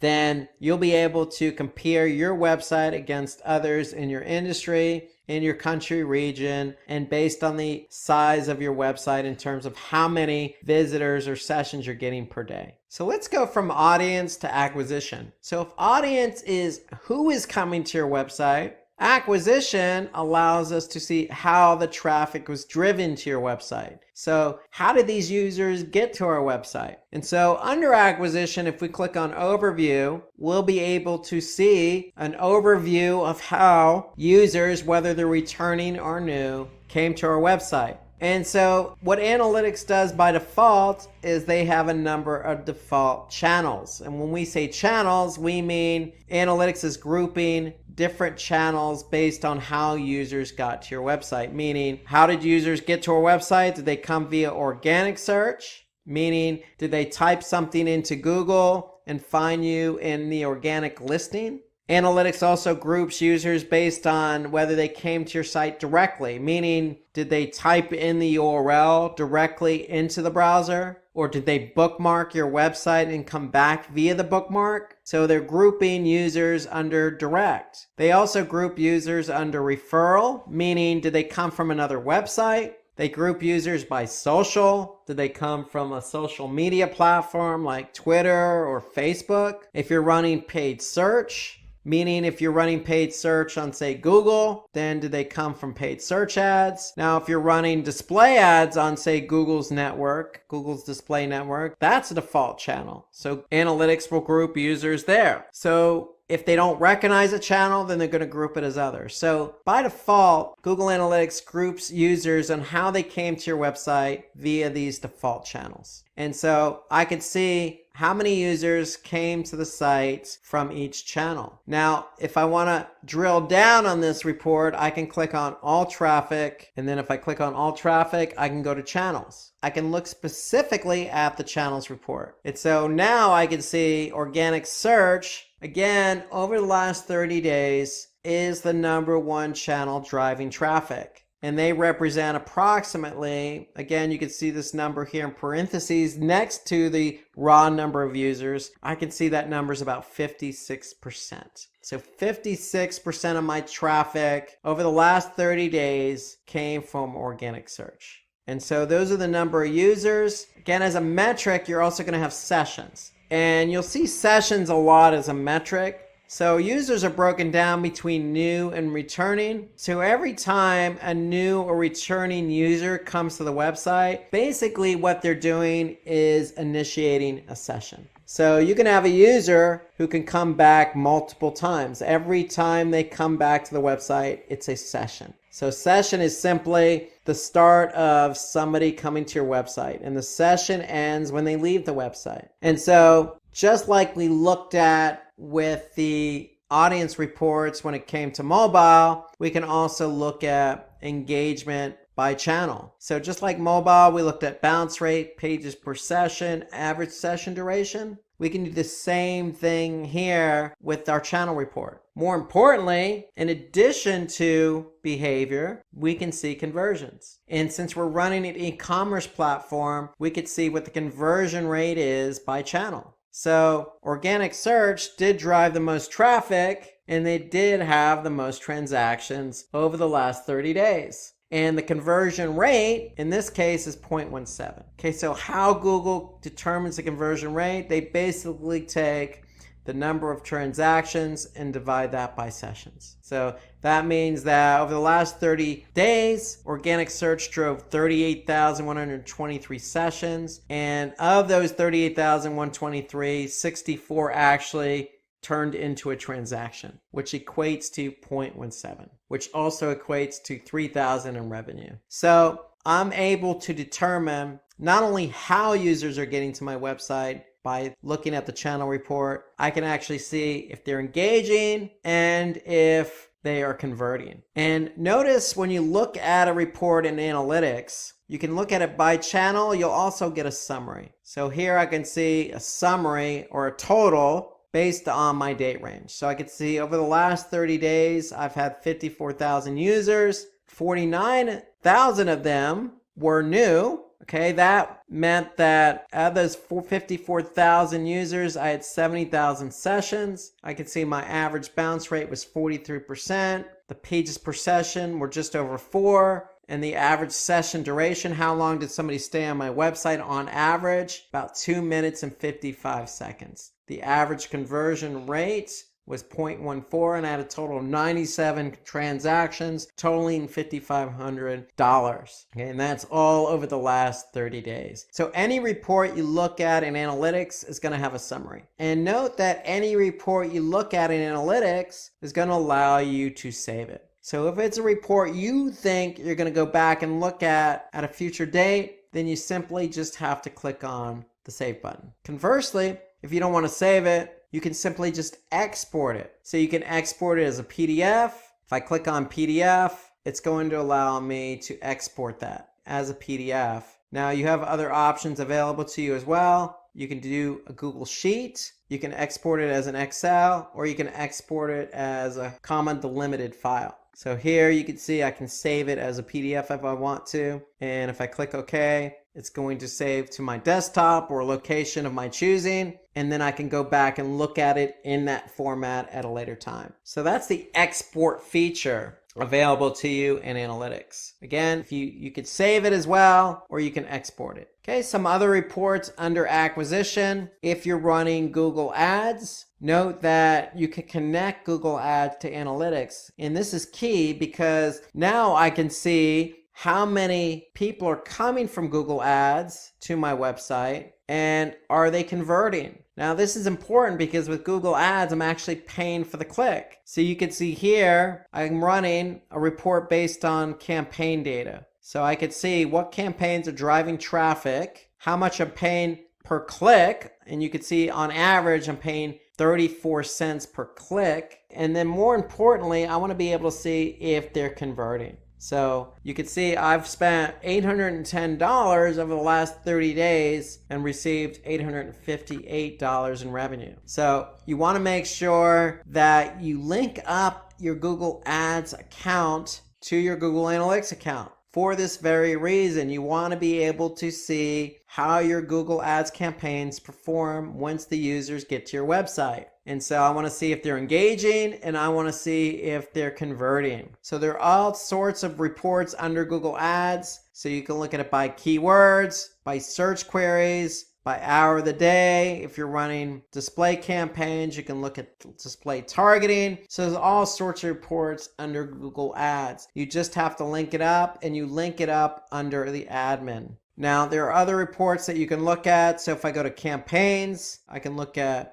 all campaigns. So if you're running all sorts of different types of campaigns, whether that be on Facebook, whether that be email, whether that be, other types of advertising, let's just say Twitter or Instagram, you're going to be able to see those campaigns here. And that's under all campaigns. And again, you'll be able to see the campaign name, and you'll be able to see metrics associated with those campaigns. And more importantly, you'll be able to see your e-commerce if you're running an e-commerce platform, or if you have goals set up. So you'll be able to look at how your campaigns are not only driving traffic, but two, are they converting? Let's go from acquisition reporting to behavior. So behavior reports are going to actually show you how users behaved once they got to your website. Once they landed on a page on your website, how did they behave? So when we looked at audience, we got a sense of who is coming. With acquisition, we get a sense of how the traffic got to our website. Did they come from organic, direct, social, etc.? The behavior reports allow us to actually measure how that traffic behaved once they landed on a page on our website. And so if I go to overview under behavior, now I'm looking at this graph here. It's showing me how many page views I've had. And a page view is simply, once a page is viewed, it's counted as a page view. So if a user comes to my site, they're initiating a session. And if they look at a page, then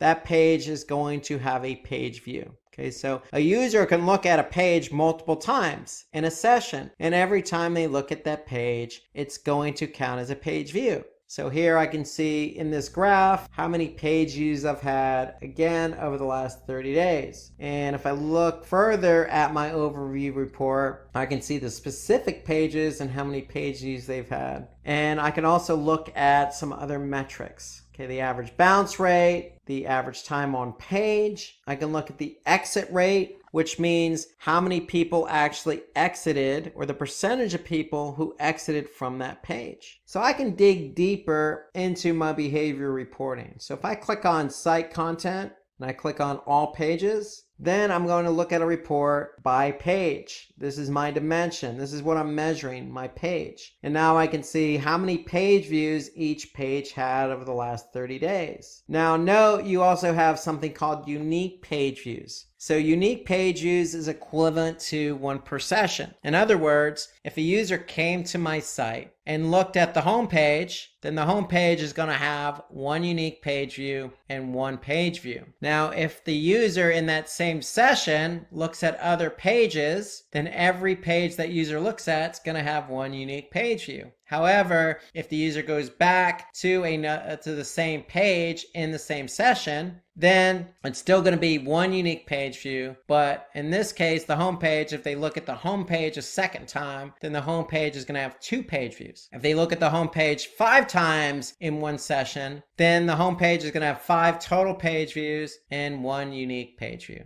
Okay, so that's why unique pages is equivalent to 1 per session, where page views is an accumulation of how many times the page was viewed in the same session. So in other words, you're always going to have more page views than unique page views. Okay, so this gives me a sense of how my pages performed. So again, I can look at total page views and then engagement. So ideally what you want to do with a report like this is if a user is not engaging on the page, then that should tell you something about the page itself. If they're not engaging, if the bounce rate's high, if the time on page is low, if the percentage of exit rate is high, then you probably want to do something with that page. Now, these are all pages, but if I jump down to landing pages, my landing page report is showing me how many people actually landed on that page. And so here I can see under my landing page report, I can see the home page had 36,017 sessions in the last 30 days.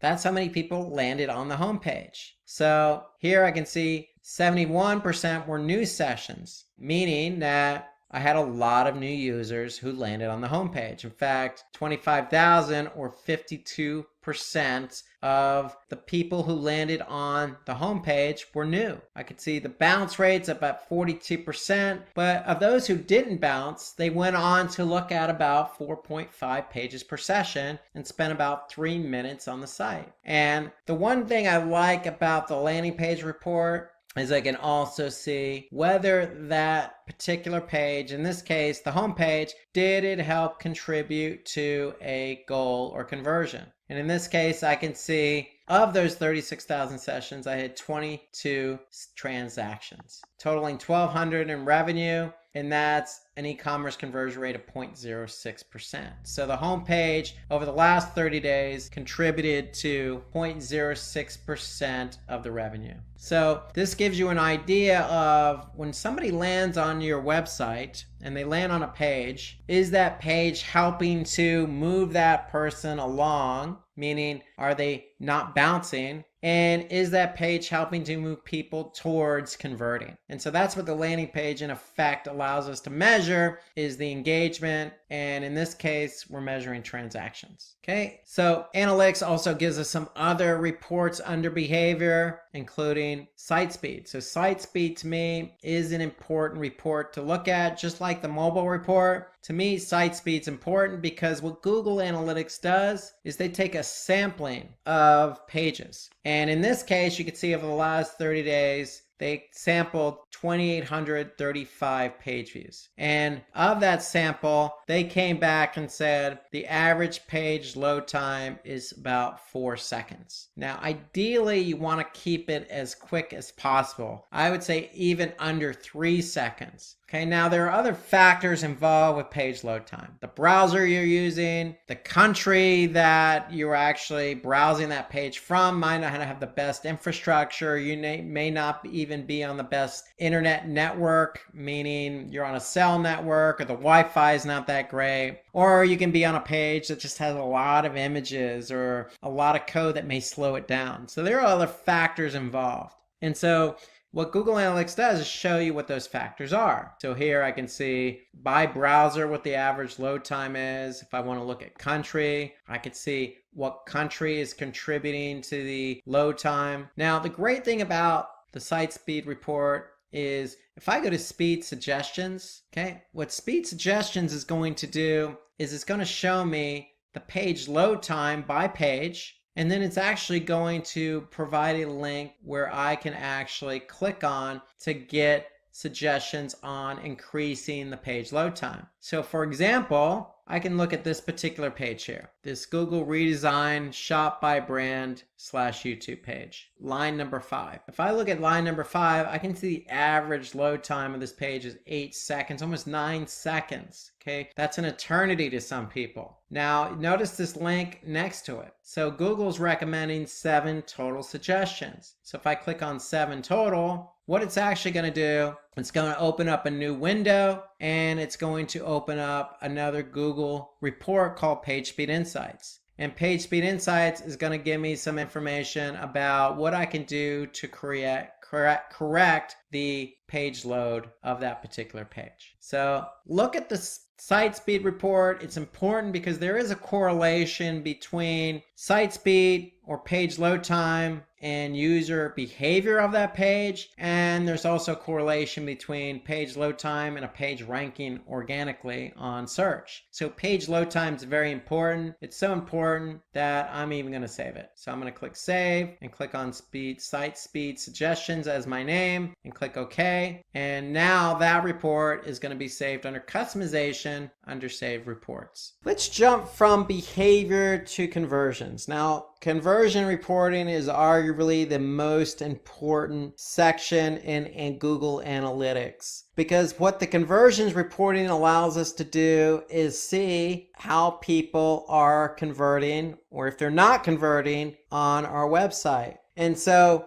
in Google Analytics, we have the opportunity to set up goals. Now you have the opportunity to set up 20 goals in your Google Analytics view. And so to set up a goal, okay, so you're going to click on admin, and under the view, you're going to see goals. And so if you don't even have goals, the first step is to create goals. And so you have 4 different goal types in analytics. So you have pages per session. So how many pages per session is, so if your goal is set to say 3 or 2, if somebody actually looked at 2 or 3 pages per session, it's going to count as a goal. Okay, so if I look here, I can see I have pages per session set at 10. So that means that if a user came to the site, looked at more than 10 pages per session, then it's going to count as a goal. Another goal type is destination. So destination means that if somebody actually went to a specific page, then it's going to count as a goal. And in this case, I can see here that the goal is set to this particular page here. And so when somebody actually lands on that page, it's going to count as a goal. Now there are 2 other goal types we can look at. One is duration. So just like pages per session, in our previous example, if somebody looked at 10 pages per session, it's going to count as a goal. With duration, it's based on time. So in this particular case, if you set up a duration goal, and the duration is set to say 1 minute and 30 seconds, then that means if a user comes to my website and they spend at least 1 minute and 30 seconds, then it's going to count as a goal.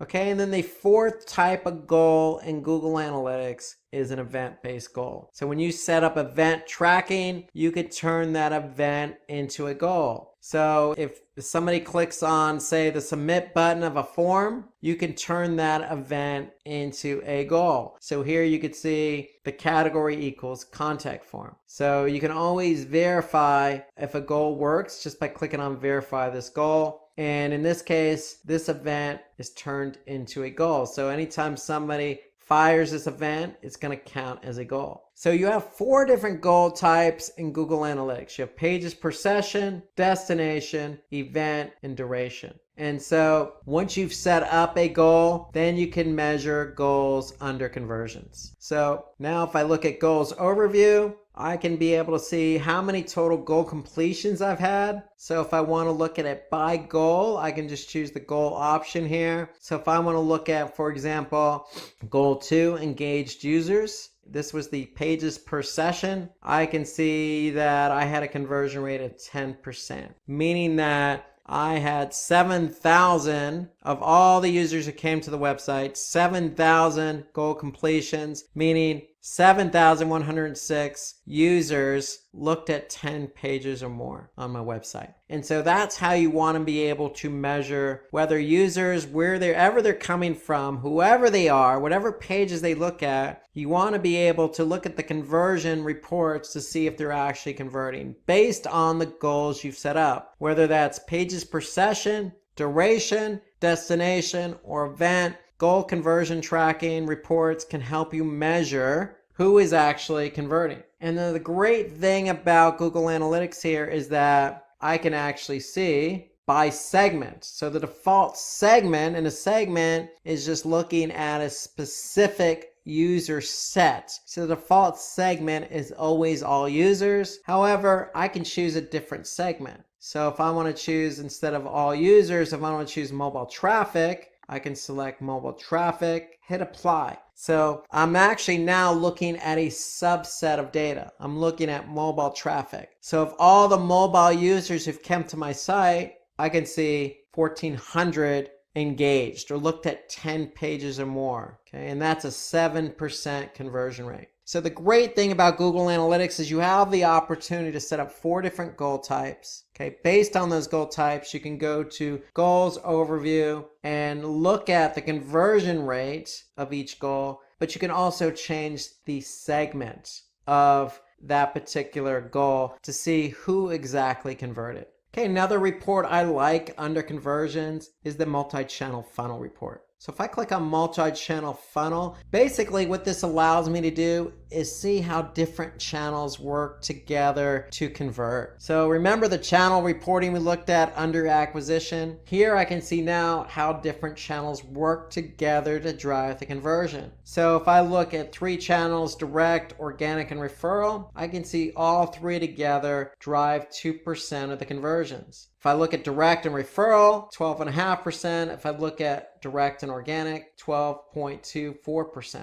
So I can see how different channels work together. And so if I look at top conversion paths as an example, I can actually see how channels work together to drive the conversion. So in this example, I can see over the last 30 days that my top channel grouping was direct times 2, meaning that somebody came to the website directly, meaning they typed in the URL in the browser, or they bookmarked it and came to the site. Okay, they came the first time but didn't convert. But then they came back a second time via direct and then converted. So that combination is my top conversion combination of the last 30 days. My second best conversion grouping is organic search and direct, meaning that a user came to the website via organic search first, did not convert, and then came back via direct the second time and converted. So basically what analytics does is give credit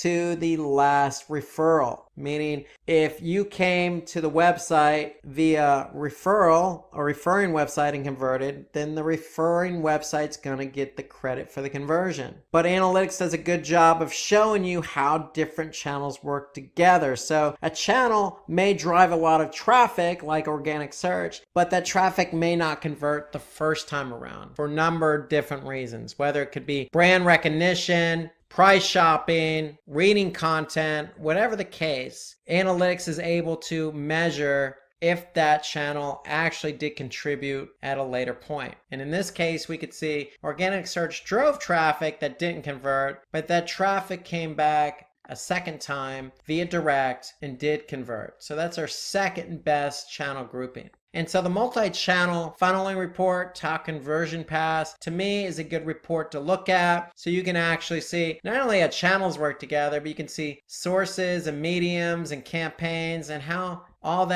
those different campaigns and different sources work together to convert. So that's just a good report to look at. There are so many different reports available in analytics. There's so many that we haven't even gotten to yet. So my advice, if you look at the demo report, you can get a feel for each of these reports under each section, whether that be audience, acquisition, behavior, or conversions. Take a look at these reports, see what makes sense to you, see what you can use to improve your website performance. For this particular webinar, we're going to jump into Google Analytics directly and spend all of our time there because it's about learning practical application. So goals are important. Goals, let me just say this, goals are in analytics something that should be aligned with your business. And we call goals that are aligned with your business KPIs, or key performance indicators. So it's very important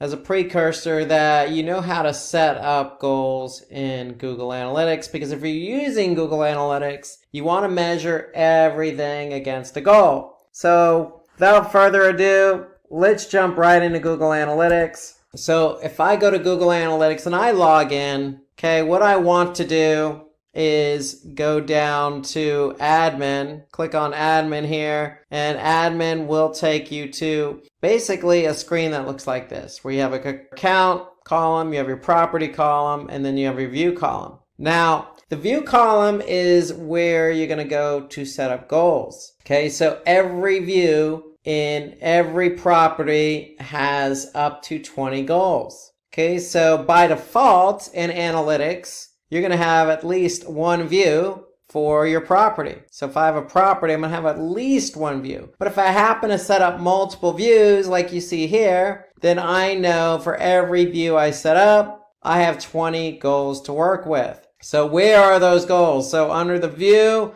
I'm going to click on goals. And now I can see I have 20 at my disposal. Now you can see here, by clicking on the recording column, I can see I have, in this particular property, this particular view, I have 5 goals that are active. So you can use up to 20, but you don't have to have 20 active, okay? You can have 1 active, 2 active. My recommendation is at least have 1 goal. Again, when you set up a goal, you're going to measure everything in analytics against that goal. Okay, so in this case, we have 5 particular goals we're measuring. So we have 5 active out of 20 total. So if I don't no longer want to use a goal, I can simply just turn it off. If I want to continue using it, just turn it on. Okay, it's that simple. You could turn on and off goals. So here I already have 5 set up. So if you want to set up a new goal, the one thing you need to know in Google Analytics is in order to set up a new goal, okay, you need to have edit access, at least the view level, I would say at the property level. So you want to make sure whoever's in charge of Google Analytics for your organization, or if you're in charge, okay, you simply just want to go to user management, and user management, you want to make sure the email address you're using to log into Google Analytics has at least edit permissions. So you're going to need edit permissions to add new goals. So I have edit permissions. I'm going to go to goals and I want to set up a new goal. But before we jump in and set up a new goal, what is it that we want to achieve? That's really the question we want to ask ourselves. What is the goal of the website? Well, if it's somebody downloading something, okay, are you measuring that download via an event? Okay, are they filling out a form submission before they download? So if they submit that form submission, is that the goal? Or do you have an e-commerce site? Is somebody purchasing something? So these are things you want to ask yourself before you actually set up the goal. What is it that I'm trying to measure? Now, when you actually do go to set up a goal, you're going to click on the red CTA button that says new goal. So analytics actually has some templates set up for you. Okay, you can see them here. Okay, if somebody's registering online or creating an account or reading review, downloading something, sharing something, you could choose all of these options here. What I normally do is choose custom. 99% of the time, I'm just going to choose custom. It doesn't really matter if you use the template or not. It's just a template is basically some free pre-filled configurations, but my recommendation is always just go with custom. You want total control over how to set up your goal. So we already have in mind what type of goal we want to set up. So for example, if somebody goes to fill out a form submission and they go to a thank you page after that, well, what's the URL of that thank you page? We want to be able to track how many people go to that page, because we know if somebody does type in or fill in a form submission and goes to that page, we know that they filled out the form. And so, for example, if I go to continue, I'm going to name my goal first. So I'm going to say thank you page as an example. Notice analytics is assigning an ID. So notice this is goal ID 15. That means that that's the next available goal. There are 20 goals available in analytics. And so what analytics does is they group goals together. So 1 through 5, 6 through 10, 11 through 15, 16 through 20 into goal sets. So for example, goal 16 through 20 is part of goal set 4. And why does Google Analytics combine these goals into different goal sets? Well, because it's easier to measure and look at data by goal sets. So for example, if I jump into any report here, if I go to all traffic channels, and I want to measure how many goals by channel, I can look at it by goal set. So if I have goal set 1 selected, then I know any goal I have active in there between goal ID 1 through goal ID 5, I'm going to be able to see those goals in goal set 1. And now I'm going to be able to measure every goal I have active in goal set 1 against the channel.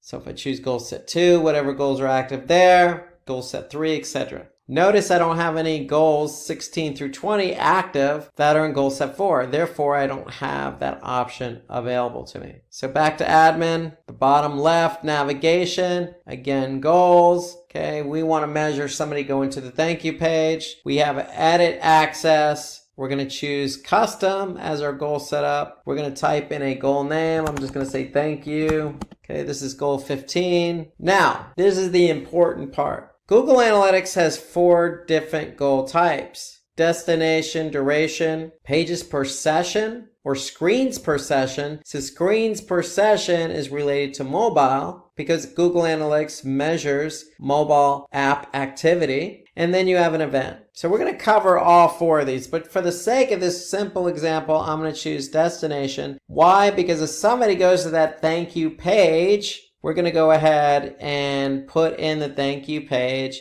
as the goal URL. So for example, destination is my choice. I'm going to click continue. Now, this is where I'm going to put the URL. So if my URL is just simply thankyou.html, I can just go ahead and put thankyou.html. Or if it's just thank you, then I can just do thank you. Depends on the website, depends on the URI structure. So whatever that URL is, that's what you're going to put in. And when you're done, you can verify it. So what Google Analytics does is actually will verify over the last 7 days if anybody's actually gone to that particular page. So if we click verify, we can see 0% conversion rate. So that tells us that if this is the correct URL, then we've had 0% people go to that page. This is just an example. However, if you didn't see a conversion, then you might want to make sure you check the URL here that you put in. And if you do see a conversion rate, then you know it's working. So Google Analytics actually has options. So we're saying thank you is equal to. So the destination URL is equal to thank you or thankyou.html or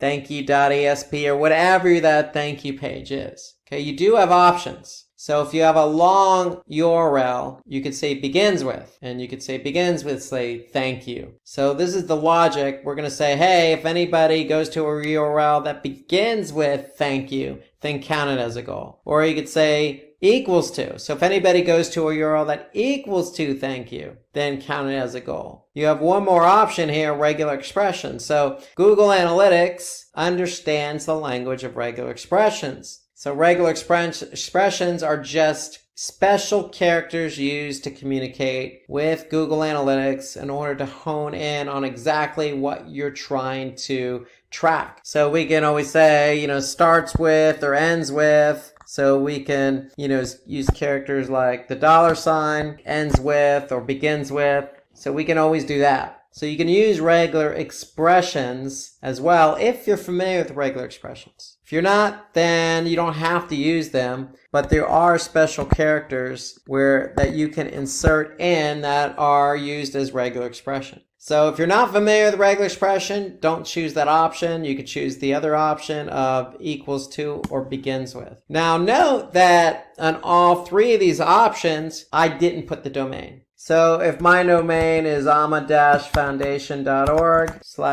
and then thank you, I don't need to put the domain because analytics already knows what domain we're tracking. So you don't have to put in the domain here when you're entering in this case, the goal URL. So you can omit the domain. So when you put in that URL, you know that you have three options to work with, and then you always want to verify that goal URL. You always want to verify it because if you see 0% conversion, and in this case over the last 7 days, then that should tell you something. Either your goal is not set up correctly or you just don't have any conversion. Either way, you want to double check that. Now, when it comes to the destination URL goal, you do have an option here for funnel. So if I turn on funnel, then that means I have the ability to track how people went through my funnel. So if I have a cart and I want to be able to track how many people go in and out of the cart, then I have the option of adding specific pages as part of the cart. So we could say, step 1,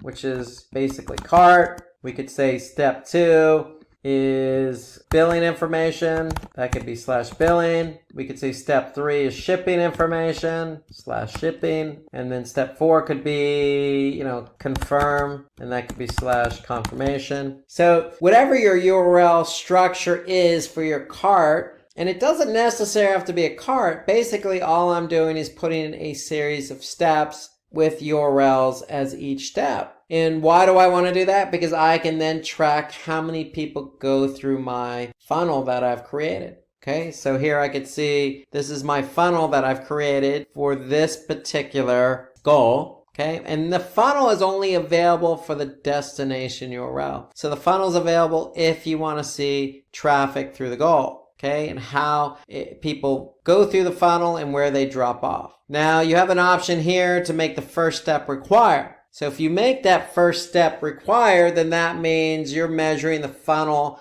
through the first step only. Now, if I turn that off, then I'm measuring the funnel through each step, meaning that I can measure people as they drop in and out of the funnel. Where if it's required, the first step, then I'm only measuring traffic as it enters in the top of the funnel. So you have that option available to you, the funnel. And then for all goals, you do have a value. So if somebody did actually convert, okay, Google Analytics is going to count it as a conversion. And you can assign a value. So if you're not an e-commerce website, then you may want to think about assigning value. If you are an e-commerce website, then Analytics has the ability to track e-commerce revenue for your website. So you don't need to add a value. But in this case, let's just say you're a nonprofit organization and you're collecting donations. And on average, over the past year, every donation that somebody contributed was equal to $5. Well, you can just go ahead and put $5 in there as the value for that goal. So that means that if somebody did go to, in this example, /thank you and convert, Analytics is going to count it as a goal and then assign $5 value alongside that goal. So if you're non-e-commerce, if you're, say, a nonprofit like this organization, or you're B2B and you want to track some value, then you have that option there. So with the destination URL goal, you have the option of adding a funnel. With all goal types, you have the option of adding a value. All goal types, and we're going to go through the rest of them, you have the option of verifying that goal. So that's the structure of setting up a goal. Destination URL is just one goal type. we're going to talk about the other 3 goal types, because in Google Analytics there are 4 goal types. Again, destination is one of them. With destination, as you do have the option with all goal types, is you have to be able to choose your logic here. So we're going to cover that with the other 3, but just know when you set up a destination URL goal, you have the option of adding a funnel. Now, when you actually do set up a funnel, what's going to happen is analytics is going to measure traffic as it goes through the funnel. So where do you look for that funnel information? Well, you want to get out of admin. You want to go to the left side navigation. You want to click on conversions, then goals, then funnel visualization. So based on the funnel you set up, you're going to be able to see traffic as it goes through the funnel. So notice on this particular funnel, we don't have the first step required. Why? Because I could see traffic as it goes in and out of each step of the funnel. So let's go through this funnel and see how people react. So here I can see the first step is the store front page. So over this particular period of time, I had 84 sessions enter the storefront page. So out of those 84, I can see 21 left the storefront page. 63 went on to the next step in the funnel, which is the cart page. I can then see 24 people went on to the cart page directly and 5 exited the site altogether. Okay, so that gave me 87 total. And from 87, I saw that 82 went on to the next page with the next step. What analytics does is they give you a percentage. So in the first step, we had 63 move on to the cart page. Out of 84, that's 75%. So from the cart page to the create your account page, we had 94% move on. So we didn't have anybody enter in the create your account page. We didn't have anybody leave the create your account page. So we have 82%, 82, create your account, and then we have 82, move on to the payment page. So that's 100%. Okay, we have 1 exit. So we have 81 that proceeded to beyond the payment page, which was purchase. So 81 of 82 is 98%. And we started with 84. So that gave us, plus the 24 that we accumulated along the way, so that gave us a 75% funnel conversion rate. So 75% of the people who entered in the funnel went on to purchase. Okay, so don't be confused with the overall e-commerce conversion rate. So 75% is the funnel conversion rate. The overall conversion rate for this particular goal is 18.45% over this particular period of time. Why? Because that takes into account all sessions that have gone to the website. So 18% of all traffic went on to convert, but those that did go into the funnel, 75% converted. So that's a look at the funnel. So if you set up a funnel, that's what it's going to look like. You have the option to measure everything from step 1 and beyond, or measure as traffic goes in and out of the funnel. So the purpose of this is we're going to be able to see where traffic drops off, how effective our funnel is, what pages we need to address in that funnel. Okay, so that's the whole point of the funnel, and the funnel is available with the destination URL goal. So if I go back to admin, if I go back to goals under the view, I can actually see what that funnel looks like. So here we chose regular expression. So this is what the URL is. Okay, you can see our funnel and each of the steps we have set up. Notice we're using regular expressions here. And then if we verify this goal, we could see over the past 7 days, 19% conversion rate. So that tells me something's working in this particular, with this particular goal, because we do have a conversion rate. Okay, so that's the destination URL goals. Let's now talk about the other 3 types of goals. So the next goal type we're going to talk about is pages per session. So if you're not sure what type of goal to set up for your website, at the very least, you should try and set up either duration related goal or pages per session related goal. So let's talk about the pages per session. So basically what this goal is going to allow us to measure is, for example, if we set the goal to 3 pages per session, then we're going to be able to measure how many people went to the site and looked at 3 pages per session. So let's take a look at that goal. So if I open up the goal, here I can see 3 pages per session is what we're naming it. So basically what we're asking analytics to do is anything greater than 2 pages, which would be 3 and beyond, count as a goal. So if anybody comes to the site, looks at more than 2 pages, 3 pages or more, then it's going to count as a goal. And so here we can verify it. So if we verify it over the last 7 days, we could see a 4.12% conversion rate. And that tells me that 4% of my traffic over the last 7 days looked at least 3 pages or more. So you're probably asking yourself, well, what number should I put in for the actual variable? So in this case, we see 2. Well, what you want to do is you want to look at, on average, let's just say year to date, you want to make sure you have statistical significance. So you want to look at a period of time. So if you go to analytics, go to audience, okay, and then if you go to overview, and if I change my date range to year to date, I could see on average right now, I have 1.21 pages per session. So that's on average. So we don't want to make our goal 1 page. We don't want to make our goal 2 pages. We want to make it 3. So we want to be able to basically measure at a higher rate.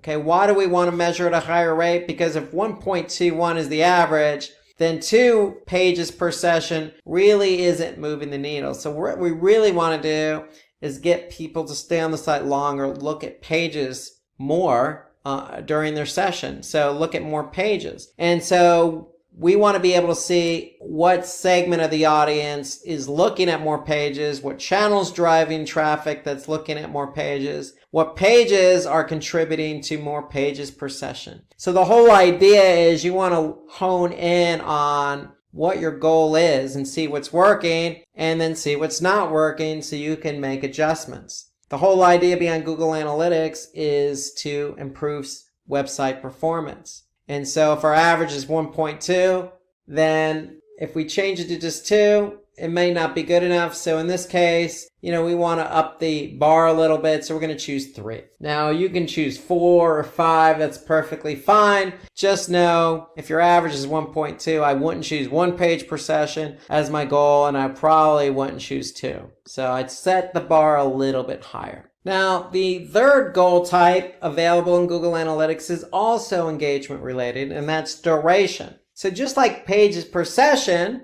we can measure how long somebody stays on the website, and we could set up a goal for that. So in this case, I have a goal set for 1 minute 30 seconds. So my goal type is duration. So if I click continue, then basically I'm asking analytics, in this case, anybody who stays more than 1 minute and 30 seconds on the website, count it as a goal. And so before you actually put in the number of hours, minutes, and seconds, you want to look at that average. So if you go back to audience overview, here I can see 1 minute and 7. So do we want 1 minute and 30? Maybe we could do that. Maybe we can go with 2 minutes. So again, the whole point is you want to set the bar a little bit higher than what the average is. And so here I can see over the last 7 days, if I verify this particular goal, I can see 8% of my traffic over the last 7 days stayed on the site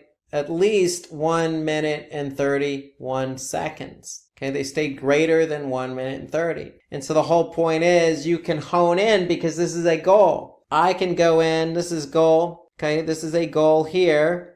And so I could see that this is goal 13. So now I can go to acquisition as an example. I can go to channels as an example. Since this is a goal, this is goal 13. So that would be in goal set 3. So I can actually see what channel is basically driving that goal. Okay. In other words, what channel is driving traffic that is staying on the site at least 1 minute and 30 seconds. And so that's the whole idea behind goals. So likewise for pages per session, we can go into channels. And here I can see we have over this period of time, year to date, pages per session, we have 3% conversion rate.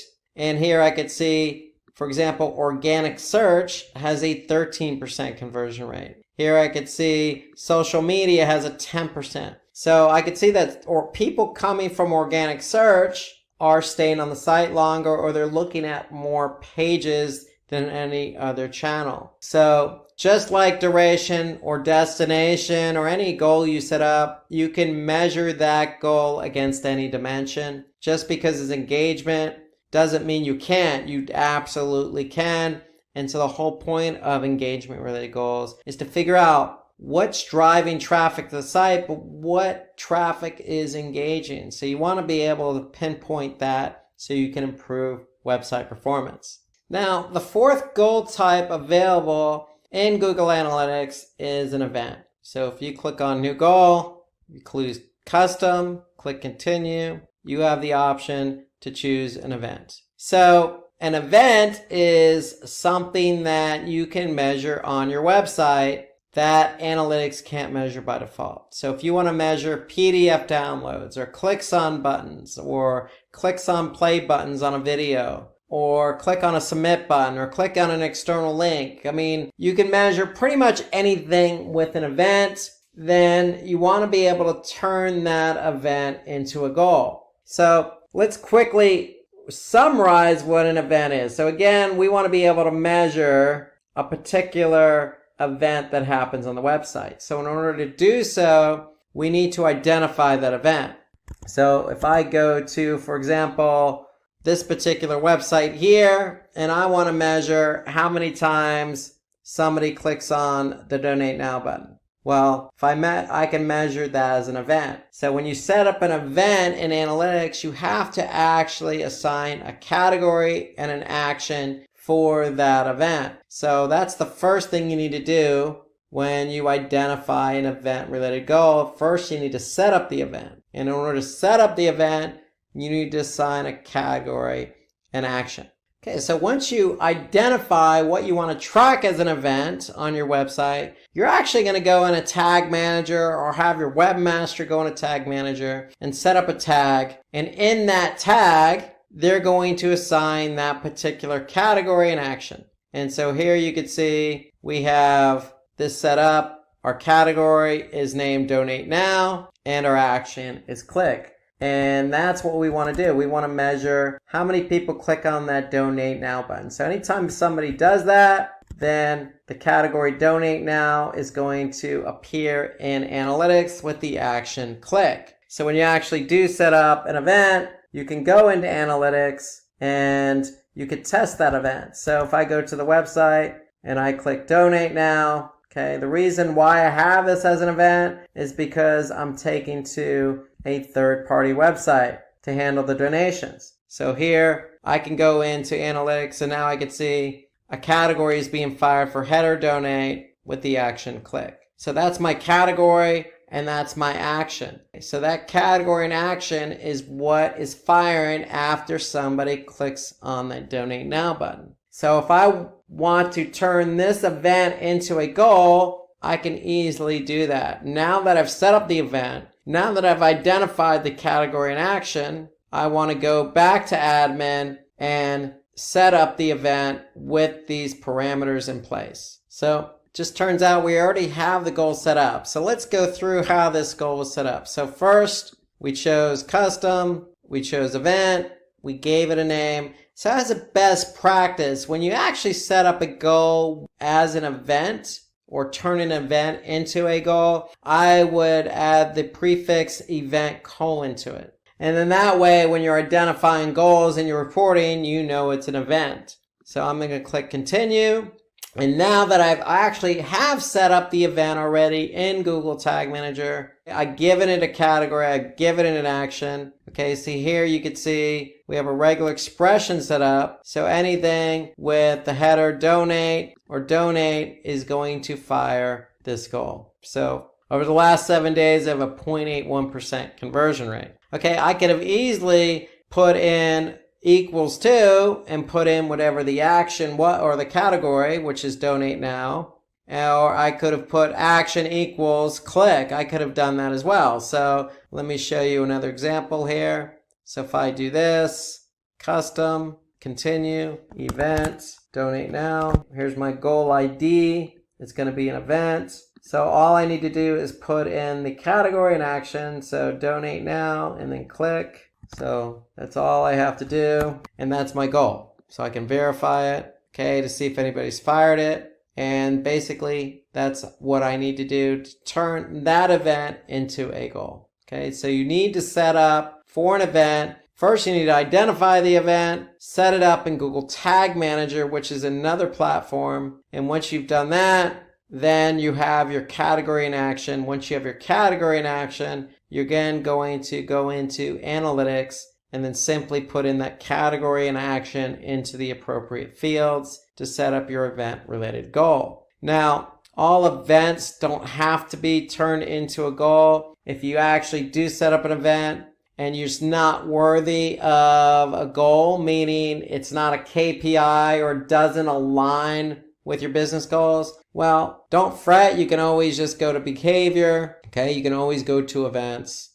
You can always go to overview and measure your events that way. So here you can see all of our events that are fired. Now we do have this one turned into a goal. So if it's important for our business, then we want to make sure we convert that particular event into a goal. Okay, if it's not important, for example, somebody's just clicking on a social button, then you don't necessarily have to turn that event into a goal if you don't want to.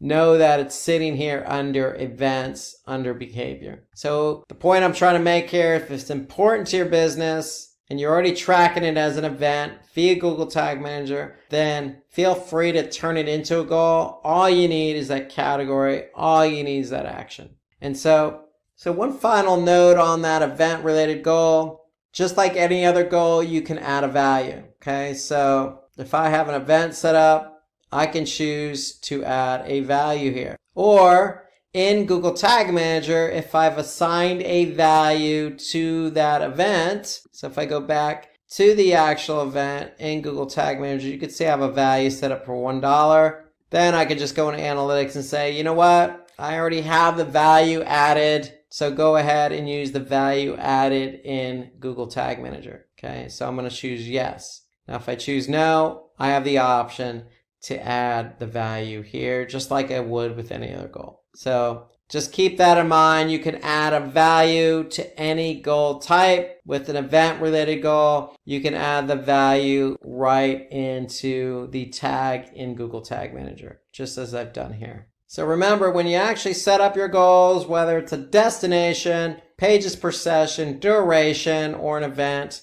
you can just go ahead and choose that goal set that it's in and measure any dimension against that particular goal. So here I can see e-newsletter signups by channel. I can go into another goal set. Here I can see contact form submissions. Okay, I can see what particular channels driving contact form submissions. Okay, so just know that you can align a goal against any dimension. So if you have e-commerce, you don't have to set up a goal for that. That's separate. But if you want to take a look at your goals in analytics on its own, you can just go to Conversions, Goals, Overview. Here, I can actually get a good sense of how my goals are performing over a period of time. So again, if I choose, for example, year to date, now I can see, based on the goals I've set up, how many total goal completions, value, which takes into account the value we've added into these goals. Okay, the total conversion rate. And here I can see it broken down by the goal I actually have set up. And I could see it by page, or I could see it by source and medium. So I could see Google Organic is driving the most goal completions,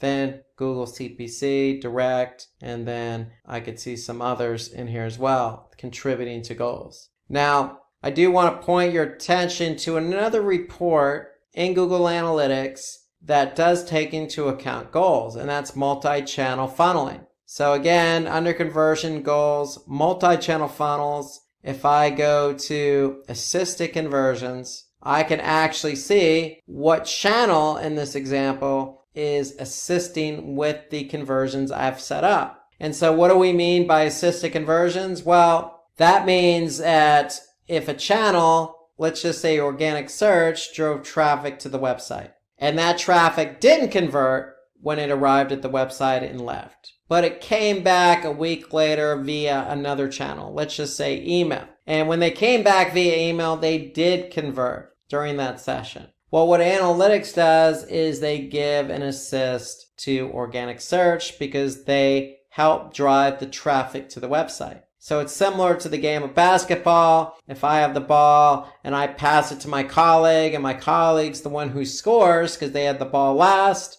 well, they get the credit for the point, i.e. the conversion, but I get an assist. And so analytics works the same way. They're always going to give credit to the last click or direct conversion, but they will give credits to the channel in this case that assisted with the conversion. So that's under assisted conversion, and that's based on the goals you have set up. You can highlight any particular goal here. If I want to hone in on, say, the donate clicks only, then I'm going to be able to see what contributed to that particular goal. So there's another report in here, top conversion paths, that I think is important. So after you set up your goals, you can actually see what channels in this particular example help to drive conversions. Again, this is year to date. So I can see all the different combinations of channels that work together to contribute to a conversion. So again, I can choose a specific goal, or I can choose all my goals. So those two reports are under multi-channel funneling. There's also another report that I think is good, and that's time lag, meaning how long did it actually take somebody to convert. So here you can see most of our conversions, 265 year to date, happened on the day somebody arrived on the website. But I could see I did get some conversions a day later, 2 days later, etc. So you have time lag, top conversion paths, assisted conversions. They're all under multi-channel funneling, and they're all available after you set up at least one goal. And so if you're not sure what goal to set up, okay, don't fret. You can always at least set up an engagement related goal. So that's available to you, duration, pages per session. You also have destination and event tracking, and they're all available to you. You have 20 available per view. Now, if you're not quite sure exactly what type of goal to set up, there is an option available in analytics, and that's the gallery. So you can always import a goal from the gallery. So in other words, we could take a look at what other people have set up in terms of goals. So you just have to click on the button import from gallery, and it'll take you to the gallery, and you'll be able to see what other goals others have set up. Today we're going to talk about how to set up event tracking in Google Analytics. So let's get started. So many of you out there have a website similar to the one I'm looking at now. This is a nonprofit that I work with, I'm a foundation, and like this website and probably like your website, you probably have some interactivity on there that needs to be tracked. For example, buttons. If you have buttons like this one that says donate or newsletter sign up, or there's a PDF download, or a video that needs to be, tracked based on the amount of people who click on the play button. So, all sorts of activity on a website. Have you ever wondered how to track that? Well, there is a way to track that, because by default, Google Analytics can't track interactivity and engagement on your website like you probably want to have your website tracked. So if you have buttons and videos and things of that nature that you want to have tracked, well, you're going to need event tracking. And if you're in analytics and you're always wandering around the data and you happen to find yourself under events, well, if you want events on your website and you want data to populate under behavior top events, you're going to need to set up event tracking. So event tracking is a two-part process, and we're going to talk about that two-part process. The first part of that is to identify what you want to track. Okay, so if we go back to our example website here, I'm a foundation. Again, we noted there's a lot to track here. We got a donate now button. We got a newsletter sign up. We have some social icons. Okay, we got a donate now button here. We got a play button here. We got all sorts of interactivity. We got a button here that says, purchase tickets for an upcoming event. I can go throughout the website and find different buttons and things to track. Let me just say this. There's no shortage of what you can track on your website with event tracking. So event tracking is just basically, in layman's terms, tracking engagement on your site. Because Google Analytics by default is only going to track page view data, meaning how somebody got to your website, what page they looked at, how long they stayed on that page, what page they left from. More or less, they're timing how long somebody stays on the website and what pages they look at. So there's more to a website than just how long somebody stayed on a page. And so in this example, we want to be able to track everything here, not just the donate now button, but everything, because once you get the hang of event tracking, then it's very easy to set up. Okay, so step one, identify what you want to track. Okay, so there's a lot we want to track. We're just going to use one example to start off with, and that's going to be this donate now button. Okay, so this donate now button we want to track. Now we have a newsletter sign up, we have Facebook, and that's fine. You could track all that, but for the sake of going through a step-by-step process today, let's just focus on the donate now button. Let's focus on the donate now button, then we'll come back and start tracking these other things. But this is what we want to track to start out with. Okay, so step one, identify what you want to track.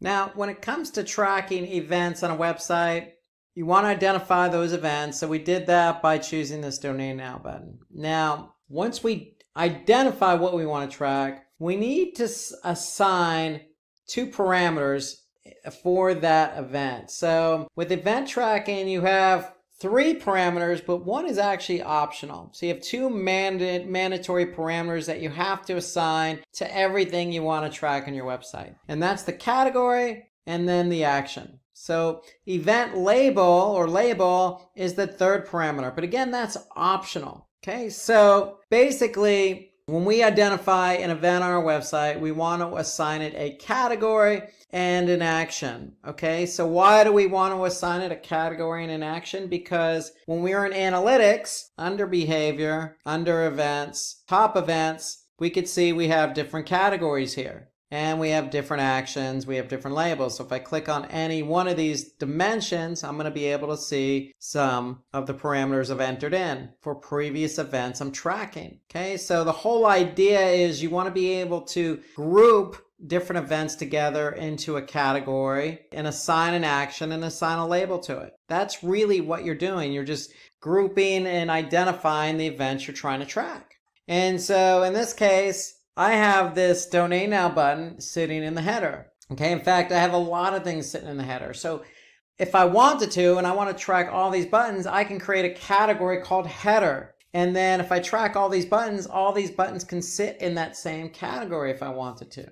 Or I can create a separate category for each of these buttons. It's up to you how you organize your categories, because basically all you're doing is giving a name to what you're trying to track. And the name is equivalent to a category. So in this case, the donate now button is very important. I'm just going to call it category header donate. Now, I need to give an action to each category. And so in this case, I'm just going to say click, because that's what the action is doing. It's somebody's taking the action of clicking. Now, if it's a video and it's a play button, I can assign an action of play. It's up to you whatever you name these parameters. You just need to be organized and methodical about what you name it. That's all. And so in this case, header donate and then click. Okay, and so that's our category and action. And so that's really step 2. So step 1, identify what you want to track. Step 2, assign a category, action, and or label. But remember, label is optional. So if I go back in analytics here, I could see some categories. And if I click on action, I could see some actions that I've named.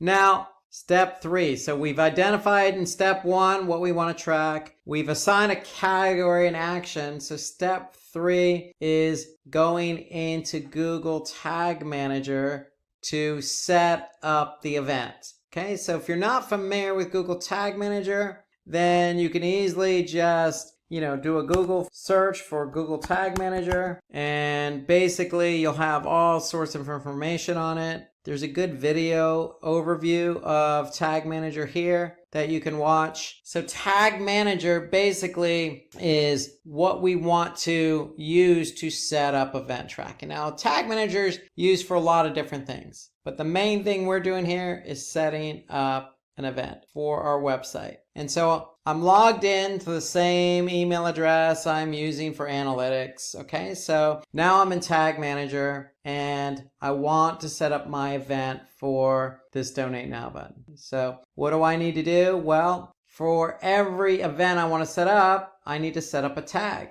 Okay, so if I go to tags, I can see I already have some tags set up, and some of these are events. And so when you actually set up a tag, I recommend having a naming convention. So here you can see any event we set up, we start out by calling it GA-event- whatever it is we're trying to set up. And so in this case, we want to set up a new tag for the Donate Now button on our website. So we're in Google Tag Manager because Tag Manager is what's going to fire that event. So if I click on New, okay, and I click on Tag Configuration, I'm going to choose Google Analytics. And then I'm going to choose Event as my track type. So we want the data to show up in Google Analytics, and we're tracking an event. We're not tracking a page view, we're tracking an event. And so now, remember in step 2, you identified what you want to call that category, you identify what you want to call that action, and you have some optional parameters like label. So first things first, header donates, the name of our category, and our action is click.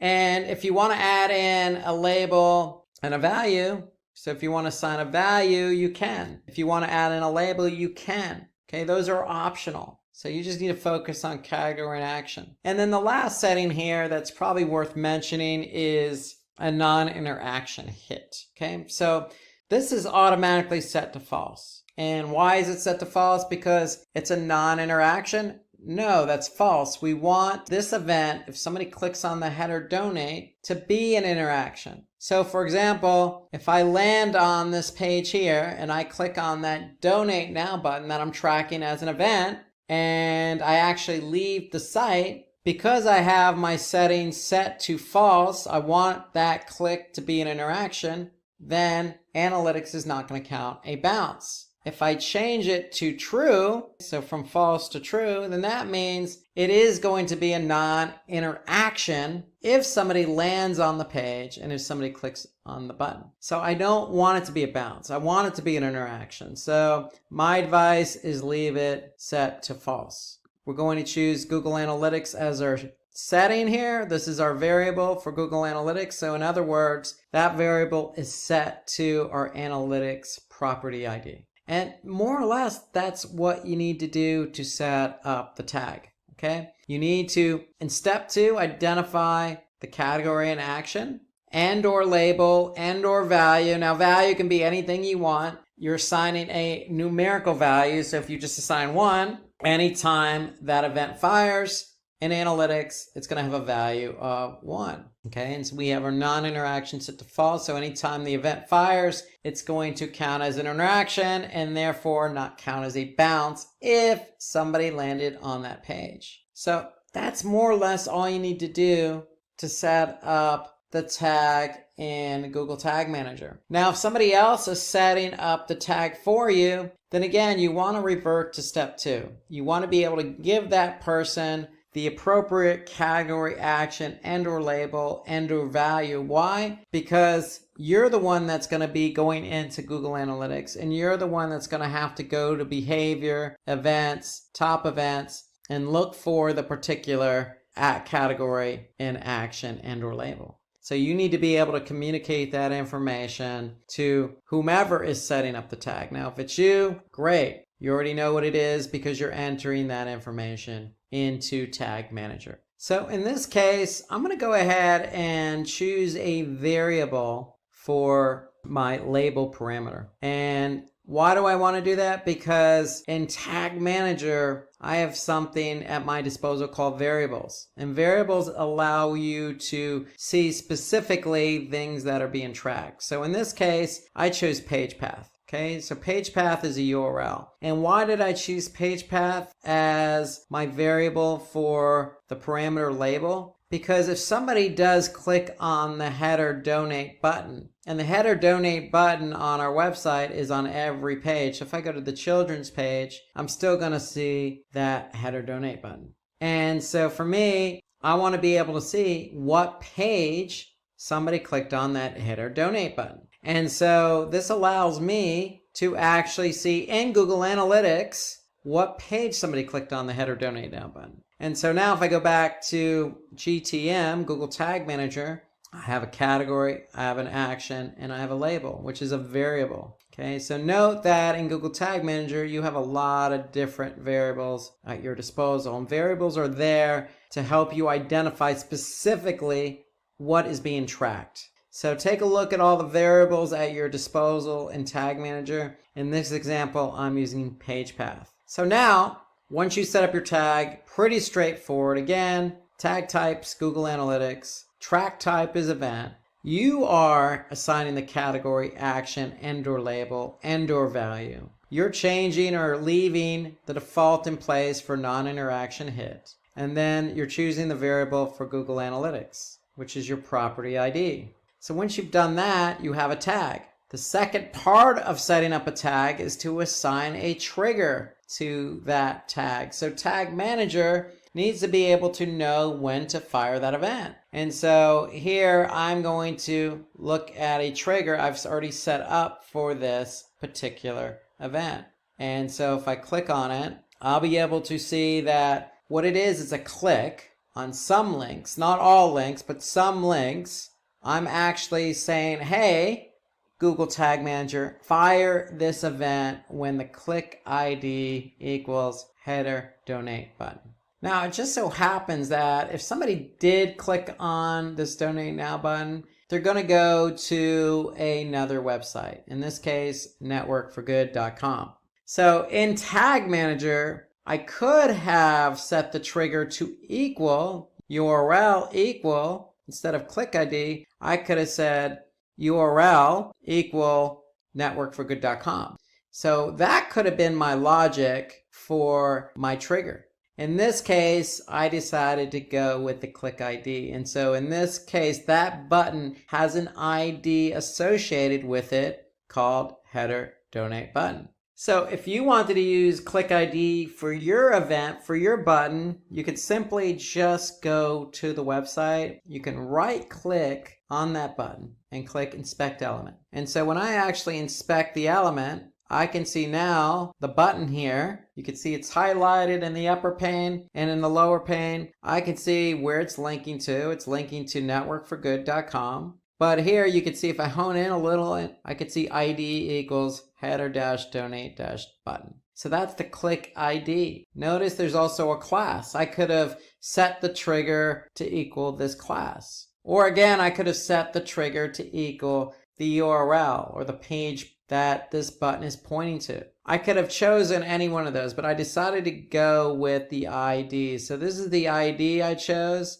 and that's the ID I have in my trigger.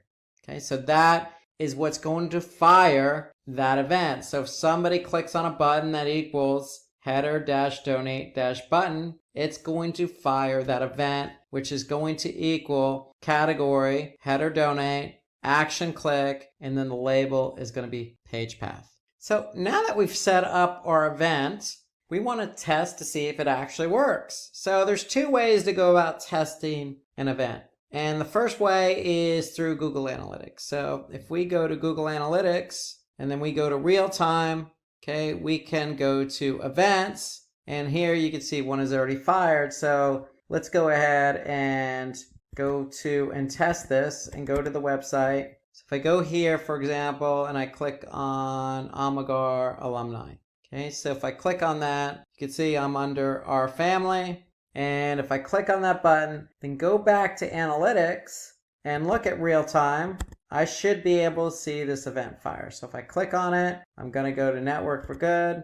Now if I go back to analytics, here in real time, under events, per second, I can see that event firing. Category equals header donate. the action equals click. Now, if I click on the category, here I can see the label. The label, remember, was page path. And here you could see this event fired on the Our Family page, which was the page I was just on. So that's one way to test to see if your event works. And in this case, analytics recognized the event, so it works, it fired, and so therefore it's going to show up under behavior, under events. You can go under overview or top events. Okay, and what am I going to look for? In this case, I'm going to look for header donate. Okay, if I click on header donate as my category, I'm going to be able to see my action. And if I click on action, I'll be able to see my label. In this case, homepage. And then later on, when the data propagates in analytics, I'll be able to see under label the page that I clicked on that header donate button, which is /ourfamily. Okay, the second way in which you can test to see if an event fires is if you preview. So if I click on preview in Tag Manager, okay, I'm going to go into preview mode. Okay, and preview mode allows you to see in analytics, in Tag Manager, and on the website what tags are firing. So here I could see I'm in preview mode now. So I'm going to go to the website and I'm going to refresh.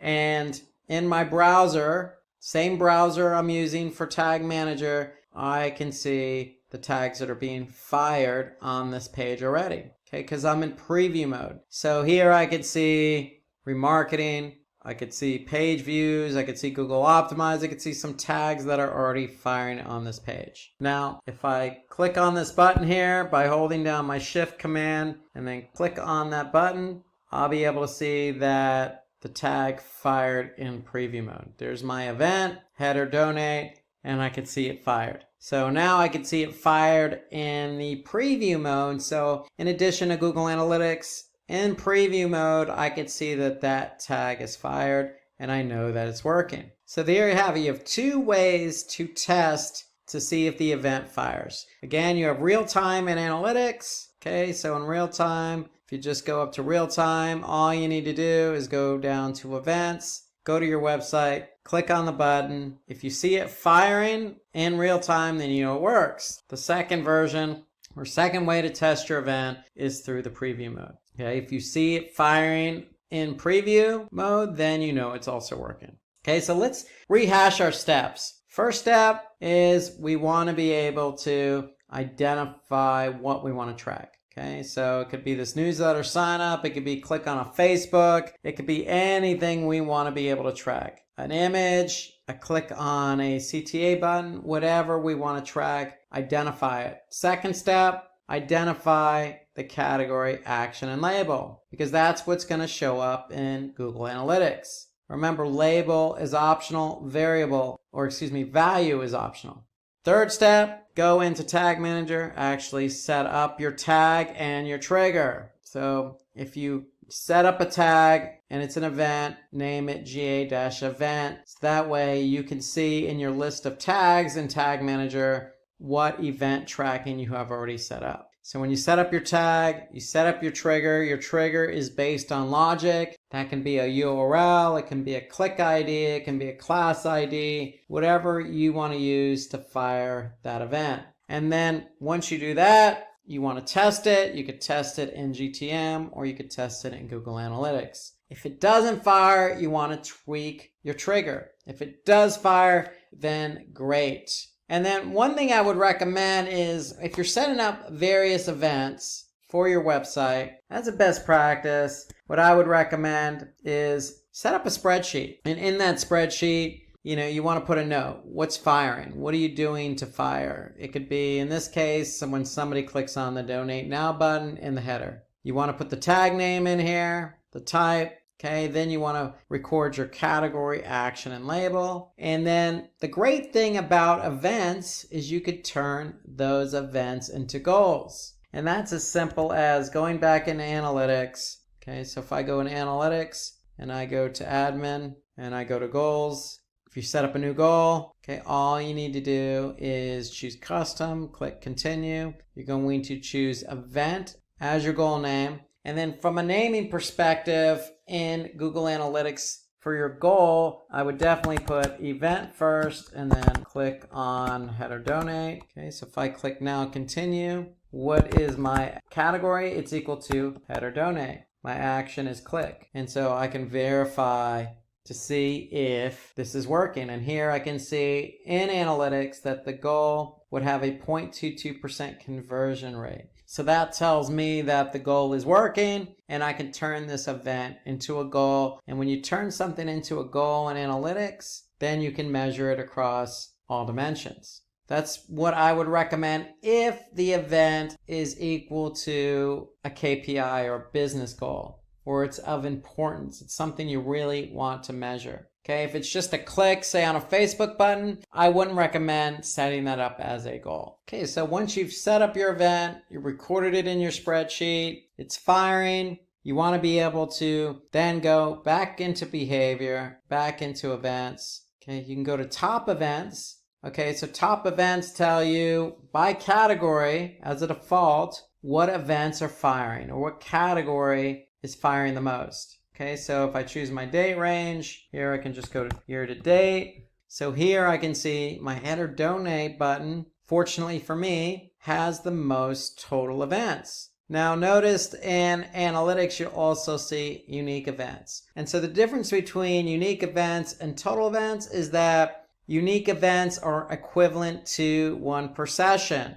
where total events means that somebody can come to your website, initiate a session, and click on that button multiple times in the same session. So if I go to the Alma Foundation website, okay, I can click on that donate now button 3 or 4 or 5 different times in the same session. So what analytics is going to do is actually in that session count it once, but accumulate the number of clicks as a total event for that session. So you're always going to have more total events than unique events, because in some cases, users may click on the button more than once in the same session. And so here I can see total events, unique events, and if I added a value to that event, I should be able to see it here. So if I added $1 as an example to this particular event, because it had 164 unique events, I should be able to see 164 as my value.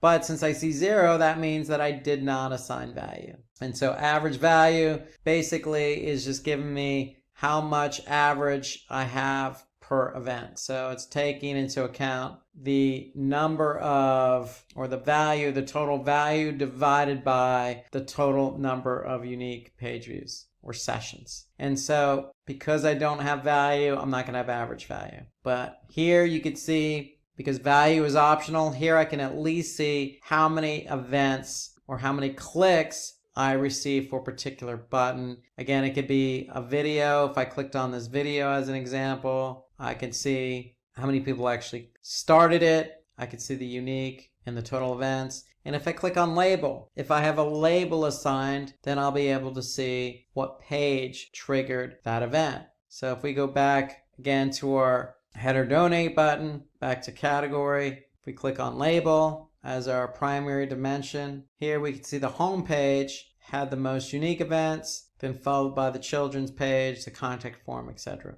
So what you can do in analytics, you can also look at the pages that have driven events. So here I can see the home page has accumulated the most total events, followed by the contact us. So that's how you would look at the data in Google Analytics. Under behavior, under events, and then under top events or overview is where you can start analyzing your event tracking. So first you need to do, identify it, assign a category, action, and or label, set up that tag and trigger. Once you do that, once you test that it's working, this is where you're going to go to analyze the data. Let's start out with YGTM. So let's just say you're Sam and you have your own e-commerce website and you want to understand how people are interacting with your website. Well, Sam, today's world of websites contain a lot of interactivity, everything from videos to PDF downloads to commenting to form submissions to all sorts of chat functionality, interactivity going on throughout the website. So there's just a lot that you need to track outside of just page views. And so really what GTM does is they help you track all these things I just mentioned. Everything from somebody clicking on the play button of a PDF to somebody clicking on the submit button of a form to somebody entering in something on a chat function. So that's what GTM is. So why GTM? Because it helps us track all that interactivity. So all GTM is really allows you to really place a piece of Java code, which is just script,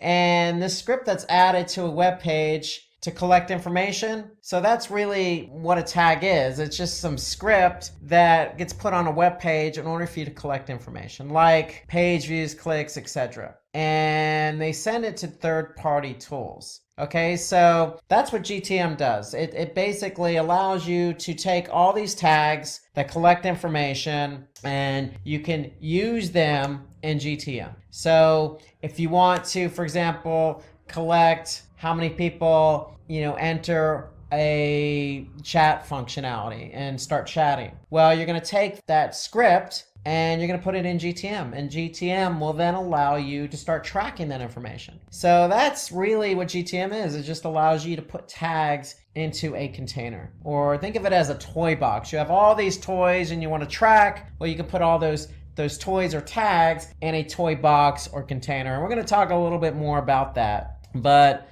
before we get into GTM, let's just say, you're communicating with your developer and there's a new user request on your webpage and you want to update the tag. Well, your developer, considering it's probably a small update to your website, is probably gonna not hesitate and is going to go ahead and turn around and do it normally. And so normally what happens is the developer is going to go to the website and update the tag. Well, what if you have a few things that you want to track? All those things I mentioned before, from downloads to clicks to, somebody checking out to watching a video. Well, your webmaster, your web developer is going to go, well, hold on a second. Now, all these requests are going to take time. I need to put them into the work queue, so to speak. Well, what happens is when they go into work queue, usually it's going to take some time. And in some cases, you as a marketer need to launch a campaign. And you want to get that tracking added to the website in time for the campaign launch. So you want to go ahead and quickly turn around the tracking for that particular campaign. Let's just say you're launching a campaign and you're sending people to a landing page that has a form submission. And you want to be able to track how many people click on the submit button of that form submission. Well, if you need to turn that around, your developer's like, well, I need to put that in a work queue. The timing isn't going to always work out between you and your developer, is my point. And so that's where GTM comes in. Because there is a solution to update your tags faster, and that's Google Tag Manager. So when we say GTM, that's what GTM stands for, Google Tag Manager. It's a place for you to add tags quickly and easily. So tags, remember, are just snippets of code that allow you to track things on your website interactively. And basically, when you have GTM, you can bypass the webmaster and do it quickly and easily. So that's what GTM is all about. So why GTM? Because we just identified two benefits. One, you could track all the interactivity on your website. And two, you can bypass your web developer or webmaster. And so that's the benefit of GTM. So the benefit, you get those tags updated very quickly via Google Tag Manager. Okay, so that's what Tag Manager is. So what we're going to talk about today is specifically what Tag Manager is and what it does. We're going to list some of the benefits of Tag Manager. We're going to show you how it works, and then we're going to show you how to get started with Tag Manager. Tag Manager, if you're not familiar with working with webmasters and dealing with JavaScript and tags and all this jargon is just new to you today, okay, well, don't fret, sit back. We're going to take it slow. This is an introduction into Google Tag Manager. Again, let's start out with what is Tag Manager. So we've already introduced it to some degree because we already introduced it as a tool where you can put all your tags into a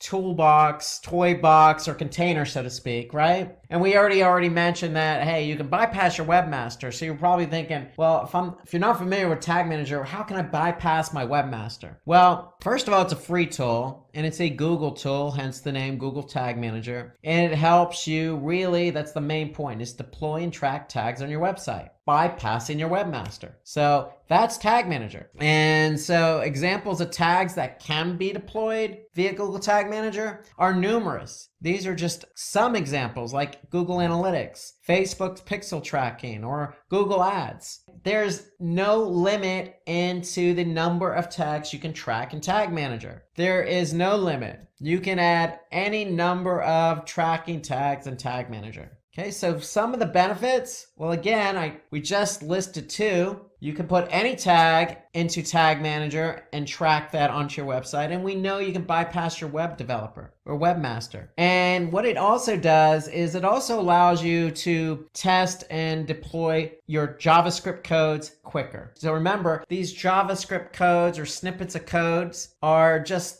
there to track certain things on your website, whether that be a page view or somebody clicking on a play button or tracking somebody who converts or even just goes to your website. So the biggest benefit is you can take that snippet of code, let's just say Facebook. Let's just say you're doing Facebook marketing and you want to put that Facebook pixel on your website so that you could track people who come from Facebook and convert. Well, you don't need to put that Facebook pixel on your website. You can go right to Tag Manager and you can put that snippet of code right in Tag Manager really quickly. And the other benefit here is all tags are managed in one place. And that to me is really a good benefit, because when you start adding tags on your website and you have some tags in Tag Manager, it just gets very confusing. So ideally, all the tracking code you have on your website needs to be in Tag Manager. Think about that. All the tracking. So if you're doing Bing or you're doing Facebook or you're doing Twitter or you're doing LinkedIn and you're doing Google, you're doing all this type of marketing on all these different platforms, you're going to have tracking code for all these different platforms. And instead of putting all that code on your website, return going to slow down the load time of your web page and website. You want to put them all in Tag Manager so they can be organized and you know exactly what you're trying to track. And the other great benefit of Tag Manager is there's a versioning control. So let's just say you have added tags to your website via GTM for the last 6 months. Well, and let's just say you add another tag yesterday. If you added that tag yesterday and something doesn't work, well, you can just roll back to a previous version. It's that simple. So you have versioning, and that's a good thing. When you have versioning, you can control what gets published, and if something doesn't work after it gets published, then you can roll back to a previous version. So it's a peace of mind, so to speak. Just because you've added code to your site, there's no guarantee it's going to work. And so you can always control what version you're dealing with in Tag Manager. And we'll talk a little bit more about that. So the biggest benefit here to me with Tag Manager is you have event tracking. And so we talked about some of the things you could track on your website, from videos, from play buttons to somebody clicking on the stop on the video or pausing it, all the way to somebody, again, chatting, or let's just say somebody clicking on that purchase button on your website. Okay, and you want to track all these different things, these different interactivities and buttons. Well, event tracking is what you're going to use to track all those buttons. And to me, this is the biggest benefit of Tag Manager. And I'll show you some examples as we go along. And if we didn't mention it already, I'll mention it again. It is free. Tag Manager is free. There's no limit. So once you have Tag Manager going, you can add as many tracking codes as you want. There's no limit on the number of tracking codes you can add to Tag Manager. Okay, so it's free and you can use it to its fullest advantage. Okay, so it's also high security, meaning that it has different levels of permissions. Okay, so you can have somebody just go in and look at the different tags and tracking codes you have in GTM, or you can have somebody who is very familiar with Tag Manager and can go in and add the tracking code to Tag Manager and then publish that tracking code when it gets added. So those are all the benefits. Let's talk about how it works now. Specifically, how does Tag Manager work? Because you're like, Rob, okay, again, a lot of jargon. You know, you got tags and JavaScript and versioning and publishing and all this other stuff. Well, I know I'm throwing a lot at you at once, but just bear with me here. Okay, so let's start talking about how it actually works. So you have a website, okay? Whatever that domain is, you have a website, and there's chances are on your website you have some form of interactivity, whether that be a video, whether that be a blog, whether it be a form submission. You have a website with some interactivity. And let's just say you're even thinking about getting ready to launch some type of campaign on maybe Google or Facebook, and you want to drive traffic to your website. Fair enough. You're joining the millions of other websites that are out there that have interactivity that also drive traffic to the website. So in comes Google Tag Manager. And so Tag Manager is important because, again, we know we want to track people coming from that Facebook campaign or that Google campaign and interacting with our site. So if you are running Facebook and you are running Google Analytics, well, guess what? You want to put that tracking code in Tag Manager. So Google Analytics, being a Google product, works very nicely with Tag Manager. Facebook has its own tracking code, but you still want to be able to track people who come from the Facebook campaign to your website. So you're going to get that tracking code from Facebook and put it in Tag Manager. That's generally how it works. So here, information from your website is shared with another data source through Tag Manager. So think about that. If I add Facebook tracking code to Tag Manager, or let's just say I add Google Analytics tracking code to Tag Manager is the one that's pushing out and doing all the heavy lifting. They're the ones that are controlling what code gets fired and what code doesn't. So if you're putting the code in Tag Manager is controlling the code. Think about it that way. And let's show you an example of what that looks like. So here I am, I'm in Tag Manager. I just went to tagmanager.google.com, and here I could see a list of tags. So in our conversation, we're talking about tracking Facebook and we're talking about tracking Google Analytics. Well, Google Analytics is easy because it's a Google product. So here, if I look at all the different tracking code I have on my website through Tag Manager, let's just take a look at Google Analytics. So if you're going to use Tag Manager, you might as well put the Google Analytics code in here. So here I can see I have Google Analytics as a tag in Tag Manager. Now, for Facebook, if I'm running a Facebook campaign, well, I can take that pixel tracking and put it in GTM as well. And here I can see Facebook pixel. That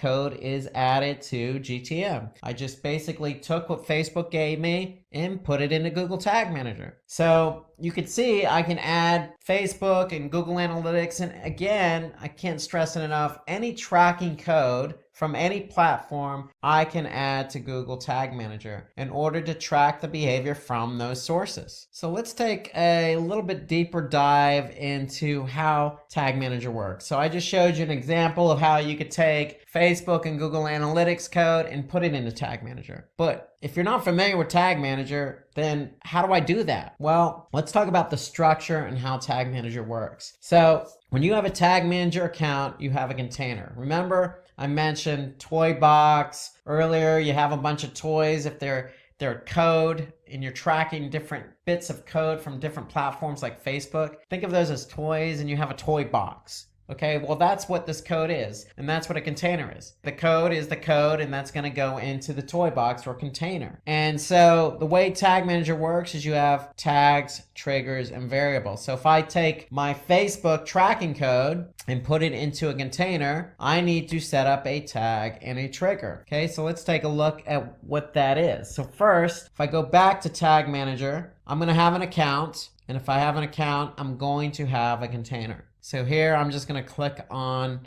an account with a container, and a container is nothing more than what website you're adding the tracking code to. Okay, that's all the container is. We're just letting Tag Manager know this is the website we're adding all this code to. So you have tags, triggers, and variables. That's the structure of Tag Manager. So tags are just what it says, tags. What are we trying to quote unquote tag? Well, if it's Google Analytics, that's easy. Here I can see I have Google Analytics added. So if I click on Google Analytics, here's my tag. And if I take a little bit of a deeper dive there, since Google Analytics is a Google product, it integrates already with Tag Managers. It's pretty easy. I can just choose Google Analytics, then I'm going to check page view, and that's my tag. Now, every tag needs a trigger. Okay, so I need to tell Tag Manager how or when to fire the Google Analytics tracking code. So in this case, I'm going to tell Tag Manager to fire on all pages. So if I get somebody, a visitor to my website, Analytics is firing on all pages. So whatever page that visitor lands on, Google Analytics is going to fire. So that's really what it comes down to, is I have a tag and I need to tell Tag Manager when to trigger that tag.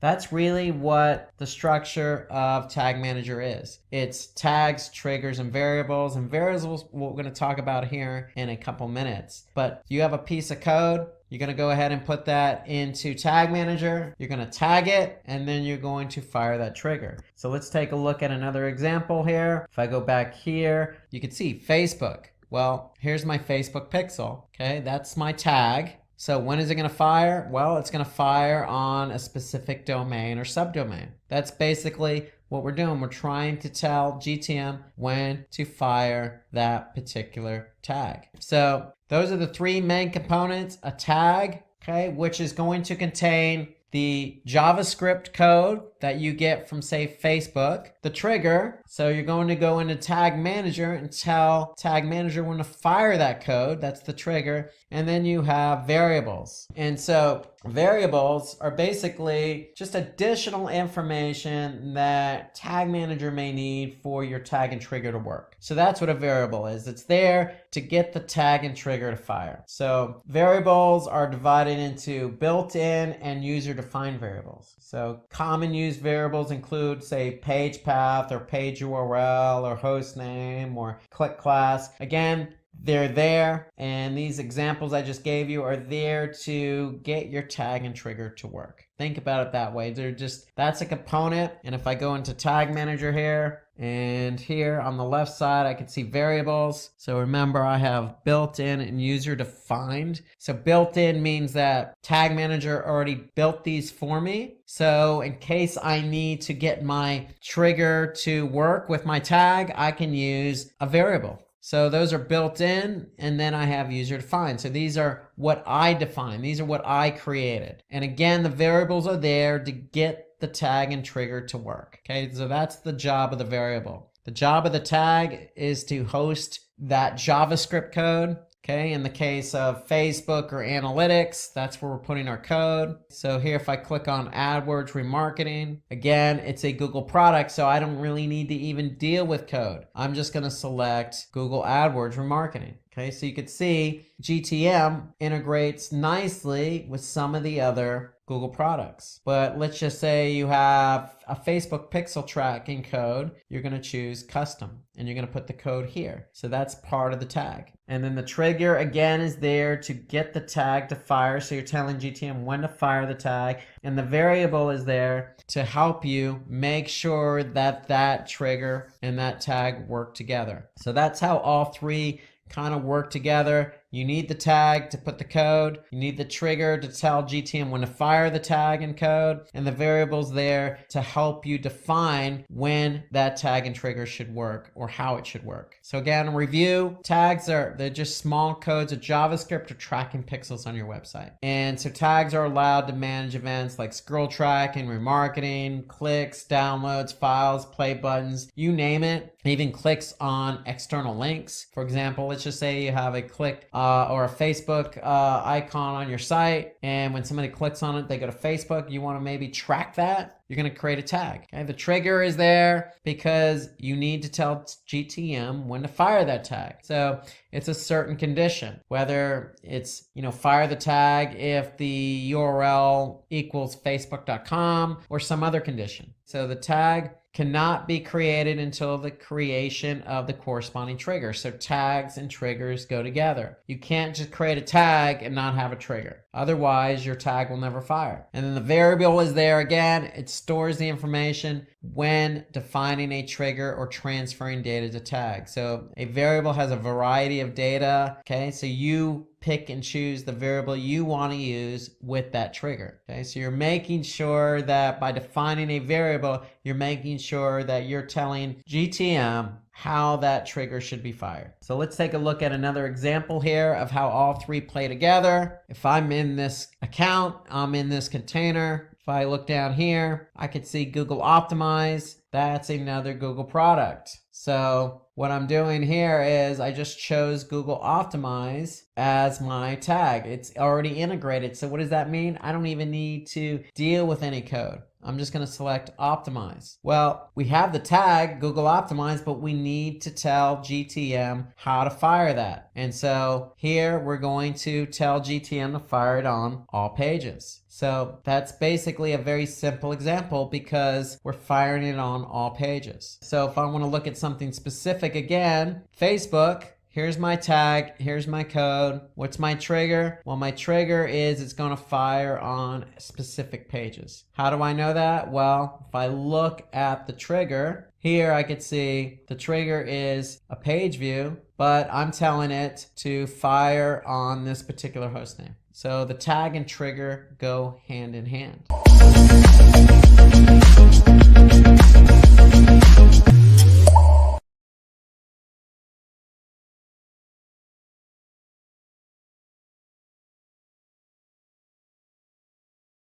So how to get started with Tag Manager. So first things first, you have to create that account. So you're going to go to tagmanager.google.com, or you can do a search for Google Tag Manager, and you're going to create your account. And then when you create your account, what's going to happen is you're going to set up a container. And when you set up a container, you have choices. So you could set it up for your website, for an app on iOS, or maybe Android, or you can even set it up for AMP, an accelerated mobile page. So most people by default are probably going to set up Tag Manager for their website. And so when you do that, when you actually select website, what's going to happen is you're going to get some Google Tag Manager code in return. And so the whole idea here is you're going to do a swap. What you're doing is basically you're saying, okay, Google, I'm going to take this Google Tag Manager code and I'm going to put it on my website. I'm going to put it on every page of my website. So notice Tag Manager has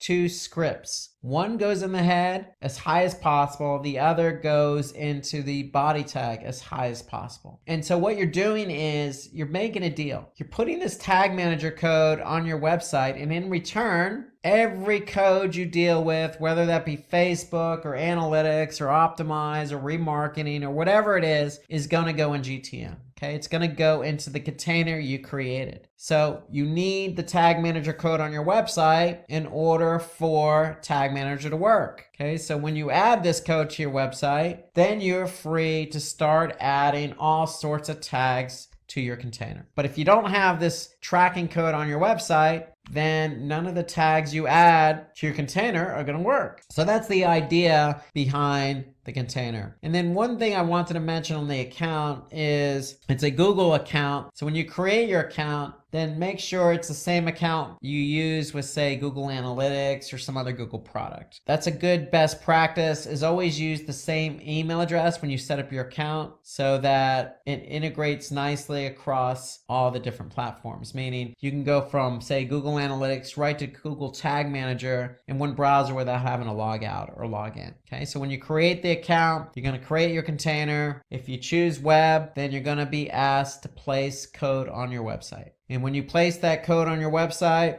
then you are free to start using Tag Manager. And that means you're free to start adding tags. Okay, so if you want to know more information about installing Google Tag Manager, then what I would recommend is visit the Quick Start Guide website of GTM. So again, if you're curious as to where that code is located in Google Tag Manager, well, when you create an account and you create a container, that container is going to have a specific ID. So if I click on that specific ID, here's where I can get my code. Okay, so again, when I'm logged in to Tag Manager, I'm going to click on Workspace, but in the top navigation, I'm going to see my unique GTM ID. If I click on that, that's where my code is going to be located. And so again, your code needs to go in the header, and there's another script that needs to go in the body. And if you're not sure how to add the code to your website, well, you can always click on the Quick Start Guide here. Okay, and that'll take you to a Quick Start Guide page, a reference page related to Google Tag Manager. So let's talk about creating a tag. So once you get Tag Manager installed, I'm sure you're excited to get going and create that first tag. So let's talk about how to create a tag in Tag Manager. So when you're in Tag Manager, all you need to do is basically you're looking at all your tags. If you click on tag in the left side navigation, you'll see all your tags and there's a new button there. So you just click new. And so basically what you're going to do is you're going to create your first tag. And so what I would recommend, once you get Tag Manager installed on your website, I would recommend setting the first tag up as Google Analytics. So that will get you going with tracking page views on your website when somebody visits your website. Okay, so ideally that's what you want to do. You want to get Google Analytics as your first tag in Tag Manager.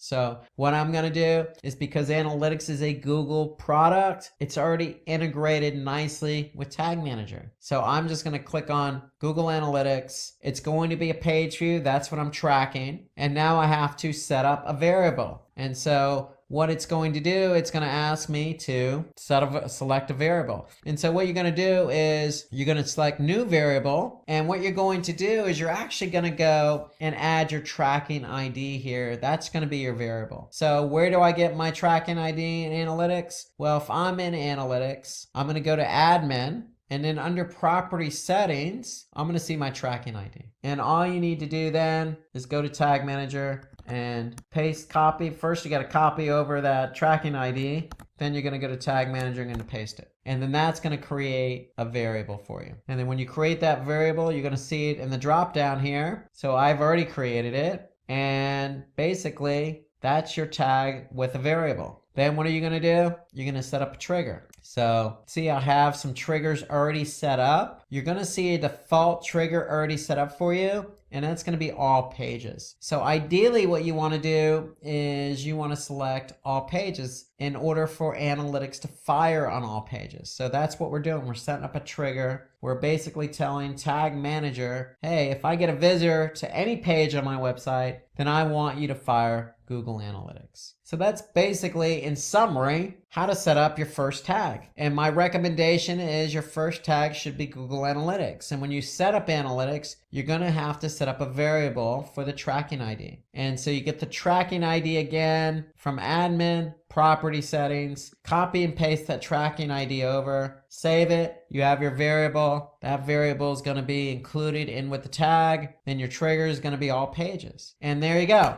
You have your first tag, you have your first variable, you have your first trigger. So that's basically what you want to do. And once you've added that tag, once you've added that trigger, then the only thing you need to do now is basically publish the tag. And so anytime you save a tag, you're going to go ahead and submit it so that way it gets published. So again, what you're going to do is let's take a step back here. You're going to choose new tag. You're going to choose Analytics from the drop-down menu. You're going to choose page view. Then basically you're going to add your tracking ID so you can set up the variable. And then basically that's what you need to do. Okay, you're going to add that tracking ID and then voila, that's your tag with a variable. And then once you've done that, then you're going to click submit. So when you click submit, you're basically saying, hey, I want this tag to go live now, this tag and trigger. And once you've done that, then Analytics is ready to go. And anytime somebody goes to your website on any page, Tag Manager is going to fire Google Analytics. So the great thing here is you have something called Google Tag Assistant, and that's an extension that works with Chrome. And so when you've actually added Tag Manager to your site, or you have Analytics running in Tag Manager, you can confirm if those tags are firing properly. So let's take a look at how Google Tag Assistant works. Okay, so if you just do a search for Google Tag Assistant, you're going to see here that it's basically just an extension that works in Chrome, and unfortunately it only works in Chrome browser. It doesn't work in any other browser. So go ahead and install that extension into Chrome. And when you do that, you're going to see this nice icon here in your browser. And now, if you go to any website and I click on Google Tag Assistant and I click on Enable, okay, so basically I'm loading Google Tag Assistant. And now once I refresh the page, I can see that this particular site has Google Tag Manager installed. And not only does it have Tag Manager installed, I can see that it's also has Google Analytics running. I have also Google Optimize running, and I have Google Ads Remarketing Tag running in Tag Manager. So that's what Tag Assistant does. It allows you to see if one, Tag Manager is on the site, and if it is, great, what other tags are firing on this particular site. So Tag Assistant's telling me I have these particular tags firing on that site, and they're firing within Tag Manager. So Tag Assistant is a great way to confirm if one, Tag Manager is on the site, and two, what other tags are firing on the site. Now, another way you could confirm if Tag Manager is firing on the site is you can go into preview mode. So even before you submit and publish your tag and trigger, you can click on the preview mode. So if I click preview in Tag Manager, so basically that's going to put me in preview mode. And so what does that mean? Well, that means that now I'm free to go to my website and see if those tags are firing. And so let's take a look at what that looks like. So if I go to the website and just click refresh,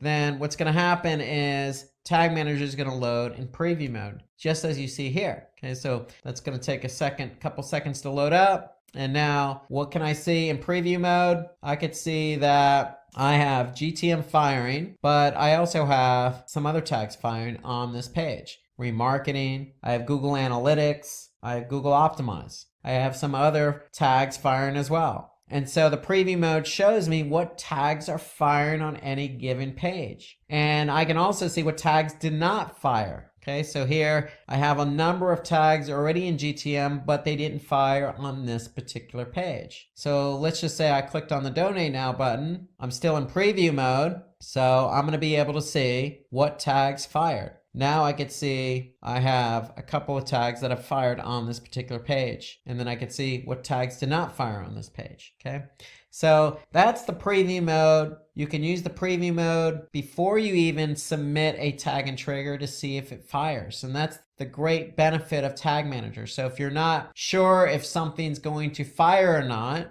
then you can always go into preview mode. And if you are sure it's going to fire, then you can go ahead and submit it. So you can leave preview mode and just go ahead and submit that particular tag and trigger. So here I'm going to leave preview mode, and now once I'm done and I'm sure the tag is going to fire, and go ahead and submit all my changes that I've worked on in terms of setting up tags and triggers. So that's really GTM in a nutshell. So I have my tags, okay? My tags are just snippets of code that I'm going to put in, whether that be Facebook or event tracking or any other Google product like Optimize or Page View. Then I have my triggers. My triggers are there to tell GTM when to fire that tag. And the variables are there to help those tags and triggers work together. So remember that particular variable we set up for Google Analytics. Okay, so here it is right here, because we want to tell GTM what property to specifically fire in Google Analytics. So that's why we set up that variable. But there are all sorts of variables. Google Tag Manager has built in, or variables already created for you, or you can specifically define a variable. So variables are there to help the tags and triggers work together. So when you set up a tag, you set up a trigger, you use a variable, you can always go into preview mode, preview it by going to the website, seeing if it fires. If it fires, then voila, you can go ahead and click submit, and that will publish the tag and trigger, and you're good to go. That's pretty much how Tag Manager works. And again, I can't stress that there's an unlimited number of tags you can add to Tag Manager. There's no limit. So you got anything from Google to non-Google, to event tracking, okay? To Facebook, to anything that you want to track, you want to be able to put into Tag Manager. And again, there's versioning. That's one of the great benefits of Tag Manager. So if I want to go back to an older version, I can simply do that. So here you can see I'm on version 32. That's how Tag Manager works. And I can't stress that, Tag Manager is there to help you track interactivity on the site. Because if you have a site that's interactive, that has a video, that has a download button, let's just say, you have all sorts of newsletter signups, Facebook, YouTube buttons on your website, just like this website does, and you want to be able to track how many people click on that particular button, well, you're going to need Tag Manager. And when you have Tag Manager, you're going to be able to track all of these button clicks and interactivity on your website. Without Tag Manager, it's going to be hard to do that. So that's an introduction to Tag Manager. In the age of digital marketing, it is very easy to get lost in the sea of information. If you are a beginner, you will probably spend a lot of time reading and researching. Even if you are an expert, you will still need to keep up to date and know what's going on in the marketing world. But how do you find the time to do that? How do you find the time to stay on top of trends and innovations? We have compiled a list of 20 plus digital marketing tools to help you make your life easier. Some of these tools might sound familiar to you and some might sound new and interesting. We believe all of them have some value in your life and can assist you in staying on top of trends. Hey everyone, I am Tushar Badiwal. Welcome to Simplilearn's YouTube channel. In this video, we will understand 20 plus digital marketing tools to grow your business in 2022. But before we begin, if you enjoy watching tech related content, consider subscribing to our YouTube channel and hitting that bell icon to stay tuned. So without any further delay, let's get started with the plan for today's session. First, we will look at the research part. Next, we will explore tools to build or host a website. Content is king, so next we will have a look at some of the best content creation tools to grow your business. Moving forward, we will discuss designing and graphics tools. Once designing is done, it's time to promote, and hence we will look at the best promotional tools. After that, we will discuss some great email marketing tools, user behavior and competitor analysis tools, and finally we will end the session by understanding the communication tools that will help your business operate smoothly. Research. Research is one of the most essential parts of getting your business to the next level. It's what turns an idea into a real business. However, it is hard to do research without the right tools. Luckily, there are many tools out there that do the job perfectly. Here are just few that you need to know about. Ubersuggest. Ubersuggest is a free tool that produces fresh keyword ideas. It is among the best free tools available on the market. However, it has a premium plan for advanced features, but it is best if you are starting out. And it has some good features like you will get the search volume for free, keyword ideas and content ideas. Keyword Planner. It is one of the best free tools, and the best part is that it's a Google product, so that the data can be trusted. You can use Google Keyword Planner to do keyword research. Google Keyword Planner will show you the monthly search volume of keywords and phrases, the average cost per click in your selected country, and how difficult it is to rank for the keywords. Some of the best features are you will get the custom time-based keyword data and get to know the competition on that keyword. Ahrefs. Ahrefs is one of the most advanced tool available for keyword research. It is also used for competitor analysis, rank tracking, and site auditing. Ahrefs' main features are geared towards marketer, but you can also use it to find keywords for Google, YouTube, and Amazon. The tool is paid but suitable for businesses looking for in-depth information. It has some features like rank tracker that will help you know your existing website ranking. And the second one is alert. You will get important information or stats by mail. After doing the research part, you need a website for your business. Let's have a look at how to do that. The first step in creating a website is to find a place to host it. There are many options out there, and depending on what your site will be used for, you may need different tools. Web hosting tools have evolved to meet the online community's need better. It can be challenging to select the right one through many options. Here are the few of the best tools available on the market. WordPress. It will help you create your website by just drag and dropping. No coding is required. Also, it has a lot of plugins that can be used according to your website needs. Blogger. You can create a beautiful blog using Blogger for free, and it also has free themes which you can use. Still, it is always recommended that you use tools like WordPress to build your website, because businesses need a website with lot of functionalities, and WordPress makes this process easier. The website requires hosting, as the next tool we have is Hostinger. You need to purchase a domain and hosting to host a website. There are other companies also available that you can use to host your site, such as GoDaddy, HostGator, etc. Hostinger provides automatic backups that will ensure that your website data is secured. It allows you to create unlimited subdomain, which is also necessary for a business website. For free hosting and free domains, you can use Infinity Free. But for a business website, it is always recommended to go with the paid hosting, because this will give your customer a good experience when they visit your website. But for a beginner just wanting to learn how website hosting works, you can use Infinity Free. Every business website and its social media platform need content, and content is the oxygen of the internet. There is no surviving without it. But meeting the demand of a content-hungry world often means that you are forced to pull your hair out only to throw more into the fire. From research to creation to distribution, content is now 24/7 job requiring many internal resources or costly outsourced help. If you are looking to cut down the cost and streamline your efforts, here are some content creation tools to take your business to the next level.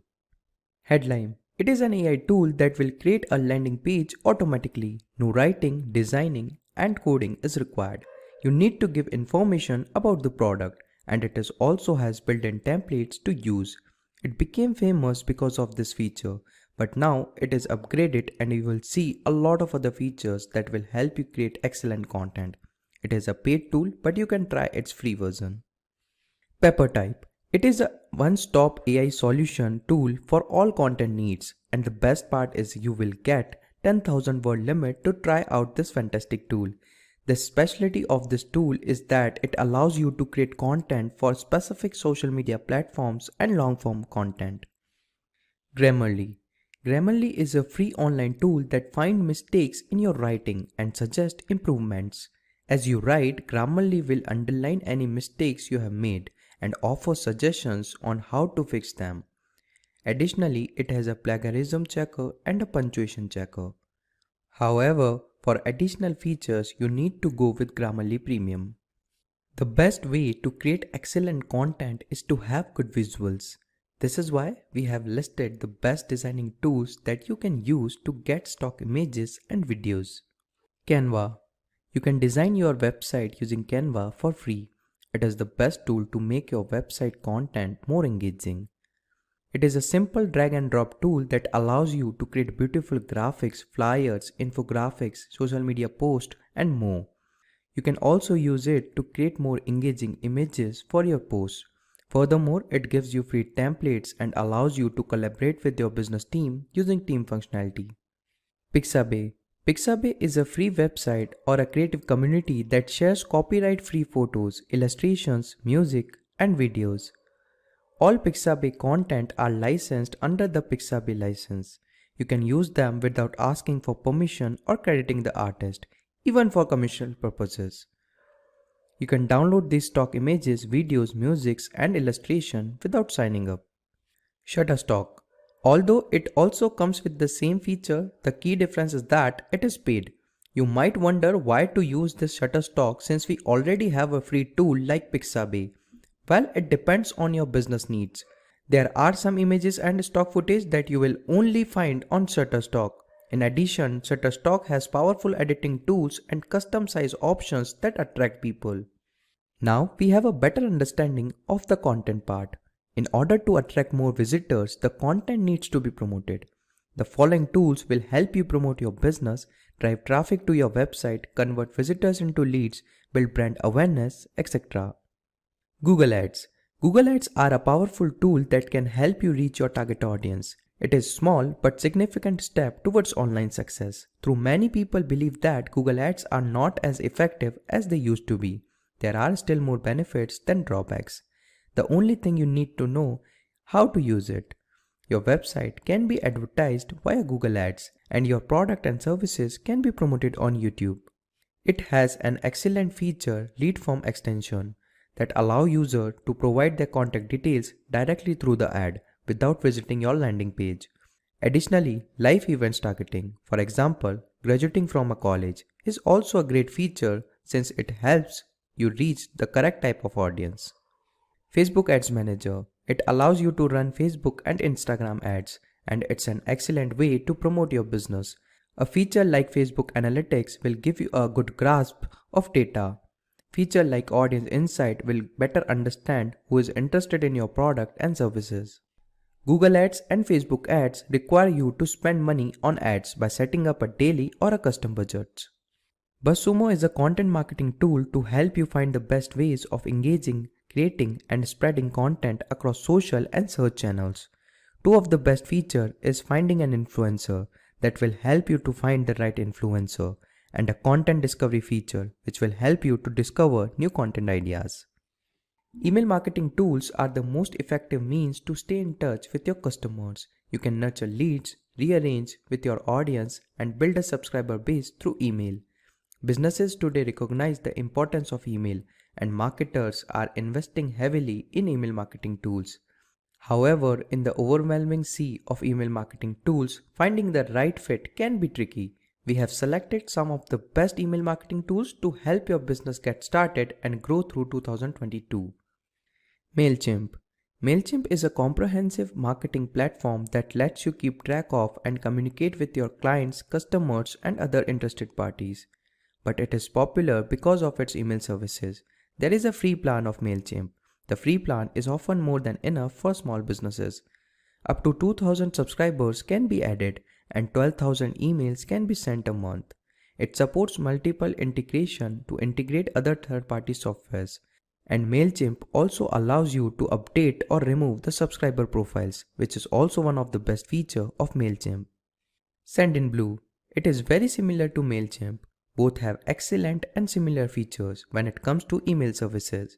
One unique feature of Sendinblue is that it has an option of a drag and drop builder that is accessible by mobile. Analysis and optimization.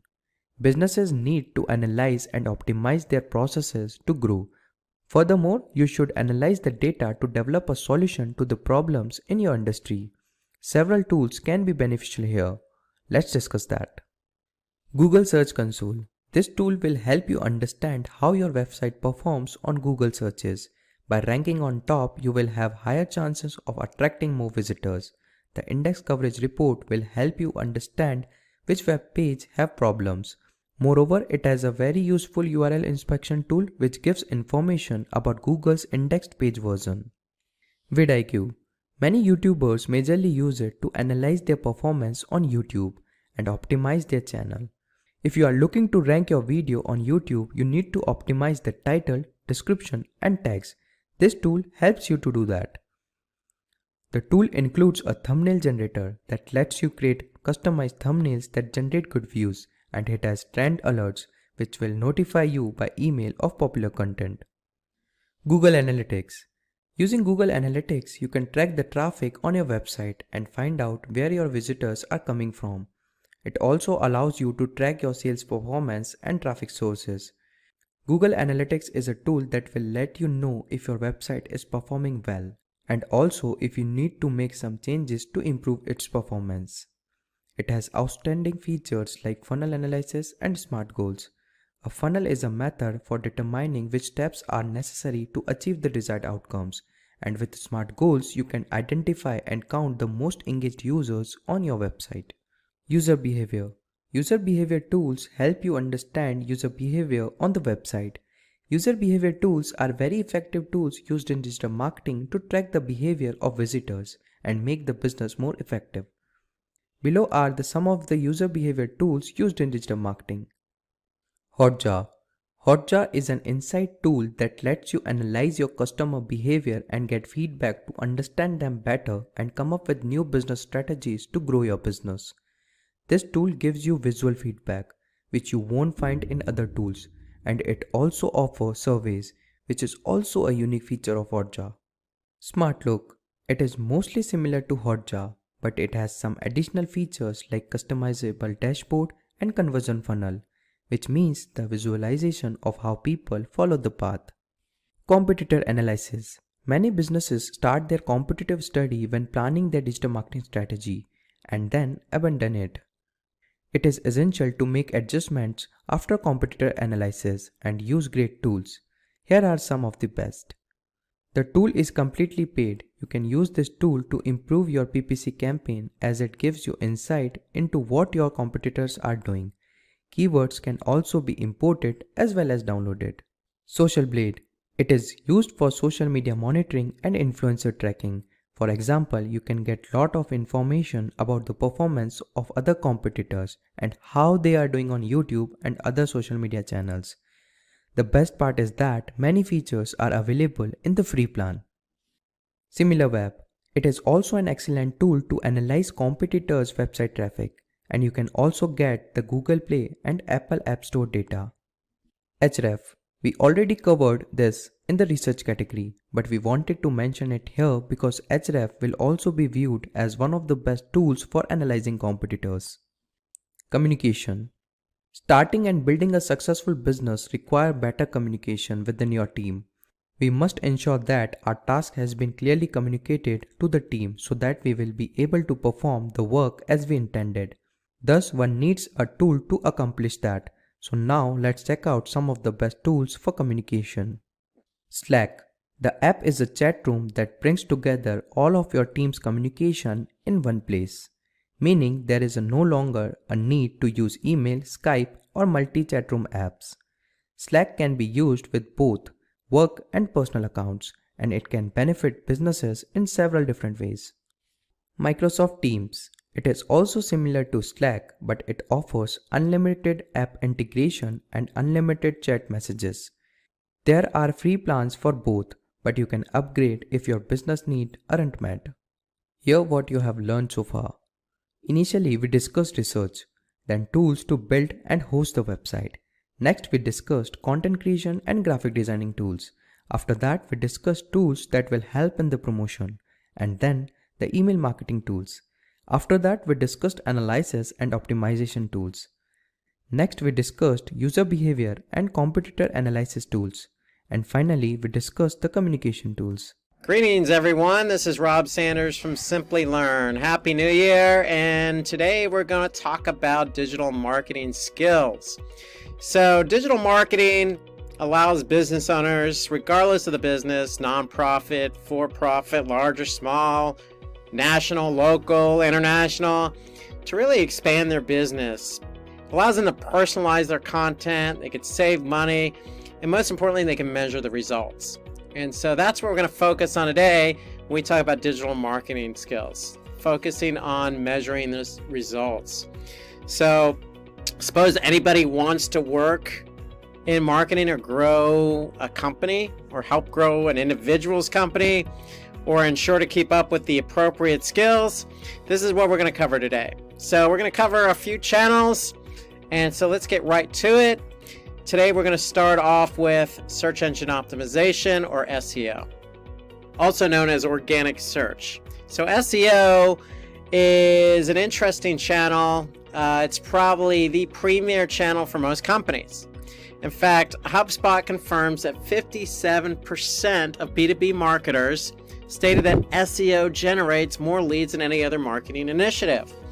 So it's really important for not only just generating traffic, but it's also important for generating leads and generating more business, including e-commerce.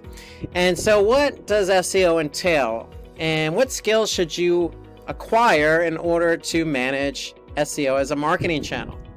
Well, if you think about it, SEO is really divvied up into two pies. One pie is called on-page, The other pie is called off-page. And so on-page consists of things you can do to the website to help you be found in organic search. So what are those things? Well, it could be anything from page load speed to 404 errors to sitemaps. And so the point here is, if you're going to manage SEO and you know that you got to make sure your website's in tip-top shape, or your client's website's in good enough shape for Google to recognize it as a legitimate site, you have to have some technical skills. Now, I'm not saying you have to be a developer, but at the same time, you have to know what a 404 error is. You have to know where and how to generate a sitemap and upload that sitemap. You need to know how to edit a robot's text file. So those are, what I call soft technical skills, but they're all valid for SEO. So you have to have some technical background. Staying in the on-page pie, okay, you need to make sure you have not only skills to write content, but skills to optimize content. So you need to be aware of all the different elements on a page in order to optimize that page. So again, that entails, some copywriting skills, but more importantly, and probably more challenging, is to take those copywriting skills and enhance them for SEO. Okay, so making sure that you're able to understand what it is that you need to do to get a page optimized so it can rank higher in the search engine results. Okay. So those are on-page skills. And then you got the other piece of the pie, which is off-page. So understanding, what it takes to make sure your site is relevant. So it's understanding different metrics, off-page metrics like page authority, domain authority, external links, internal links. And so generally, most SEO managers have a third-party SEO platform that they work with, like SEMrush or Moz. So it's understanding how to work with those platforms to measure off-page results. So we always say that SEO as a digital marketing channel is an 800-pound gorilla. Well, it is, because you have on-page and off-page to worry about. So the two of those together, is quite a task in order to rank. And so what brings SEO and all digital marketing channels is understanding the metrics and understanding what you're seeing in order to measure results and improve upon those results. Okay. So that's really the theme for all these digital marketing channels we're going to talk about today. It's really about, what metrics and how do I measure the results? And so when we look at SEO in terms of measuring results, on the on-page side, you're going to have to do some keyword analysis. You're going to have to understand, what volume is. You're going to understand how to get the competition numbers, and you're going to have to understand what keywords to choose. So that in itself is a skill, being able to choose keywords based on several metrics. Then you're going to have to be able to ascertain, what pages and what keywords are driving traffic and how those pages are performing. And then again, the off page, you got different metrics like domain authority or page authority. You have external links, internal links. You have no follow and follows, and a lot of these little metrics related to off-page SEO. So you're going to have to understand what those metrics mean. And if you can understand what those metrics mean, and then more importantly, act on those metrics, then that's what's going to help you improve your results in terms of SEO. So again, that's going to be the common theme here. So I'm just going to highlight again those metrics that you're going to need to understand in order to better manage SEO as a channel. Again, on the on-page side, you need to understand the technicalities involved, but for example, page load. What's a good page load time? What's a bad page load time? From a keyword perspective, what's good volume? What's bad volume? What's good competition? What's bad competition? So if you can understand the intricacies of the measurements related to SEO, then that'll help you improve upon this big channel called organic search. So SEO is the practice of getting relevant traffic to the website, from organic search results. So it really is essential to stay up to date and have a complete knowledge of the latest algorithm updates and factors that affect search engine ranking. Okay. So that's SEO. Let's transition to search engine marketing, also known as paid search, sponsored search, Google Ads, Bing Ads, pay-per-click, cost per click, a lot of acronyms, a lot of ways to describe it. At the end of the day, search engine marketing means that, hey, you as an advertiser have the ability and have the opportunity to rank at the very top of the Google search results. Now, it's different than SEO because you're actually paying for the placement. And so to be found at the top of the search engine results as a paid placement or sponsored ad means that if somebody clicks on your ad, you're going to pay Google X amount. Okay, so unlike SEO, SEM is very fast moving. And so when we talk about fast moving, we mean that you're collecting a lot of data very quickly. So sticking with the theme of what skills should I have for search engine marketing? Well, if you're going to collect data, then that means you need to measure the results of that data. And so sticking with our theme of measuring results, you need to understand first and foremost what all the different metrics mean related to search engine marketing. Okay, so I'm just going to rattle off, if you will, a few of the metrics, but the commonality here is, yes, you can learn what those metrics mean, but you have to act on those metrics. So one of the main metrics involved with search engine marketing is impressions. So impression is just basically how many people have seen your ad. Okay, so if your ad shows up on the search results page, regardless of whether somebody clicks on it or not, you're going to get an impression. Okay, so if you're getting a lot of impressions, that means a lot of people have seen your ad. What's a lot of impressions? Well, it's subjective. Okay, so it could be 1,000 impressions or 10,000 impressions. At the end of the day, that's how many people have seen your ad. Now, more importantly, you have another metric called clicks. Clicks means how many people actually saw your ad and then clicked on your ad. Okay, so if you have 100 people that have seen your ad and one person who clicked on your ad, then you have a click-through rate of 1%. Now, when it comes to Google Ads and search engine marketing in general, you want to have a high click-through rate, especially on Google, because that does impact quality score. So quality score is another metric you need to be aware of. Okay, so quality score is simply a number between 1 and 10 that's assigned to each keyword. Okay, so what impacts quality score? Click-through rate is one of the factors that impact quality score.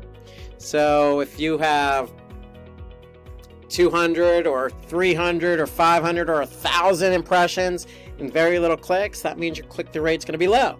And if your click-through rate is going to be low, then your quality score is going to be low. And in order to pay less to Google, you need to make sure that your quality score is good. So you need to understand the factors involved with quality score. You need to understand impressions, clicks, click-through rate. Because if you don't have a good click-through rate, then how do you improve that? So it's about measuring the results and acting upon the results. Those are the skills involved with search engine marketing. And that's just on the click side. You got the conversion side of the house. So you need to be able to understand how to get conversions and how to maintain a high conversion rate. So for example, if you have 100 clicks and only one conversion, that is a 1% conversion rate. Okay, fair enough. But what are you paying per conversion? What's the cost per conversion? Okay, and if that number is high, like say $20, and you're only selling a product that's say $10, well, then you got a problem. And so there's a lot of different metrics involved with search engine marketing. You're collecting this data very quickly, so you need to be able to react to the data that you see. So that's the skill set really involved with search engine marketing. If you're getting the data, if it's a low click-through rate or low conversion rate or high cost per conversion or very low impressions, you need to be able to understand how to react to what you're seeing and what your data you're collecting. That to me is the primary skill, bottom line, with search engine marketing. And there are other skill sets involved, don't get me wrong. I mean, it's nice to be able to write copy because with search engine marketing, typically the ads have very few characters involved, so you need to be able to write a compelling ad to convince somebody to click on your ad. And so writing copy, being able to understand your target audience, those are all things involved with managing search engine marketing. But really the key component here is, again, measuring the results. Okay, let's switch over to a traditional marketing channel, email marketing. One of my favorites. Listen, we're all bombarded with emails. And you know what? It becomes cumbersome at times. I mean, it's easy to just disregard an email. And so to me, the key here, if you're going to do email marketing, you need to have a certain set of skill sets. And so what that skill set is really understanding your audience. Because if you send an email to a certain set of recipients, you need to hope that that email is relevant to that audience. Okay, so you need to be able to really identify who it is we're sending this email to.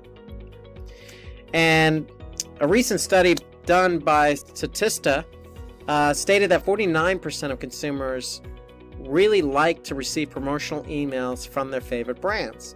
So if you have a very strong brand, then email marketing is probably a good channel for you. If you don't have a strong brand, or nobody really knows about your brand or your product or your business, then email marketing could be a little bit of a steeper hill to climb, if you will.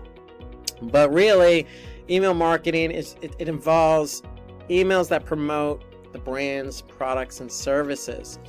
And if you could target the right audience, or making sure you have the right audience, then you got a good chance of having successful email marketing campaigns.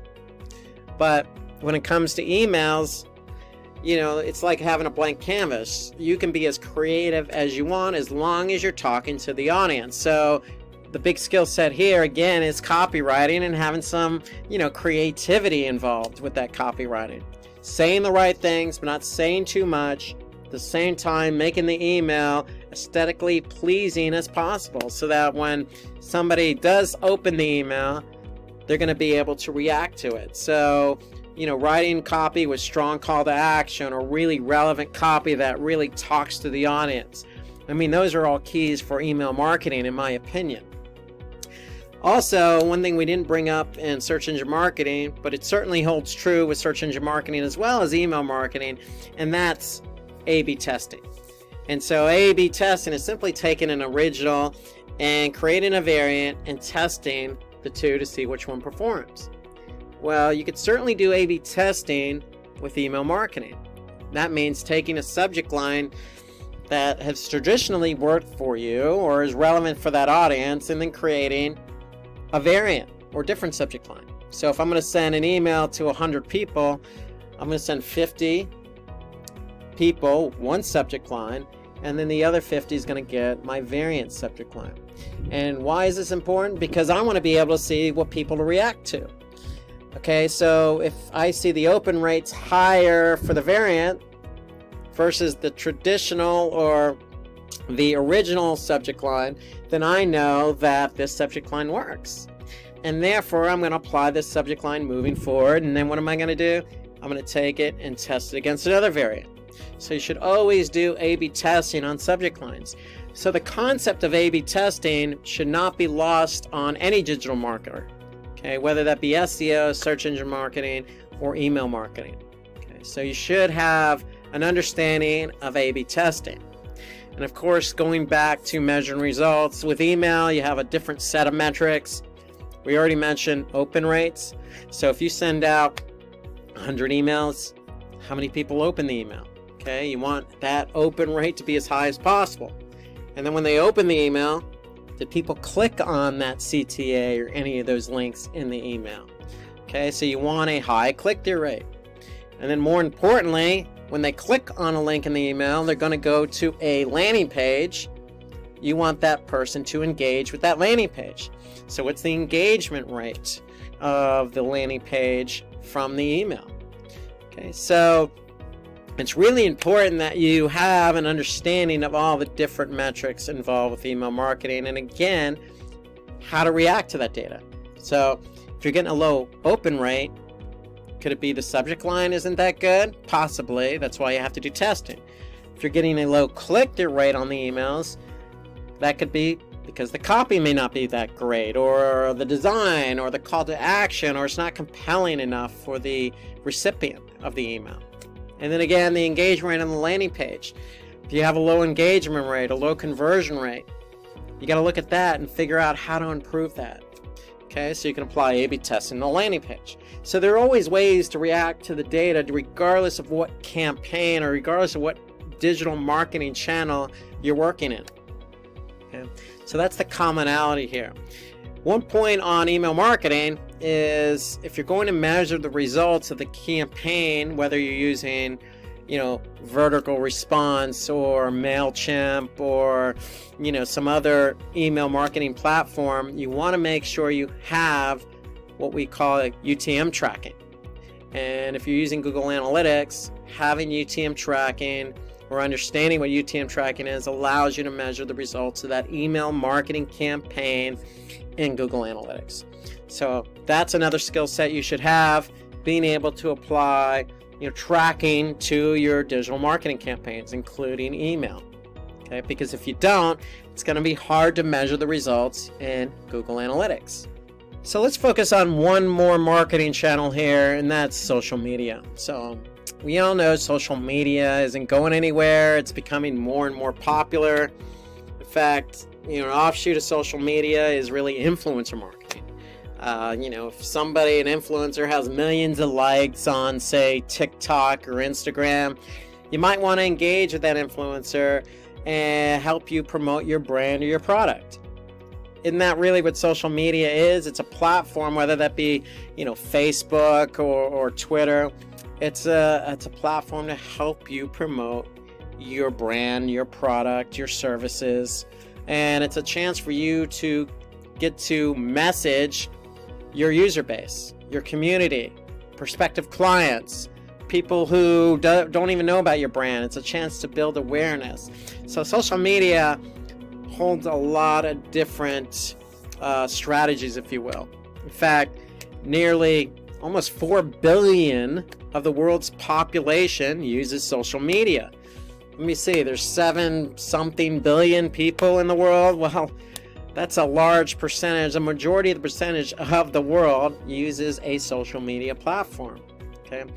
In fact, just like SEO, when you need an SEO platform, there are plenty of social media platforms. There's Later, there's Sprout Social, there's Hootsuite, there's Buffer. In fact, Buffer confirmed that 73% of marketers believe social media marketing has been somewhat effective or very effective for their business. And that's promising because social media, in my opinion, having been in this industry a while, it can be a very fickle channel. Meaning if you're trying to promote a product or service on Facebook, and it's going to be very hard to pull that person away who's engaged with their Facebook feed. Not only just to get them away from the Facebook feed onto your website, but then to turn around and allow that person to try and convert, okay, based on what you have on your website. So it's challenging enough just to get them away from the social media platform, let alone converting. So that's why when I say very fickle, but it's somewhat encouraging if Buffer's telling us that marketers believe that social media marketing can be effective. And it can be effective. You just have to have the right strategy. So to me, one of the skill sets you should have if you're going to be a social media marketing manager is being able to understand, what is the strategy here? What are we trying to achieve when we set up a social media platform or enact a social media campaign? Okay. And so that's really the first thing. It's really understanding what platforms, what's the strategy here? Because if the strategy is brand awareness, then what channels or social media platforms, if you will, work best for us? Is that Twitter? Is that Facebook? So it's being able to kind of formulate a strategy, a plan, if you will, for social media marketing, because the last thing you want to do as a marketer is endlessly just post content for the sake of just posting content. Because just like any other marketing channel, you're going to have metrics. And social media is not shy on the metric front. Okay, so you have reach, you have impressions, you have engagement rate. In fact, every social media channel has its own set of specific metrics, whether that be likes, followers, shares, reviews, stars, if you will. So it really depends on the social media platform that you're using. But at the end of the day, you need to be able to measure the results. If you're posting, let's just say on Facebook, and your whole job or strategy is to entice engagement, meaning get people to share that particular post or act on that post, then you need to be able to measure the engagement. How many people saw the post? How many people engaged with the post? Okay? And so, just like any other marketing channel, you're collecting data and you need to react to that data. But more importantly, it's about being able to, put a strategy together first. And then I would, a skill set I would recommend you have is understanding all the different social media platforms that are out there. I just named Buffer or Hootsuite or Sprout Social. They're all good in their own right, but they're all going to have different features. So to me, understanding what social media platform works best for you. You want to choose a social media platform that, allows you to control what posts you schedule, when you schedule them, how they're scheduled, what platform they're scheduled on. At the same time, you want a social media platform that's going to help you understand the engagement that you're getting from that platform. And you probably want a social media platform that allows you to, quote unquote, listen in, if you will, on what users are, reacting to in terms of hashtags or what's trending on that particular platform.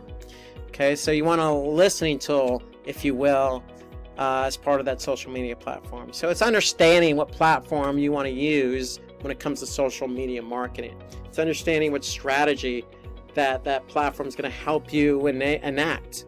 Okay, and then it's also that social media platform that's going to help you understand the data so you can react to the data. Okay. So those are all, to me, the skill sets you need as a social media manager.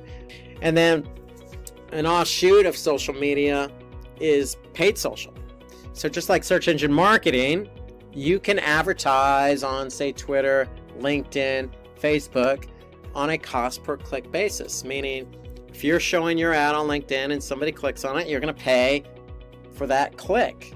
You're going to pay LinkedIn, or you're going to pay Twitter, you're going to pay Facebook. So it's understanding, the skill sets involved with paid social is understanding what assets you can have when advertising on these platforms. Can you use video on LinkedIn or Facebook? Can you use what type of images, and how big do those images need to be, and can you have wording on those images, or what are the guidelines involved with having images as part of your ads? So having a full understanding of the types of assets that you can run in terms of your advertising on social media is very important, in my opinion, because it's always changing. And you want to be able to put the best asset, the best message, you want to put your best foot forward when advertising on social media. And of course, when you do advertise, again, a whole nother set of metrics. How many people saw your ad? How many people clicked on your ad? How many people engaged with the landing page? How many people converted? What was the cost per conversion? So all of those are metrics that we covered in search engine marketing. They apply with paid social. So you have the opportunity on paid social. You have the opportunity on social media to really get your message out there. It's really understanding what kind of data you're collecting, what are the results of the ad or the post, and how do you react to that? And that's really the common theme with digital marketing skills.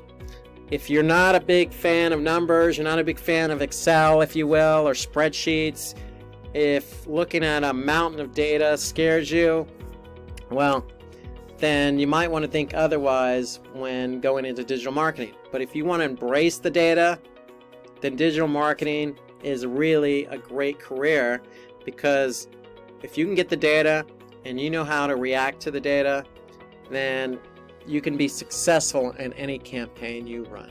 Greetings, everyone. This is Rob Sanders with Simplilearn. Thank you for joining, and today we're going to cover digital marketing interview questions and answers. So thanks for joining again, and here's how it's going to work. So we broke out a few questions and answers in different categories. A lot of you are going to be interviewing for some jobs out there, and some of the jobs may be an SEO manager or search engine marketing manager or email marketing manager or content marketing manager or social media manager. So we broke up those questions into those areas. And so that's what we're going to do. We're going to start with SEO. We're going to go through some questions, and I'm going to explain the answers to those questions. So if you have any questions to these questions or answers, feel free to just comment right below this video, and we'll get back to you as soon as possible. So let's get started. We're going to start with SEO, search engine optimization. We're going to go through a series of questions, and I'm going to answer those questions for you. Okay, so the first question that you might be asking in an interview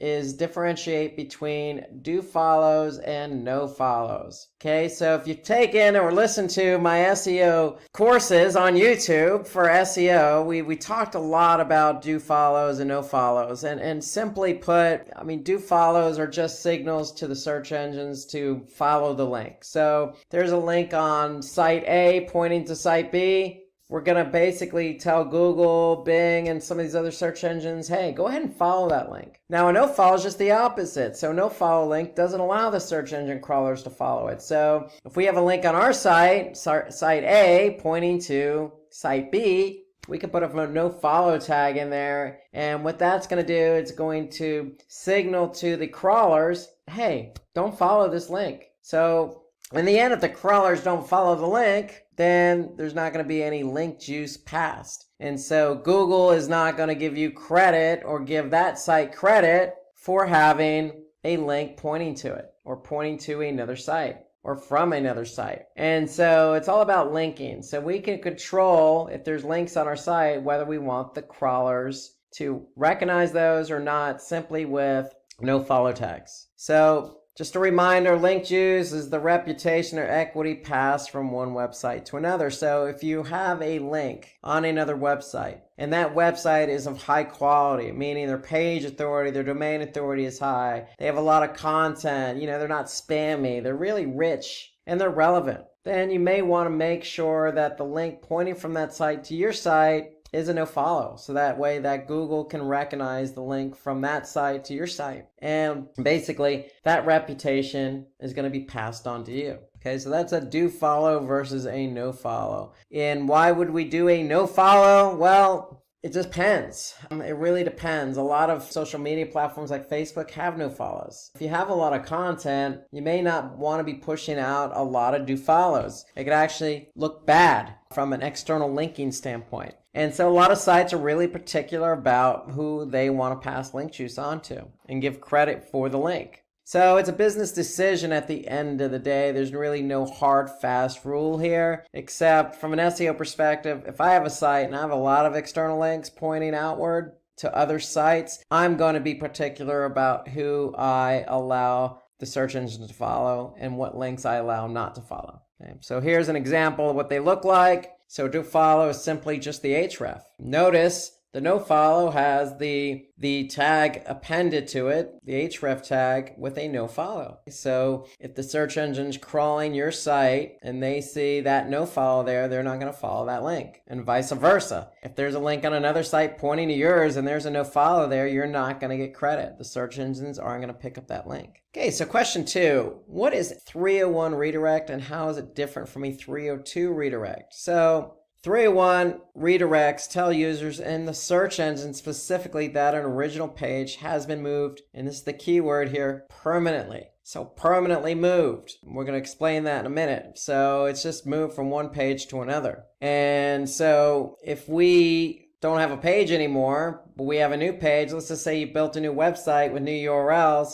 you want to make sure the old page is pointing to the new page with a 301 redirect. So if a 301 redirect is permanent, then a 302 is temporary. So we want the search engines to recognize that we have 301 permanent redirects in place. Why? Because if we have temporary, then it might alert Google to not keep that page in its search engine rankings because it's temporary. So why would Google want to keep a temporary page or even a page that is pointing to another page on a temporary basis? So they may remove both pages from its index. Okay, but if we have something permanent in place, Google may say, okay, this page is permanently linking to another page or redirecting to another page. Therefore, it's stable, it's permanent. We're going to keep that new page in the index and eventually remove the old page. So really, something permanent is more stable in the eyes of the search engine. Something temporary may not be as stable in the eyes of, say, Google. And if they don't see it as stable, then they may remove both pages from the index. Okay, so the idea is we want to be found in Google Search Index, and we get it. Sometimes pages go away for a variety of reasons. And if it does go away, just make sure you have a new page for it. And that new page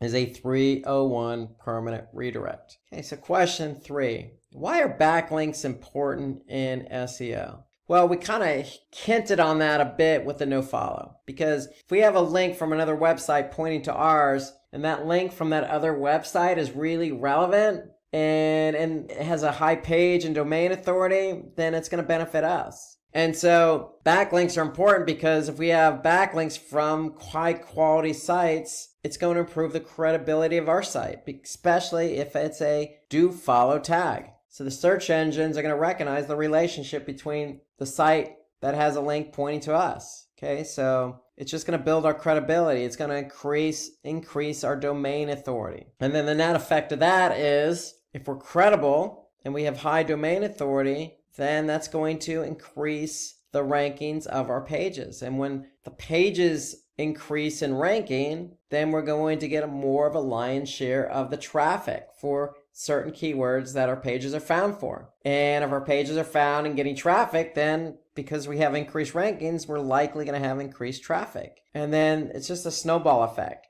So more traffic leads to more engagement and conversions. So the whole idea for SEO is, remember, you have an on-page strategy and an off-page strategy. Building external links is part of an off-page SEO strategy, and we want to make sure that we are relevant in the form of a link or in the form of content on other high-quality sites. Being on a high-quality site only benefits us because, again, increases our domain authority. Google sees us as more relevant. Therefore, our pages are going to benefit by ranking higher, and therefore, when we rank higher, we get more traffic. So it's a snowball effect. So having backlinks is important because it snowballs all the way through to conversions. Okay, so what are the best practices to rank your videos on YouTube? So it's a great question, really great question. Given the importance of videos, especially with SEO, because videos are found. YouTube in itself is a search engine. So if we have a video, how are we going to get it to rank on YouTube? Well, first things first, you never want to put a video out there and want it to rank if it's not engaging or informative. So make sure you go ahead and follow the best practices of having engaging and informative content in your video. Now, once you have that video in place, you want to optimize it. And then some of the key factors for optimizing a video are, you want to choose a title that has high search volume and low difficulty. Just as you would keyword, for example, for a web page, you want to choose a title with a keyword in it that has high volume and low difficulty, i.e. low competition. Okay, so you want a nice ratio there. And you want to choose a title that's going to get people to watch the video too. So it's not all about just choosing a title just for the sake of high volume. You also have to choose something that's relevant, that's going to be catchy as well. And then with that title goes the description. So you want a description that's very relevant to your title, okay? Because most people aren't going to click on a video just for the sake of the title. They're going to want to probably get a sneak peek via the description of what it is. So again, you want to optimize that description, but make sure the description is just as snazzy as the title. Okay, you also want to use accurate and relevant video tags, just as you would on Twitter or Facebook. Tag these videos. Okay, so make sure your title tag length doesn't exceed 100 characters because it will get chopped off. So again, that goes back to just writing something really short and to the point that's going to grab somebody's attention. Okay, you also want to upload a captivating thumbnail something that's relevant, that's going to grab somebody's attention. And then again, we set it similar to the video tags. We want to use relevant hashtags. Again, just as you would with Twitter and Facebook, go ahead and throw some hashtags in there that people could see because people search via hashtagging. And then this goes without saying, you did all the work, created a really great video. It's engaging, it's informative, you optimized it. Feel free to promote your video on other social media platforms. Okay, don't just stick with YouTube per se. So the benefit here is if you post it on Facebook or LinkedIn or whatever platform of your choice and it gets engagement, people click on the link, go to YouTube, they're going to like it, and then other people are going to see that engagement. They're going to see how many people liked it or how many subscribers you have. So promote your videos to help you with the ranking of the video on YouTube. So that does play into it. So go ahead and promote it so other people can watch it, like it, comment, etc. And that's going to engage other people to want to do the same. So what is mobile first indexing? This is a really important and timely question. Mobile first indexing means Google's just using mobile friendly content for indexing and ranking websites. So in other words, Google, for example, has two bots. They have the traditional desktop bot and they have a smartphone bot. And eventually everybody that has a website is going to be migrated over to the smartphone bot. And so if that smartphone bot goes to your website and starts crawling, what do you think they're looking for? Their smartphone bot, they're looking for mobile friendly content. If it's not mobile friendly, meaning the page isn't designed for a smartphone browser, or let's just say the images are way too large, or you have to expand the text just to read it. You know, a lot of these issues that somebody would have just simply trying to read something on a web page on their mobile device, Google's not going to grab that content. So you want to make sure it's mobile friendly so it gets indexed. And so if your website has a responsive design, Google will rank your website based on its performance on mobile devices. Okay, so you want to make sure that your website is mobile friendly. And if you're in an interview and somebody asks you this question, you could even take it a step further and say, look, I'm going to measure how friendly my website is for mobile devices in Google Search Console. Because Google Search Console has a report that will show you what pages on your website are not mobile friendly. And it's not a guarantee, but I could tell you if I'm Google and I'm crawling your site with my smartphone bot and that page or one of my pages is not mobile friendly, I'm probably not going to index it or rank it. So you want to leverage that report in Google Search Console to see what pages are mobile friendly. So that's a little bonus for you to really impress the interviewer who asked you this question. Because how are you going to know if one of your pages is mobile friendly or not if you don't look at a report? So keep an eye on Google Search Console's mobile usability report. Okay, number 6. List down the most important local SEO ranking factors. Okay, so organic local ranking is just as important as anything else in organic search. Because if you have a local business, you want to use the likes of, say, Google My Business to show up when somebody types in, looking for a florist or you're looking for a coffee shop. So what you want to do is you want to create a web page for every product and service. Okay, you also want to opt for your business listings on Google My Business. And there are plenty of other local business directories out there like Yelp, for example, or Bing even has one. So go ahead and also make sure you have a business listing as well. But since Google in the United States has a huge market share, you want to start with Google first. You want to update your NAP citations on your website, maintain consistency of your NAP. Okay, so NAP is name, address, phone number. So you want to make sure that that's current and consistent. So if you have a number on your website, make sure it's the same number on Google My Business. Okay, you can embed a Google map on your website. You could certainly optimize the meta tags and content, not only on your web pages, but within your Google My Business directory. So you can add your business to other local directories, like I mentioned, Yelp. And then also, just as important, opt for reviews and ratings. Okay, so the more reviews you have, the better off you are. Okay, so I always say this with local search. 3 of the main factors in showing up for local search on, say, Google is obviously the keyword. The second is the proximity of where that person is. And then third is the reviews. So you can't really control the proximity, but you can control the keyword and you can control the reviews to some degree. So work hard at getting reviews for your business, but at the same time, you can certainly work in some keywords, let's just say for your product and service pages on your website, but also you can translate that over to Google My Business. Okay, so working in those keywords, making sure your number, your address, your name, they're all consistent.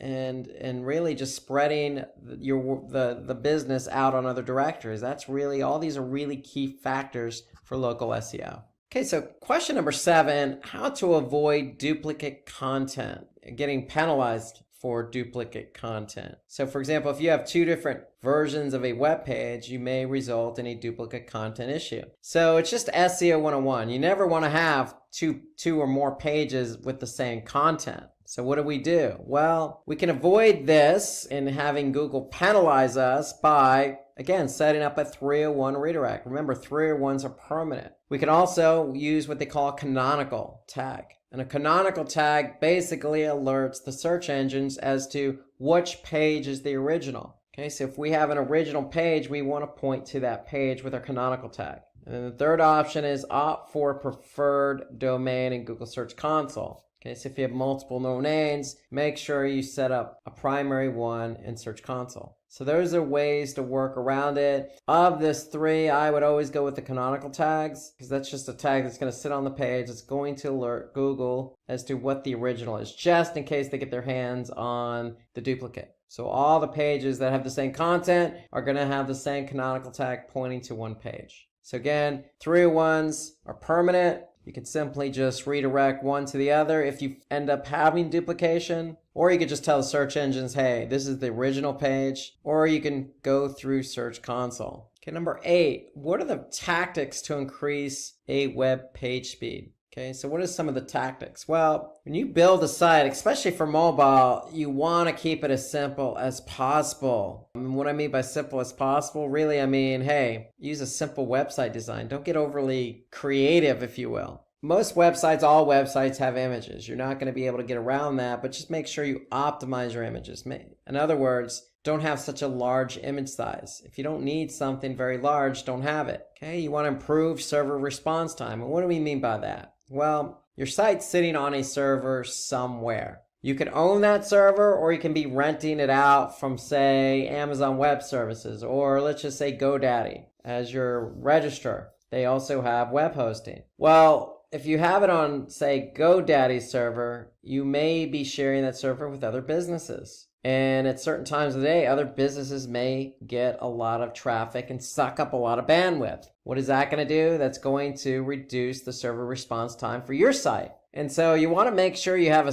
an idea of, what server your web page or website is on. And you want to be able to have some control over that. Because if your server response is slow, that's going to slow down everything else in terms of loading in the browser, and that's not going to be good for SEO. Okay, optimize your code. We mean by optimize, minifying. When we say minifying, we mean get rid of some of the redundant code. If you have CSS, get rid of the JavaScript you're not using. So that's what we mean by optimizing code. Reduce redirects. Okay, ideally, you just want to have one redirect in place. You don't want to create a daisy chain, so to speak, of redirecting and redirecting after that. That's never going to bode well, and it's going to slow things down as well. Enable browser caching. So if you enable browser caching, basically, if somebody comes back to the page they've been on, say, 2 days ago, they're probably going to see a cached version of that page. And then opt for the content delivery network as well.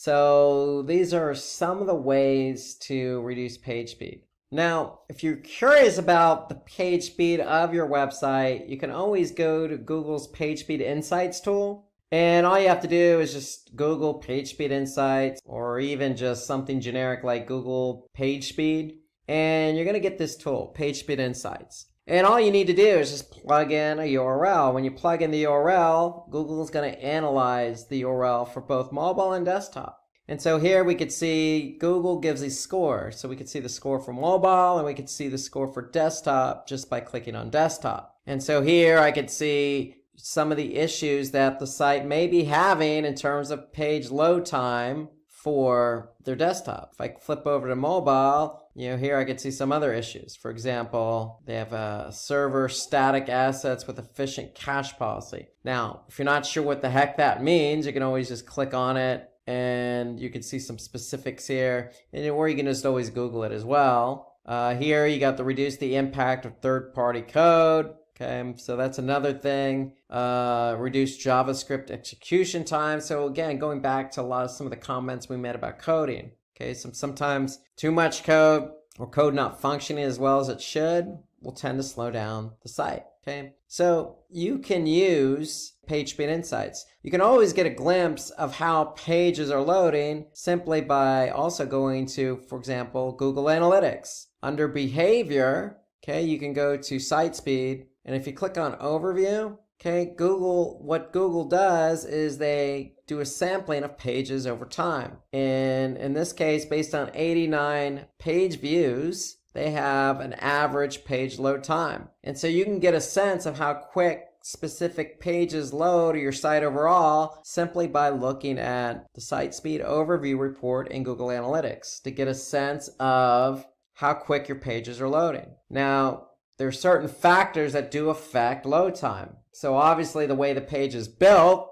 with the code, the images, etc., but also the browser. Each browser loads differently. Okay, so you want to take a look at it by browser, also by country. Every country has a different network. Okay, you can be in the United States and have worse network service than you do, say, in Ivory Coast in Africa. Okay, so it really depends on the network you're on. So, and also the page. Every page is built differently. So you want to get a sense of what pages are loading quicker and which pages are not. You can simply just go to page timings in Google Analytics and you get a sense of what pages do not load fast and which ones do. And maybe hone in on the pages that aren't loading fast and address those pages first. Okay, so you have two tools at your disposal, one Google Analytics and one Page Speed Insights. Okay, so let's look at question number 9 here.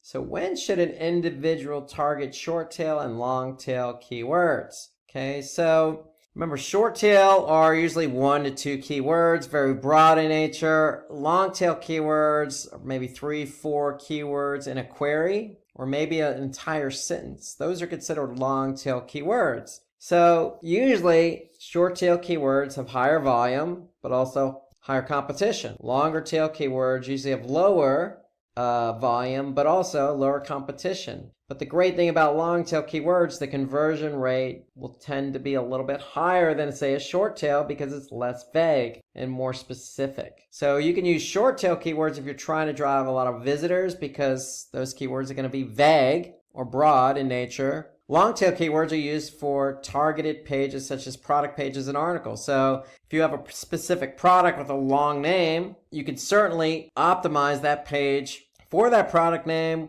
Again, the product name may have low volume, but if somebody types in exactly that product name, you show up, the chance of them converting are going to be very high. So you don't have to always be that specific with the product name, but try and be as specific as you possibly can in order to get somebody to click on your link in the search engine results and get them over to your site to convert. Okay, so those are really the big differences. Short tail, very broad, very vague, a lot of volume, but also a lot of competition. But hey, if you're ranking for a short tail keyword, you're probably going to get a lot of traffic. The conversion rates may not be as high as something, say, long tail, where, hey, maybe you're just honed in on a few set number of products and you don't care a lot about the traffic, you just care about getting the relevant traffic to your site to convert. Okay, number 10, what are the important elements to focus while developing a website? So we're talking in terms of SEO.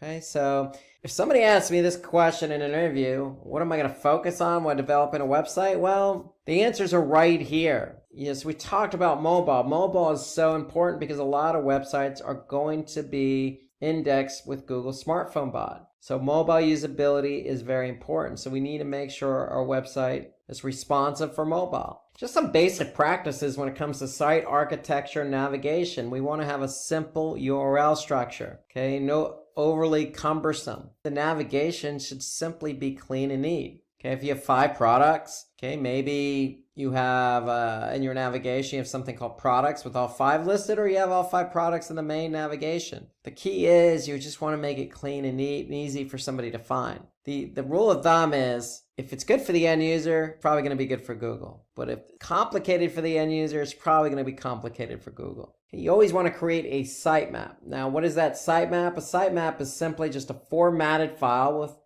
that includes all your URLs and assets, your images and your videos. They're going to be sitting on your server as well. So you want Google or these bots to be able to find your pages and assets. And by the way, you want to take it a step further and make sure you upload that sitemap, which is sitting in the root directory, meaning domain.com/sitemap.xml. Okay, you want to take that sitemap and make sure you input that sitemap location in Google Search Console. That way, Google Search Console has a one-way ticket to grab the elements in the sitemap. Another important element to focus on while developing a website is having a robots text file. And all a robots text file is, it's like a lock, I always say, to a house. So if you lock a door in your house, nobody's going to be able to get in that door. So that's all a robots text file is. You're telling Google and these other bots that are coming to crawl your site what's locked and what's not locked, meaning what they have access to and what they don't have access to.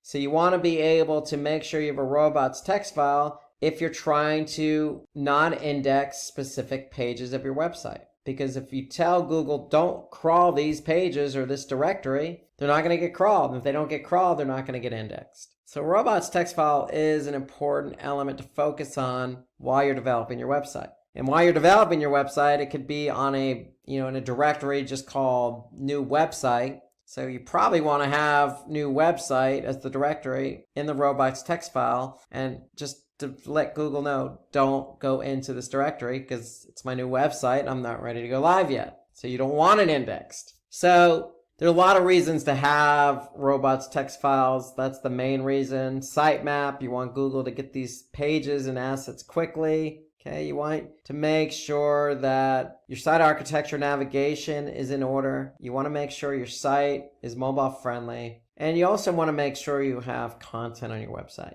That's the key, because that's what's going to keep people on the website and engaged. And when I say content, I don't necessarily just mean words. I also mean videos. I also mean images, something interactive. Okay, you want to keep people engaged. That's the key behind it. Trust me, if an end user finds your site engaging, Google is likely going to find your site engaging. Okay, so those are good brownie points to bring up if somebody asks you this question in an interview. So just to recap here, it's important to have a better site structure so that bots can easily access and index the content. Okay, with a responsive design, helps to make your website mobile friendly and user friendly. Would also increase the amount of time a user spends on your website, which may improve your site's ranking. Sitemap is simply just a file that helps search engine bots to understand the structure of the website. Okay, how many pages are on your website and where are they located, along with the videos and images. Okay, and then the robots text just instructs the search engine crawlers to understand what pages should not be indexed. Okay, this is simply just a text file, and it's added to the root directory.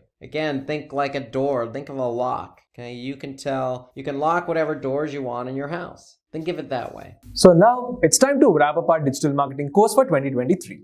We try to cover everything necessary for you to confidently start your digital marketing career. In case you have questions about any of the topics covered in today's session, please let us know in the comment section below, and our team of experts will be more than happy to resolve all your queries at the earliest. Thank you, stay safe, and keep learning. Hi there, if you like this video, subscribe to the Simplilearn YouTube channel and click here to watch similar videos. To nerd up and get certified, click here.